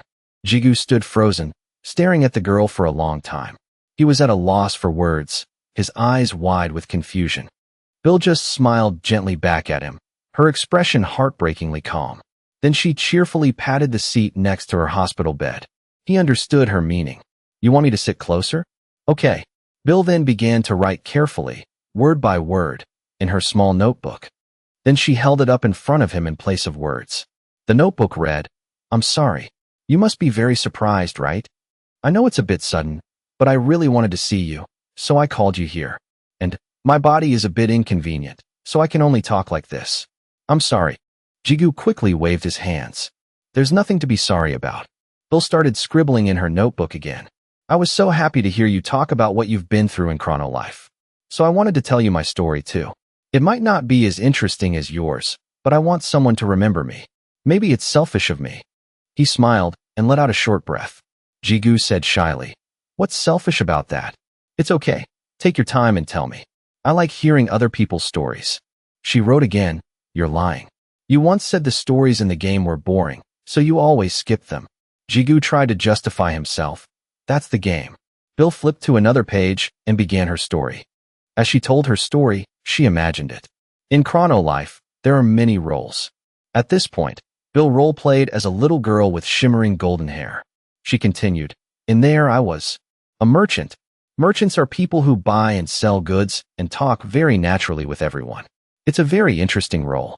In real life, I don't even have friends because of my shy personality. But in the game, I changed. The people in Chrono Life always welcomed me with bright smiles. And thanks to that, every day for me was very happy." Director B lit a cigar. He let out a long puff of smoke. She was such a kind-hearted kid. In her free time, she would often give out free recovery potions to newbies. Even though she knew it would be a loss, she always sold items at low prices. To be honest, she had no talent for being a merchant at all. Those aren't the basics of making a profit in business for a merchant. However, everyone loved her. Not just the players, but the NPCs too. Even though she didn't shine brightly, she was always like a gentle star, illuminating everything. Then one day, the kid stopped playing the game. Was she focusing on her studies? Or taking a short break? Everyone thought of different reasons. Everyone missed that child. A long time passed like that. The people who had journeyed with her had leveled up. Some left the town of Fran for their next journey. New players flooded the area. Now, few in the town even remembered her. At that moment, a figure suddenly appeared at her old stall. Just then, that child logged back in. However, she had changed a lot. Her long ponytail had been cut short. She wore the cheapest clothes in the game. The personal items she once owned, she gave them away, one by one, to the newbies. Without saying a word, just sending emoticons. Then she shared all her items in gold, leaving only a wooden stick that players could get for free in the shop. At this moment, Bill gave the wooden stick to a certain player. He muttered, "What is this? It's a wooden stick. How do you play with a free item? Only newbies use this kind of thing. You newbie kid." The little girl stood sadly, lost in thought, looking at the wooden stick before her. Then Bill carefully picked up the stick again. The little girl seemed to accept the fact that no one needed this item anymore. Suddenly, a loud noise from the side startled Bill. In the nearby house, strange cries were continuously coming out. Bill was curious and quickly ran over, peeking her head to look in that direction. At this moment, The little girl discovered a young man looking completely desperate with a pile of broken equipment on the ground. The equipment, which once sparkled brightly, now lay scattered like garbage. Two streams of tears rolled down Ji-woo's face, along with a smile of acceptance of his fate. Bill, seeing this from a distance, thought for a long time. Then the little girl narrowed her eyes as if she had decided to do something. Bill approached with the free wooden stick in her hand. A very interesting idea came to her mind. Bill smiled confidently and walked over to Ji-woo. That face full of hope was now once again staring at him. On the notebook was written, "My story ends here. It's a bit early, but this is probably the end." To begin the next interesting story, which is the story of your level 99 wooden stick. Actually, I've been pretending not to know anything all this time. I cried a lot when I heard the sudden conclusion about my remaining time. Will I not be able to see everyone like this anymore? Will I forget everyone like this? If one day a miracle happens and my illness is cured, that's not what I want. I just want someone to remember me. The vast blue sky enveloped the modern city below. On the road, heavy footsteps ran past. Ji-woo was now running for his life, as if nothing else mattered. He gritted his teeth, trying to suppress an unclear emotion. Finally, he arrived home. He immediately threw open the door. Ji-woo quickly reached for his gaming machine. The system's sound rang out again, logging into Chrono Life. In the gloomy, dark, and cold skeletal territory, Ji-woo roared with indignation, frantically rushing forward. He jumped into the crowd of fierce, dense monsters surrounding him. Ji-woo's terrifying power immediately sent the monsters flying. A giant beam of light appeared, shooting straight up into the sky. Ji-woo continued to swing his stick wildly, creating a series of shockwaves. The ground in front of him exploded, the brutal destructive power destroying everything around. Uro stood outside, watching him with worried eyes. It was confused but still tried to call out to Ji-woo, "Be boss." Uro's trembled and thought to itself, "This is the first time I've seen the boss like this." It watched Ji-woo frantically attacking the monsters. It looked at him and thought, a state of intense emotional expression. Why is he suddenly slaughtering monsters like this? His eyes were now filled with extreme indignation. Ji-woo began to remember the moment in Bill's hospital room. He had desperately asked, "Is there absolutely no way? Not even surgery?" His face darkened. She uttered each word. The little girl saw this and also sighed sadly. Bill wrote down her answer. "I have a very rare disease. The surgery cost is extremely expensive. My parents have tried every way for me to get surgery, but..." At this moment, Ji-woo directly offered, "I'll pay for you. Tens of billions, even hundreds of billions, don't matter. So please have the surgery." Ji-woo was now standing silently amidst hundreds of rare equipment. Uro saw that scene and was momentarily speechless. He was a little tired, catching his breath. His eyes were now filled with a determined look. In the hospital room that day, after Ji-woo had said those words, Bill seemed to want to say something to him. But in the end, she still chose to keep her mouth shut. The little girl began to write. "Are you giving me hope? Such a pathetic hope." As she wrote, the little girl grimaced with discomfort. Bill continued to write. "Even if the surgery is successful, my illness won't be cured. My survival rate after that is only 30%. Ji-woo closed his eyes tightly. "That's enough. It's better than giving up everything. Then you'll only have 2 weeks. The little girl fell silent again, her pretty face darkening. Bill wrote more. "Don't say it so easily. I'm not an item in a game. I'm not something you can decide on as easily as upgrading your equipment. It's true, 30% is a chance worth taking, as you said. But what if it fails? It's better than giving up everything. Then you'll only have 2 weeks. You mean you want me to have the surgery, right? But what if it's not 2 weeks later, but I die right on the operating table? If I die now, everyone will forget me." Ji-woo sighed. "Don't worry like that. If the surgery is successful, you'll live. No one will have to forget you." Bill could no longer hold back the tears rolling down her cheeks. She was deeply moved, forcefully writing each line. "Don't say it so easily. You don't know anything. How painful it is. Everything will disappear. My family and friends, my present, my whole life." Ji-woo's face was now filled with pain and helplessness.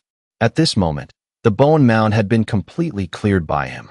A heavy footstep crunched on the pile of bones. Urus turned in surprise to see who was coming. It was Luna, slowly walking toward Jigu. He complained, "Why have you been showing up in front of my boss so much these days, Luna, goddess of life?" She sighed. "It's not like I want to appear so often. It's just that I can feel it when people are in desperate need of something." Then she quickly walked over to Jigu's side. Luna smiled happily. "I received a request today, so that's why I came, right?" Jigu, still lost in a storm of emotions, didn't answer for a moment. Finally, he asked, "Did you prepare what I asked for?" She replied cheerfully, "Of course, it's perfect." His eyes were sharp, but filled with determination. "Let's go." At that moment, at the hospital where Bill was being treated, in front of her quiet, closed hospital room door. Bill was curled up in pain on her hospital bed. She clutched her body, as if experiencing extreme agony. She remembered what she had written to Jigu. "Even if the surgery is successful, my illness won't be cured. My chance of survival after that is only 30%. He had nodded in response. "That's enough. It's better than giving up everything, which would only leave you with 2 weeks. Bill's whole body trembled as she fought against her fear. She remembered what she had written. "What if it's not in 2 weeks, but I die right on the operating table? If I die now, everyone will forget me." Jigu had remained calm. "Don't worry like that. If the surgery is successful, you'll live. No one will have to forget you." She shook her head. "It's a lie. Everyone has completely forgotten me." Bill hugged her trembling body even tighter. She cried silently, thinking, "I'm so scared. I don't want to die. I hate the thought of being forgotten." Just then, a hand appeared. Jigu sat down beside her, gently placing his hand on her shoulder. Bill looked up in surprise, thinking, "Mr. Wooden Club? When did he get here?" Just then, her tear-filled eyes widened in astonishment. The entire room was now packed with people, all of them acquaintances from the game. Jigu smiled. "See? I was right. Not a single person has forgotten you." Bill was still gaping in astonishment. A short-haired girl spoke up. "Are you doing okay? Thanks to the free sweet potatoes you gave me, I was able to change jobs back then." The little girl still remembered these two from the game. Her small lips trembled with emotion. The office woman also added, "Our group is still hunting with the weapons you gave us. I went back to Frantown to repay you, but you weren't there." Images of them in the game flooded back into Bill's memory. They said in unison, "We haven't forgotten you for a single moment." The little girl could no longer hold back the tears welling in her eyes. Along with all her emotions, they burst forth, rolling down her flushed cheeks. It was as if the little girl had released all her worries. Bill's soft sobs echoed throughout the warm hospital room. Everyone comforted her. "We've always loved you very much." A few days later, at the hospital caring for Bill, the little girl promised to come back shining brightly and went into surgery. Luna had searched tirelessly to give the girl courage through the support of the players. A 30% gamble for a person's life. That small and frail-looking girl was actually braver than anyone. While in reality, she was more unfortunate than others, she was always bright and cheerful in the game, gently shining on those around her, a child with a smile that warmed everyone's hearts. Because of that kind, foolish personality, she was always a merchant who operated at a loss. At that moment, the sound of small footsteps came from behind Jigu, who was looking at the stall. He immediately turned around, his eyes wide with astonishment. Bill stood there, like a sunflower dispelling his gloom. Jigu opened his mouth, wanting to say something to the little girl, but the overwhelming emotion prevented him from saying anything. He managed to force a smile, despite the tears rolling down his cheeks. Jigu thought to himself, "That child is the only one I've ever allowed into my heart." Looking at the beautiful smile on Bill's lips, Jigu remembered her character's name. It was Lu Hua in the starlight. Her sunny smile had once again appeared in this world. The demon realm, a dark and cold place with rocky mountains and a sky full of lightning, a place that had been cut off from the human world. It had recently been completely destroyed along with the demon king Iobi. But now, all the data had been restored. However, at that moment, a demon roared fiercely. A series of demons appeared one after another, killing every creature they saw. The surviving demons returned, and they even began to kill each other. The anger that the new demon king, who had appeared after a long time, had now disappeared. The rage over their failure to conquer the human world. All these emotions converged, leading to a brutal massacre of their own kind. Is there anyone who actually cares about this demon realm? At that moment, a mocking laugh rang out. It was the Demon King's close aide. Deck laughed coldly. What a mess. He looked up at the sky full of demons and mumbled, as I thought, there's only one way to calm this situation down. Deck held the gem containing the Demon King's essence in his hand.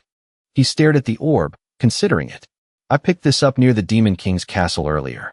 It probably fell from the previous Demon King, Iobi. He closed his eyes and sighed, calculating. This is worth considering. Although it's fortunate that he's no longer the great hero he once was, I can't just give this to anyone. Should I wait hopelessly until a replacement candidate for the Demon King appears? Or should I go find a suitable person to be the Demon King myself? At that moment, Deck remembered the horrific images of Jigu fighting Iobi. A bold idea flashed in his mind. He gave a cunning smile, revealing his sharp fangs. Deck laughed to himself. I suddenly remembered a very excellent candidate for Demon King. At that moment, on a small mountain range under a vast blue sky, Jigu was holding his wooden club tightly. He smiled and issued a challenge in an arrogant tone. Come on. Not even 0.01%. Instantly, a flame from the wooden club struck the monster in front of him directly on the head. A level 4 Benny Bell was killed in a single blow by the wooden club. It collapsed to the ground in pain as Joe retracted his staff. He happily hummed a tune while pulling out the monster's teeth. Teeth, teeth, give me your teeth.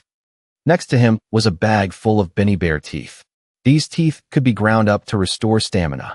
Joe happily said to Urs. We should probably head back now, right? Urs asked in surprise. So soon? He sighed and complained. This is more than enough. There aren't any Benny Bears left to hunt anyway. Let's go. We can always come back later. Urs nodded obediently. Yes, boss. Meanwhile, in Fran Village, the damage from the battle was still clearly visible on every building. Ju looked around as he walked. Where is she? We definitely agreed to meet near the entrance. Passers-by noticed him and started whispering. It's the hero. The creature next to him is so cute. Just then, Joe spotted the person he was looking for. He waved his hand vigorously and called out, Over here. Over here. An adorable little girl heard his call and walked over, letting out a cheerful sound. It was Bill. She happily called out, Mr. Wood.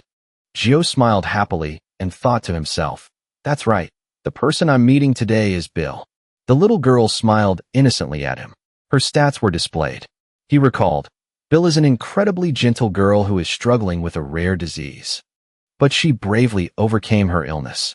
Now she's fully recovered and enjoying chrono life, just like before. Joe happily handed the bag to Bill.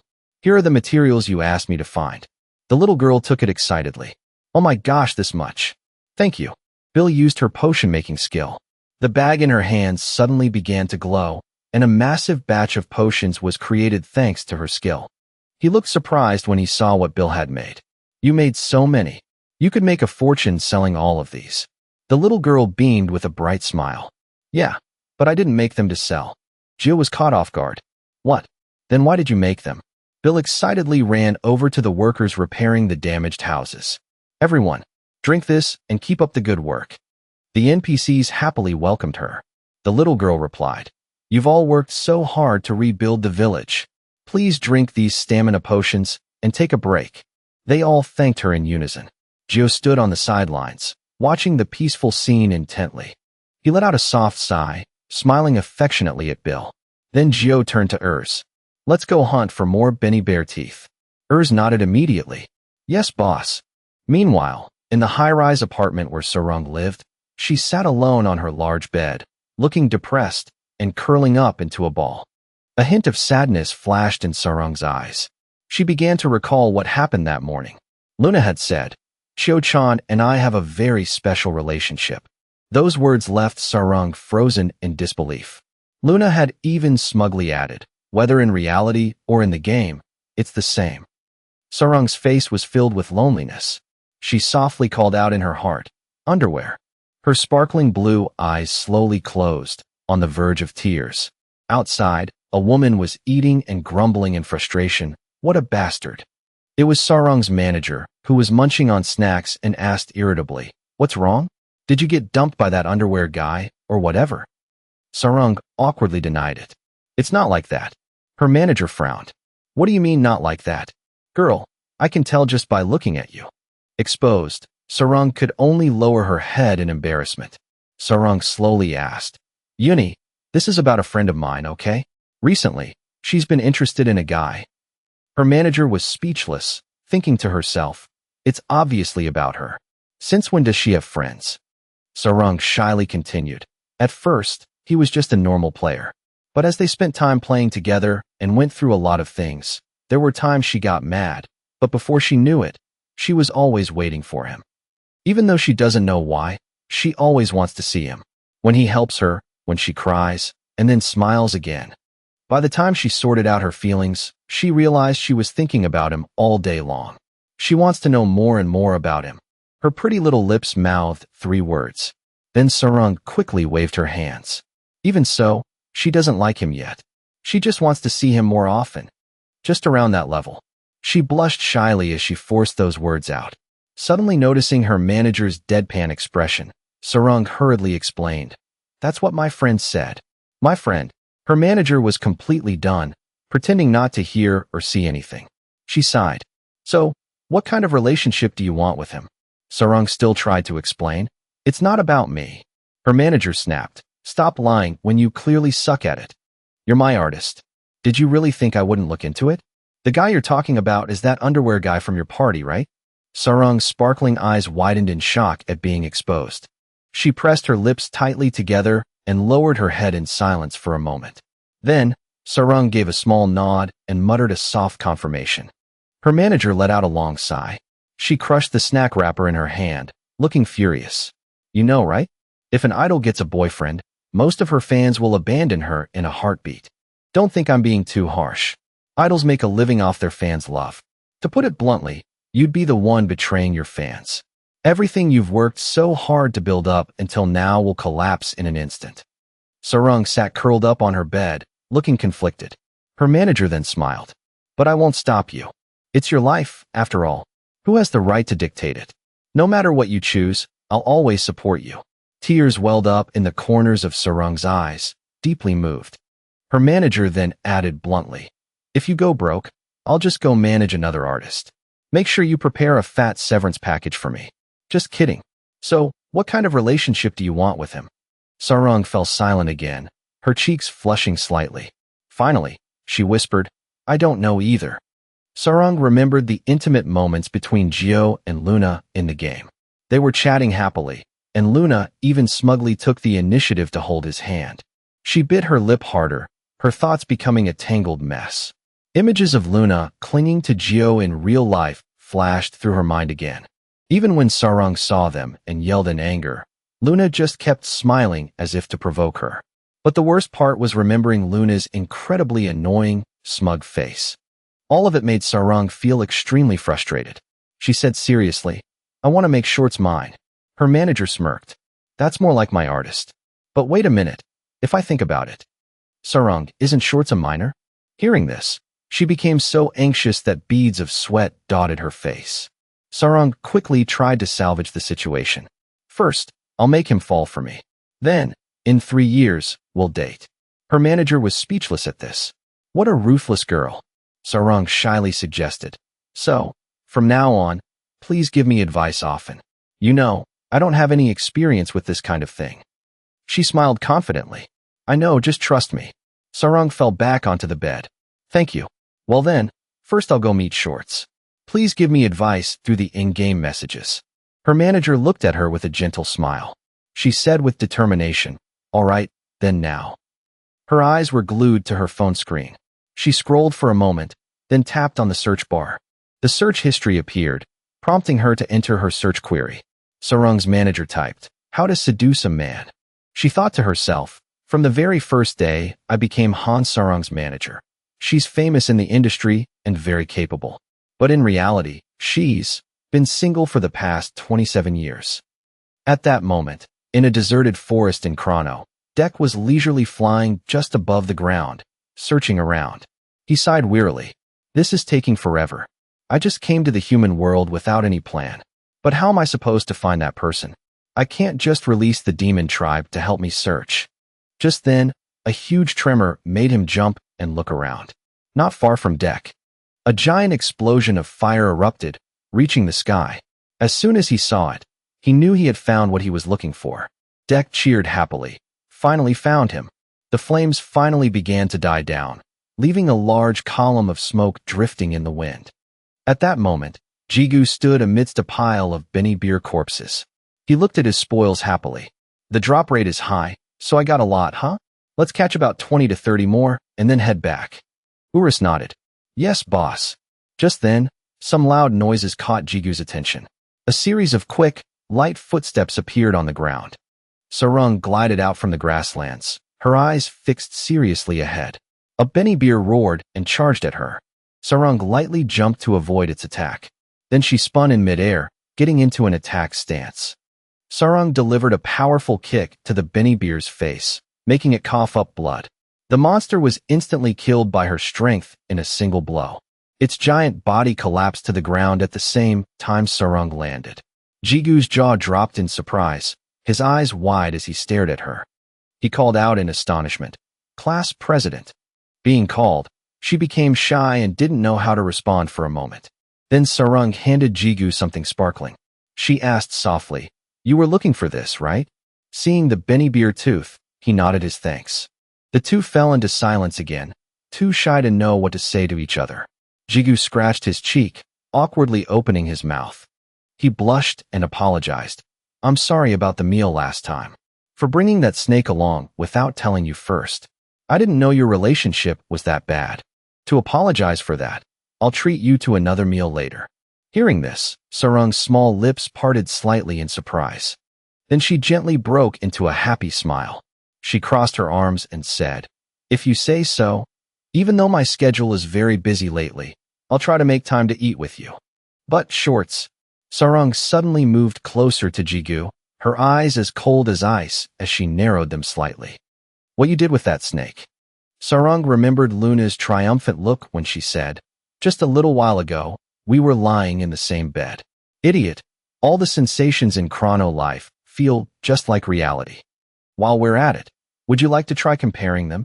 Her gentle smile had now turned into a demonic one. She probed, "What did all that mean?" Jigu looked at Sarung's face, which looked like she wanted to eat him alive, and broke out in a cold sweat. He quickly denied everything. It was nothing. How could it be anything? She moved even closer. "Something happened, didn't it? It seems like something did happen. Now tell me." Jigu shook his head, trying to avoid her. He wanted to run away to escape this interrogation. Sarung leaped onto him. "Where do you think you're going? Hurry up and confess." Just then, Dex slowly approached the middle of their argument. He looked around and mumbled, "Where is he?" He was definitely around here. At that moment, Jigu's cry for help rang out again. To Dex's surprise, he was currently being pinned to the ground by Sarung. She kept shouting, "Hurry up and confess." Seeing this, he was utterly astonished. "What is this? Am I dreaming?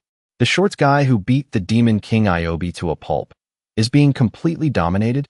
How surprising. There's always someone stronger. The human world is truly terrifying." Dek looked at Sarung, silently assessing her. That demonic look in her eyes. That terrifying expression, she's like a demon. That person is the one who should truly become the Demon King. Dek approached, offering her Iobi's essence gem. Sarung looked at the gem in confusion and asked, "What is this?" He gave a demonic smile. "Please accept it. You are the one who is worthy." Sarung took the gem in confusion and asked, "Worthy? What is this and who are you?" Just then, the gem's aura enveloped the entire area around them. A notification sounded. Receive the Demon King's essence. Changing to the hidden class, Demon King. The body has absorbed the Demon King's essence. At that moment, the god looked down from the universe and smiled. Finally, they're all gathered. Even the final item. She stood calmly, gazing at the earth below her feet. Then the god sighed. The final item was supposed to be Iobi. She remembered the image of Iobi after his revival, saying, "With my own hands, I will destroy the world I once protected." After that, he used teleportation, instantly vanishing.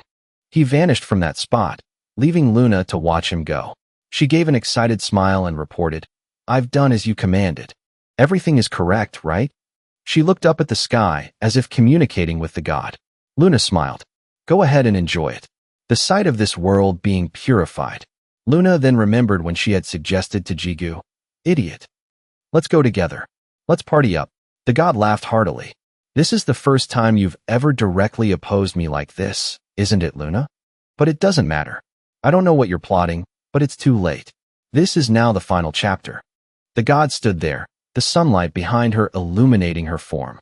At that moment, Sarung's body was enveloped in a thick green smoke. Jigu exclaimed in astonishment, "This light is..." He stared with wide, amazed eyes at Sarung in front of him. Her body was now floating in midair, surrounded by a green power. The system's voice announced, "Class change complete. Hidden class, Demon King. You have received the Demon King's blessing. All stats multiplied by 10. Hearing this, Sarung asked in confusion, "What? My class just changed on its own. I've never been a Demon King. Cancel it, quickly. Stop with the notifications." Jigu asked with a blank face. "Urus, what's going on?" He too was silent, not knowing how to answer. The system notified Sarung again. "You have received Demon King's advent." She shouted in frustration, "I'm not interested. Stop it. What is Demon King's advent?" The system chimed in again. Question received. Use the skill to understand it better. Sarung then used the skill Demon King's advent. Instantly, her hair began to turn white. The transformation started at the roots of her hair, spreading everywhere. Finally, her entire hair became a pure white color. The clothes on Sarung's body were also enveloped in a red light from the skill. The outfit began to glow and transform. It changed into a bewitching, solid black one-piece dress. Sarung now appeared in the form of a Demon King. The skill Demon King's advent had been fully activated. She then spoke softly, "What is this? What's going on?" "My hair turned white," Sarung exclaimed in a panic. "My clothes changed too." Urus stood outside, stunned. Class President Love turned into the Demon King? Jigu was also at a loss for words, changing her class without even asking her.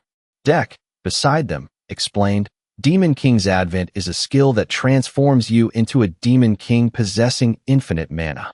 It's a skill for the Demon King. You can only use it when you've transformed with Demon King's advent. The only exception is the passive skill, the Demon King's authority." She asked in surprise, "A skill for the Demon King? What's that now?" The system interjected once more. Activating Demon King tutorial system. Use the skill to better understand the Demon King tutorial system. At that moment, the gem in the crown on her head shone brightly. The light from the gems embedded in her outfit also lit up in unison. The system then announced, activating Demon King's core. Beginning synchronization. 1.3%. Synchronization status, stable. A long horn then appeared on Sarung's head. Her eyes also changed to a crimson red. Red Demon King wings and a physical transformation appeared after the Demon King's core skill was deployed. Jigu and Urus sat leisurely, munching on popcorn and enjoying the spectacle before them. ING in excitement, as if watching a movie. Sarung then pointed a finger to the sky. She looked forward and spoke emotionlessly. Destruction. A small orb of mana appeared at the tip of Sarung's finger. The orb grew larger as her mana accumulated. Finally, it reached its maximum size, emitting a brilliant red aura. Sarung then fired that powerful energy straight into the sky. That power caused a massive explosion in the sky, like a meteor being destroyed. The system then displayed an information panel. Hidden skill, destruction. A skill for the Demon King. Accumulates the Demon King's infinite mana in one place and releases it. Sarung's jaw dropped as she looked at the immense power she had just created. The system explained further, the longer the accumulation time, the stronger the power. Looking at the sky that had darkened from the explosion, she thought to herself, was that the skill I just used? At that moment, the horns on Sarung's head emitted a small aura. Then they also slowly faded and dissolved into the passing wind. She landed gently. The Demon King's core skill was deactivated. Jigu, standing behind her, cheered happily. Class President Love is amazing. So strong. Sarung turned back and asked, "Shorts, what do I do? I suddenly changed class into a Demon King. Do I have to fight humans now? I'm the Demon King, after all." Her words made him remember, and he scratched his head awkwardly. Sarung blushed, frustrated. What is this sudden disaster? My equipment changed on its own, and my hair turned white. Do I look weird like this? Seeing her beautiful appearance, Jigu blushed. He turned his face away to avoid her gaze. It's not weird at all. She asked worriedly. Really? Dek mumbled to the side. As expected, my judgment was not wrong. After changing class, she used both Demon King's Advent and Destruction. Moreover, her synchronization rate was only 1.3%. Her spirit is far superior to the hero Iobe's. She must have a dark heart. At that moment, Sarung tearfully grabbed Dek and said, Hey, who are you? Hurry up and change me back to normal. He sighed. I can't. Once you've absorbed the Demon King's core, it can't be removed from your body until you die. Moreover, the current Demon King is considered the only boss monster. If you die, your character will be deleted. Hearing this, she cried out in sadness. What? Jigu looked at Dek with sparkling eyes and mumbled. That Grim Reaper looks so soft. I want to touch it. Urus got annoyed at this. What are you saying, boss? I'm way softer than him. Jigu teased. Why do I suddenly smell jealousy? Sarung lamented. So I have to keep being the Demon King? Is there no way to undo it? Dek whistled. I'm not telling. I think you'd be fine as the Demon King. This broke her heart. Sarung angrily pinched his cheek. You little. Hurry up and tell me. But he just shook his head stubbornly. Jigu sighed from the side. Class President Love, are you really that dense? Just say cancel Demon King's state, or cancel Demon King's Advent. Urus also nodded. That's right, that's right. Jigu smiled again. Let's go get some bare teeth. Bill must be waiting. Urus also smiled and asked, Boss, you care about her like a real sibling. This made him sigh. Who cares about their siblings like this? At that moment, in a magnificent palace nestled under the twilight, Adel City, one of the 3 largest cities in Chrono Life. Surrounded by a tall and massive city wall, it was known as the most impregnable fortress in Chrono Life. At that moment, a soldier on the fortress noticed something. The soldier saw the shadow of a monster rapidly running straight toward the city. He immediately called his comrade. Hey, what's that? Someone's charging the city. His comrade was confused. What idiot would do that? Just then, the monster leaped powerfully onto the wall. It was a ferocious wolf beast man. He quickly scaled the tens of meters high city wall with ease. The soldier's eyes widened in terror, staring at the horrifying creature before him. The wolf beast man had climbed onto the city wall before the eyes of the soldiers. He growled, his blood-red eyes and sharp teeth fixed on them. The soldiers stood frozen in place, their faces pale. One soldier cried out, trembling with fear, Monster! A monster is here! The wolf beast man then frantically attacked the soldiers on the city wall. In the blink of an eye, 2 of them had been killed, collapsing to the ground. A soldier screamed in terror. What is this monster? A werewolf. The monster radiated a murderous aura, its eyes fixed on the soldier. It then slowly spoke. You call me a monster? Are your eyes just for decoration? The soldier became even more terrified and asked, trembling. A werewolf can talk. At that moment, 2 more beast men, a bear and a lizard, climbed onto the city wall. They roared angrily. We are not monsters. The lizard beast man declared. We are beast men. The soldier clenched his teeth, staring in fear at the beast men before him. He was quickly killed by him, his body sliced through by sharp claws. The soldier fell, joining the pile of his comrades' corpses. The other soldiers immediately gathered to defend. Many more guards quickly ran to join the fight. The beastmen saw the situation and observed in silence for a moment. They were quickly surrounded by the human army. At that moment, a man dressed differently from the soldiers stepped forward and said forcefully, How surprising, charging into Adel City like this. Even a foolish monster would find that hard to believe. Beastmen, or whatever, take care of them. The speaker was Hokai, the lord of Adel City. The soldiers quickly followed his orders, simultaneously attacking the beastmen. Hokai stood with his arms crossed, watching his soldiers attack the beastmen. He gave a smug smile to his stream viewers. Did you all see that, guys? Pretty cool, right? Subscribe and turn on notifications. The viewers also got excited in the comments, mocking the monsters for charging into Adel City. Hokai then asked, Do you guys know what this monster is? It's my first time seeing it. Everyone agreed, assuming it was a new monster. He nodded.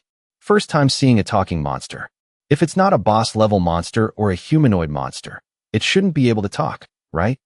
The viewers kept demanding he change the camera angle to see the fight. Hokkai continued to smile at the camera. They said they're beastmen. If you guys have any information, leave a comment. Just then, his face suddenly froze. All of Hokkai's soldiers had fallen to the ground. The beastmen still stood tall on the bloody battlefield. They turned their murderous eyes toward him. Hokkai was now completely consumed by fear. He quickly turned and fled. The number of viewers on Hokkai's stream was 38,933. Even those who enjoyed watching exciting and thrilling scenes were all telling him to run.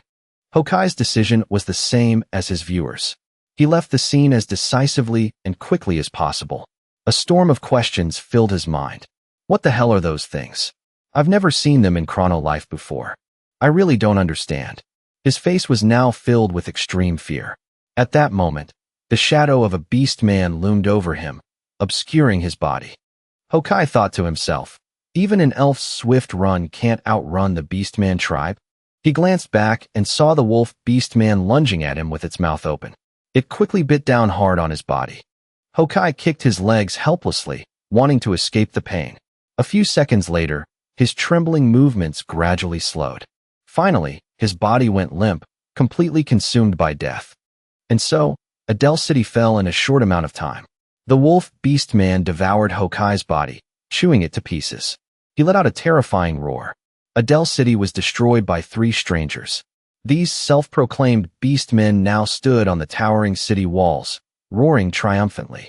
At that moment, in a small forest shrouded in twilight, Dek gave a cunning smile. The time has come, my demon king. Summon all the demons and annihilate the human race. Sarung bluntly refused. I don't want to, he shouted in frustration. Why do you keep saying you don't want to? Bathe the entire continent in blood. Make a path from the corpses of everyone. She grumbled. Why do you keep saying such scary things? Why would I do that? Dek asked, confused. Why? Isn't it the right of the strong? Just follow the law of the jungle.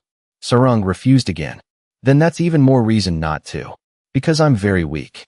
Dek was astonished. Weak? Isn't the demon king the strongest? She shook her head. No, my level is very low. He asked, my demon king, what is your current level? Sarung thought for a moment and said, how much was it again? I leveled up a lot during the quest with the hero Iobi. Level 92. I was originally level 25, but with this demon tribe, my level increased very quickly. Dek's mind was now filled with big question marks. He quickly asked, excuse me, what level is that human shorts? Jigu replied nonchalantly, level 999, the max. Dek was horrified. Didn't he just get pinned down by the Demon King? He was even calling you Class President Love. Jigu sighed. The first time I met Class President Love, a lot of things happened. That's how it is. After hearing this, Dek fell into deep thought. Oh no, I'm screwed. Just then, a crack appeared in the sky. The spatial rift gradually widened above the two of them. Sarung said in astonishment, Shorts, there's something up there. The sky is cracking open. Jigu also nodded. Yeah, what's going on? I think I've seen this before. He rubbed his chin, thinking. At that moment, a set of sharp claws emerged from the rift. A giant creature extended its hand. Standing on it was a familiar female figure. He immediately recognized her. Is that the snake? Luna glared down at the two of them. She saw Sarung's transformed Demon King appearance. Luna said slowly, You've gotten pretty impressive while I was away. She finally landed in front of them. Luna smiled menacingly. Shall I take a bite? Sarung didn't flinch, her gaze firm as she looked back at her. The sky was clear, the wind whistling in the silence of their conversation. Jigu, standing to the side, could feel the tension. Luna stared without blinking. Opposite her, Sarung looked back, unfazed. The two just stared at each other without saying a word, but their eyes seemed to be attacking each other without using words. Finally, Luna lost her patience and decided to strike first. She swung her leg, wanting to attack Sarung. Seeing the situation getting out of hand, Jigu quickly stepped between the two to stop them. He looked at Luna, wanting to confirm his suspicion. Are you planning to kill the class president? Seeing that he had guessed her intentions, her face darkened. She sighed, lowered her eyes, and calmly confirmed it. After speaking, She turned to leave. On second thought, killing her now would be a bit of a waste. As she walked, she said, I almost did something meaningless. Even though everything is going exactly as planned, to the point that I have to laugh mockingly like this. Sarang watched Luna's retreating back in a daze. Suddenly, she came to her senses, trembling as she realized, take a bite, meant, I will kill you. She had almost had her character deleted. Luna, who was leaving, turned back with a mysterious smile and asked a random question. Han Sarang, in your world, your name is Love, right? She then congratulated Sarang on her class change to Demon King. The name Demon King Love is beautiful. Hearing Luna's words, she nervously swallowed. Her eyes, which looked like they wanted to kill someone, stared at Sarang as she continued. So beautiful that I want to kill you. Jigu couldn't help but ask, Snake, what the hell are you doing? Not long ago, you helped Bill with her surgery without saying a word. He looked at the girl in front of him, wondering if she was good or evil. She wanted to explain, but then decided against it. Luna gave a bewitching smile, her voice sweet and teasing. You're so cute when you talk, idiot. Is your type obedient women? If you want, I can play the innocent and kind role. Seeing that she wasn't answering and was just teasing him, Jigu sighed, feeling that if there was nothing else, she should just leave. Luna quietly bowed her head, laughing to herself. She asked with some curiosity if he knew that Chrono Life had now entered its final chapter.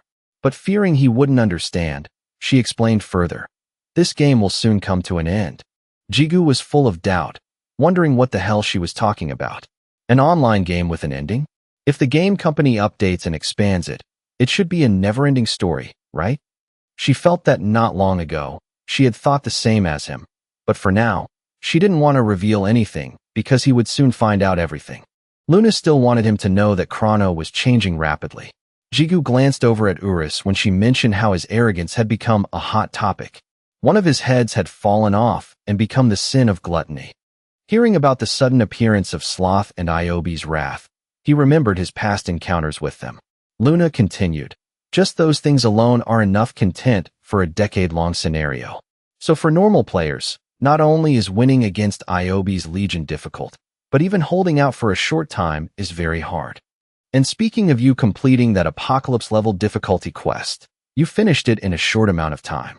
It wasn't even long before you received the reward, the gem of the god of destruction. Sarang had absorbed that gem and become the new Demon King. Hearing herself mentioned as the new Demon King, reborn by absorbing the essence of the dead Iobe, Sarang swallowed nervously. Luna raised her leg again, wanting to attack the two of them. Magic had already been gathered, ready to be unleashed. Sarang didn't know what to do and stood frozen in place. Jigu shouted angrily, Are your ears not working? I told you not to kill the class president. She smiled reassuringly. Don't worry too much. I don't intend to kill Sarang right now. Luna's teleportation spell descended on the two of them. The spatial magic swirled around Sarang. She was terrified, her eyes pleadingly looking at him as she called out, Shorts. A second later, he watched her disappear right before his eyes. He froze for a moment, not knowing what to do next. Jigu rushed over to Luna and shook her violently. He repeatedly shouted in her face, What are you doing? Where did you take the class president? Luna just answered calmly, I took her to the final chapter.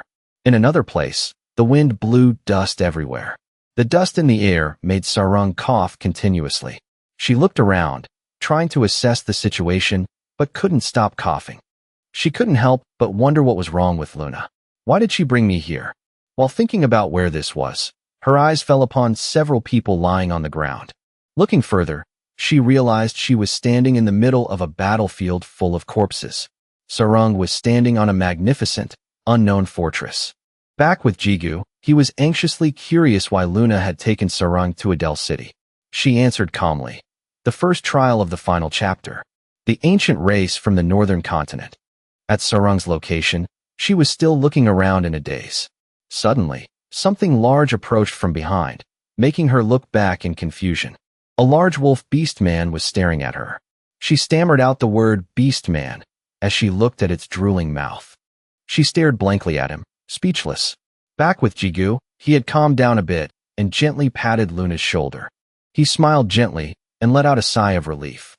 Jigu calmly smiled, feeling that everything was fine now, and that he had worried for nothing. In a proud tone, he said, "If they're beast men, that means they're just beasts, right? And the class president is the Demon King. There's no way she'd lose to some beasts." Seeing this, Luna also smiled, thinking that what he said wasn't wrong. Just as they thought, Sarang used a single dragon's blessing kick to knock the wolf beast man to the ground. The aftershock from that blow caused the surrounding ground to sink into a deep crater. The wolf beast man was sent flying by Sarang's attack, coughing up blood. She jumped up, feeling her body was so light she could fly. This feeling was amazing. This is the first time I've ever felt like this. It feels like I can't lose to anyone. The wolf beast man got up from the ground, wiped the blood from his mouth, and looked extremely furious. Seeing that he could still stand, Sarang was full of doubt. She exclaimed, "Even after taking a hit like that, it can still get up?" And it was just speaking human language. The wolf beast man roared again. "I'll chew you up thoroughly, you pathetic human." She looked at him curiously. This monster isn't a normal quest monster, is it? Back with Jigu, Luna was explaining that those beasts were not normal at all. She said that if Sarang changed her class to Demon King, all her stats would increase tenfold. Her face became extremely serious. From birth, ancient beastmen are 10 times stronger than humans. Hearing this, Jigu's eyes widened in surprise. He was horrified, not believing what he had just heard. "No way. How can a beast have the same stats as the Demon King?" She replied calmly, "Just as I said, they aren't normal beasts, but ancient beast men. Plus, according to the original story, this race was supposed to appear 10 years from now. It'll be a bit difficult for a newly born Demon King to face them." Just as Luna said, Sarang was currently struggling against the wolf beast man. He used the skill Beast Claw and quickly charged toward her. A slash from him came directly at Sarang's face. Attacked so suddenly, she couldn't help but be shocked. Sarang reacted quickly and dodged the blow. The aftershock from it tore through the forest and the magnificent fortress. She looked in the direction of the attack in amazement and exclaimed, "It tore the forest in half." Sarang thought to herself that if she had been hit by that move, her entire body would have been ripped apart. Seizing the opportunity, the wolf beast man closed in and roared, "Where are you looking?" In just a moment of carelessness, he was right in front of her. He used the skill Beast Hunt to prevent Sarang from creating distance. The wolf beast man growled, raising his sharp-clawed hand. Her current situation was, to say the least, hanging by a thread. A huge explosion occurred right in the center of the fortress. Back with Jigu, after hearing what Luna said, he was annoyed. This is ridiculous. Just like when the hero Iobi used the demon tribe to invade. It's so unbalanced. His words, unbalanced, made Luna curious. She had never thought he would say something like that. You live and learn, I guess. Luna chuckled, remarking that he shouldn't be the one to talk about that. She mysteriously explained that everything that happens is connected by a single cause. Luna began to list the important events: Hurricane, Iobi, and the demon tribe's attack. Then the beastmen and the end of this game. She mentioned the final chapter and that the cause of all these things was him. Jigu felt he was being unfairly blamed for this ridiculous reason. Hearing him say that, she just replied gently, "You know it yourself, that you are a very different person in this world." Luna winked teasingly, though there are some other opinions. For example, your wooden club. After saying that, she glanced at the club at his hip. Luna continued, "Some say it's because of that wooden club, but I think differently, because a weapon depends on its user." Jigu sighed. He didn't care what others said. Right now, he was going to save the class president. Jigu said rudely, "Hey, Snake, take me to Adele City." She replied irritably, "I don't want to." Seeing that Luna didn't even think for a tenth of a second, he got angry and wanted to hit her on the head. Jigu began to wonder if he should turn off the touch control option and fly. He had done this before, and it was quite successful for flying and then moving. But Jigu had to dismiss this idea because he couldn't fly there instantly. Adele City was too far, and running was even more out of the question. Even if his speed was 99,999, it would still take a very long time. Luna interjected in his thoughts, advising him to give up and stay here to play with her. Besides, the class president has the title of Demon King, so there's no way she'd lose, right? She laughed, and added a bitter comment. If she does lose, well, nothing to be done about it. Jigu said nothing, just stared into the distance, thinking. Suddenly, he smirked mysteriously as if he had thought of a way. After thinking, Jigu squatted down on the ground, wanting to do something. Seeing this, Luna couldn't help but be curious about his next move. With a wicked look on his face, he said, I found a very good way and I want to try it right now. She stared at his butt, her eyes sparkling as she exclaimed, what a magnificent sight. But Luna was still very curious. What is this good way you're talking about? Jigu's eyes stared straight ahead as he gritted his teeth and uttered 2 words, let's go. His feet pushed off the ground, launching him forward. Jigu shot forward like a beast about to attack its prey. He ran around, forming a circle. Jigu just kept running in circles, oblivious to his surroundings. Luna watched him, bewildered, and wondered, what is he trying to do? She looked at him in confusion as he kept running around, not knowing what to do. Suddenly, the wind picked up, obscuring Luna's vision. Where Jigu was running, a giant tornado had now formed. She couldn't help but exclaim, just by running in place, he's fast enough to create a tornado? Very quickly, the newly formed tornado pulled him away from there. At that moment, where Sarung was still struggling against the wolf beast man. Her strength was gradually being worn down, leaving her panting. He looked at Sarung, who was still standing firm after his attack, and praised her. You're very good. The wolf beast man roared, seemingly very confident that she had reached her limit, so he could easily chew her head off. Hearing him say that, Sarung gritted her teeth, wanting to retort. Cut scene to Luna, staring blankly as the tornado gradually moved away. She was suddenly surprised when it didn't leave as she thought, but had only been running for a minute. As if grasping the key point, Luna was horrified. With that hidden skill, as long as you have max level and stats over 14,000, you just need to run at full speed for 1 minute for the skill to activate. After fulfilling the condition, Jigu came to a sudden stop. He looked toward Adele City, preparing to go there with all his might. The hidden skill, run at the speed of light, allows the user to move at the speed of light to a place they can see. Jigu smirked, activated the skill, and prepared to leave. His speed was like a meteor shooting past right before Luna's eyes. He flew past the atmosphere to reach Adele City. At Sarung's battle location, Jigu landed like a meteor. The shockwave from it made both her and the wolf beast man look over. In the cloud of smoke, he smiled and said, I'm here to save you, class president. Seeing him, all of Sarung's fatigue seemed to vanish. She replied playfully, You're late, shorts. With an arrogant air, Jigu slowly approached the two.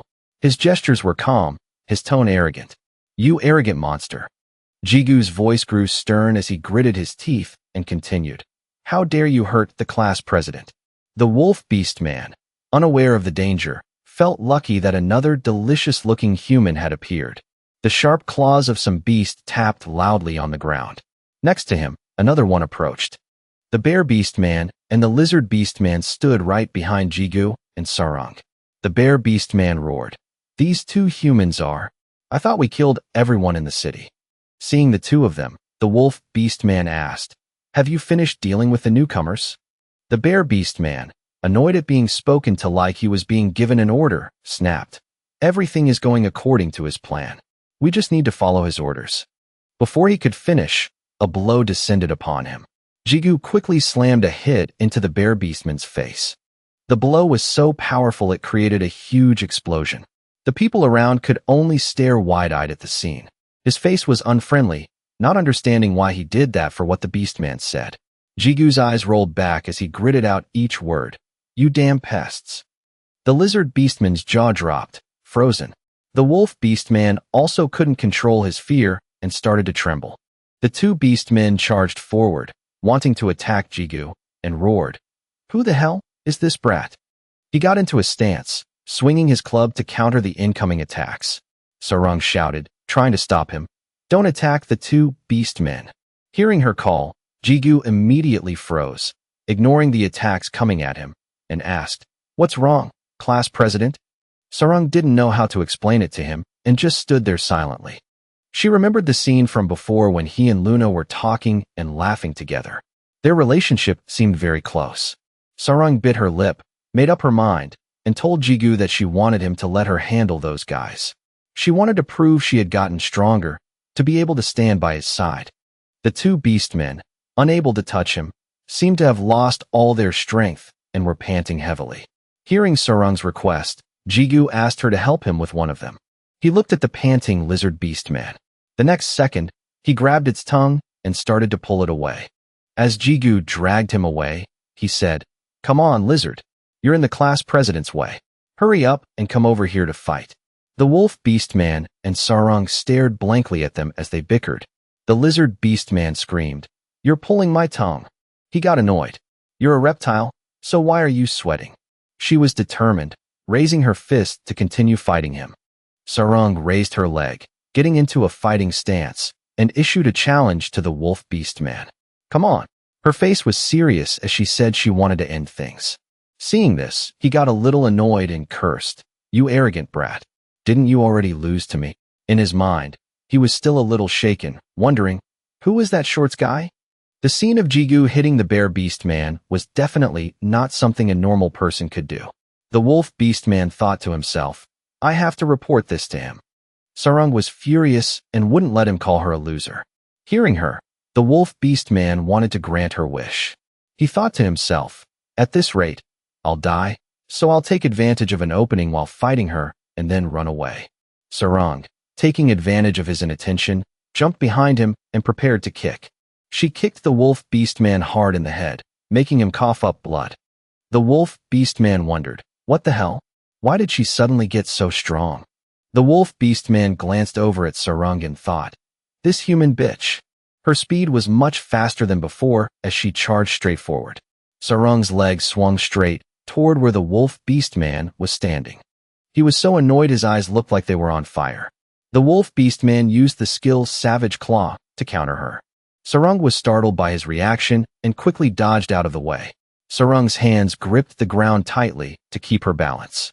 She quickly dodged the attack and retreated. Her eyes widened in surprise as she looked at him. The wolf beastman raised his claws, wanting to attack her. He used the beast hunt technique to strike again. Sarung jumped high, dodging his last attack. She was surprised. My body is lighter than before. I can move as I imagine in my head. The wolf beastman was very annoyed that she could so easily dodge his finishing blow. His eyes were cloudy as he glared at her and cursed through gritted teeth. Damn it. Sarung jumped high into the air, wanting to unleash her destruction technique. The hidden skill Destruction is a special skill for the Demon King. It can accumulate the Demon King's infinite mana in one place and release it. The longer the accumulation time, the stronger the power. Suddenly, the gem on her hair clip lit up with a red light. Following that, all the gems on Sarung's body also emitted that light. She transformed into her Demon King's core activation form. Her skill gradually accumulated, beginning to synchronize. 1.6%. Synchronization status, stable. Sarung's voice was bewitching as she said to the wolf beastman, "Die." A blast of mana shot toward him as he stared in shock. The wolf beastman didn't know what to do next and just stood there, staring at her. He only had time to roar, "Damn it," as he endured the blow. With just one attack, the wolf beastman was completely defeated. She landed gently on the ground as if nothing had happened. Sarung looked up at the sky and then deactivated her Demon King's core. She let out a sigh of relief as a notification popped up. Monster defeated. Experience points received. The next second, Sarung received countless level-up notifications, which surprised her. Seeing her level jump from 92 to 139 in one go, she was utterly shocked. Jigu returned to see that she had defeated the wolf beastman and smiled in praise. "Amazing, class president. I was going to help you if you needed it, but you took care of it yourself." She immediately replied, "That's not the problem, shorts. I gained 40 levels at once. Isn't this a bug?" Jigu calmly ate and thought, "It's probably because they're ancient beastmen." He handed her a drumstick and explained, "I don't know for sure, but these monsters were supposed to appear 10 years from now, so that's why the experience points are so high. They're related to the main Chrono life story." Sarung asked doubtfully, "The main story? We'll have to ask them directly to know the details." She then asked curiously where the lizard was. Seeing this, Jigu told her that they were eating it. She hit him angrily. It's a quest monster. How can you eat it? You roasted it and ate it. Hurry up and save it. Call that goddess of life, Luna. Jigu wondered if it could be saved after being roasted. In a forest near Adele City, as night was about to fall, drops of blood dripped continuously onto the ground.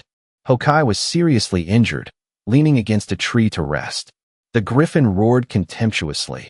As expected, the races of the southern continent are idiots. It stared at him and continued, "Did you really think you could escape from me?" Seeing that Hokai was about to die, the griffin revealed, "Lord of Adele City, even if you die, won't you just revive back in Adele? Don't resist uselessly." He was tired but managed to whisper, "So your target wasn't Adele City?" Hokai asked it why it didn't just occupy the city immediately and instead kept chasing him. The griffin, seeing how naive he was, revealed, "Our target wasn't that city, but you." Hokai was startled by its words. The next second, he shyly covered his body. Hokai's voice was bashful. "I'm not into you beastmen." It got angry and asked, "Do you want to be torn apart by my beak or something?" The griffin moved closer to him to investigate.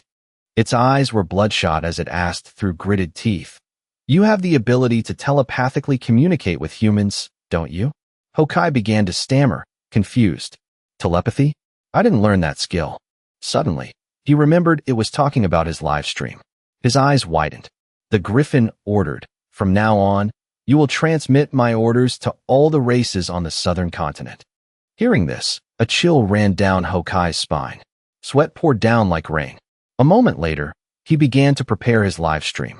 Then he went live for everyone to see. Hokai was being forced to stream, so his expression wasn't very happy. People flooded the comments section. His face darkened as he restarted his personal broadcast. Although Hokai valued this stream greatly, he remembered the sight of Adele City being destroyed by the beast men, which had wounded his last bit of pride. The moment he was killed by the wolf beast man, the broadcast had stopped abruptly. Hokai gritted his teeth, anxiously screaming, "Damn it," in his mind. The griffin smirked, thinking, "This ability is amazing." In the comments, people were curious about whose voice was speaking. It suddenly lunged at the screen, startling everyone. The griffin began to speak continuously. "Hello, people of the southern continent. We are the ancient beastman tribe from the northern continent. I will now make an important announcement." A series of comments appeared on the screen. "The beastman tribe has appeared. How many meters tall are they? These three destroyed Adele City." The griffin roared, "I have seen clearly how you southern continent dwellers stopped the demon tribe's invasion. In any case, failure was inevitable. I commend you for your efforts to win." The people watching the live stream were listening to the griffin. "The demon tribe has been at odds with our ancient beastman tribe for a very long time. As a reward for you." Everyone was watching intently, not blinking. It declared to everyone watching through the screen, "In exactly 30 days, we will begin our invasion of the southern continent." The griffin's words were full of threats. "A bloody massacre will begin on the southern continent. You useless and weaklings will become our slaves. Enjoy the glory of serving us forever." Behind the screen, someone was analyzing the main Chrono Life quest. After the demon tribe's invasion, the story of the ancient beastmen of the northern continent. He typed furiously on his keyboard. The difficulty of this quest is obviously higher than the demon tribe's invasion. Even if they miraculously stopped the demon tribe's invasion, this quest is definitely impossible to complete. His voice was perverted. "Damn it, the release of this Chrono Life game is legendary. Still so relaxed, huh? You fools." The number of viewers on Hokai's stream had multiplied due to this event, becoming a topic of discussion worldwide, not just in the gaming community. The lights were still on at the Chrono Life Company building. They had become the target of criticism. Director B sat there calmly, smoking a cigarette. He was thinking about many things. The publisher's image had now plummeted. Back with the griffin, the sun was gradually setting. It had now finished saying everything it had to say. Then it left Hokai with a few words. "You are no longer of any use. It doesn't matter if I know you now." It glared at him and roared, "But I'll still let you live for the massacre in 30 days. The griffin quickly left, leaving Hokai there alone. The live stream was still on. He just stood there silently, alone. At the identity room, the lights were still on. Hong sat alone, constantly looking at her phone screen. She was the guild master of the Waving Jane Guild. A man saw her still sitting there and blushed shyly. He realized she had once sat next to him. He remembered that after playing Chrono Life, he had thought the game was nonsense and didn't want to play anymore. Hong had said at the time, "Isn't it more interesting this way? Instead of boring hunting every day. Although being attacked by surprise is annoying, it's more addictive, isn't it?" The man shyly scratched his head and hands, looking at her with infatuation. He called out to Hong and then invited her to play Chrono Life, even bragging about his high level. After she rejected him, he looked completely crushed. He looked at Hong and guessed, "It seems like she's reading news related to the Beastman tribe." Then the man cleared his throat lightly, wanting to attract Hong's attention. He wanted to start a conversation, asking if she was looking at news related to the ancient beastmen of Chrono Life. He rambled on, praising the game for constantly releasing large-scale events. "It's really interesting." Hong smiled gently, but her voice was extremely blunt. "I'm annoyed right now, please don't talk to me." This time, the man was rejected again and was so crushed he couldn't speak. She was very interested in the ancient beastmen. A wicked smile appeared on her face as she felt that this whole situation was quite something. The outrage of all the players after watching the live stream brought the pressure that had been building up to its peak. Chrono Life was supposed to be a fun and interesting game that made players forget about reality.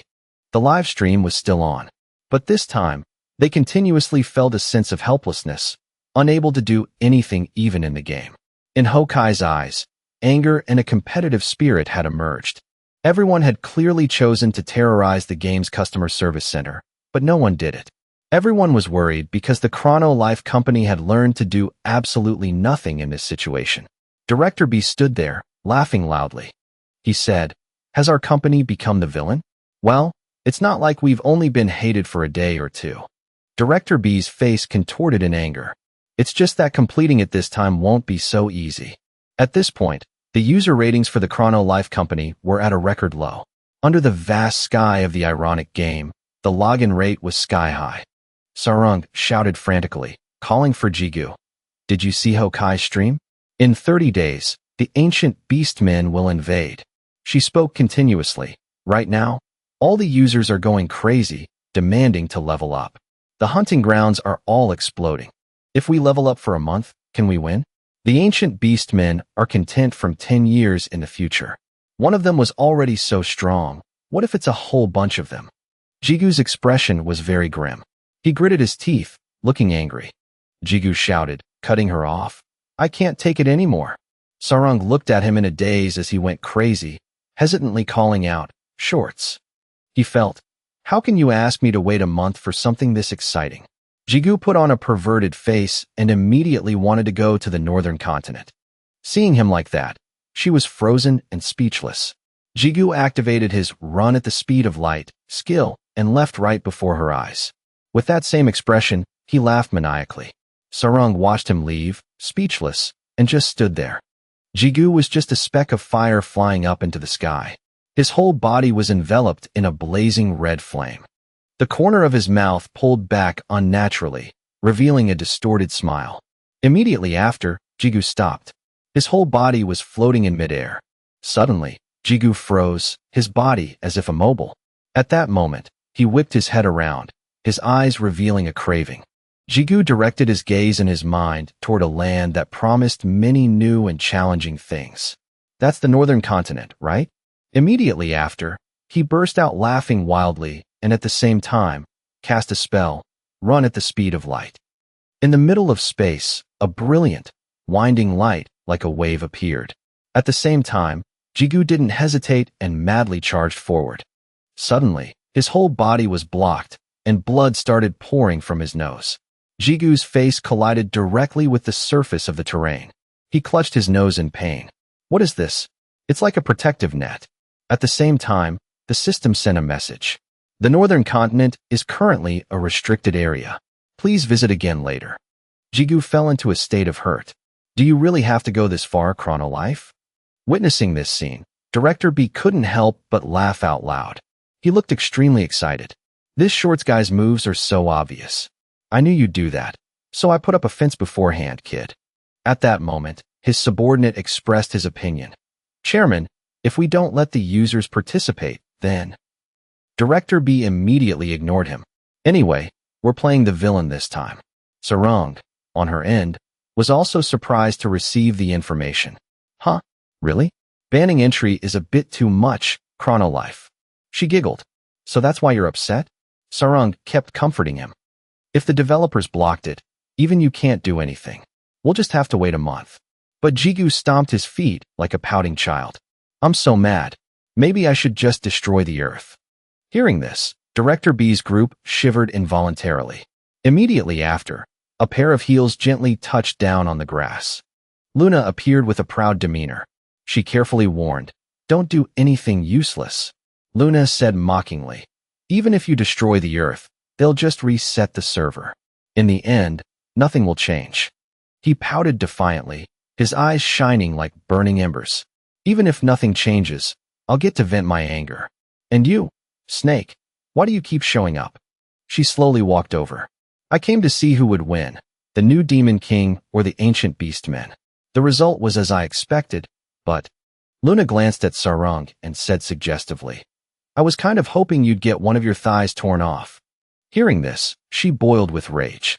Sarang shouted angrily, "Why do you keep picking fights with me? Do you know who I am? If that's how it's going to be, let's have a proper fight." At that moment, Luna smiled with a fake sweetness. "Oh my, come to think of it, we've never formally introduced ourselves, have we? We've only known each other vaguely all this time." She didn't hesitate and walked up to Sarang. Luna's voice was clear and gentle, but no less majestic. "I am Luna, the goddess of life. It's a pleasure to meet you, Demon King Love." She maintained her attitude. Sarang looked very disdainful. "I don't care. I don't want to get to know you, you disgusting snake." Despite this, Luna patiently introduced herself. "I'm 21 years old." At this point, the tone of her voice suddenly dropped. "I don't know if we only know each other through the game or not, but we've met in real life, haven't we? Talk politely to your elder, little 17-year-old Han Sarang." Hearing this, she burst with rage. "Polite my ass. We've already cursed and fought, and now you're telling me to be polite." Just then, a familiar voice echoed in Sarang's ear. "My Demon King." Deck hurriedly flew over, constantly complaining. "I've been looking for you everywhere. You're still alive." She looked over happily. He clicked his tongue. "It would have been better if you had died. Then I could find a stronger Demon King." Sarang angrily pinched Deck's cheek. "What did you say, you little?" At that moment, he asked curiously, "By the way, my Demon King, what are you doing here all alone?" She looked back suspiciously. Alone? In another development, Luna was constantly following Jigu. "Are you going to Proto Village? Are you looking for equipment for Bill? I'll go with you." Sarang immediately ditched Deck and ran quickly to him. "Shorts, I'm going too." Jigu had a displeased look on his face. "Fine. Just don't you two fight in the village, okay? It's embarrassing." They both nodded at the same time. "I know." In the great desert region, the west was filled with the light of the setting sun. At that moment, the ground suddenly shook. Immediately after, an emperor sandworm of enormous size emerged from the ground. It opened its mouth wide, revealing its sharp teeth. The group immediately became alert. It appeared. Full-scale attack. They all aimed their spears at the emperor sandworm. A series of fire attacks shot toward it. Seemingly wounded, the emperor sandworm screamed continuously. Seeing this, one person in the team commanded, "It's working. Keep attacking. Melee team advance." On the cliff, Hokai watched the battle intently. Hong looked up with a bewildered expression. The members of the Justice Guild are stronger than last time. She couldn't help but feel a little curious. Because of the humiliation of being completely annihilated by 3 ancient beastmen, you shortened your sleep time to level up? At that moment, the corner of Hong's mouth twitched slightly. She unconsciously voiced her thoughts. But can this really catch up to content from 10 years in the future? Abra also felt quite worried. Have they gotten stronger? Hearing this, Hokai sighed in frustration. There's no other way. This time, we can only rely on the hero. At his answer, she was surprised. We have to prepare to deal with it ourselves, too. Abra's voice became serious, with a hint of reproach. In a battle, relying on just one person is nothing but a foolish act. In the invasion of the demon tribe, because the hero was also in the demon realm, we had to fight the demon tribe, didn't we? If we don't train our strength, it's meaningless. At her honest words, the group fell silent. Hong hesitated for a moment before voicing her thoughts. I've thought of a way. Her face showed confidence. If it goes well, we can fight on equal terms with the ancient beast men. Hokai immediately turned his attention to Hong. What is it? She suddenly became thoughtful. Although we can't completely close the 10-year gap, this is a method worth trying. A moment later, she decisively presented her plan. If we're discovered, then we'll just have to ask for the hero's help. She suddenly smiled, a smile full of calculation. Hong directed her sparkling eyes toward him and said, after all is said and done, in the end, we can only rely on the hero. Cut to a village. This place had a strong rural style. Bill appeared with a mischievous look. She happily called out to Jigu, Mr. Wooden Club. As soon as Bill appeared, she started to chide him. Where have you been? You suddenly disappeared, and I had to go looking for you. Jigu scratched his head shyly. Sorry, I want to find more Benny Beer teeth. At that moment, the little girl shifted her gaze to behind him. Bill stared at the two women. The two ladies behind you are Class Prez and Ms. Luna, right? Jigu nodded in response. I told you about them last time, didn't I? Sarung moved closer and whispered in his ear. Shorts, who is that kid? Jigu immediately reacted. This is your first time meeting Bill, right? Then he kept introducing them. I met Bill at the hospital not long ago. After meeting her, I found out. She nodded along with every word Jigu said. A moment later, Sarung's eyes were brimming with tears. She knelt down on the ground in sorrow and cried. Sarung unconsciously hugged the little girl tightly. Is Bill better now? It doesn't hurt anymore, right? The little girl looked quite shy. I'm fine now, Class Press. Everyone is looking. Bill's eyes widened. Her lips pursed slightly as if waiting for an interesting story. That's right. I'm a little curious. Sarung was still crying nonstop. What is it? I'll tell you everything I know. At that moment, the little girl suddenly asked a question. Between you two, who is Mr. Wooden Club's girlfriend? Jigu quickly placed an item on Bill's cheek to stop her from prying for information. He shyly pushed Bill away. Neither of them. Now hurry up and take the equipment. However, in her heart, Bill already had an answer. The little girl shifted her gaze towards Sarung. Class Prez, after going through so much, she must have gradually started to like him more. Bill also didn't forget to notice the other person. Ms. Luna? I wonder when she developed such deep feelings for him. The little girl suddenly played detective, carefully analyzing. After a long while, Bill came to a conclusion. A love triangle, huh? Seeing this, the little girl kept asking Jigu, Mr. Wooden Club, who do you like between the two of them? Or do you like both?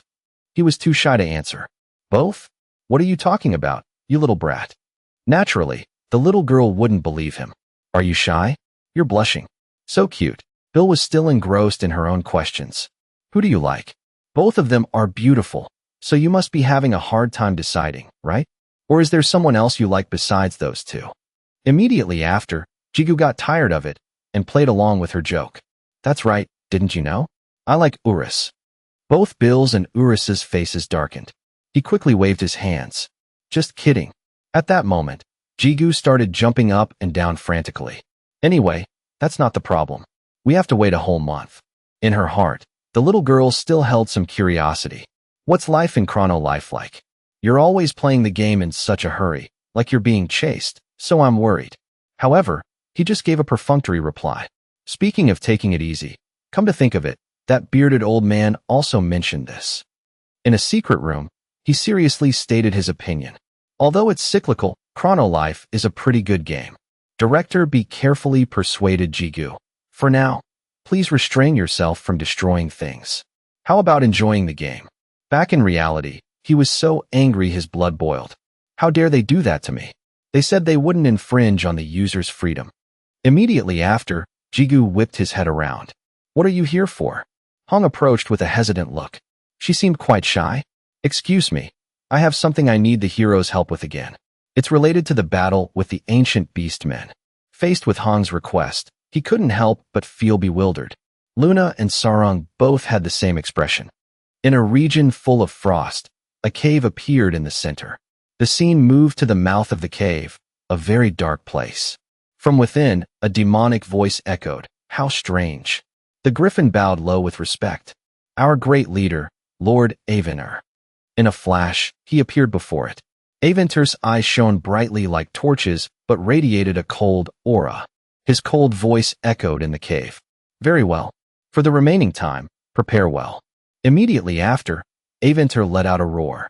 This time, we will definitely make the southern continent our home. At his command, the griffin could only bow its head in acceptance.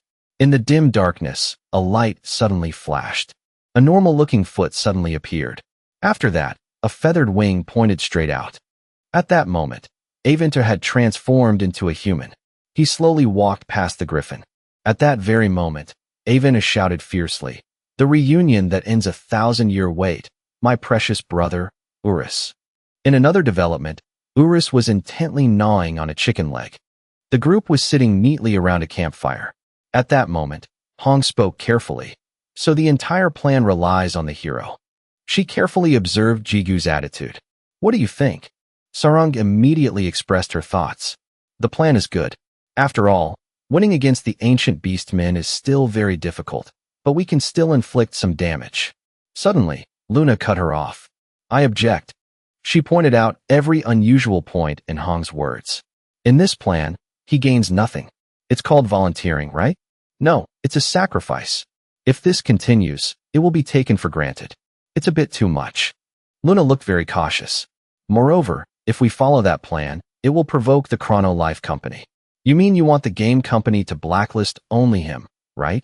Hearing this, Jigu gave a very perverted smile. At his strange action, she froze. Among the group, only Jigu was laughing loudly. He smiled with excitement. Provoke the company? Blacklist? What does that matter at this point? Jigu was angry when he remembered his situation. They were the ones who started it, weren't they? His eyes bulged as if they were about to pop out of their sockets. Jigu laughed maniacally. All right, I'll help you, Hong. I'm very satisfied with this plan. His mouth stretched wide, revealing his drooling teeth. Immediately after, Jigu stood up decisively. He looked up at the sky. I'm going right now. Immediately, Jigu quickly cast a spell, run at the speed of light.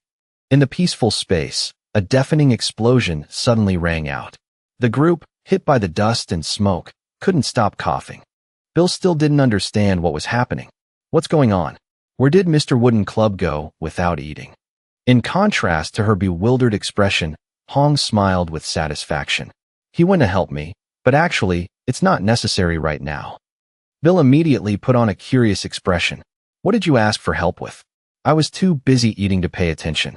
She cleverly piqued Bill's keen sense. I'll give you a riddle, B, as an explanation. Hong seriously posed the question. In 30 days, a strong enemy, the ancient beastmen, will appear. If we want to beat them, we have to be stronger than we are now. She carefully aroused the little girl's curiosity. If we want that, what do we have to do in the game? She answered hesitantly, level up. Hong nodded in agreement. That's right. So right now, all the users are trying to level up, right? But there's a much faster and easier way than leveling up. Every word in her sentence was emphasized, and that way is equipment. Hearing this, the little girl immediately understood. Could it be that the place Mr. Wooden Club is flying to is? Not letting everyone wait long, Hong immediately gave the answer. The highest difficulty hunting ground in Chrono Life. It also has another name, Urus's Lair. Elsewhere, monsters were being continuously annihilated. The surroundings were so chaotic it was impossible to see. Over here, Hong seriously explained, the hero will search for equipment there and sell it to the users. At the same time, Jigu was suppressing the monsters. In the vast space, a blazing spark suddenly flashed. Hearing this, Bill became frantic. If that's the case, that's not good. The equipment market will collapse. The little girl was lost in a jumble of thoughts. The value of users' equipment will completely plummet. Urus's equipment will no longer be scarce, so it will be sold at a cheap price. Moreover, the Chrono Life Company won't stand by. The entire in-game economy will collapse. Hong could only sigh. I know, but if we want to win, there's no other way. At that moment, she cut the little girl off. You know it too, right, B? The hero isn't someone who cares about that. Hong brought up a new topic. The reason the hero is acting is only one. The game company stopped me from going to the northern continent, so this time I've realized it. She emphasized her words. You should absolutely not mess with someone who lives without knowing if they'll see tomorrow. A few hours later, Jigu used a megaphone to announce, for one day only. He skillfully attracted customers. The equipment you all want. We're selling equipment from the Urus hunting ground here. In an instant, Jigu became the center of attention. He kept shouting, throw away your old, worn-out equipment and come buy cheap and good equipment. In the crowd, a young boy slowly approached. Excuse me, I'm looking for a sword. Jigu replied in a friendly tone. Yes, customer, may I ask what level you are? The boy obediently answered, L level 19. He immediately presented a sword to the child. 10,000 gold. Having received the weapon, the boy ran off excitedly. I'll level up fast now. Witnessing this scene, the group immediately became chaotic. They couldn't stop pushing and shoving. So cheap. I'll buy it. Here's the money. Jigu tried to calm the group. Please calm down. There's still plenty of equipment. However, the crowd was still jostling. Sell to me too. Me too. Sarang, standing opposite, was gaping in astonishment. She was watching his every move. There are so many people. It's been 3 days, right? Hong nodded in response. In her heart, Sarang was doubtful. Why not sell it at auction? Bill is about to be overwhelmed. The little girl had now become a real employee. Receive the gold. Here's the equipment. Hearing this, Hong could only laugh. If we sold it at auction, the great merchant virus would buy everything. Hearing the familiar name, she could immediately picture him. At the same time, a person with large feet approached. It was Benedict. His appearance caught Hong's eye. She looked at Benedict in confusion. Over 2 meters tall, with a giant sword. Could that person be? At that moment, Jigu was still continuing his sales. Come on, pick one, anything you want. First come, first served. Immediately after, a large shadow obscured his vision. Benedict appeared with a fierce face. He looked straight into Jigu's eyes. Benedict spoke in a hoarse voice. I want to buy a sword like the one you sold to the level 19 person earlier. The sword of the dead. Someone in the crowd expressed their displeasure. Hey, you're cutting in line. Get to the back. Others also spoke up in protest. A teenager shouted angrily. What era are we in that you're cutting in line like this? Suddenly, he grabbed the teenager's head. Benedict didn't hesitate and threw the teenager aside. Immediately after, a loud crash was heard, accompanied by a thick cloud of dust. The group immediately started chattering because of the noise. The teenager was pinned to the wall, panting heavily. At the same time, he loudly challenged. Is there anyone else who has a problem with me cutting in line? Benedict glared at the group. Step forward. After saying that, he walked back to where Jigu was standing. The corner of Jigu's mouth twitched slightly. After that, Jigu acted very polite. Dear customer, you said the great sword of the dead? That will be 10 million. Hearing this, he reacted. What? You just sold it for 10,000. He asked, puzzled. Why are you selling it to me for 10 million? Jigu patiently answered Benedict's question. The higher the level, the higher the price. However, he became even more furious. Are you kidding me, you scammer? Jigu's attitude changed. He spoke in a cold voice. What's the problem? He didn't hesitate to challenge him. In that context, 2 strangers suddenly became enemies. Sarang, beside him, felt curious. Hong, who is that person? She looked at him intently. Benedict is ranked 38th. He's a very famous PK user in the Rankers Association. Hong was horrified as she remembered the teenager's appearance. The more she spoke, the more cautious she became. From what I just saw, he's a user who could kill someone if he gets angry. At that moment, he gritted his teeth so hard that veins popped out. A moment later, Benedict respectfully presented a bag of money to Jigu. Hero, here is 10 million. Jigu happily took it. Thank you, customer. Please don't cut in line next time. He nodded in agreement. At Benedict's appearance, Hong couldn't help but laugh out loud. So he was forced to be polite.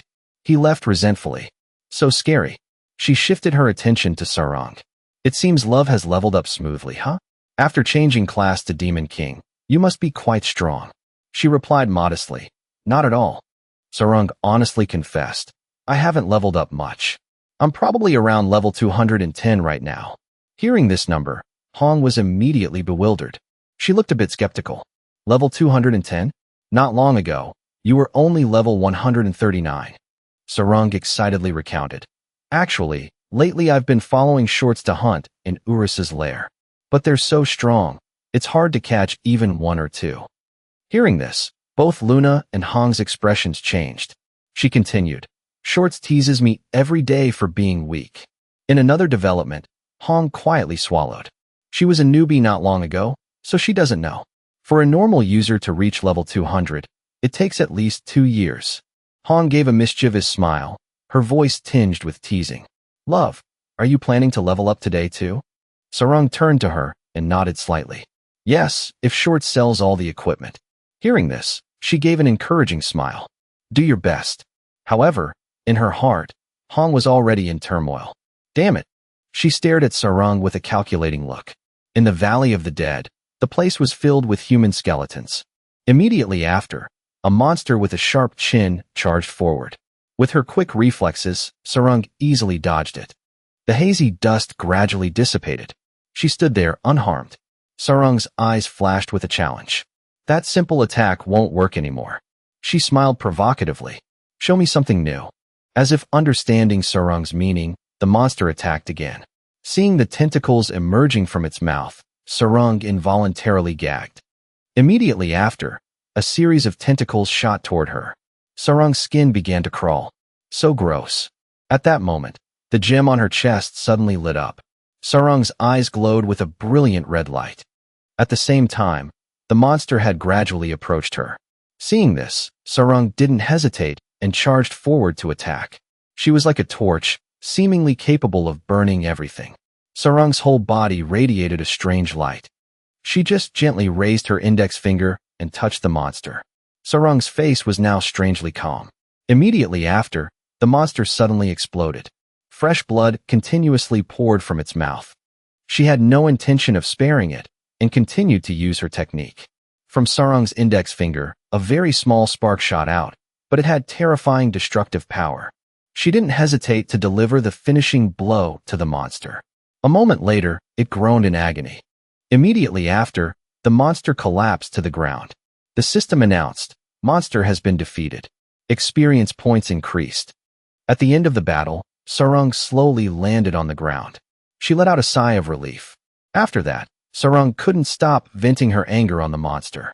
You scared me, suddenly attacking with tentacles. I almost got hit. At the same time, Jigu suddenly appeared. Class President Love, you already caught it? You're getting faster and faster. Amazing. Being praised, she smiled. It was nothing. I am the Demon King, Vice President Love. Sarang suddenly stared at something behind him. Jigu was standing in front of a series of corpses, and he was still rambling on. So good. She shyly shrank into a corner. I'm starting to hate shorts. My confidence has been shattered. Sarang kept shooing Jigu away. I want to be alone, please log out. Every ambiguous action between the two was seen by Luna.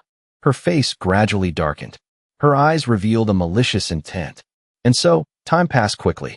Bill excitedly hugged the bag of money she had just earned in a single day. On Hokai's side, he was constantly monitoring the situation. His subordinates carefully observed the monster's every move. As for Hong, she was lost in her own world. In another development, Abra was casting a spell, and the boy who had received the sword was eagerly hunting. Another day passed. The village glowed with a faint orange color. The day of the decisive battle was drawing near.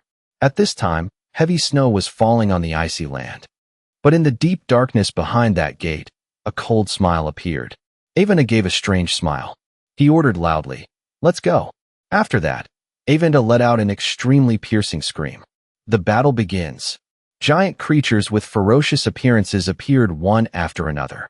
They roared and challenged, causing the surrounding atmosphere to become agitated. The monsters directed their fierce gazes toward Aventer, who stood majestically on the mountaintop. He stood alone at the peak, his hands clenched in determination. Aventer declared proudly, coldly, and decisively, "Today, the southern continent will be erased from history." He was like a god descending to earth, his whole body exploding with a dazzling blue light. In an instant, Aventer had become enormous. He spread his wings wide. Aventer transformed into a large, demonic dragon. Immediately after, he let out a deafening roar. Cut to a countryside field. This place was filled with sunlight. at a fortress surrounded by many guards. The group suddenly broke out in a cold sweat. They gasped for breath and at the same time looked into the distance. On a green land, a series of warriors were charging toward the fortress. The guard gritted his teeth, trying to regain his composure. War has been declared. Immediately after, the monsters began to accelerate. They ran across the field, through layers of grass. Below the fortress, only a cloud of dust could be seen. Adel City, the most fortified fortress on the continent of Chrono. Adel City is located at the northernmost point of the Chrono continent. The ancient beastmen attacking from the northern continent must pass through this place. Adel City is the first line of defense and also the last line of defense. At this moment, the monsters had already approached the city gates. One of them suddenly stopped, as if it had detected something unusual. At the same time, a huge explosion occurred. The surroundings were filled with smoke and fire. One of them shouted a warning, "Attack from the side." It immediately noticed the mountaintop. On it, a series of people were waiting. Abra stood at the forefront of the battle. She slammed her staff into the ground. At this moment, Abra decisively shouted the command, "All magic squads, prepare to attack." The witch squad immediately received the order. They all cast their spells at the same time. She firmly pointed her staff straight at the enemy. Immediately after, Abra shouted, "Fire." As soon as she finished speaking, a series of light spots shot out. They flew straight down to where the monsters were rampaging.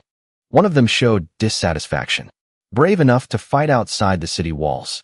A bunch of foolish southern continent dwellers.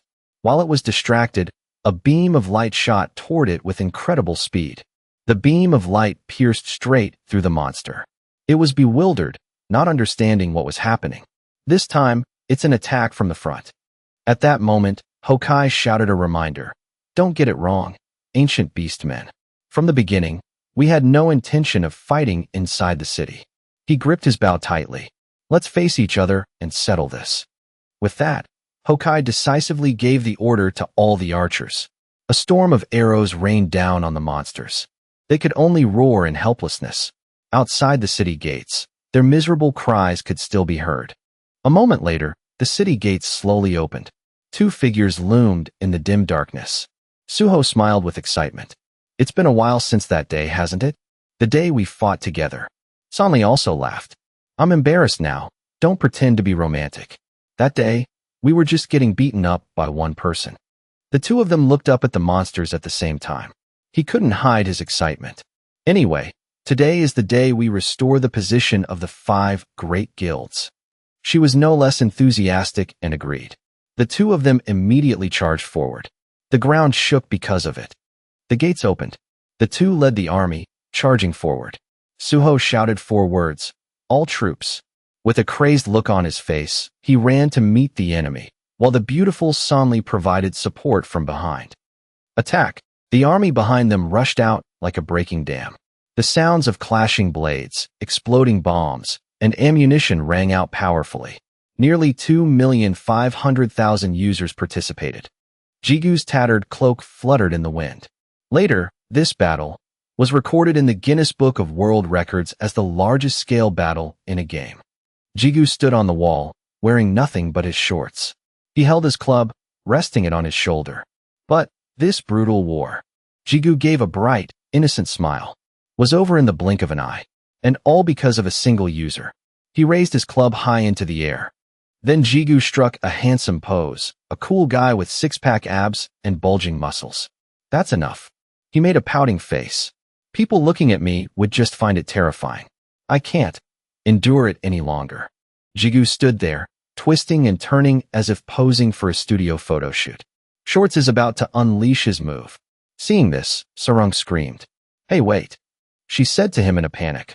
Are you going to attack right now? If you attack, our side will all die.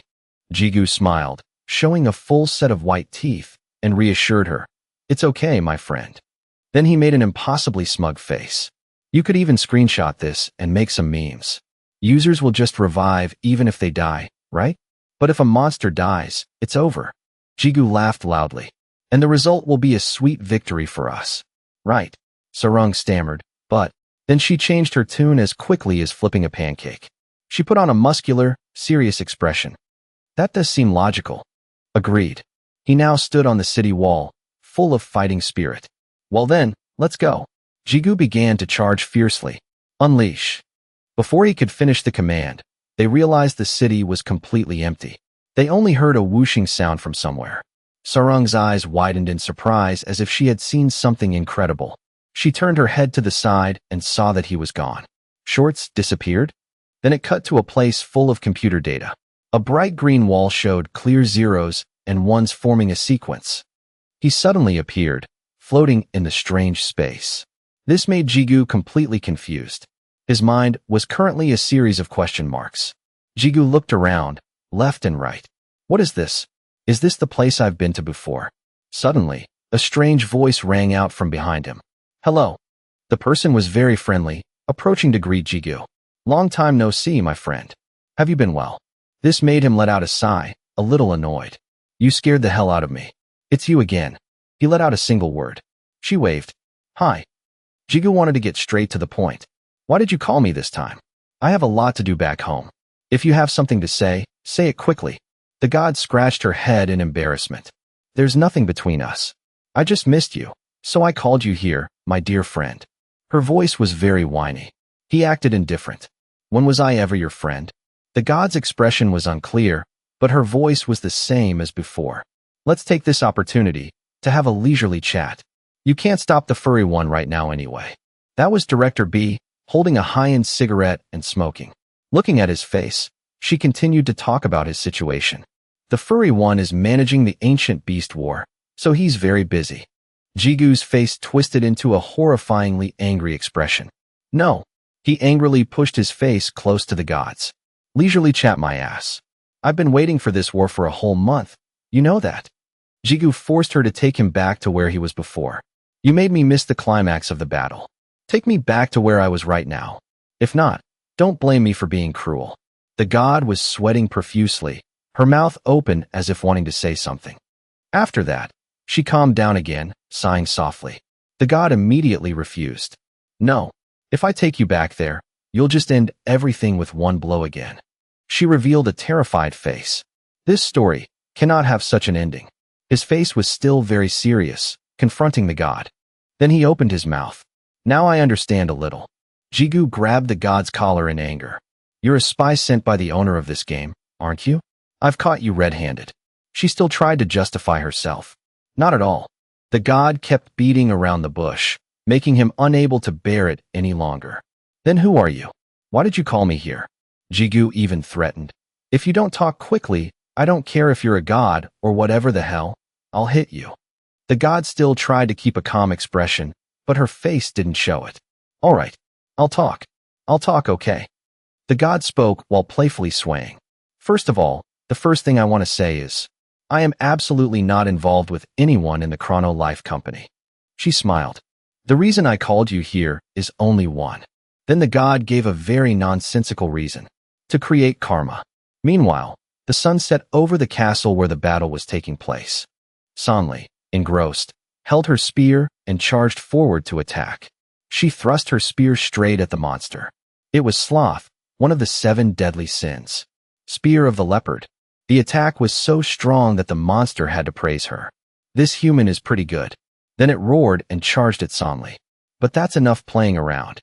Just in the nick of time, Suho appeared and blocked it, using Angel's defense. The monster's face was squashed against the shield before it even knew what was happening. At this moment, Suho looked very cool and capable. A true hero saving the damsel in distress. Suho then drew another weapon. He said forcefully, attack. Holy Charm. With just one strike, the Holy Charm destroyed everything. The explosion was like the Big Bang. The system displayed a notification. You have defeated the monster and gained experience points.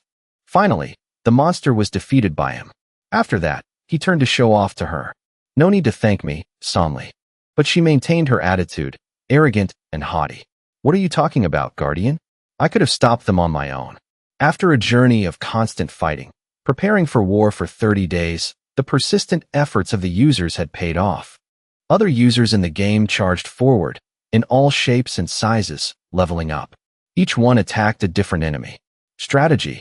Arrows were also shot one after another. the proficient combat abilities of the fighting units.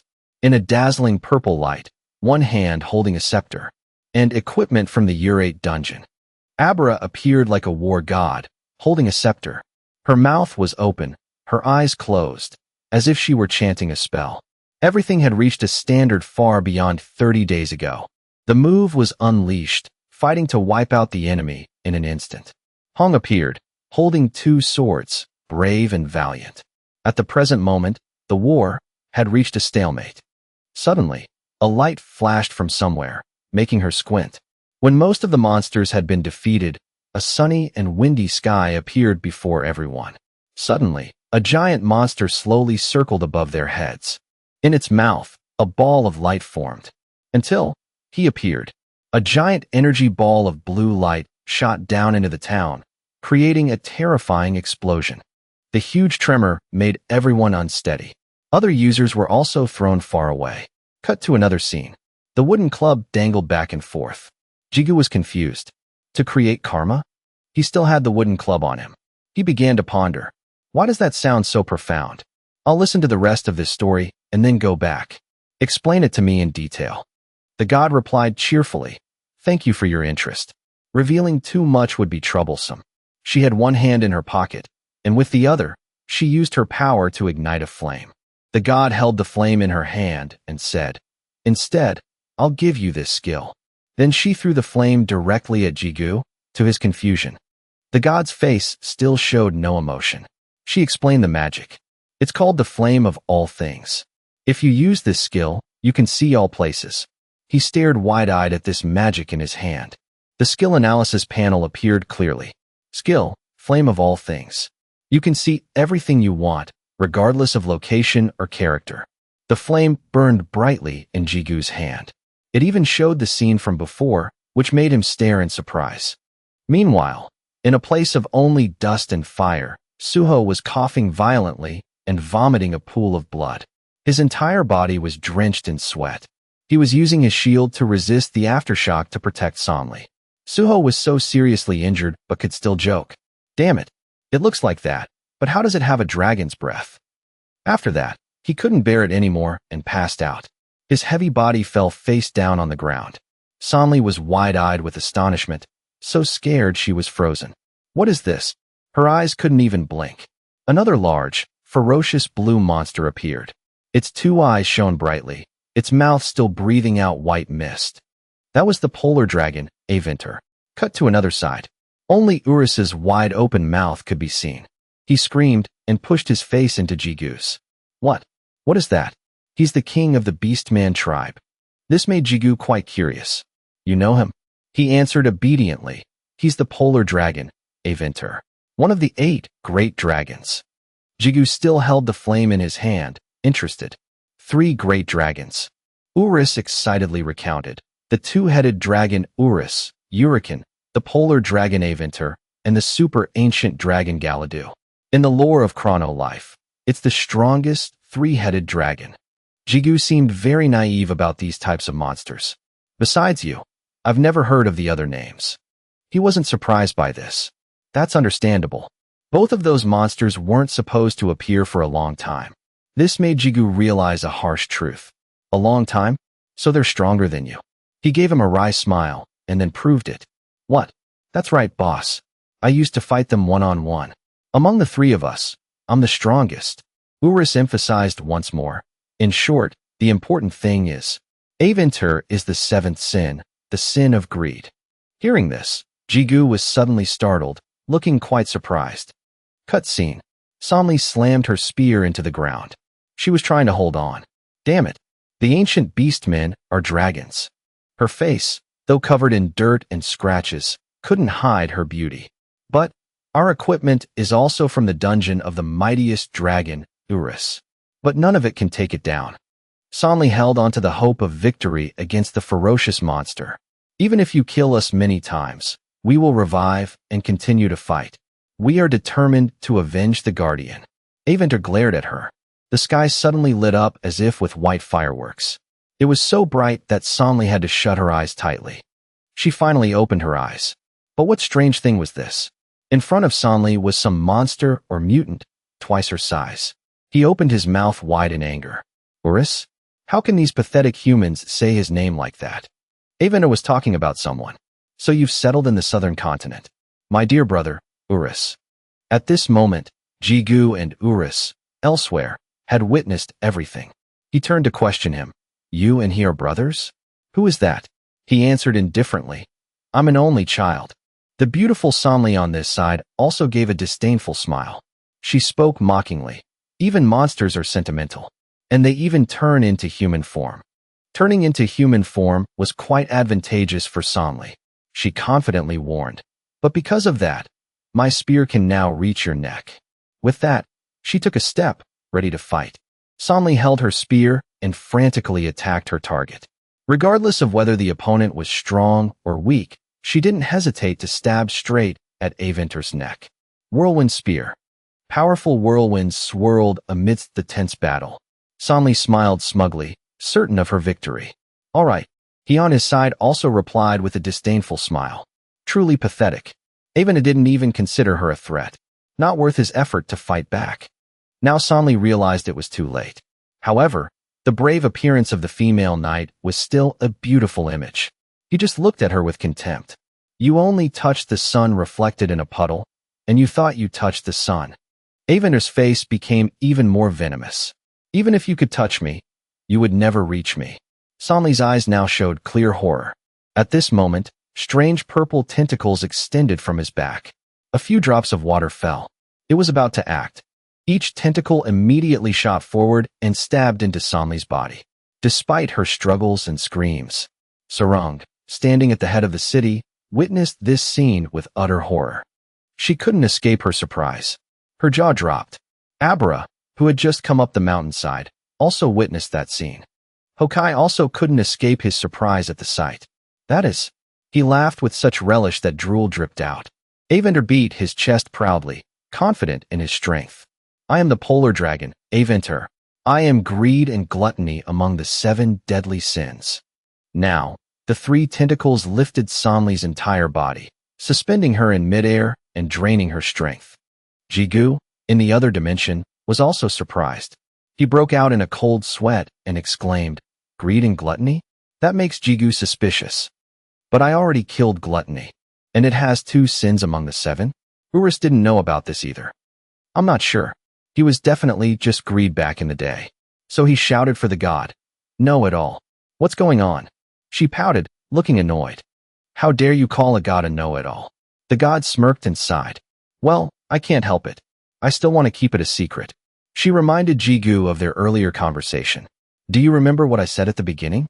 I called you here to create karma. Then the god smiled slyly and snapped her fingers. Instantly, another hourglass appeared before them, crashing down from the sky.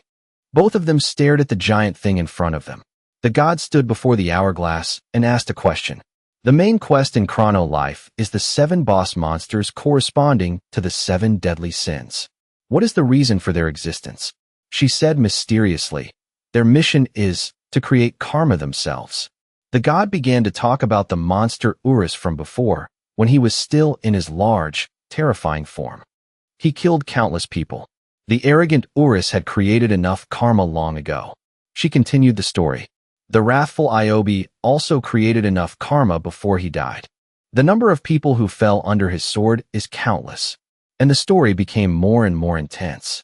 But the gluttonous Uriken had not yet created enough karma, and was killed by you too soon. The god recounted. So Aventer inherited the sin of gluttony, because he is currently the most suitable boss monster for this sin of gluttony. Then the god laughed loudly. Actually, to be honest, I never expected Aventer to have 2 sins. The sin of greed is a special sin, right? She tapped the giant wooden hourglass next to her a few times, while also introducing its function. This is the karma hourglass.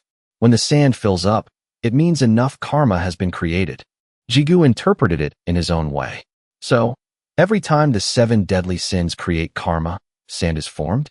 Then what exactly is creating karma? And what is that sand anyway? The god showed another sinister face. The corner of her mouth couldn't help but pull up. What an obvious question. It turned out the effect of this hourglass was terrifying. Of course, each grain of this sand is a human life. Cut to another dimension. Hokkai hurriedly shouted. Everyone, switch to defense. Aventur's tentacles shot out more and more. They aimed straight for the soldiers and charged. The soldiers with bows and arrows had witnessed everything and were in a panic. They tried to dodge the tentacles and flee from that place as quickly as possible. Suddenly, Aventur's two eyes emitted a strange green light. Absorb.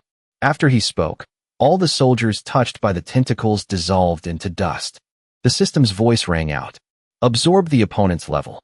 Absorb the opponent's stats. Hokkai watched his soldiers disappear one by one, not knowing what to do. Damn it! What are they? Don't just stand there, get out of the way. His two eyes widened as he witnessed everything spiral out of control. A tentacle had already reached Hokkai's right side.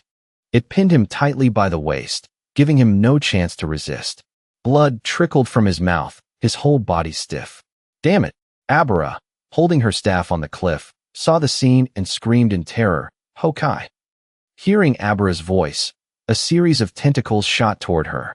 They didn't hesitate to stab straight into Abara's stomach and waist, as well as those following her. The cliff that had been full of people just a moment ago was now only dust. Aventur stood amidst the dust, hearing the system's voice. Absorb the opponent's level. Absorb the opponent's stats. His eyes glowed with a murderous aura. He laughed loudly. A bunch of jokes. The weak humans of the southern continent. His subordinates heard this and cheered. Lord Aventur. As expected, the whole group immediately rushed forward to praise their master. Among the rabble were wild boars and owls shouting Aventur's name. Rhinos and bears also tried to roar his name.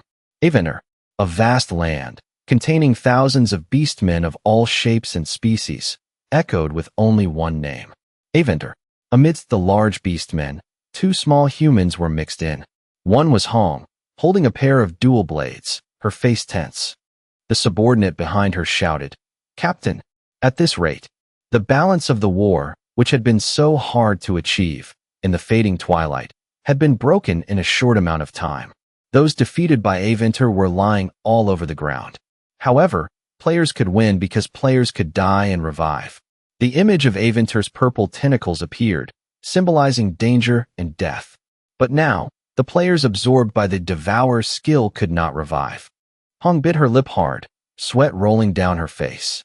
This had a huge impact on the war. She shouted, trying to stabilize the soldiers' morale. Commander-in-Chief Hokkai is dead. So I, the vice-commander, will take charge of this battle. Everyone, don't panic. Continue to focus on fighting. The war has only just begun. Hearing Hong's firm and reassuring voice, the injured soldiers tried to get up. We still have the advantage in numbers. But, be on high alert for the Devour attacks. The surviving archers on the cliff also got up. If a comrade next to you is stabbed by his tentacle, kill them before they are absorbed. Because if you're absorbed, you can't be revived. Hong moved so fast that only her footprints were visible on the ground. She held her dual blades, bravely charging forward. All troops attack. The soldiers, filled with renewed strength and courage, also charged forward after her.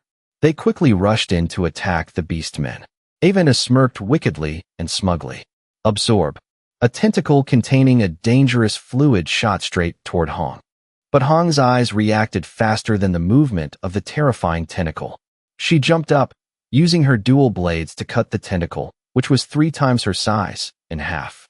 Then Hong landed, creating a long friction mark on the ground. She maintained a defensive stance, unshaken. Below her feet was a part of the severed tentacle. Hong's face darkened. She was so tense, she was sweating and panting. Seeing his tentacle had been cut off, Aventur was not fazed at all. Hong stood at a distance from him and shouted, You think your tentacle can touch me? Bring out as many as you have. He laughed. Interesting. Very well. Hundreds of tentacles shot out from his body at once. A murderous aura emanated from his eyes. Hong froze, staring at those terrifying tentacles. The soldiers following her also froze, filled with despair. Aventur's tentacles. The number of tentacles Aventur could shoot out. Looking at the number of tentacles, one could easily imagine a small forest. In total, there were 100,000. Next, those 100,000 tentacles simultaneously stabbed down at the soldiers on Hong's side. Instantly, the people fighting alongside her all turned to dust. His power completely surpassed that of Uriken's gluttony before. Hong looked up at Aventer, her eyes filled with despair. The system continuously sent a series of overlapping notifications. Absorbed opponent's level. To seal the deal, the system continued with a sentence that served as a prelude, taking away all of Hong's hope. Activating the karmic trait of greed. Aventer's drool flowed like a dog that had just finished a full meal. Maximum level limit removed. Level 1024. Level 1158. Level 1236. Level 1389. Hong's blade slipped from her hand, falling silently. Due to the greed that Aventer possessed, she stood still, waiting for death at the hands of the enemy. The karma of gluttony that he had just absorbed grew stronger and stronger. The combination of the two karmas, greed and gluttony, created a perfect synergy. Aventer's footsteps drew closer and closer to Hong. The two figures, one large and one small, contrasted under the twilight. This was the worst possible outcome for the players. A tentacle gently approached Hong's throat. To win, over the past 30 days, the players had grinded levels like crazy. Aventer's face showed triumph. The result was Polar Dragon Aventer, level 3890. The very levels they had grinded had created their strongest enemy. Suddenly, a beam of light flashed from Sarung's index finger. She flew in midair, the light in her hand growing stronger and stronger. Destruction. The target of that light beam was right where Hong and Aventer were standing. Hong looked at her in astonishment. Attacking me. A deafening explosion occurred right after, creating a huge shockwave in the surroundings. When the explosion ended, Aventer had turned to dust. Hong sat on the ground, panting in fear. She thought to herself, that's the Demon King's signature skill, destruction. She looked at the giant column of smoke beside her and couldn't help but exclaim, such immense power. Sarung gently landed in front of Hong. Hong looked at her joyfully. Sarung's face was stern. She stood with her back to Hong, her whole body glowing in the sunset. Hong ran towards her, praising her endlessly. That was amazing. That skill was destruction, which you mentioned before, right? I was caught in it too. I thought I was going to die. Sarung glanced at Hong, her cold face now tinged with a deadly aura. If that had happened, there would have been nothing to be done. Hearing Sarung say that, Hong couldn't help but be surprised and let out a single word. Sarung continued to walk away from Hong. Get out of the way. Sarung's eyes lit up, her face cold as if nothing was surprising about the enemy still standing after her powerful attack. My attack just now had no effect on Aventer at all. As she said, amidst the thick cloud of dust, Aventer was still standing firm. He smirked, his eyes glowing with a strange blue light. His entire body was covered in crisscrossing scars mixed with strange tattoos. I can't fight and protect you at the same time. The enemy is too strong.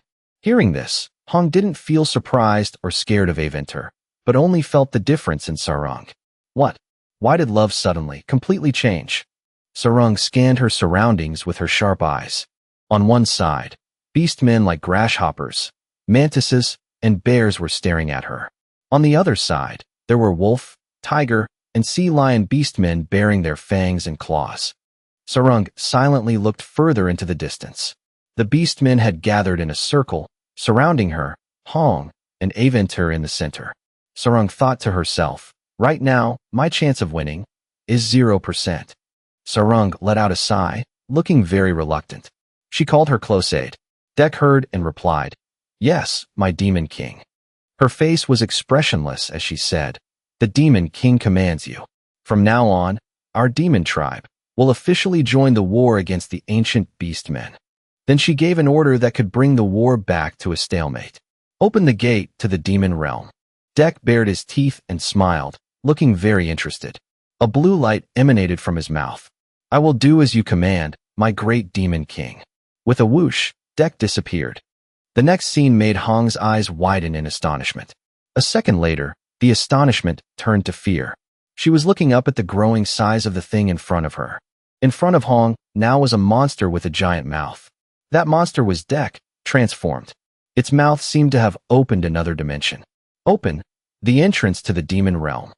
However, It seemed the gate to the demon realm was attacked by something. The force of the attack was so strong that Dek, in his giant form, was hit so hard his mouth was distorted.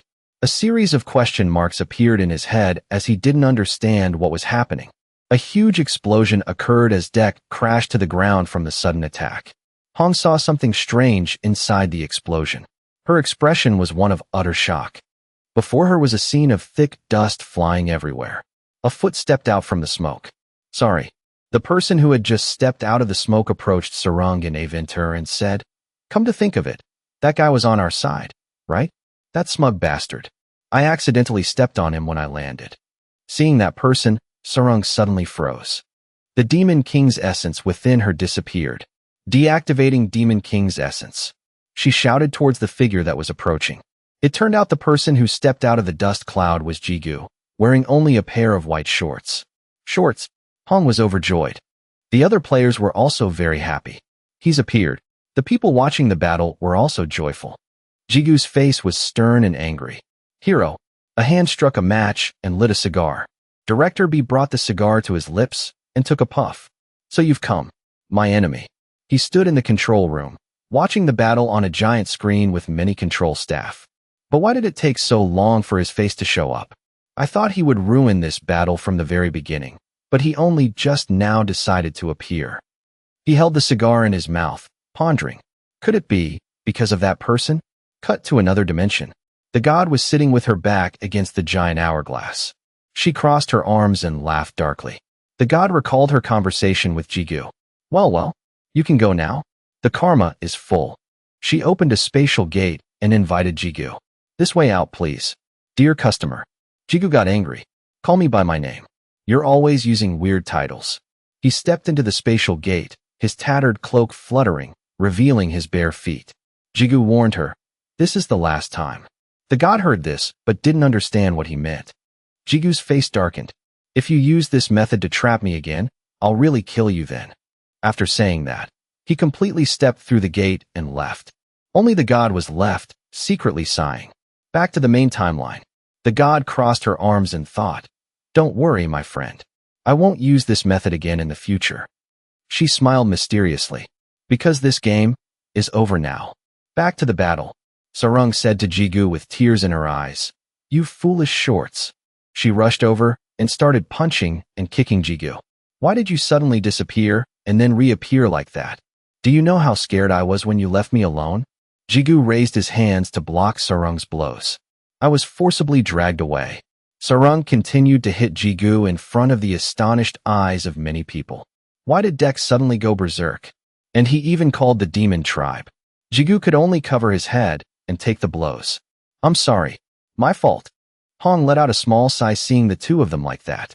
That's how love usually is. I must have been mistaken. After being beaten by Jigu until he was rolling on the ground, Dek was no longer able to fight. Sarang said in a panic, "Now we can't summon the demon tribe. What do? We have to fight them." Jigu looked around. The army of beastmen standing before them looked terrifyingly massive. Avender still stood with his arms crossed, patiently waiting to see what they would do next. Jigu suddenly smirked and let out a soft, contemptuous laugh. He gently reached out and patted Sarang's head. "Don't worry. You just need to stand and watch. Leave the rest to me." Sarang was moved by his gentleness and reliable appearance.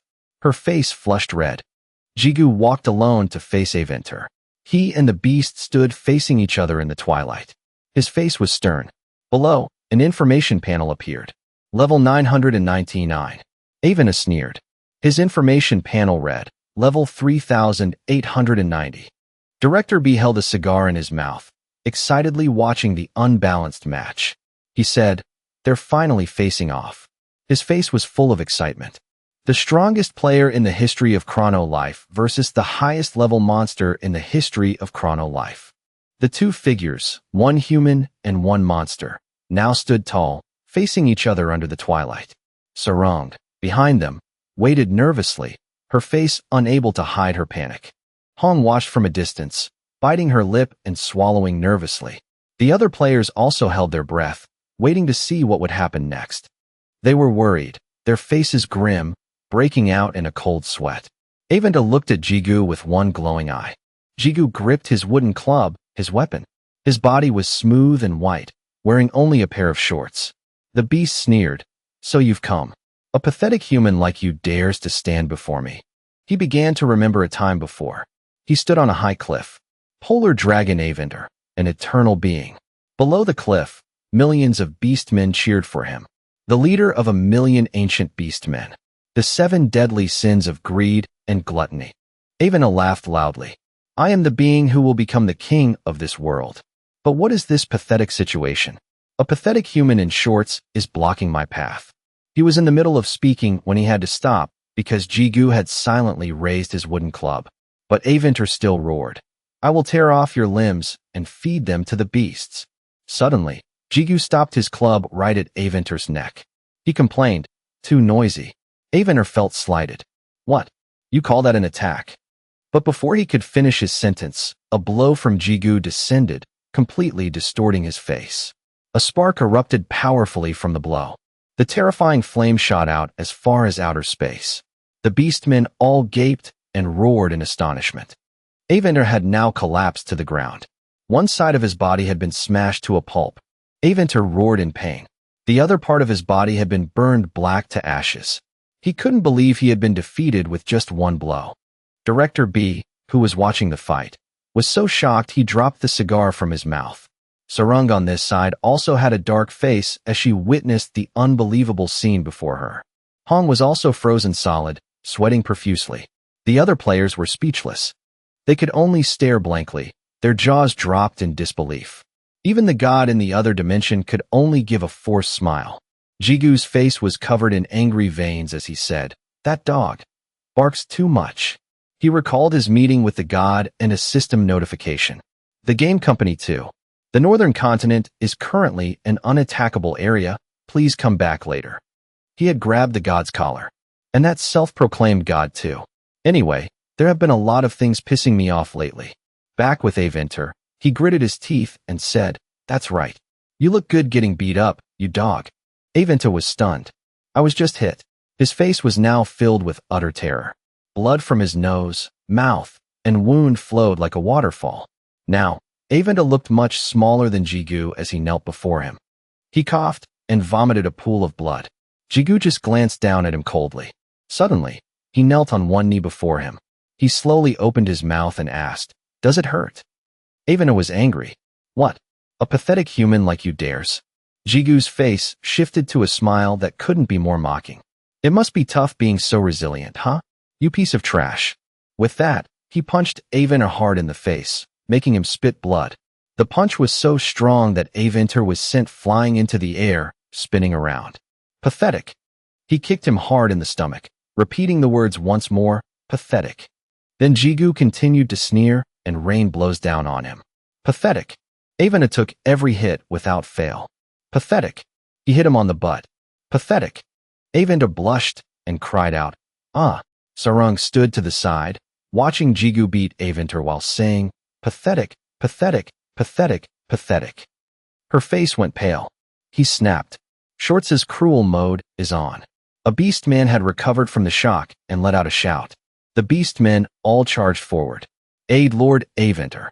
They ganged up on him, with only Jigu facing them. The hand that was about to punch Aventer again suddenly froze in midair. Jigu's lips pulled back into a demonic smile. He pulled his wooden club from his shorts. "This is it. This is it." Then he got into a stance, ready to fight. His eyes shone with excitement. "I've been waiting for this moment for a long time." Jigu alone faced the giant army of beast men. But he didn't flinch and whipped them, shattering them like a god of war. A huge flame erupted, incinerating a whole section of the sky. The beastmen burned in the fire, screaming endlessly. The fire burned the forest and mountains, rising to the blue sky and turning it a blazing orange. The beastmen who were about to advance were terrified by the flames. "What is this? Impossible." A beastman suddenly turned to look at him. But before he could react, Jigu had already charged at him. In his eyes, there was only the image of Jigu. His face was like a crazed demon, his hand holding the wooden club ready to swing. He only hit the beastman once, and he collapsed. The other beastmen were agitated and also wanted to charge. "You insolent human! How dare you charge straight at us?" Dot. Jigu was silent for a second, his face turned away, his expression unclear. Then he turned back, a crazed, demonic smile on his face. The beastmen who were about to charge were scared to death by him, screaming and crying. Aventer was still kneeling on the cold ground. Behind him were the tragic screams of his subordinates. Help! A crocodile beastman was knocked down right next to him. That beastman had lost an arm. He only had the strength to whisper, "Forgive me, Lord Aventer. We are not strong enough to fight that demon." A tear rolled down the crocodile beastman's face. "Forgive my weakness," he sobbed. "If we were even a little stronger, we could have helped you." Aventer remained silent, his head bowed as if he had lost consciousness. His eyes were completely black. The beastman continued to speak. "Aventer, I have something to ask of you." Under the twilight, his plea was earnest and full of regret. "Please, devour all of us and absorb us." Aventer spoke in a faint consciousness. "Do you know what that means? After being absorbed, you won't be able to revive until you die."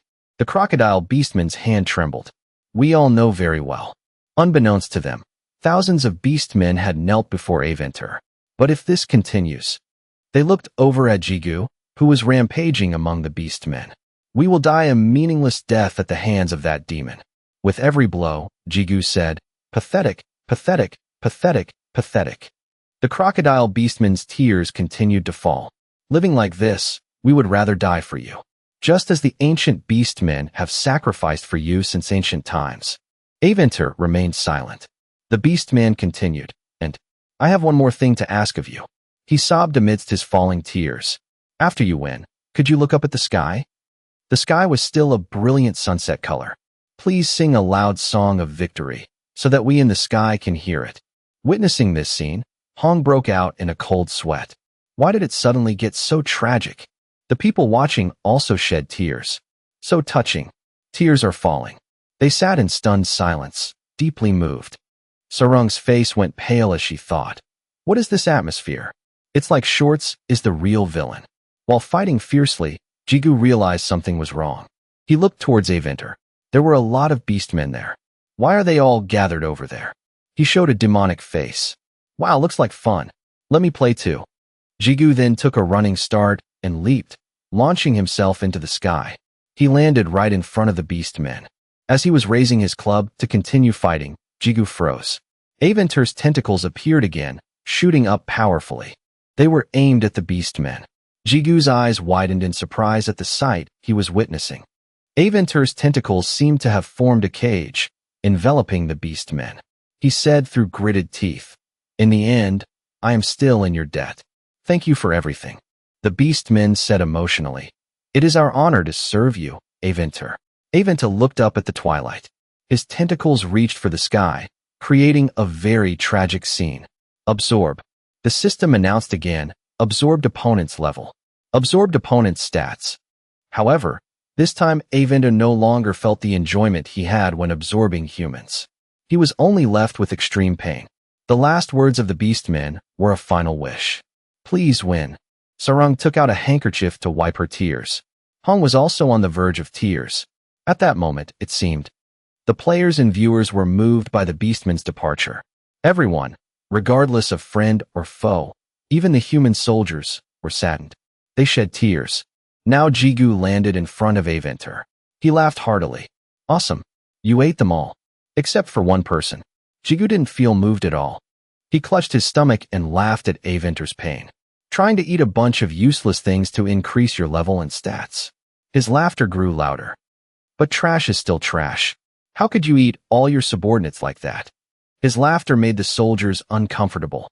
The viewers on the other side of the screen could still hear Jigu's inhuman laughter. This bastard. How dare he mock such a noble sacrifice? Aventer gritted his teeth amidst his laughter. "You're right," he said as he struggled to get up. "But it's not like I wanted to eat them." The tentacles got into a fighting stance again. But it's strange. Many sharp energy spikes appeared on Aventer's back. They stabbed from all directions. His body began to melt, his flesh burning. Aventer just swung his arm forcefully, and his skin returned to normal. At this moment, Aventer's whole body radiated a strange light. Jigu, standing beside him, accidentally witnessed the magnificent scene. The space around him was covered in a magical light, creating a surreal atmosphere. Aventer suddenly shed tears, his shoulders shaking. I'm not hungry anymore. Immediately after, Aventer charged straight at Jigu without a word. He was no less inferior, his feet flying across the grass. At this moment, he gritted his teeth. Aventer's teeth were like sharp blades.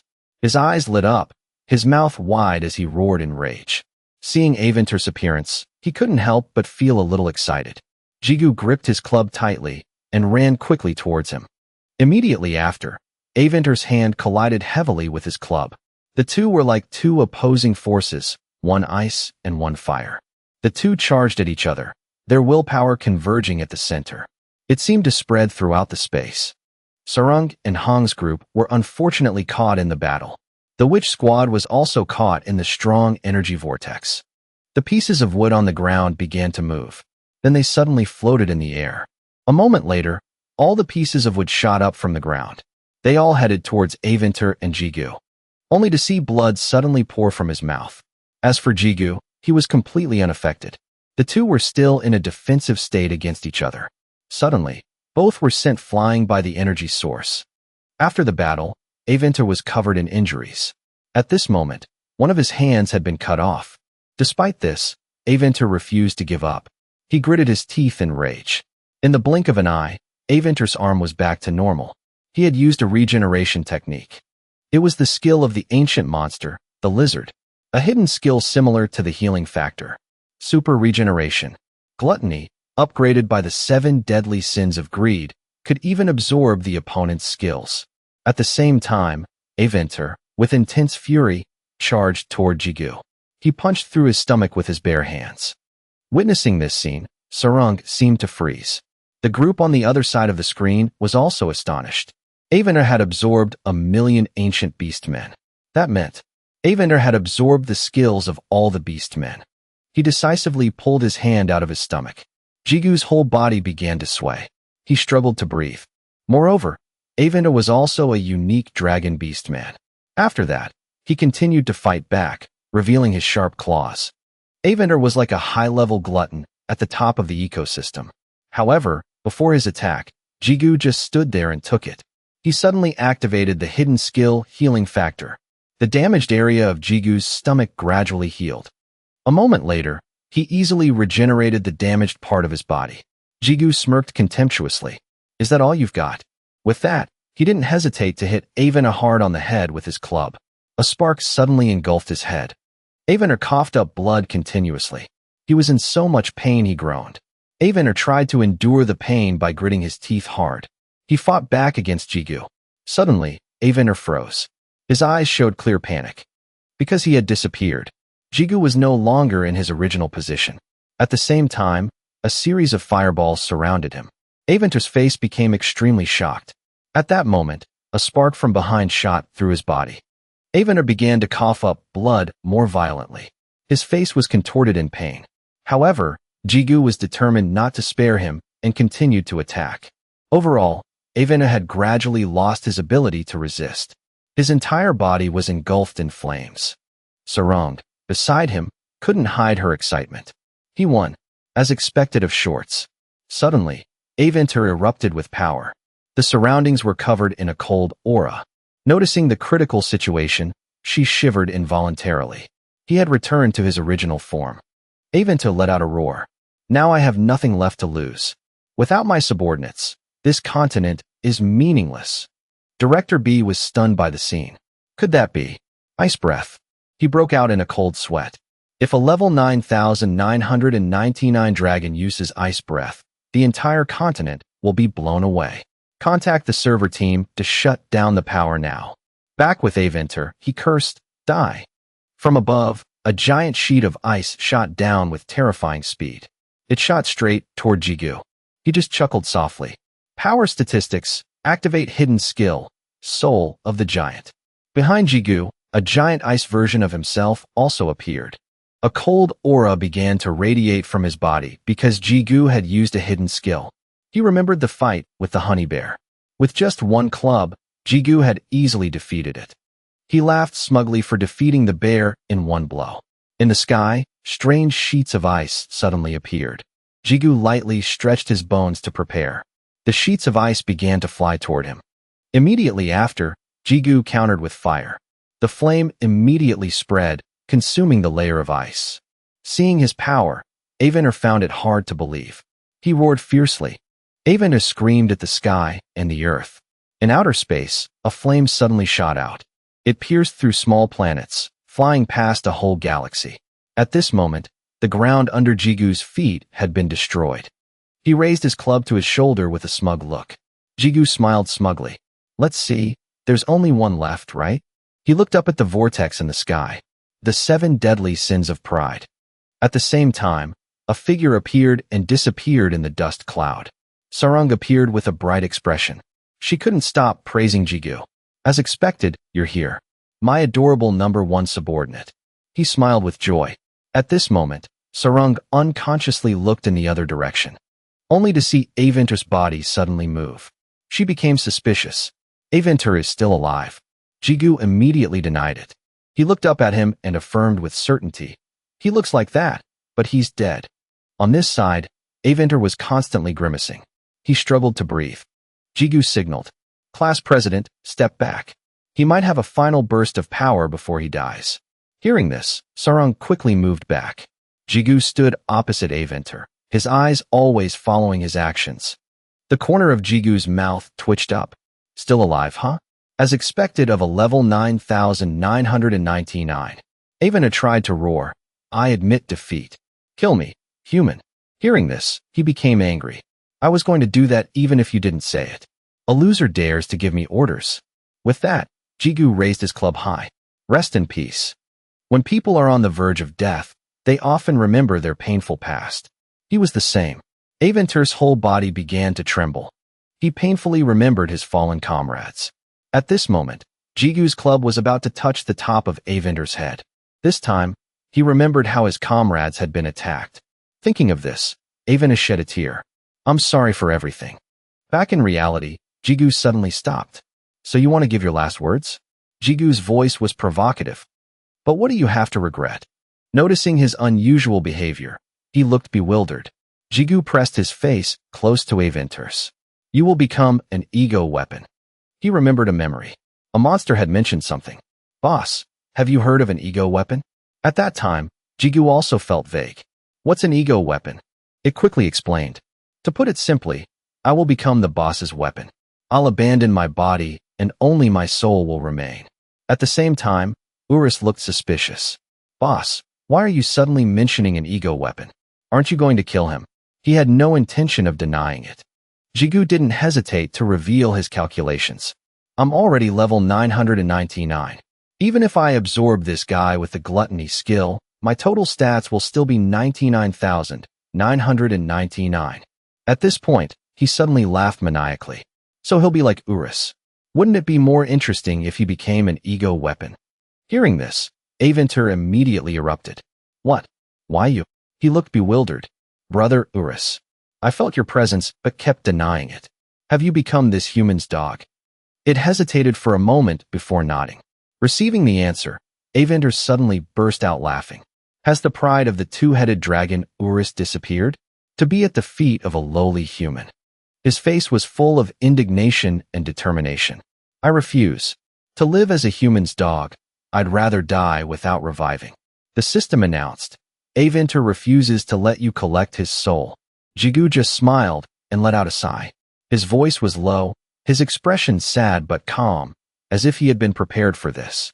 All right, I won't force you. Jigu scratched his head in confusion. A little shocked. I didn't expect to be rejected. At his strange behavior, he couldn't help but feel a little surprised. At this moment, Jigu gave up. Oh well, to console this broken heart, I'll leave the northern continent tomorrow. Every word he spoke was slow, as if full of murderous intent. The race that lives here is the ancient beastmen, right? I'll kill them all to recover my spirits. Jigu shouted. He kept repeating the word kill. Jigu's voice was like a roar from the abyss, his eyes full of threats. Kill without ever stopping. I will personally destroy you until you beg me. He paused for a beat, then his voice dropped to a hiss. Then I will skin them. and use you as decorations on the street. Aventa looked at Jigu with a disdainful gaze. You filthy, despicable human. You're threatening me. The corner of his mouth lifted into a contemptuous smile. What threat? His eyes locked onto Aventa's as if to pierce his soul. You understand now, right? Every word Jigu spoke was like a knife sliding down Aventa's back. That's right, I'm threatening you. His eyes widened, scrutinizing his opponent's every move. So what are you going to do? The group on the other side of the screen couldn't help but feel terrified. That guy is so evil. Urus, beside him, was no less concerned. Listen to me. Faced with Jigu's threats, he wavered a little. Aventer remembered the scene of his subordinates sacrificing themselves one by one. He frowned, his expression full of thought.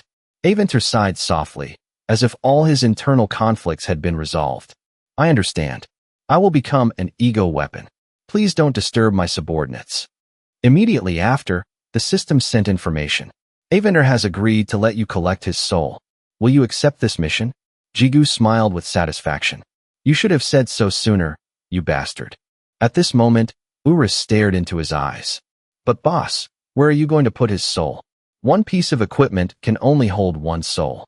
Jigu looked blank. He shrugged indifferently. So the wooden club won't work. Oh well. Immediately after, Jigu spread his arms wide towards him. His eyes slowly turned strange. The smile on his lips was like a monster luring its prey. Come here, my baby. Aventer's body stood still, not moving, as if frozen. He became wary. Let me think for a moment. However, Jigu decisively grabbed Aventer. Don't talk so much, get in. Immediately after, the system announced that he had been defeated. Aventer's soul had entered his shorts. His body was almost uncontrollable, twisting in an excessive excitement. Sarung happened to see Jigu's appearance. She suddenly froze. At the same time, an iron chest fell on Sarung. Hong was also lucky enough to receive a similar item. Almost everyone received a reward after completing the main quest. With a light touch, the lid popped open. She looked inside excitedly. What's the main quest reward? Sarung's whole body suddenly froze. Her eyes also wavered. She stared blankly at the snowflake. This is a 1,000-year-old crystallized bone. The surrounding scenery seemed to stand still. The northern continent, a forbidden land until now. The reward for completing the main quest, Ancient Beastman Invasion, has allowed users to enter the northern continent. The level of high-ranking players, which had been stagnating, will have a new map to explore. This event will increase their interest in venturing into the forbidden land of the northern continent. The connection rate of Chrono Life players has increased even more than before. Jigu excitedly put the item in his mouth.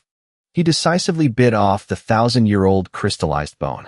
Jigu didn't chew and just swallowed it down. He had absorbed the 1,000-year-old crystallized bone.